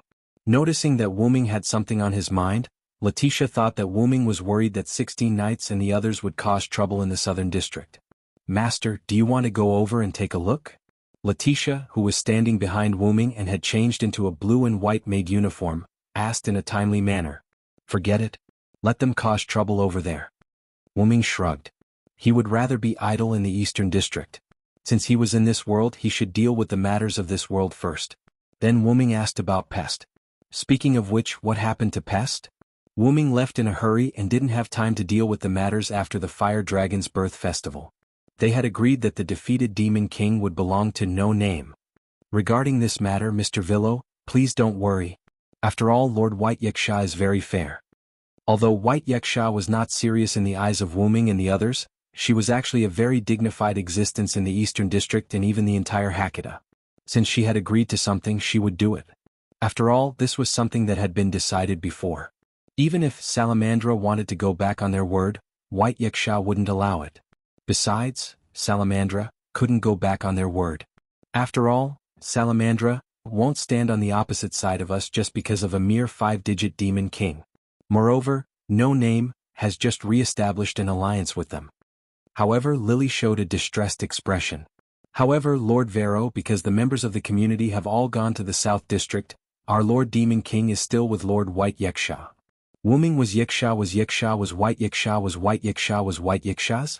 It would definitely take some time for White Yaksha to deal with Pest's matter, and it just so happened that the rest of No Name had gone to South Side. In the absence of the main members, Lily couldn't make the decision on her own. Then Lily showed a reassuring smile. Since Lord Villo is back, there won't be a problem. After all, Wu-Ming was the main member. It was reasonable for him to take the spoils from White Yaksha. Then Wu-Ming sighed and cancelled his original plan. Okay, Letitia and I will go. Eastern District 2105380 Outer Gate, Thousand Yes Branch. Inside the Japanese-style shop, White Yaksha knelt on a cushion, leisurely drinking tea and eating snacks. She looked quite relaxed.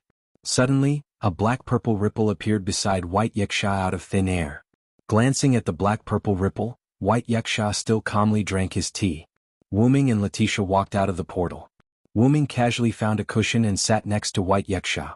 Letitia, the maid, seemed to be infected by her master. She also found a cushion and knelt next to Wu-Ming. Wu-Ming picked up White Yaksha's snack and threw it into his mouth. It was as if he treated this place as his own home. Sigh, don't say this snack is not bad. Right? This snack is a precious snack that I, White Yaksha, treasure. White Yaksha nodded subconsciously. Let's have some too, Letitia. Wu-Ming picked up another piece of dessert and passed it to Letitia. You brat. Don't treat this place as your own home. White Yaksha unhappily put the plate with a few remaining snacks into his arms with a, I won't let you eat any more look. Looking at you, people who don't know would think that I did something to you. Wu-Ming didn't even look at White Yaksha. He maintained his sideways posture and raised his hand holding the snack to feed Letitia. Letitia was a bit resistant. After all, she was Wu-Ming's maid. How could she let her master feed his maid? However, she had to give Wu-Ming face. Therefore Letitia ate in small bites. After all, from the beginning Wu-Ming didn't treat Letitia as a maid. Instead, he treated Letitia as a little girl who liked to play maid games. You are quite leisurely and elegant to be intimate with your little maid. Poor Ren and the others are still fighting for the community in the Southern District. White Yaksha quickly finished the few snacks on the plate and said viciously to Wu-Ming. Letitia's face turned red. However, because of her master's thick skin, her face also became thicker. Don't think that I don't know. You must have known that Letitia and I temporarily left No Name a few days ago. After feeding, Wu-Ming patted the snack crumbs on his hand and looked at White Yaksha again.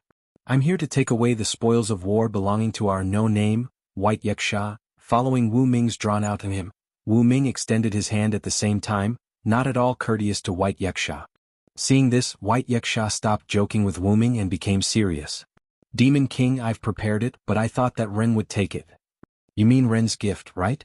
Ren Russell had the elf servant. He could perfectly control the spirit race that formed a contract with him, regardless of their spiritual level. But because I'm the only one in no name at the moment, Lily recommended me. Wuming spread his hands helplessly. If he couldn't beat it, he could take it back and give it to Ren. Forget it. In the current situation, even if I give it to Ren, I'm afraid it won't be of much help to no name. White Yaksha said as he took out his gift card and took out a ring from it. However, Wuming was puzzled by White Yaksha's words. What happened? Facing Wuming's puzzlement, White Yaksha sighed. Pest's strength was affected and decreased a lot. Chapter 809. Decreased by a lot? Wuming subconsciously repeated. Could it be that there was an accident during the resummoning? Although Pest was indeed killed by Wuming at that time, due to the rules of the Box Court, the ownership of the defeated Demon King belonged to the community that defeated the Demon King. Therefore, according to the rules of the Box Court, White Yaksha's Thous Aeneas could resummon him to the Box Court world. Because he knew this, Wuming didn't hesitate to use Yggdrasil to pierce through Pest. This Demon King's strength has decreased to the bottom of the 5 digits and will soon fall to the 6th. White Yaksha said and threw a ring to Wuming. Subconsciously catching it, Wuming carefully looked at the ring. This ring seemed to be made of sparkling and translucent black jade, and it exuded a profound aura. Could it be because I didn't use Hamel's grimoire as a sacrifice? That's right. White Yaksha nodded. When Pest was the Black Death Spot Demon King, she had the buff of Hamel's town summoned by Hamel's grimoire, and her strength had reached the upper 5 digits. Without this buff, Pest was just an undead girl at the bottom of the 5 digits. And Hamel's grimoire was all shattered when Pest made her final struggle. Without these grimoires, even if Pest was resummoned, her strength wouldn't recover to when she was the Black Death Spot Demon King. Looking at Letitia, Wuming smiled slightly. I have an idea. Wuming did have a way to increase the strength of his possession. That was to use his own spawn and sign a contract with Pest. This way, the powerful strength Wuming brought as the master would affect Pest, who was his spawn. Letitia's strength greatly increased because she signed a contract with Wuming. But even so, Letitia had only recovered to her previous strength, which was around the middle of the 4 digits. If Letitia's lost divinity was found, her strength would probably increase by another level. You mean like Letitia? White Yaksha rubbed her chin. She had heard that Wuming had the ability to turn others into his spawn. But I don't know if Pest is willing. After all, Wuming didn't like to force others. You're wrong, Master. However, Letitia objected to Wuming's idea. The moment Pest was defeated, she no longer had any so-called human rights. The Demon King belonged to the community that defeated her. This was the rule of the box world. No one could ignore this rule, even if White Yaksha, who was in the box's top 10. Pest's human rights have already disappeared. She has failed and is now just an object. I think she should be aware of this as well, so you don't have to worry too much. 3 years ago, when Letitia was taken away as a spoil of war, she also had the same awareness. Be that as it may, I, your master, am not a devil. If No Name was in urgent need of a powerhouse, then Wuming might force Pest to sign a contract. But this choice was impossible from the start. Because with Wuming around, No Name didn't need to be in such a hurry. In addition, who asked Wuming to be kind-hearted, in a way? Letitia still wanted to say something. But Wuming immediately interrupted her. Let's just leave it at that. We'll decide after we ask Pest. Letitia showed a helpless expression. But then Letitia's helpless expression turned into a smile. Because such strength was also the embodiment of her master's charisma. If that's the case, you should leave. I want to rest. Then White Yaksha waved his hand in disdain, signaling Wuming and Letitia to leave. He also lay down with his back facing the two and supported his head with one hand. Wuming handed the ring in his hand to Letitia, opened a portal and signaled Letitia to go back first. Knowing that Wuming had other matters to discuss with White Yaksha, Letitia obediently took the ring and entered the portal.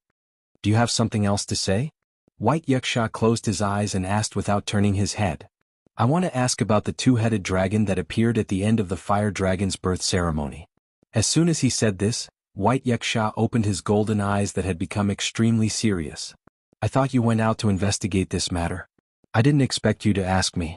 White Yaksha turned over and sat up straight. Although they hadn't known each other for long, White Yaksha still understood Wuming.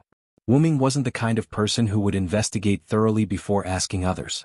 Therefore, since he asked, it meant that Wuming really didn't know. I naturally left for other matters.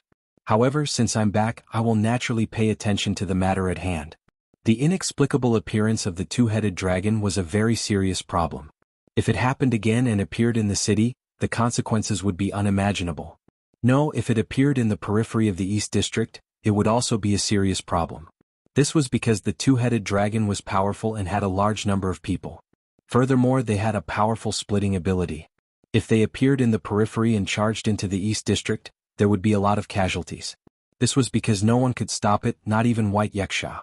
After all, White Yaksha was in a state where most of his power was sealed. Unfortunately, I've asked the community in charge of the seal. The seal is very complete. Therefore, the possibility of the two-headed dragon splitting from the Demon King has been ruled out. Ever since the Fire Dragon's birth ceremony ended, White Yaksha hadn't been idle. Or rather, it was impossible for her to be idle. Then those two-headed dragons should be the remnants of Azh-Dakaha before he was sealed. The key is, how did those two-headed dragons suddenly appear near the Fire Dragon's birth ceremony? If they were far away, there was no need to be afraid of actively preparing. What was scary was the fact that they appeared out of thin air. Regarding this, even she, White Yaksha, couldn't find any useful information. Appearing out of thin air, Wu Ming on the other hand had some ideas. Because I'm worried that the previous situation will happen again, I specifically asked the community in the East District to increase their vigilance. In the end, White Yaksha sighed. This was because White Yaksha knew that this was only treating the symptoms and not the root cause. After thinking for a while, Wu Ming spoke. Actually, some time ago, I met with some people who wanted to buy Letitia from Perseus. The main point wasn't this sentence, but Wu Ming's next sentence. One of them had the ability to teleport out of thin air that shocked even me. That person was none other than the guy named Maxwell. Chapter 8:10. That was a man who called himself Maxwell. He appeared beside me out of thin air. While I was distracted, he teleported away his companion who was suppressed by me. In the end, I fought him. I estimate that he's a 4-digit existence. 4 digits. White Yaksha nodded. A 4-digit existence was already the peak of the lower levels of the box court. Such an existence couldn't be unknown. However, no matter how hard White Yaksha thought, he couldn't figure out who this Maxwell fellow was. Actually, a group of two-headed dragons appeared out of thin air and attacked me. The moment I killed those two-headed dragons, Maxwell rescued his companion, Wu Ming continued. What? He wasn't surprised by Maxwell's rescue, but by the two-headed dragons. Are you trying to say that the two-headed dragon army at the Fire Dragon's birth ritual has something to do with that fellow named Maxwell? They had both appeared out of thin air, and the interval between them wasn't long. No one would believe that the Fire Dragon's birth ritual had nothing to do with Maxwell. A 4-digit existence with the ability to teleport multiple people or objects instantly. It seemed like he had a large number of absolute evil avatars and an organization backing him. If these were looked at separately, they weren't considered dangerous, but if they were gathered together, it was rather dangerous. If that organization did something again, it would cause a serious crisis to the lower levels of the box court, even though it wouldn't exceed what the lower levels of the box court could withstand. This was something White Yaksha, who was a guardian of the box court, didn't wish to see. That Maxwell's companion, do you know their names or abilities? There's an unknown girl who's good at using daggers and has the gift of distance control. There's also a griffin named Glea Griffin, which has a powerful physical ability that far surpasses that of ordinary griffins. Their master is called Your Highness by the girl. Lastly, there's Maxwell. That's all I know. After handing over the information to White Yaksha, he would rely on White Yaksha's abilities to see if he could find any clues about the other party. After all, there was one thing Wu Ming didn't say: the other party knew him. No matter what, his main body definitely had a lot to do with the other party. This was also the main reason why Wu Ming took the initiative to look for White Yaksha. I got it. Next, I'll start searching with the information I have. White Yaksha wasn't confident that he could find the other party. After all, it was too obvious. Whether it was the other party's grace or name, he had never heard of them before. He was either a newcomer to the box or someone who had always been active in the world outside the box. White Yaksha was more inclined to the latter. Then I'll take my leave first. Don't forget to let me know if anything happens. Wu Ming waved his hand and prepared to leave. Lord White Yaksha, something bad has happened? At this moment, a maid named Thows and Eyes suddenly barged in. Seeing that White Yaksha was discussing something with Wu Ming, the maid couldn't help but stop. However, it was obvious that she seemed to have something urgent. Why are you so flustered? Speak slowly. White Yiksha took a sip of tea and motioned for the maid to calm down. Wuming, who was about to leave, saw the maid so flustered, but he wasn't in a hurry to leave. He wanted to see if he could help the other party. Not good, Lord White Yiksha. There was an urgent message from the community just now. A large number of magical beasts have appeared around the outer gate of 2105380 and are heading this way. Although the maid had calmed down, there was still a trace of panic. Wuming frowned. The outer area of 2105380's outer gate was basically no-names territory. Furthermore, it was a sudden appearance and it just so happened that he chose the outer door of 2105380. Was he trying to show off his power to no-name? Wuming thought so. It's just magical beast. Let the community at the periphery resist for a while. I'll go take a look. White Yiksha didn't mind and slowly prepared to finish his tea. Although this matter was very strange, the Eastern District's defense wasn't something that could be broken through by some magical beasts. It couldn't be that Maxwell's doing. How could there be such a coincidence? But, Lord White Yiksha, those magical beasts are estimated to be in the 5 digits and that community is... The maid said carefully while looking at Wuming. It should be the news from Letitia who had just returned. What? White Yiksha, who heard in the 5 digits, spat out a mouthful of tea. No wonder the maid was so flustered. Did Letitia simply say that there was an attack by magical beasts? Wuming immediately asked the maid. Because the two-headed dragon was the clone of Az Dakaha, one of the oldest Demon King humans in the final trial, in order to prevent people from panicking, other than some of the higher-ups of Salamandra, No Name, and This and Yes who knew the inside story, news about the two-headed dragon was blocked. Therefore, even if there were rumors in the outside world, it was only a backup plan brought by the Demon King who attacked the fire dragon's birth ceremony. It didn't attract attention or panic. Yes. The maid nodded. As expected of a former box court knight, it looked like Letitia was also trying her best to block the news. After all, it was definitely the clone of a demon king. It was a little too much for the citizens of the box court. Then Wuming and White Yiksha looked at each other. Their eyes were filled with solemnity. Previously, they were still discussing what to do if someone used the two-headed dragon to attack the Eastern District. Now it was here. It was really speak of the devil. At the same time, Wuming and White Yiksha also felt the tremors of the earth from the two-headed dragon. How many two-headed dragons did it take to cause such a magnitude of earthquake? Without further ado, Wuming immediately opened the teleportation door. Let's go, White Yiksha. White Yiksha nodded with a gloomy expression and walked into the teleportation door with Wuming, leaving behind the maid who was at a loss. 2105380 Outer Gate, where No Name was located. In the vast wilderness, magic puppets were arranged into several layers. They stood at the outermost periphery as if they were defending against something. Letitia probably ordered the magic puppets to form such a wall, to defend against the two-headed dragons. The children of No Name were nowhere to be seen. Wuming used his spiritual power to probe and found that the children were in No Name's house. Letitia was beside the children, comforting them. Not far away, a large group of white figures was rapidly advancing. It was the white two-headed dragons on all fours. There are actually so many clones of human evil. White Yiksha's originally gloomy expression became even gloomier. Moreover, the number this time far exceeded the number of two-headed dragons that appeared during the fire dragon's birth ceremony. Relying on the current White Yiksha, it was impossible for him to eliminate so many two-headed dragons in an instant. If he couldn't completely eliminate them and one of them broke into the outer gate, it would be a catastrophe for 2105380 Outer Gate. If he wanted to get rid of them in one go, White Yiksha might not be able to continue staying at the lower level of the box court. However, the other communities aside, No Name, which was at the outermost periphery, was the first to bear the brunt. Therefore, let me do it this time, White Yiksha. Wuming's eyes were filled with anger. Without a doubt, the other party was targeting No Name this time. The other party probably knew that No Name's main force was not in the community, so he dared to do whatever he wanted. However, the other party did not expect that Wuming had already returned. Chapter 8:11. Wuming stretched out his hand, his eyes turning golden as he began chanting. I will deny the sky, deny the earth. The storm will destroy everything and the rain will cover everything. With this supreme divine power, I will make everything in heaven and earth bow and kneel. Instantly, the sky darkened as dark clouds gathered. The cold wind was biting cold. It seemed slow, but it quickly condensed into a tornado that descended from the sky. This is?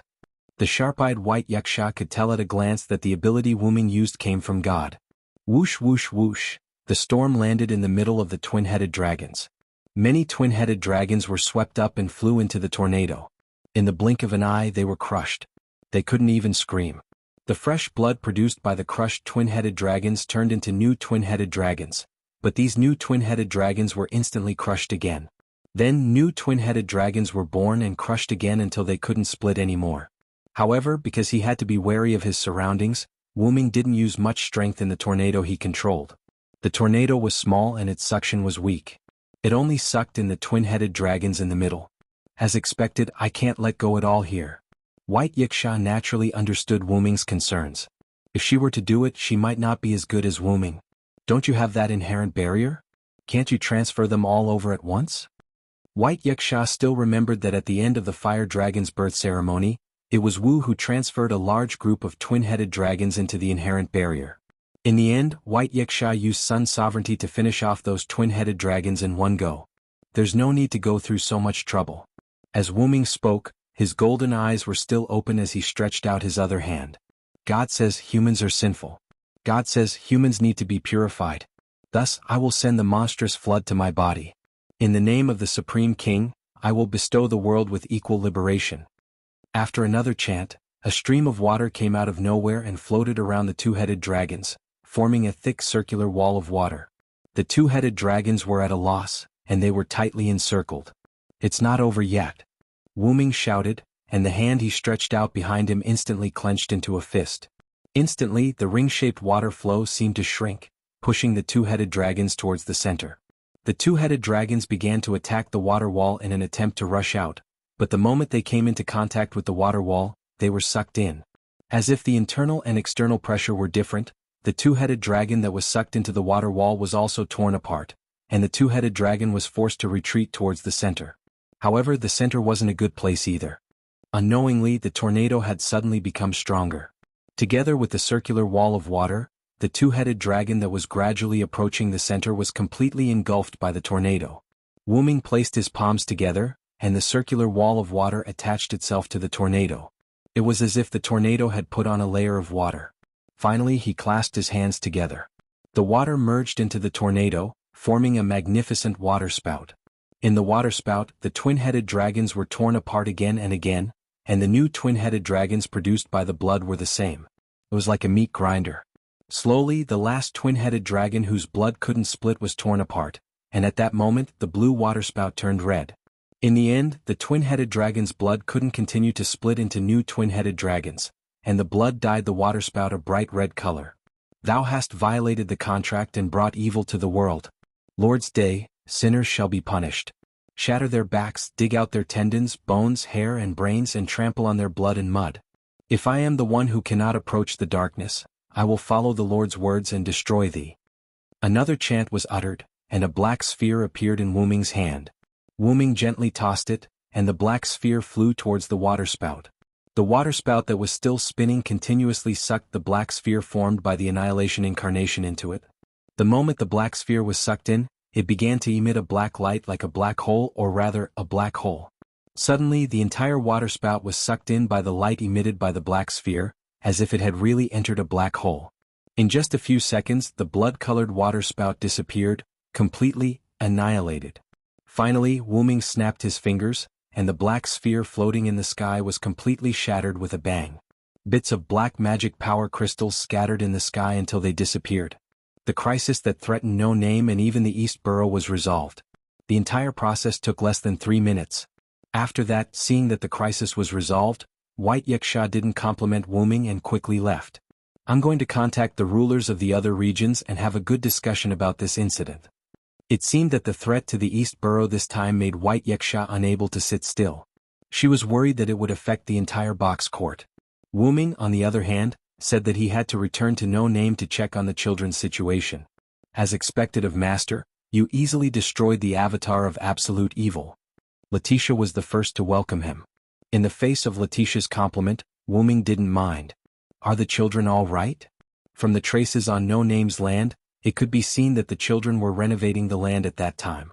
Perhaps they were preparing for the crops that 16th night and the others brought back. They're fine. Lily and I have been comforting the children. Even though the crisis was resolved, Letitia didn't let the children out. Instead, she continued to stay in the house and rest for a while. They've all grown up and didn't panic. They're sensible and obedient. Letitia revealed a motherly expression. Your motherly expression really shouldn't appear on your lowly face. Wu-Ming pulled Letitia's little face, causing Letitia to look at Wu-Ming in dissatisfaction. Even if it's master, if you play with me wantonly, I'll still be angry. However, when Wu-Ming stopped pulling and changed to touching her cheek, Letitia still rubbed against him in enjoyment. At the very least, you have to ask for my permission. This made Wu-Ming not know whether to laugh or cry.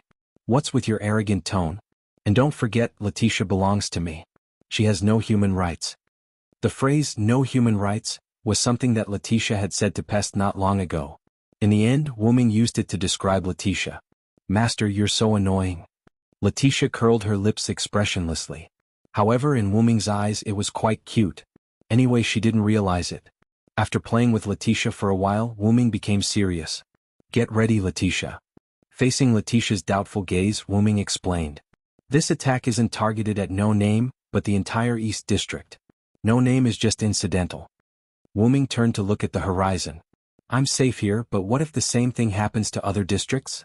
Letitia's eyes suddenly shrank. Master, you mean this is an attack targeting the entire district? Chapter 8:12. Wu-Ming didn't care about Letitia's shock. It does seem that way. But Wu-Ming's answer made Letitia, who wasn't stupid, realize that there was more to it than meets the eye. Master, you mean, these attacks are only on the surface? Letitia's expression became serious. If the attacks that affected the entire box were only on the surface, then what was hidden underneath the surface, how shocking would it be? At least that's what I think. Then Wu-Ming looked at the magic puppet that was still standing in the distance. I'm going to fix No Name's defense. Letitia, go rest for a while. Later, come with me to find White Yaksha. Uncovering this layer of mystery was important, but the safety of No Name was more important. Yes, Master. Letitia nodded. But then Letitia was stunned. What about Pest? As she spoke, Letitia took out Pest's summoning ring that Wu-Ming gave her. I almost forgot. Lightly touching his chin, Wu-Ming thought about how to deal with Pest. Wu-Ming and Letitia didn't need Pest's power, but currently the main members of No Name weren't here, and Wu-Ming hadn't been to the Southern District, so he couldn't find them in a short period of time. He had to immediately let Pest become a fighting force. How about letting Lily wear this ring? Wu-Ming said tentatively as he and Letitia looked at each other. After a while, in No Name's meeting room, a scream suddenly came out. What? The scream, full of girlish energy, made the birds on the roof all fly away. No. Lily can't. The little fox girl Lily's face was red. She put her hands in front of her chest and couldn't help but step back. Slowly, Lily was forced into a corner. Then Lily's body leaned against the wall and slid to the ground. No is no, but... Wu-Ming calmly took a sip of the tea that Letitia made and looked at Lily, who was hiding in the corner. Why do you have to look like you've met a bad person? Letitia, who was standing behind Wu-Ming, helped Wu-Ming complain. After Wu-Ming suggested that Lily use the summoning ring, Lily showed such a state. In short, Lily can't. Lily, who was sitting on the ground, kept shaking her head. Master Villo and Lady Letitia are both here. Why do you want Lily to use the summoning ring? Lily's face was a bit unnatural.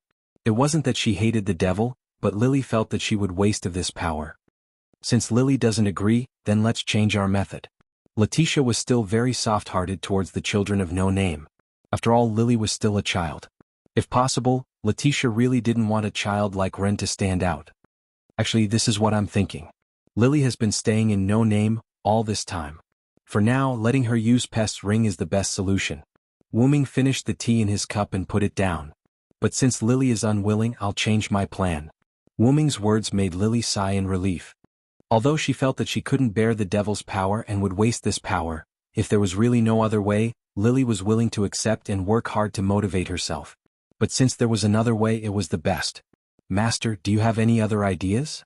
Letitia felt that her master was omnipotent. I know of a ritual that can use a holy relic to summon the clone of a deceased person called a heroic spirit. Holy relic? Heroic spirit? Heroic spirit? Clone? Letitia and Lily were confused. The box court world didn't seem to have the concept of holy relic and heroic spirit. Simply put, it's using an antique to summon a spirit. By the way, I can be considered as a summoned spirit right now. Is that Lord Villo dead? Lily's face instantly became sad. But Wuming didn't know whether to laugh or cry and shook his head. I'm here to find my body. I'm not dead. Calm down, Lily. Right? Right. Lily's cheeks became red again because of embarrassment. Because Wuming was too much like a normal person, Lily forgot that Wuming was actually a spirit. Behind Wuming, Letitia's cheeks also became red. She also subconsciously ignored her master's identity. In short, if you use the ring that summons pest as a holy relic, the success rate of summoning pest is not 100%, but at least 99%. After all, that ring was used to summon pest. There was no reason for the summoning to fail. Then Wuming took out the ring to summon pest. Moreover, pest summoned as a heroic spirit might be able to increase his strength. And this would solve the problem of pest's strength. Of course, the specifics would only be known after the summoning. Wuming started drawing a magic circle in the meeting room. The materials used were naturally from No Name's warehouse. Although No Name wasn't particularly rich now, it was still considered to be in the middle class. He melted the gemstones with special magic to obtain the gemstone solution. Then he added it into the blood of the griffin to draw the magic circle. There were no fancy operations. It was just a simple drawing of the magic circle. Then Wuming placed the ring used to summon pest in the palm of his hand and began to chant the summoning oath. Declare. In an instant, Wuming, who was standing in front of the magic circle, poured his magic into the magic circle. The whole room darkened. Letitia and Lily, who were watching from the side, revealed solemn expressions. Thou shalt hear my command. Thy sword is with me. Answer my summons immediately. Just like the magic circle, Wuming's oath to summon pest was also simple. Instantly, the magic circle and the ring on Wuming's hand lit up at the same time. Then, Wuming increased the amount of magic he poured into the magic circle. Gradually, the magic circle and the ring became brighter and brighter. Lily, who was the weakest in the room, couldn't help but cover her eyes. When the light reached its peak, the whole room seemed to have come to a standstill. Then, as if something had leaked, a sound was heard. Puff! The whole room was filled with smoke. Letitia hurriedly shielded Lily, afraid that she would be hurt. However, the smoke was actually the magic gas from the griffin's blood that had been added with gemstone solution. At this moment, the magic circle that was covered by the smoke stopped shining. The same went for the ring on Wuming's hand. Wuming waved his hand and the magic gas was instantly blown away, revealing the magic circle and the petite figure standing in it. Wuming smiled at this. Success. Chapter 8:13. Standing in the middle of the magic circle that had dried up, Pest slowly opened his dark red eyes that symbolized the Black Death. Avenger, Pest at your command, my master. Pest looked expressionlessly at Wu Ming, who was standing in front of him, as if he was speaking subconsciously.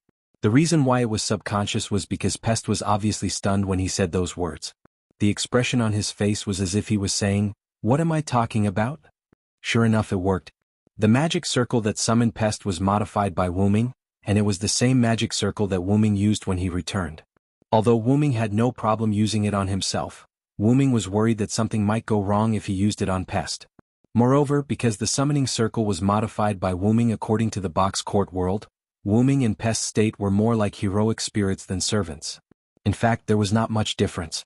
After all, Pest was not a living person but a ghost. And Pest, who was summoned through a special method, was still not a living person, but still a ghost. However, because of the summoning ritual, Pest's various abilities were greatly improved. Your current state is actually 4 digits? Wuming was shocked when he felt Pest's aura. 4 digits? Lily, who heard Wuming's words, was shocked. After all, 4 digits was already the highest level in the box court world. Because it was an unorthodox summoning ritual in the box court world, Wuming as the master could not check Pest's attributes as a master. However, it was still possible for Wu Ming to check the number of people without any concealment through their aura. Master, didn't you say that Pest's strength might increase because of the ceremony? Letitia could also sense Pest's level. She was also a 4-digit number, so she could also sense Pest's level. Although that's true, this increase is too exaggerated. Wu Ming was quite puzzled. From 5 digits to 6 digits, it rose all the way to 4 digits. Although a 4-digit number was at the bottom, Pastor was indeed a 4-digit number.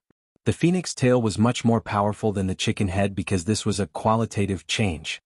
I think it might be because of Master that my strength increased so much. Pest looked at Wuming with a hint of fear in his eyes. A servant's attributes were affected by their master. The stronger the master, the stronger the servant's attributes would be. Pest was indeed summoned as a servant, but it was not because of the extra power that Pest gained from being a servant, but because Wooming had established a master-servant relationship with Pest. Although Wooming might not be aware of this, Pest had a very deep impact on him.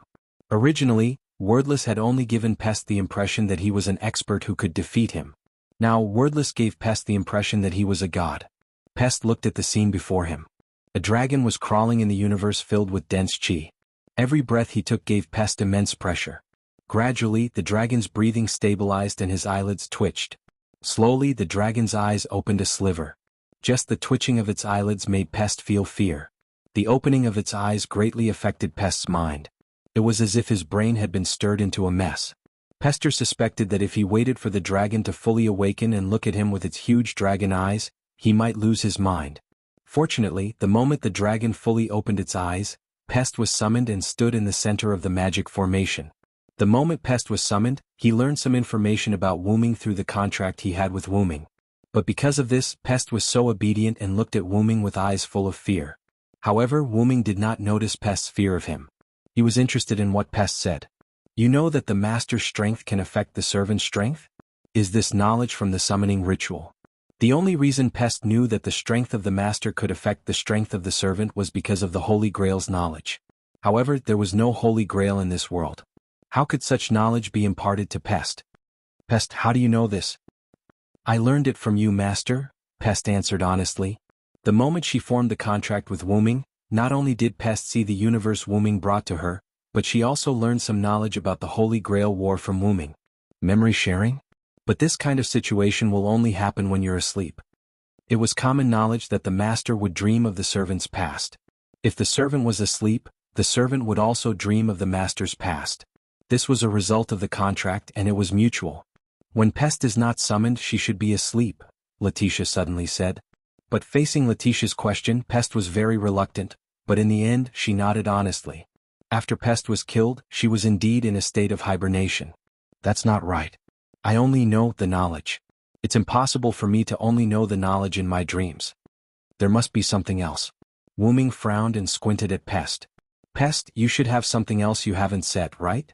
In just an instant, Pest's face turned pale. She did not say a word and even her body stiffened. Wooming's words reminded her of the dragon she saw before. The way Wooming squinted his eyes was very similar to the dragon. Pest was once again sure that Wooming was the mysterious dragon. Master, Pest seems to be frightened by you.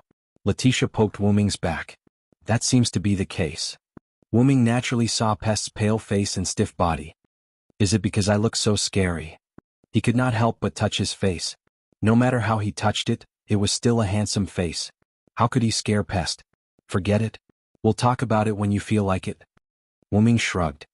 Although he did not know the reason, it was not a bad thing for the current situation. That's it for now.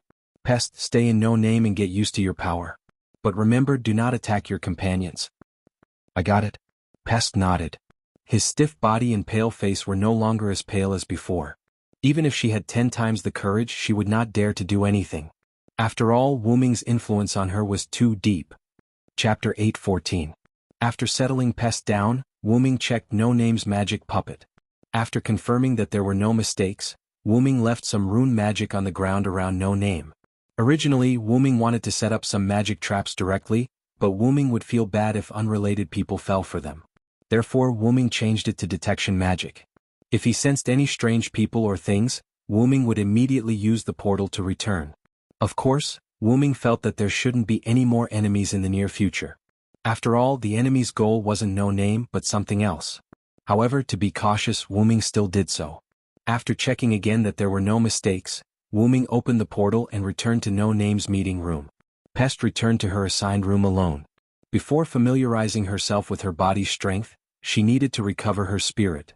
After all, the giant dragon in her dream had affected her too much. On the other hand, Lily and the other children of No Name began to work again. After all, the children of No Name had all suffered before, and this made them even more restless. However, because of Wooming's instructions, they didn't go outside. Instead, they worked in the room such as cleaning. Only Letitia was waiting for Wooming in the meeting room. Master, are the preparations complete? Letitia, who was sitting on the sofa and waiting for Wooming, immediately got up when she saw Wooming arrive. Okay, let's go. Letitia, let's go find White Yaksha. Yes, master. 2105380 Outer Gate, inside the Thousand Yes branch. White Yaksha sat there with a distressed look on his face. His arms were crossed in front of his chest as if he was waiting for someone. Black and purple ripples appeared out of thin air, and Wooming walked out with Letitia. You're finally here. Seeing the person he was looking forward to, White Yaksha's restless face relaxed a little. Look at you. Did you get some bad news? It was still the same cushion as before. Wu Ming directly pulled it over and unceremoniously sat in front of White Yaksha. I just received news that the West, North and South districts were also attacked by Absolute Evil's avatar. What? Letitia, who was sitting beside Wu Ming, was shocked. Her master was right. This is bad news. However, from the looks of it, the two-headed dragon army in the other districts should have been dealt with. Wu Ming wasn't surprised at all. He was rather calm. It's all been dealt with. Otherwise, I wouldn't be sitting here waiting for you. Although White Yaksha was the ruler of the East District, she would take action if there was a disaster that affected the entire Hakata. Of course, it was the same for the other guardians. Then, the situation in the other districts in eyes is in eyes. Be in the eyes, Letitia said Letitia's in eyes. According to Wu Ming's understanding, the class ruler of the West seemed to be a cadre of Thousand Eyes, but Wu Ming didn't know the details. Noticing the confusion on Wu Ming's face, Letitia explained for Wu Ming. Master, the class ruler of the West that Lady White Yaksha mentioned is called Demon Laplace. He's one of the cadre of Thousand Eyes. Due to his ability, he has been in a deep slumber. White Yaksha spoke as well. Letitia's ability is actually referring to his powerful prophetic ability. Could it be the cadre of Thousand Eyes who predicted that a demon king would attack Fire Dragon's birth ritual? Wu Ming suddenly thought. Being a cadre of Thousand Eyes and having prophetic abilities made it easy for people to associate him with the cadre of Thousand Eyes who had given a 100% accurate prophecy. That's right. The prophecy of Fire Dragon's birth ritual was given by him. However, that fellow is in a deep slumber all year round, so there's no need to pay attention to him. In short, nothing major happened in the West because of his unexpected awakening. White Yaksha didn't plan on explaining Demon Laplace to Wu Ming. However, although he had coincidentally woken up, he wasn't weak to be able to deal with Absolute Evil's clone. That Demon Laplace was at least in the 4 digits. Wu Ming thought so. As for the South District's Absolute Evil clone, it was 16th Knights and Company who helped deal with it. They also gained a wave of no-names reputation. I have to say that they did well. 16th Knights and Company, who were participating in the Dragon Horn Griffin Lions Harvest Festival in the South District, happened to encounter this matter. However, they almost destroyed the Harvest Festival, and they didn't realize it at all. However, White Yaksha looked like he was gloating. As expected of problematic children, Black Rabbit will probably cry for a while. Wu Ming smiled helplessly. After all, they were problematic children. Benevolence and Black Rabbit had it quite hard. The situation in the North District isn't very good. It's different from the West and East Districts, which are basically undamaged. It's also different from the South District, which has few casualties. The North District can be said to be the worst area. The streets and houses are damaged and there are many casualties. White Yaksha's expression became melancholic. It's because of Shadora and Company. Wu Ming understood very well why. Shadora was one of the rulers of the North District's hierarchy. This meant that there were others who shared the position of ruler. Why was that? Naturally, it was because no one in the community in the North District had the ability to be the sole ruler of the hierarchy. Therefore, there were many rulers of the hierarchy who managed the North District together. Wu Ming did not know much about the rulers of the other classes, but Wu Ming knew about Shadora. Shadora's individual strength was not enough to fight against the two-headed dragon army. As for Salamandra, a community that relied on group battles, they were also unable to fight against the two-headed dragon army that was also good at group battles. Not to mention, Absolute Evil's doppelganger had the strength of a deity, which was only in the 5 digits. It was probably the same for the other communities of rulers of the other classes. Therefore, when the two-headed dragons attacked the North District, they were unable to eliminate all of the two-headed dragons in an instant. As a result, the two-headed dragons rushed into the city and caused destruction, causing casualties. Lord White Yaksha, I remember that there's that existence in the North District, right? Letitia suddenly asked. That existence? Who's that? Wu Ming was puzzled. After all, in terms of being familiar with the world of the box, Wu-ming was a complete novice compared to Letitia. You're talking about that great devil, right? White Yiksha shook a fan that he had taken out of nowhere. Closing the fan instantly, White Yiksha said the other party's name. A great devil born at the boundary between life and death, the leader of the community Willow's Wisp. He's known as the strongest devil in the North District, Veraza Ignifatus. Chapter 8:15. So it's the leader of Willow's Wisp. Wu-ming came to a realization.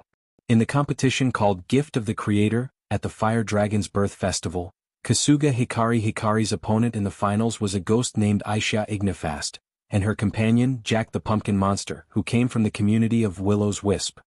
If that person took action, the army of Absolute Evil's clones should be easily dealt with. It seemed that Letitia acknowledged the other party's strength. It was Vera who took action. The North District was only slightly slower than the other districts in dealing with the Absolute Evil's clones. If Vera did not take action, White Yiksha would have to go to the North District to provide support. Speaking of which, since this devil is so powerful, why isn't she a class controller? Wu-ming's words were not without reason. Since there was a powerhouse who could deal with the Absolute Evil's clones so cleanly, why was this powerhouse not a class controller? This can be considered Vera's personal reasons, White Yiksha explained vaguely. Personal reasons? Wu-ming was stunned. In short, if you can see her you'll know. White Yiksha waved his hand embarrassedly. Immediately after, White Yiksha frowned as if he had encountered something puzzling. But now that you've asked, I'm a little concerned about Vera. She should have been in the North District all along. Why didn't she appear in time to deal with the two-headed dragon army? Could it be that she was delayed by something else? Letitia guessed. That shouldn't be the case. Although she has quite a personality, even if there was something else, she should have put down the matter at hand and dealt with the two-headed dragon's invasion crisis. However, Wu-ming thought of something. The reason she was delayed, could it be that she fought with the enemy who transferred the two-headed dragon army?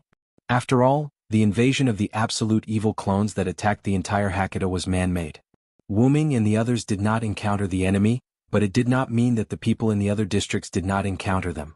Then Wu-ming's guess was not without reason. That's possible. White Yiksha's expression was solemn as he nodded. However, because White Yiksha was only collecting information unilaterally and had not seen the person involved, he could not make a judgment. Without further ado, Wu-ming and White Yiksha began to discuss serious matters. I say, White Yiksha, don't you think the attack this time is very strange? Tell me what you think. White Yiksha was naturally a smart person. If Wu-ming could see that there was a problem, so could White Yiksha. Absolute Evil's doppelganger may seem powerful, but every region has the ability to deal with it. I think the other party definitely understands this. So, why are they still doing this? Although the griffin named Glea Grove and the black-cloaked girl were easily taken down by Wu-ming, Wu-ming didn't think that the other party was a weakling. The black-cloaked girl had the grace of distance control. It didn't seem like much, but it was actually a very rare grace. As for that griffin, although it didn't have any special abilities, it was possible that it hadn't exposed itself yet. Furthermore, the other party's strength was extraordinary. Although it was easily suppressed by Wu-ming, it was only because Wu-ming had used giant transformation. Apart from 16th Night, Wu-ming couldn't guarantee that anyone could wrestle with the griffin. There was also that fellow named Maxwell. Wu-ming had never understood his ability. On the surface, it looked like a simple teleportation, but Wu-ming's sixth sense told him that it wasn't that simple. Moreover, Maxwell had an inexplicable resurrection ability. Just this alone made Wu-ming unable to do anything to him for the time being. Could also be a doppelganger or an illusion. In short, Maxwell was very difficult to deal with. Finally, the other party's master, the so-called Highness, whose background was unknown, and Wu-ming couldn't be sure if there were others. In short, this faction wasn't simple to Wu-ming. I feel that this attack is just a pretense. It's a cover for the other party's next plan. Oh, did you discover anything? White Yiksha opened his fan with a whoosh. No, Wu-ming answered rather calmly. If you didn't, then what are you talking about? White Yiksha was quite angry. She thought that Wu-ming had discovered some clues. Although I didn't discover anything, we can analyze it. Wu-ming smiled slightly. In this double-headed dragon's attack, which district suffered the most serious damage? The North and South districts, Letitia immediately answered, giving Wu-ming face. Although the damage in the South District was mainly caused by 16th Night and the others. That's right. The West and East Districts didn't suffer much damage. Therefore, the other party's next plan might be carried out in these two damaged districts. After all, the more chaotic it was, the easier it was to stir up trouble. This was the principle of fishing in troubled waters. White Yaksha gently waved his fan and nodded slightly. It does make sense. Seeing White Yaksha nod, Wuming continued. This double-headed dragon and the final double-headed dragon in the fire dragon's birth ceremony in the North District must be done by the same person, or rather, by the same faction. Then Wuming changed the topic. And if you say that Pest has nothing to do with the other party, I don't really believe it. Letitia and White Yaksha were stunned and then fell into deep thought. Indeed, if Pest had nothing to do with the double-headed dragon that appeared in the end, no one would believe it. If Pest is the other party's person, and if we had lost the competition, then as the leader, White Yaksha, wouldn't he have fallen completely into the other party's hands? As soon as Wuming said this, both Letitia and White Yaksha felt a chill down their spines. Yes, if they had lost the competition, White Yaksha would have become Pest's possession. And if Pest was the person who created the double-headed dragon, then White Yaksha would have fallen into the other party's hands. Both Letitia and White Yaksha knew White Yaksha's power very well. If he was used by someone, the consequences would be unimaginable. Although there was a reason for his defeat, White Yaksha knew that he was too powerful, so he chose to submit to the Buddhists in the end. He obtained Yaksha's godhood and belittled himself. Under the premise that this hypothesis is true, let's change our focus. Wuming once again raised a new point of focus. The other party once wanted to purchase Letitia. Letitia and White Yaksha broke out in cold sweat again. You mean that the other party is collecting powerhouses? White Yaksha frowned. Luce once said that the person who wanted to purchase Letitia from Perseus was someone outside the box court. And when I went to meet those people, I was attacked by the double-headed dragon. Since you can't find any information about the enemy who lured the double-headed dragon here at the fire dragon's birth ceremony, this matches up. White Yaksha was enlightened. I see. Because the other party is someone outside the box court, it makes sense that we can't find any information. Immediately after, White Yaksha thought of some information that he needed to inform Wuming. Actually, the hierarchy in the South District has changed. Chapter 8:16. The Southern District's hierarchy has changed? Wuming was taken aback. That's right, and it happened not long ago. White Yaksha nodded. Not long ago, the community of the former Southern District's hierarchy, Avalon, was attacked. If it wasn't for the Northern District's Willow's Wisp, who happened to be nearby and intervened through unconventional means, I'm afraid Avalon would have been completely wiped out, White Yaksha explained with a serious expression. Wuming felt a little unnatural. After all, Avalon was obviously King Arthur's scabbard, Avalon. Since that was the case, the other party was likely related to the Knights of the Round Table. He didn't know if there was a Villo there answered in this world. It shouldn't be. After all, White Yaksha and the others didn't have any reaction to his name, as if it was the first time they heard it. Unaware of Wuming's random thoughts, White Yaksha continued speaking. However, even so, Avalon suffered a devastating blow. The original hierarchy's leader was removed from his position, and the Community Alliance's Dragon Horn Griffin Lion was prepared to take over as the hierarchy's leader. Although he hadn't officially taken over, the other party had already been recognized by the Southern District. Therefore, for now, it didn't matter if it was official or not. At this moment, Letitia raised her hand. Lord White Yaksha, do you know who the enemy that attacked Avalon was? White Yaksha shook his head helplessly. Unfortunately, although Willow's Wisp forcefully intervened, Avalon did indeed lose to the other party. Although there wasn't much of a loss, the price of Avalon's defeat was that we couldn't reveal the other party's information. Therefore, I don't know who the enemy is. In Suitland, the rules of Suitland were absolute. Therefore, Avalon couldn't reveal the specific situation. However, one thing is clear. The other party is the Demon King. As for why, it was because the black contract documents rained down from the sky at that time. Many people saw it, and everyone in Suitland knew what the black contract documents represented. Therefore, he was most certain that the other party was the Demon King. It can be said that if it wasn't for the intervention of Willow's Wisp, the entire community of Avalon would have been wiped out. However, if it was really as Villo speculated, Avalon would very likely become the possession of the Demon King. Immediately after, Bayasha's eyes narrowed. I suspect that the Demon King who attacked Avalon is from the same faction as Pest and the person who can control the two-headed dragon. Wuming crossed his arms and nodded. First, they attacked the Southern District. Then they attacked the fire dragon birth ceremony that was jointly held by the eastern and northern districts. Finally they attacked the entire box. It seems that the other party is not weak.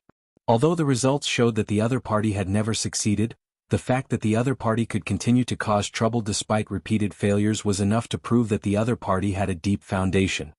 Do we need to find Pest for information? Letitia suddenly asked. After all, Pest might know those people.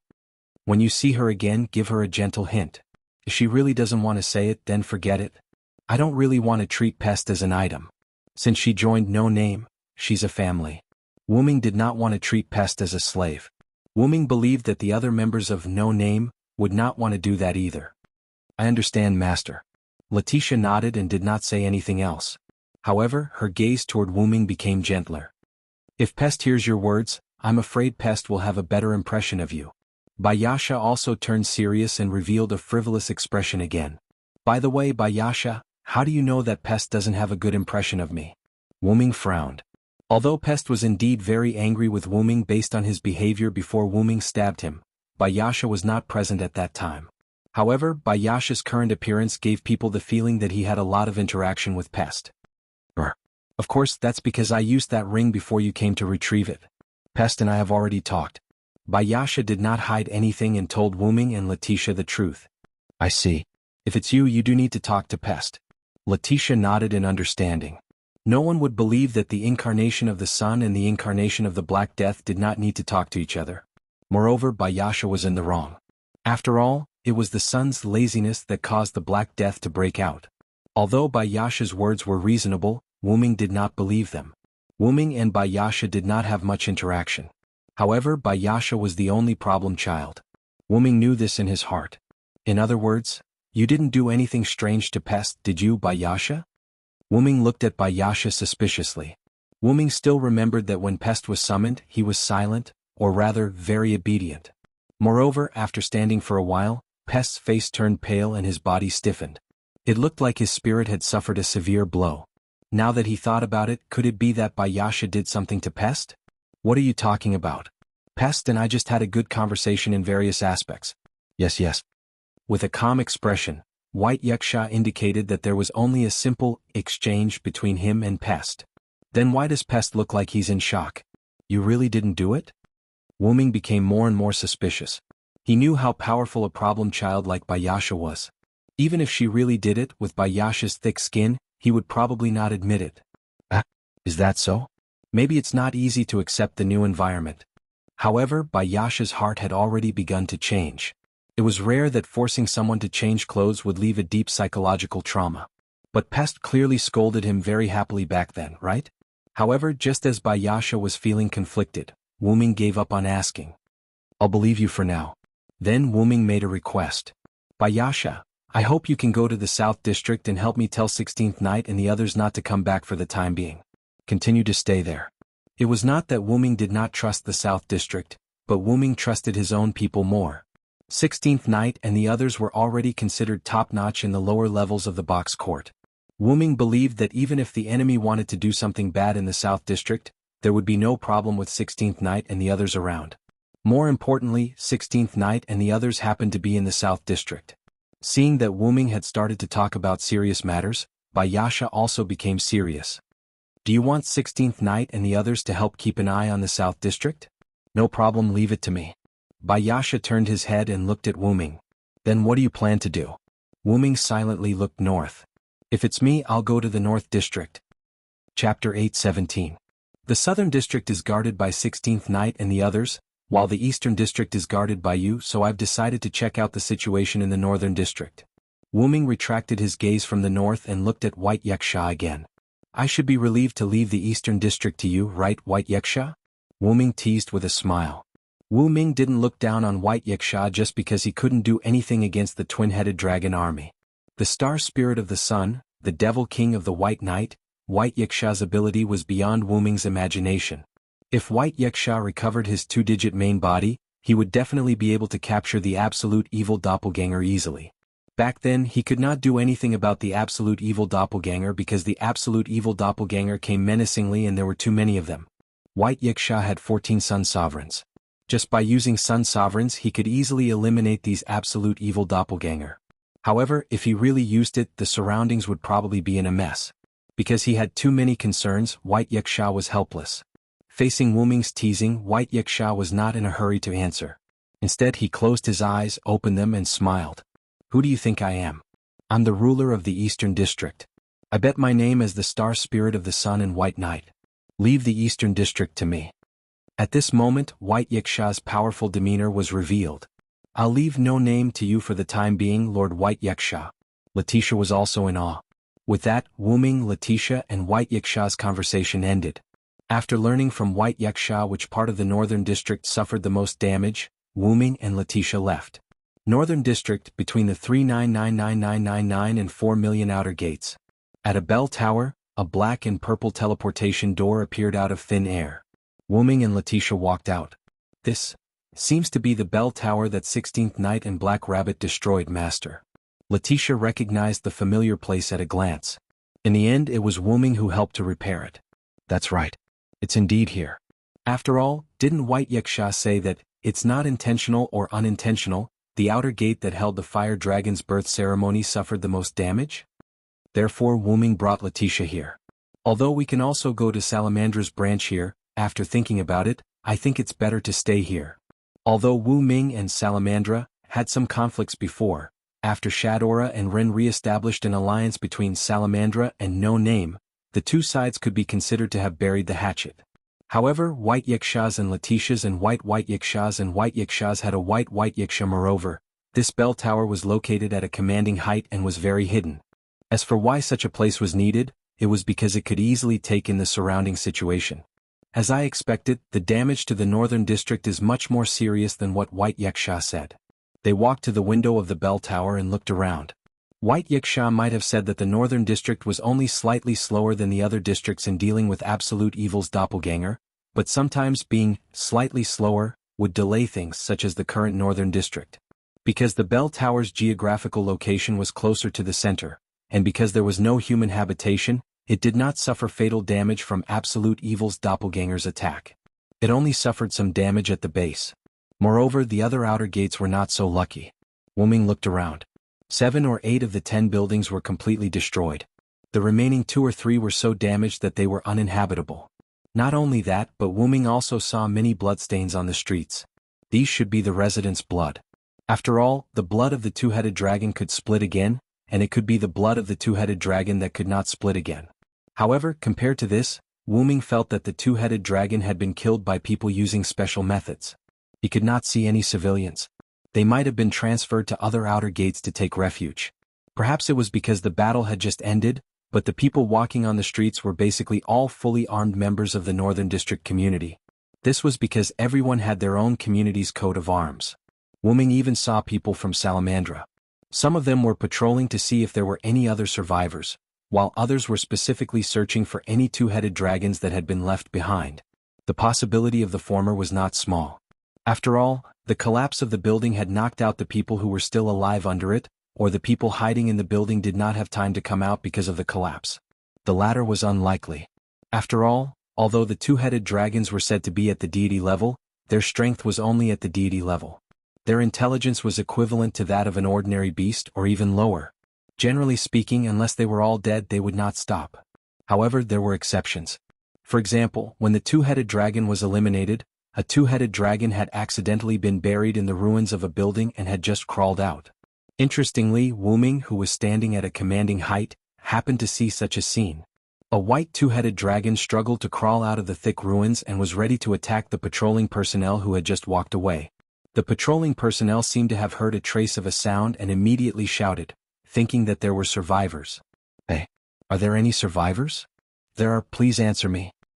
He was also one of the people who thought that it was unlikely for the two-headed dragon to survive. The man shouted as he explored the surrounding ruins. However, he did not know that the survivors he thought were actually the avatars of absolute evil that could take his life. Roar. The two-headed dragon roared and suddenly rushed toward the person who did not discover it. Wah! The person who heard the sound subconsciously turned his head, only to see the two-headed dragon pouncing towards him with its 2 bloody mouths wide open. He had no time to react. Hey! Suddenly, a girl's voice came from one side, and the two-headed dragon suddenly flew to the other side. Then a girl with blue and white pigtails appeared in front of the patrolling personnel, half squatting on the ground. This person was a member of Willow's Wisp, Aisha Ignifost. Thank you so much, Master Aisha. He had clearly seen what had happened just now. Aisha had kicked the two-headed dragon away. Otherwise he might have died in the dragon's mouth. Haha. Aisha said with a trembling voice. You're not injured, right? The battle just ended not long ago, so it's inevitable that there will be remnants. You can't let your guard down. Aisha stood up and criticized the person. Yes, Master Aisha is right. I've learned my lesson. The person who was almost attacked was ashamed. He was indeed careless. If Aisha did not save the situation, he would have instantly died in the two-headed dragon's mouth.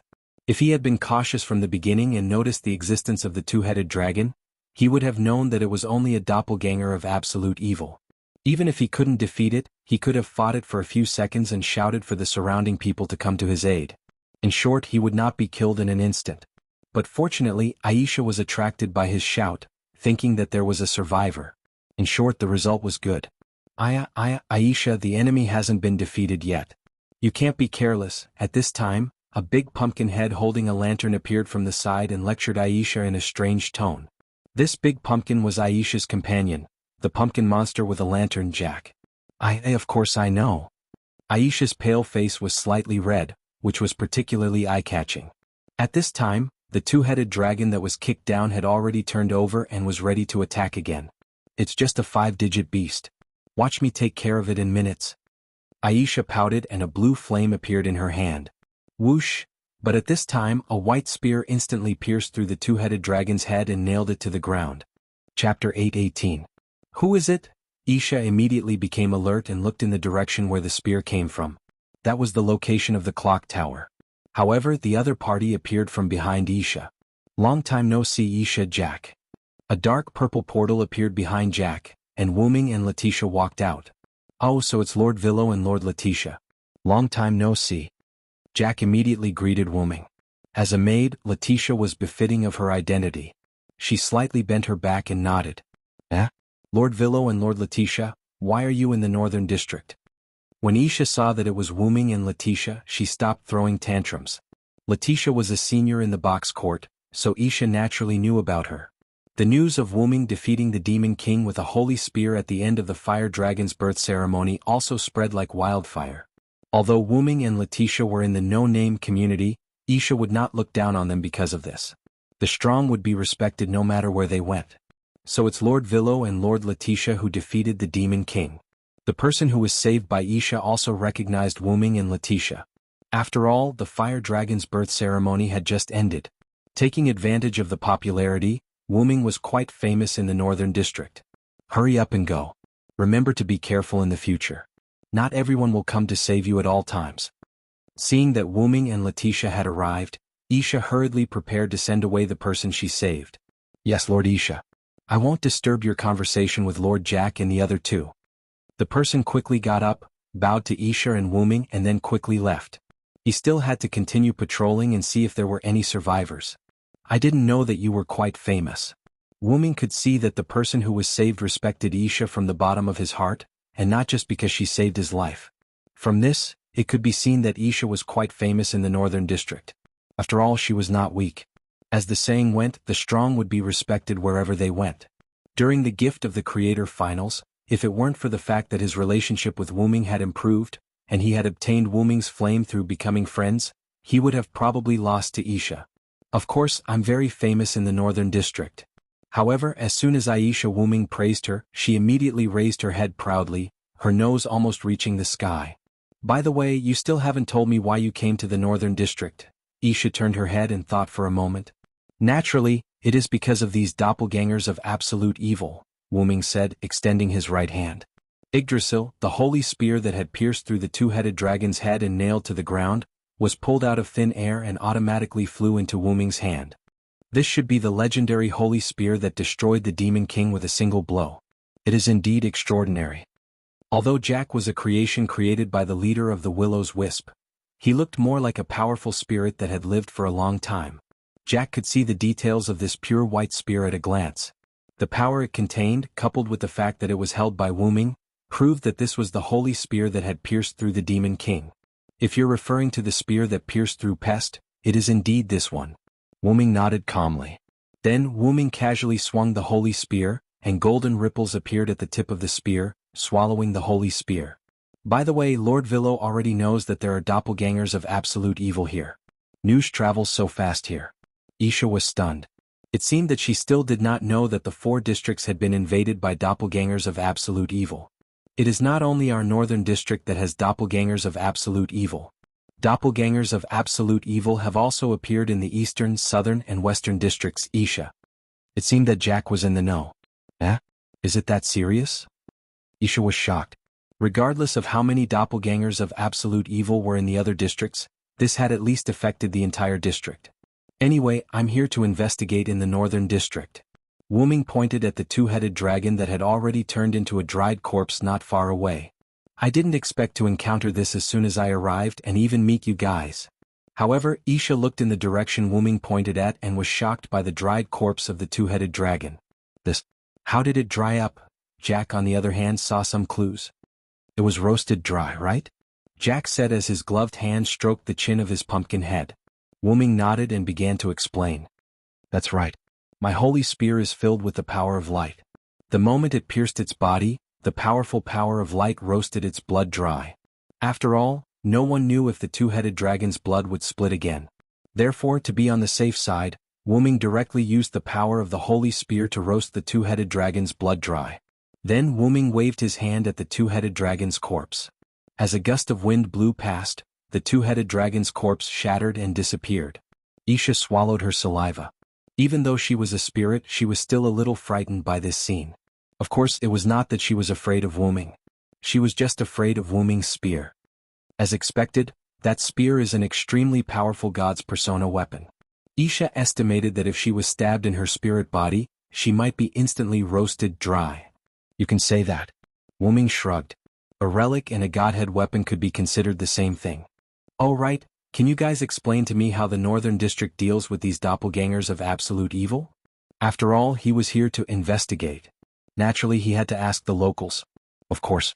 Let's have Aisha explain it, Jack replied and nudged Aisha. Why do I have to explain when Jack agreed? Isha looked resentful. It was not that she was unwilling to explain, but she was a little upset that Jack had tricked her again. Roar, roar, roar. There's nothing we can do about it, Isha, because I'm just a pumpkin. Roar, roar, roar. Jack let out a strange laugh. I know, let me explain. Isha tidied up her clothes and patted the dust off her skirt symbolically. Then she began to explain. It was not complicated. The 2-headed dragon army that appeared in the Northern District suddenly appeared. Nobody knew how they appeared.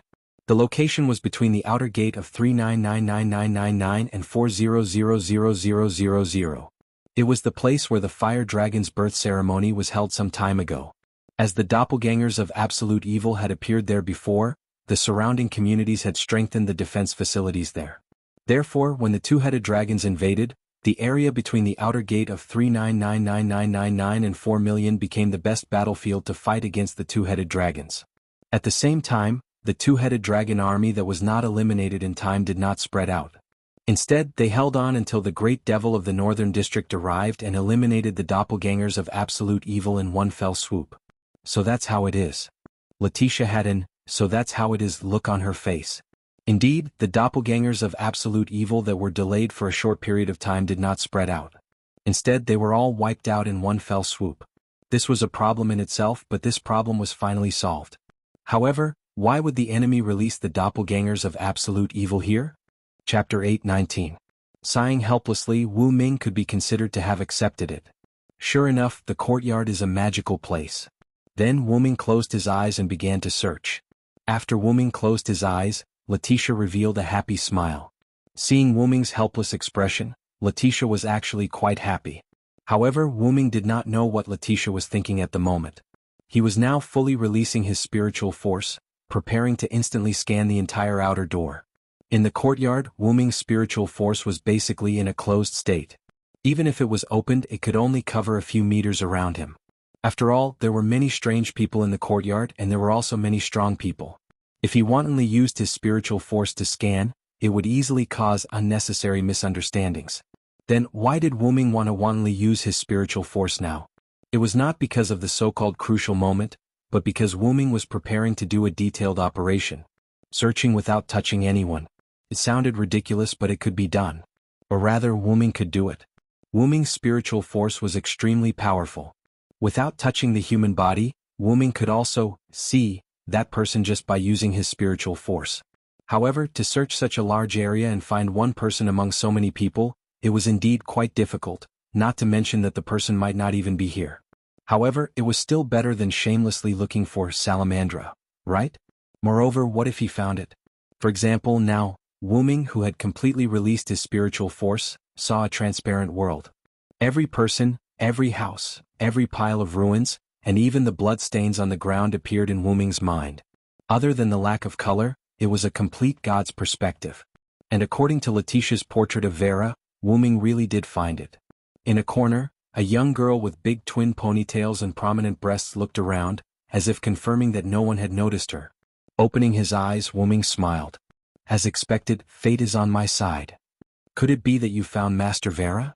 Letitia couldn't help but be surprised. To be honest, Letitia did not expect Wu-Ming to find Vera here. After all, many people had seen him leave in a hurry. Since that was the case, Vera naturally wouldn't continue to stay here. No, Letitia noticed the problem. The most dangerous place was the safest place. Perhaps the people chasing Vera didn't expect her to choose to stay after dealing with the two-headed dragon. His own cleverness had backfired on him. Not good. Wu-Ming suddenly shouted. What's wrong, Master? Did Master Vera discover you? Letitia guessed. That's right. Wu-Ming nodded and snapped his fingers. A dark purple ripple appeared. Quick, Vera wants to escape, Wu-Ming said as he pulled Letitia into the portal. In Wu-Ming's vision, Vera, who was carefully looking around, suddenly looked in Wu-Ming's direction. Chapter 8:19. Sighing helplessly, Wu-Ming could be considered to have accepted it. Sure enough, the courtyard is a magical place. Then Wu-Ming closed his eyes and began to search. After Wu-Ming closed his eyes, Letitia revealed a happy smile. Seeing Wu-Ming's helpless expression, Letitia was actually quite happy. However, Wu-Ming did not know what Letitia was thinking at the moment. He was now fully releasing his spiritual force, preparing to instantly scan the entire outer door. In the courtyard, Wu-Ming's spiritual force was basically in a closed state. Even if it was opened, it could only cover a few meters around him. After all, there were many strange people in the courtyard and there were also many strong people. If he wantonly used his spiritual force to scan, it would easily cause unnecessary misunderstandings. Then, why did Wu-Ming want to wantonly use his spiritual force now? It was not because of the so-called crucial moment, but because Wu-Ming was preparing to do a detailed operation. Searching without touching anyone. It sounded ridiculous, but it could be done. Or rather, Wu-Ming could do it. Wu-Ming's spiritual force was extremely powerful. Without touching the human body, Wu-Ming could also see that person just by using his spiritual force. However, to search such a large area and find one person among so many people, it was indeed quite difficult, not to mention that the person might not even be here. However, it was still better than shamelessly looking for Salamandra, right? Moreover, what if he found it? For example, now, Wu-Ming, who had completely released his spiritual force, saw a transparent world.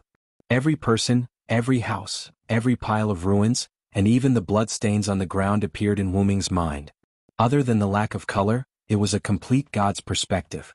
And according to Letitia's portrait of Vera, Wu-Ming really did find it. In a corner, a young girl with big twin ponytails and prominent breasts looked around, as if confirming that no one had noticed her. Opening his eyes, Wu-Ming smiled. As expected, fate is on my side. Could it be that you found Master Vera? Letitia couldn't help but be surprised. To be honest, Letitia did not expect Wu-Ming to find Vera here. After all, many people had seen him leave in a hurry. Since that was the case, Vera naturally wouldn't continue to stay here. No, Letitia noticed the problem. The most dangerous place was the safest place.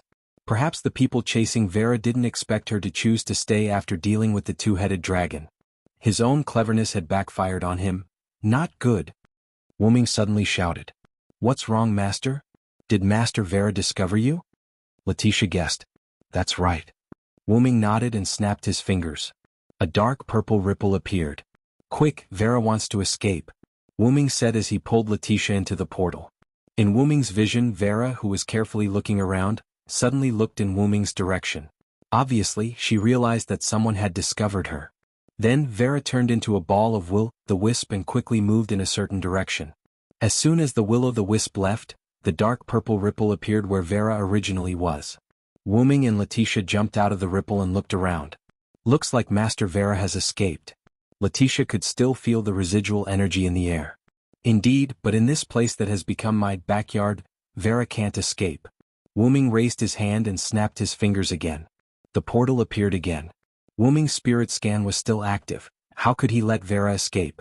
Wooming walked into the portal with a confident smile. Let's go, Letitia, we'll intercept them. As you wish, Master.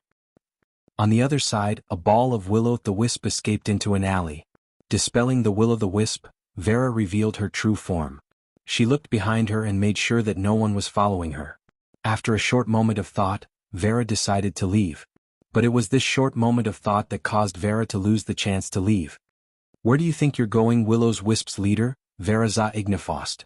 The dark purple ripple appeared behind Vera, and a rather calm voice was heard.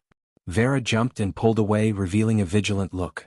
A man and a woman walked out of the dark purple ripple. They were Wooming and Letitia, who were looking for Vera. By the way, Master, your words can easily be misunderstood. Letitia complained to Wooming helplessly. Wooming was stunned for a moment before he reacted. Indeed, his current actions and the words he said just now clearly didn't seem like a good person. I'm sorry, Will-o'-the-Wisp's leader, I apologize for my rudeness. Wooming apologized. Vera did not run away again, perhaps because Wooming's apology worked. However, Vera seemed to be relieved.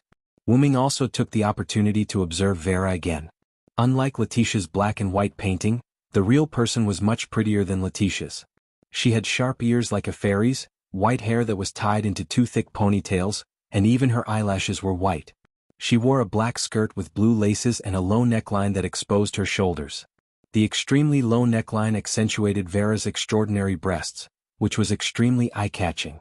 More importantly, her face was extremely cute, with a hint of charm in her innocence. And if Wooming was not mistaken, she seemed to be a little naive. Although Vera was indeed beautiful, Wooming only looked at Vera for a few seconds before starting a formal conversation. I'm Vera Silence Eddy of no name. This is my relative Letitia Decrea. I've been entrusted by White Yaksha to investigate the matter of Absolute Evil's doppelganger. So, can you please stop running? Wooming naturally did not come to the North District because of White Yaksha's request. However, there had to be a reason for everything, and White Yaksha was the best reason. Even if it was an investigation, Wooming believed that White Yaksha would not expose Wooming. Therefore, Wooming calmly used White Yaksha as a reason. Vera did not speak, but her little head nodded slightly, indicating that she would not run anymore. In fact, when Vera saw who it was, she did not want to run anymore. As long as it was not that guy, everything was fine. Then I'll get straight to the point. Before Absolute Evil's clone caused trouble, did you encounter an enemy?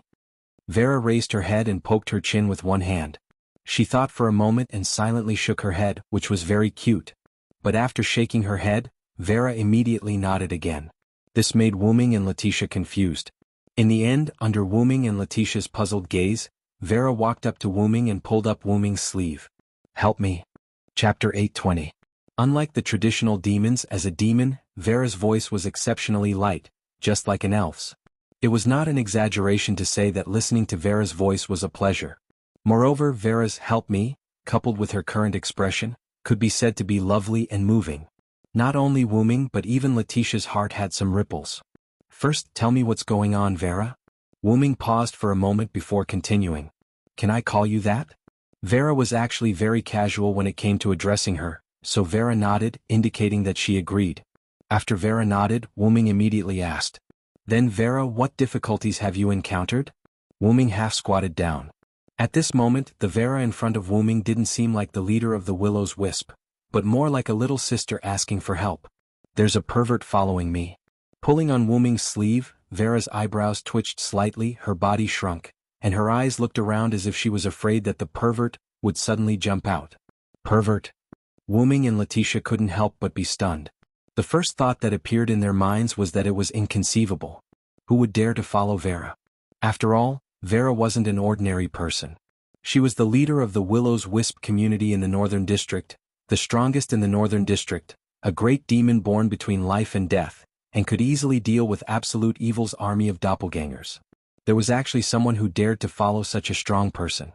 But then again, if the other party dared to be the pervert tailing, he might not be weak. Otherwise, why would this pervert make Vera show such a disgusted and helpless expression? Vera, can you tell me about this pervert? For example, his name. No matter what, he still needed to know about this pervert. Wu-ming wanted to see just which arrogant fellow actually tailed the strongest in the northern district. Vera nodded, her tone still light as she said the other party's name. His name is Maxwell. Maxwell? Wu-ming subconsciously repeated. Why did Maxwell come to the northern district? And he even became a pervert who tailed them? But on second thought, Wu-ming felt relieved. The twin-headed dragons were closely related to Maxwell. Since an army of twin-headed dragons had appeared in the northern district, it made sense for Maxwell to be here. However, sizing up Vera, Wu-ming could not help but guess. Could it be that he was a lolicon? No. How could that be? In any case, the other party was someone who was rather calm in front of him. How could he be a pervert? Perhaps the other party was tailing Vera in order to prevent him from providing support. Only then would it be logical. Master, do you know that guy called Maxwell? Letitia couldn't help but look at Wu-ming. After all, Wu-ming's expression was too obvious. Perhaps Wu-ming knew Maxwell, or perhaps he knew this person. I do know Maxwell. Wu-ming frowned slightly, recalling the unpleasant meeting with Maxwell. Letitia, do you remember that I once pretended to be someone from Perseus, to meet the person who wanted to buy you? I remember, Master. Letitia nodded. But what happened in the end you didn't tell me, nor did you tell the others from No Name. The person I met wasn't an ordinary buyer. If I'm not mistaken, the absolute evil doppelganger incident that affected the entire suitcase was done by them. It's indeed shocking, Letitia said calmly. Vera, on the other hand, was startled. Letitia's calmness was also within Wu-ming's expectations. After all, the last time he went to talk to White Yiksha, Letitia was by his side. Letitia did have some guesses because of Wu-ming and White Yiksha's words, and Wu-ming's words just now confirmed Letitia's suspicions. The other party once wanted to buy Letitia. This was what Wu-ming had said at the time. And Letitia had deduced from this sentence. At that time I captured 2 of Maxwell's companions. In the end, some absolute evil doppelganger inexplicably appeared and attacked me. Maxwell took the opportunity to save his companions. Wu-ming would get back at the other party for the loss he suffered at the other party's hands sooner or later. If it's Maxwell, I think I understand why Vera is so distressed. That was because Maxwell had an inexplicable resurrection ability, at least on the surface. Vera, did you kill Maxwell several times but in the end he appeared in front of you unscathed? As soon as Wu-ming said this, Vera immediately nodded desperately as if she had met a confidant. Wu-ming thought to himself that it was indeed the case. At that time Wu-ming did indeed kill Maxwell and did not show any mercy. Logically speaking, that sense of reality would not lie, but for the sake of caution, Wu-ming had never been able to completely confirm Maxwell's resurrection. And after Vera's confirmation, Wu-ming could also be considered to have confirmed that Maxwell did indeed have an inexplicable resurrection ability. Master, you mean that Maxwell can be resurrected? Letitia was shocked. No matter when or which world it was, resurrection was always a shocking matter. Not to mention Maxwell's unlimited resurrection ability. But, Master, will there really be the gift of unlimited resurrection? What Letitia meant was whether or not the other party had used some other method or gift to master the ability that looked like resurrection in the eyes of outsiders. At the very least, from our point of view, Maxwell has indeed been resurrected. As if responding to Wu-ming's words, Vera's little head nodded fiercely. Since the 2 powerhouses, Wu-ming and Vera, had said so, Letitia, who had never seen Maxwell's resurrection, had to obey the majority. If that's the case, then this Maxwell will be difficult to deal with. Letitia crossed her arms in distress. Just the uncontrollable resurrection ability alone was enough. Vera had no choice but to hide from Maxwell. Indeed, in addition to the resurrection ability, Maxwell is also a 4-digit demon king, and he has the ability to teleport multiple units. These 2-headed dragons were probably transported by him. The teleportation ability could be used to attack and defend, save teammates, escape and transport the 2-headed dragon army. The opponent was a 4-digit demon king, and he also had a troublesome resurrection ability. It was a powerful enemy. Of course, if Wu-ming could find the main body, Wu-ming could keep Maxwell in a constant state of resurrection. With that in mind, Wu-ming's thoughts drifted back to his main body. He wondered how the main body's injuries were recovering. The feeling of being blasted by the black mud was not pleasant. Back then, after Wu-Ming transferred his mind to the backup machine of the root, Wu-Ming still suffered from mental damage and it was not light. As for how the main body was injured, Wu-Ming, who had completely cut off the connection, did not know. He had to hurry. With that in mind, Wu-Ming looked at Vera again. Maxwell's group seemed to know the whereabouts of Wu-Ming's main body, and it just so happened that Maxwell bumped into the muzzle of the gun. If Wu-Ming did not shoot, it would be a waste of Maxwell's rare action. Then Wu-Ming, who was looking at Vera, spoke. Vera, can you tell us more about Maxwell? Chapter 821. With Vera's approval, Wu-Ming and Letitia left with Vera. Wu-Ming opened the portal and the three of them returned to No Name's base. In the conference room of No Name, Wu-Ming and Vera sat together on the sofa. This was because Vera did not let go of Wu-Ming's sleeve after pulling it up. Vera did not care about Wu-Ming's distress. She seemed to be very curious about Wu-Ming's portal as she looked at the location where the portal had disappeared. Is there something you care about, Vera? Wu-Ming looked at the place where Vera was looking but did not find anything special. Vera did not say anything. She only reached out her hand and pointed at the place where the portal had disappeared. Master, Vera should be interested in your teleportation portal, Master. Letitia poured tea for Vera as she answered Wu-Ming. Master, Vera can freely control the realm gate. To a certain extent, Master Vera has the same ability as you. Thank you, Vera thanked Letitia in an adorable tone, but she didn't have the slightest self-awareness. She hugged the teacup with both hands. You're welcome, Master Vera. Letitia was very pleased and nodded with a smile. Then Letitia came to Wu-Ming's side and poured tea for Wu-Ming. Wu-Ming's eyes lit up because of Letitia's words. Vera could freely control the realm gate, and this ability was indeed very similar to Wu-Ming's portal.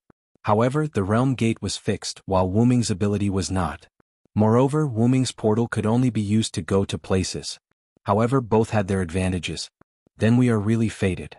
Wu-Ming smiled. Vera still did not speak, only her little head nodded fiercely. At this time Letitia, who was standing behind Wu-Ming, spoke. Sir Vera, please tell us more about Maxwell. After all, Wu-Ming and Letitia brought Vera back to No Name to obtain information about Maxwell. Therefore, Vera began a very short explanation. Because Vera did not speak much, Wu-Ming and Letitia could only speculate further from Vera's words. However, because Vera tried her best to avoid Maxwell, Vera did not know much about Maxwell. Most of the information she said was the same as what Wu-Ming knew. Combined with the information previously known, it could be summarized into the following points. Maxwell was a newly promoted demon king who came from the outside. He had control over ice and fire, multiple units of teleportation, as well as the strange ability to resurrect. He was also connected with Absolute Evil's doppelganger. Apart from this, Wu-Ming also knew one more thing. Maxwell didn't just start tailing Vera. Instead, he started tailing her before she even arrived at the box court. According to Vera, it was because she could not stand Maxwell's tailing that Vera came to the box. Wu-Ming, who knew the truth, had a complicated feeling. Because, from this, it could be seen that Maxwell was really a pervert. But, Wu-Ming looked at Vera's extremely unscientific body and her naturally beautiful face. Vera noticed Wu-Ming's gaze and responded to Wu-Ming with her head tilted in confusion. Wu-Ming seemed to understand Maxwell's perverted behavior. Huff. Wu-Ming sighed and lay down on the sofa behind him.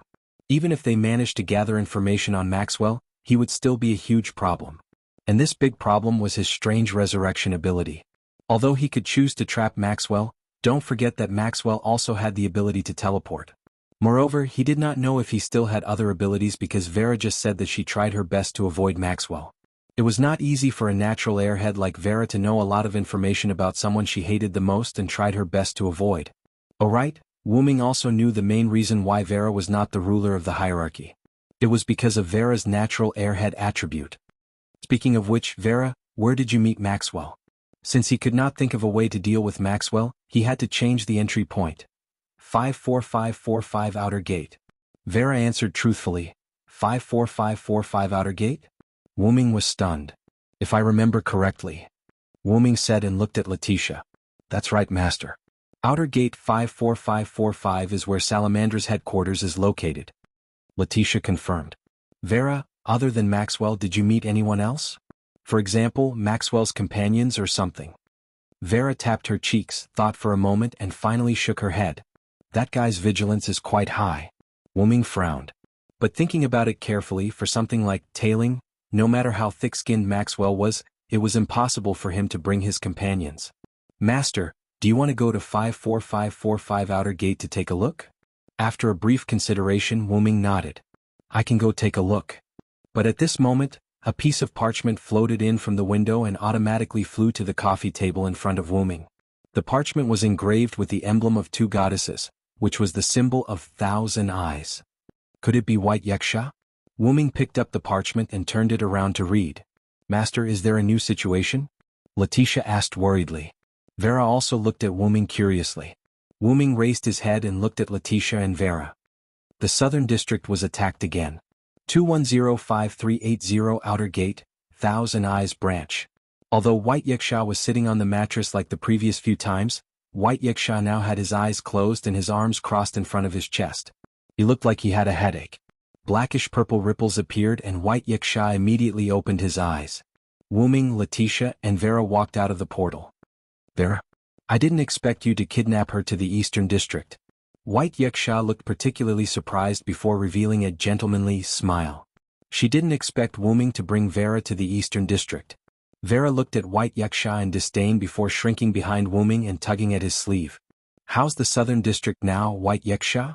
Wuming ignored White Yaksha's frivolity and immediately asked. Don't worry. Sit. Seeing Wuming's arrival, White Yaksha changed his previous demeanor and became very calm. Seeing White Yaksha's calm expression, Wuming didn't look anxious at all and sat down facing White Yaksha. White Yaksha spoke first. To be honest, I didn't expect you to come so quickly. After all, Wuming had gone to the Northern District to investigate. On the parchment that White Yaksha sent to No Name, he only wrote that he saw a trip to the 2105380 Outer Gates, 1,000 Eyes Branch. Then I'm really sorry, Wuming replied indifferently. This made White Yaksha glare at Wuming. Forget it. Let's talk business. The Southern District was attacked again. Chapter 822. After the absolute evil clones in the South District were defeated by the Dragon Horn Griffin Lion, the Harvest Festival couldn't continue. Although Wuming did not know how many absolute evil clones attacked the South District, the number should be about the same as the absolute evil clones that attacked the East District. If Wuming had not used his authority, he would not have been able to deal with such a number. Therefore, Wuming had expected the South District to be unable to continue the Harvest Festival. Of course, because the Harvest Festival was about to end, the organizer, the Dragon Horn Griffin Lion, directly moved the Harvest Festival to the Midnight Festival. The Midnight Festival was like a party after a large-scale event. In short, it was a summary. However, Wuming could not help but ask about this. Wait a minute, absolute evil clones aren't a small matter, right? Why does the Dragon Horn Griffin Lion want to continue the Midnight Festival? The absolute evil clones were one of the final human trials. Wuming did not think that the Dragon Horn Griffin Lion was unaware of this. As for Maxwell and the others, not to mention that they had an unknown number of absolute evil clones, the other party was in existence that attacked the entire box. Facing such an enemy, even White Yaksha was troubled, yet the Dragon Horn Griffin Lion still had the mood to continue the Midnight Festival? Actually, this Harvest Festival is similar to the Fire Dragon Birth Festival in the North District. It's a grand event for the Dragon Horn Griffin Lion Alliance's speaker to become the ruler of the South District. Naturally, it can't end carelessly. Wuming nodded and said thoughtfully, I was negligent. Although Wuming did not care much about his reputation, it was indeed a matter of importance to the collective. However, it's also related to the fact that the South District did not suffer any losses, White Yaksha added. Ahem, that's a digression.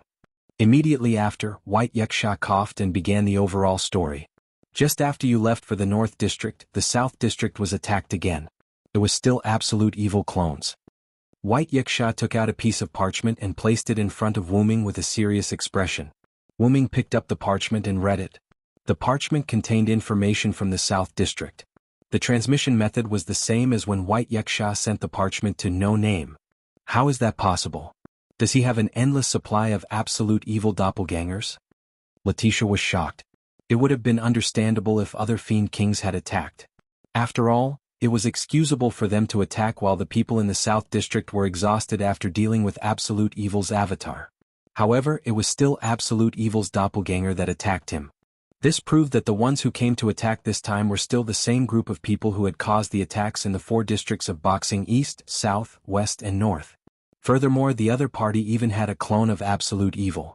After all, the number of Absolute Evil clones at the end of the Fire Dragon's birth ritual, as well as the absolute evil clones that attacked the north, south, east, and west districts, was already quite terrifying.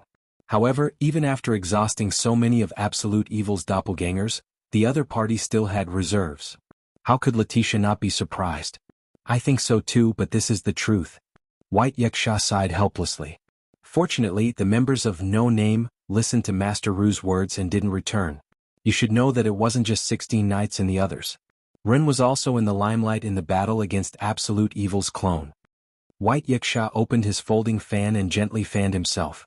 He was very satisfied with No Name gaining reputation again. I see. It must be Argel's doing. Wuming was relieved. He then put down the parchment. After Wuming sold off Luo's community, Perseus, Wuming, who did not need Argel's strength, handed Argel to Ren.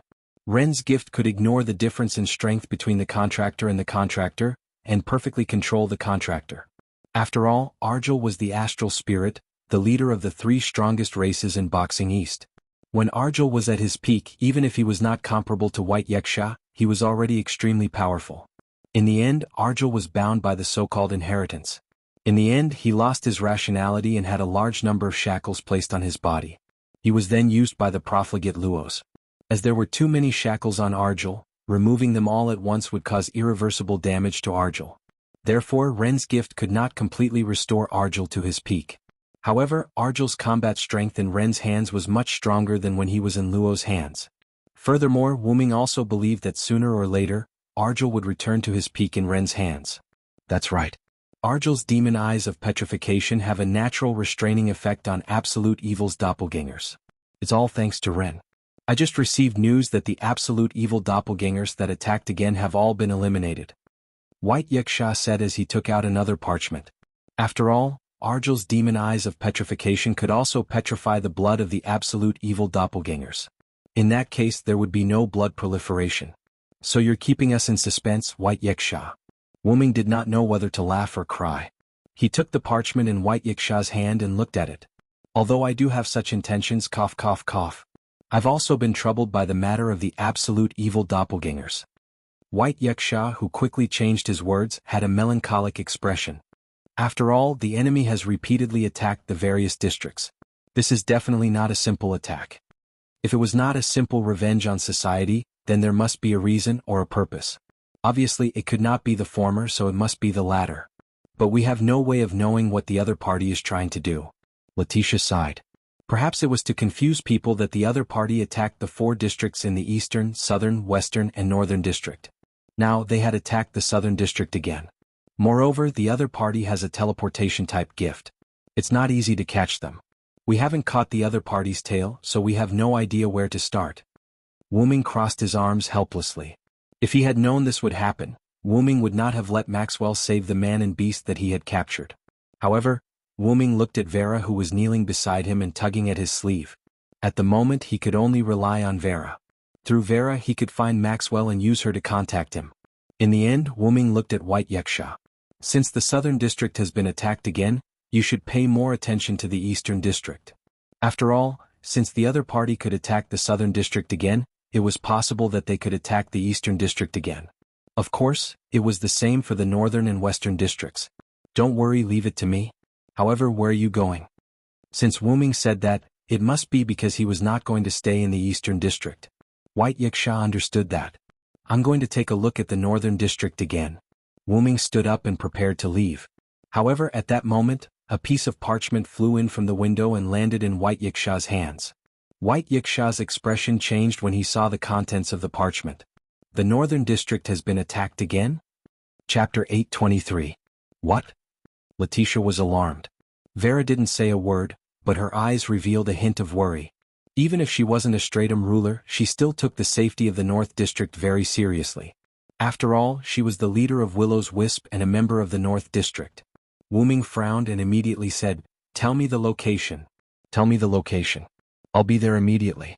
Wuming really didn't expect that the North District would be attacked, just as he said that the other districts might be attacked. White Yaksha didn't say a word as he threw the parchment to Wuming. Wuming caught the parchment and took a closer look. Has Salamandra's headquarters been attacked? Wuming thought to himself. Indeed. It was now certain that Vera's encounter with Maxwell at the outer gate of 54,545 wasn't a coincidence. Instead, it had been premeditated by the other party.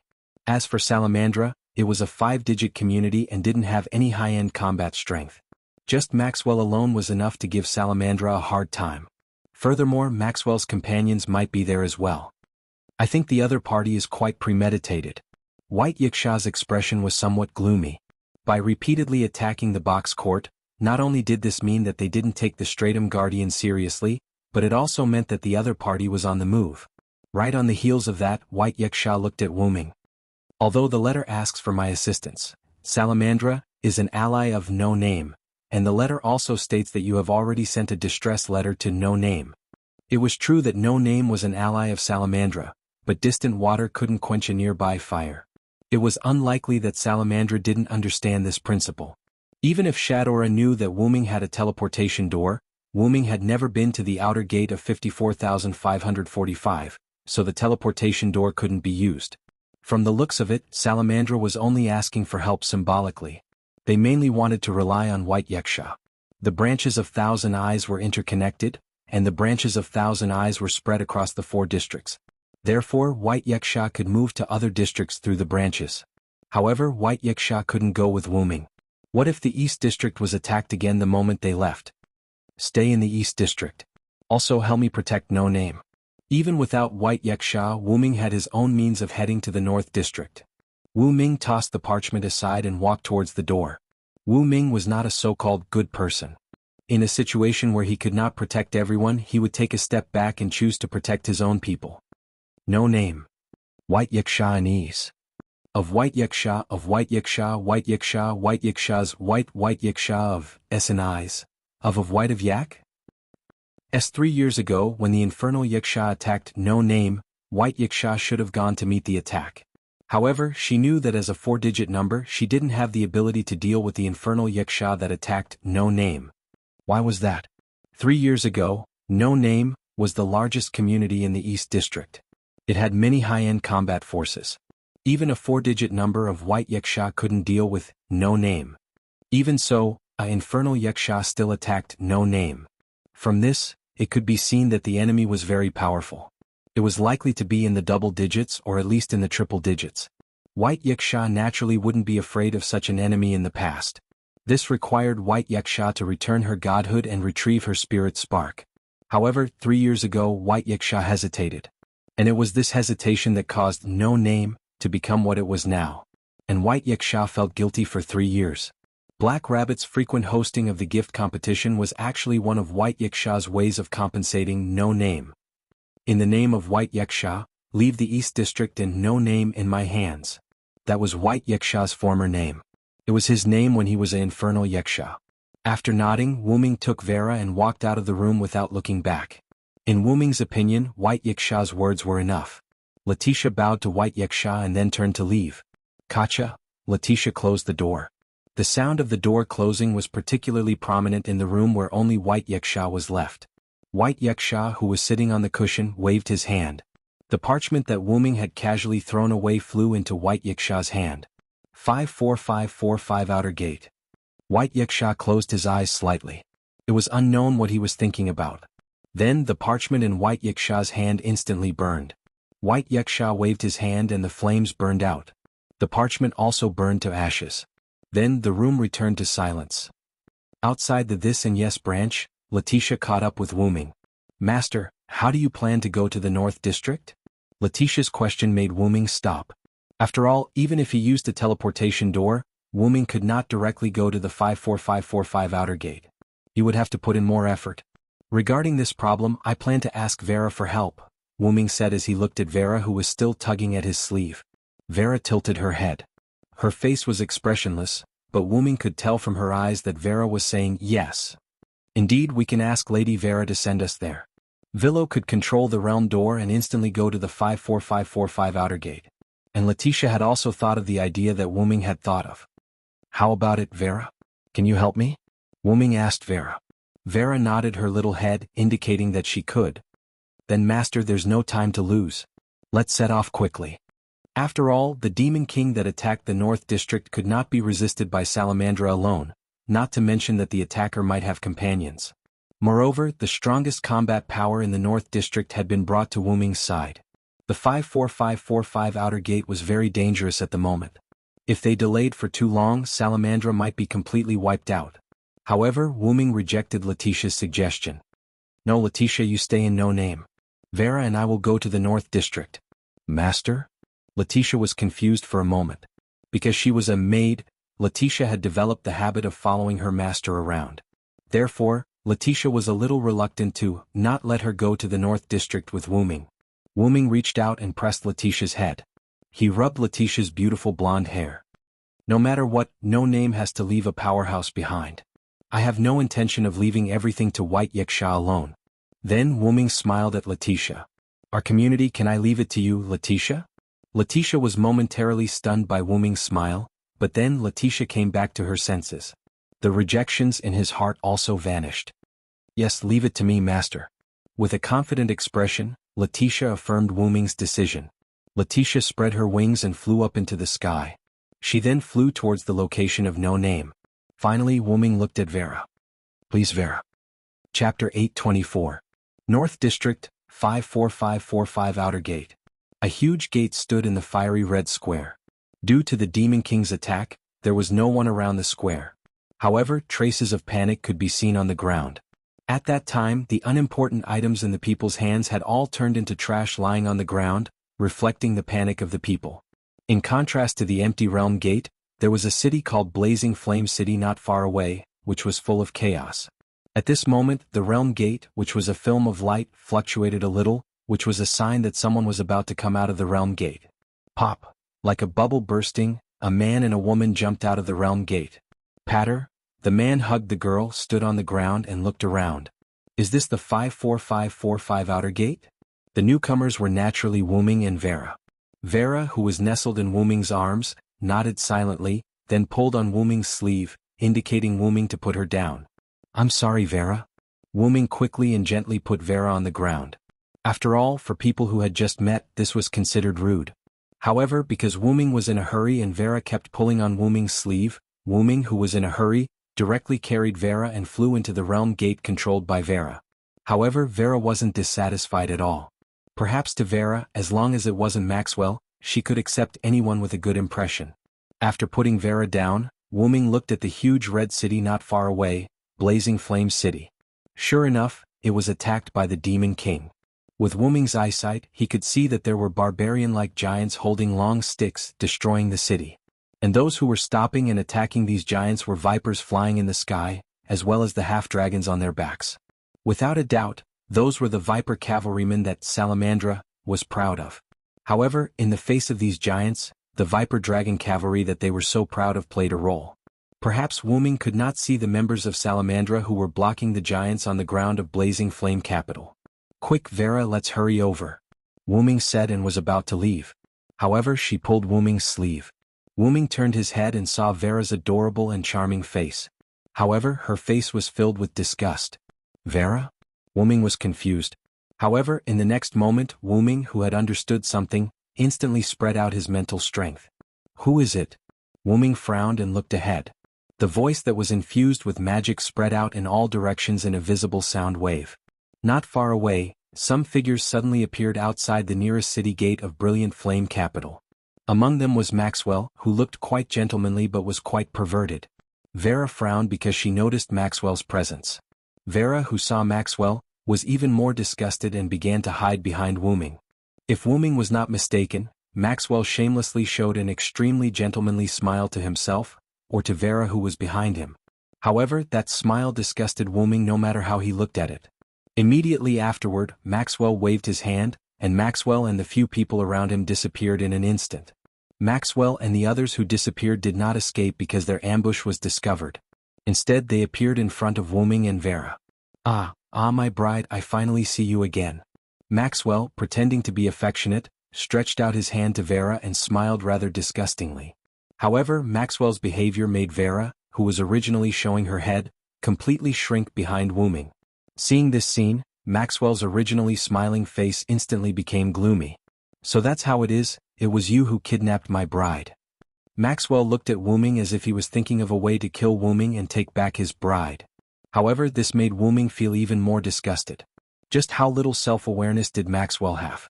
Can't he see that Vera actually hates him? However, just as Wu Ming was about to open his mouth to mock Maxwell, one of Maxwell's companions spoke. "Nice to meet you, Mr. Vera Cyrus Eddy. My subordinates will be in your care." A youthful voice entered Wu Ming's ears. Following Maxwell were two black-cloaked people. Wu Ming had an impression of one of the black-cloaked people. It was the girl who was captured by Wu Ming along with the griffin when Wu Ming went to meet the buyer who wanted to buy Letitia from Perseus. The one who spoke just now was the other black-cloaked person beside the girl. "Seems like you are their master," Wu Ming confirmed. After all, the word subordinate was used, so he must be the other party's leader without a doubt. "Not at all, we are just companions working together.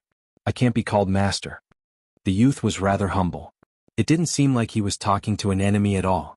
Instead, it seemed like he was talking to a good friend.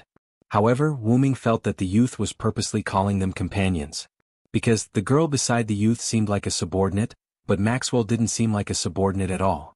Logically speaking, once the leader spoke to the other party, the subordinate should have retreated and stopped what he was doing. However, Maxwell didn't do so. He still looked like he wanted to kill Wu Ming, and his mouth kept muttering words like, "I'll kill you." This was clearly something that only people who didn't put the youth as their master in their eyes would do. Seems like Maxwell's relationship with these people isn't that simple. Wu Ming thought to himself. Your companion is a bit mentally unstable right now. Wu Ming pointed at Maxwell rather politely. However, the youth didn't say anything. Also, Wu Ming didn't know if it was an illusion, but he felt that the youth was rather helpless. This made Wu Ming squint his eyes. Sure enough, Maxwell and the other party weren't just companions. Then Wu Ming pointed at the youth again. Also, I'm not interested in people who hide their heads and don't dare to show their true faces. However, the youth just smiled at this. Then the youth spoke to Maxwell. Maxwell, leave the villa to us, Vera, your bride, I'll leave it to you. The youth had to change the way he addressed Vera because of Maxwell's fierce gaze. However, Wu Ming just smiled at this. Count Vera's share as mine. In the end, Wu Ming looked at Maxwell with a rather contemptuous gaze. Although I don't want to fight with a guy that I easily defeated again.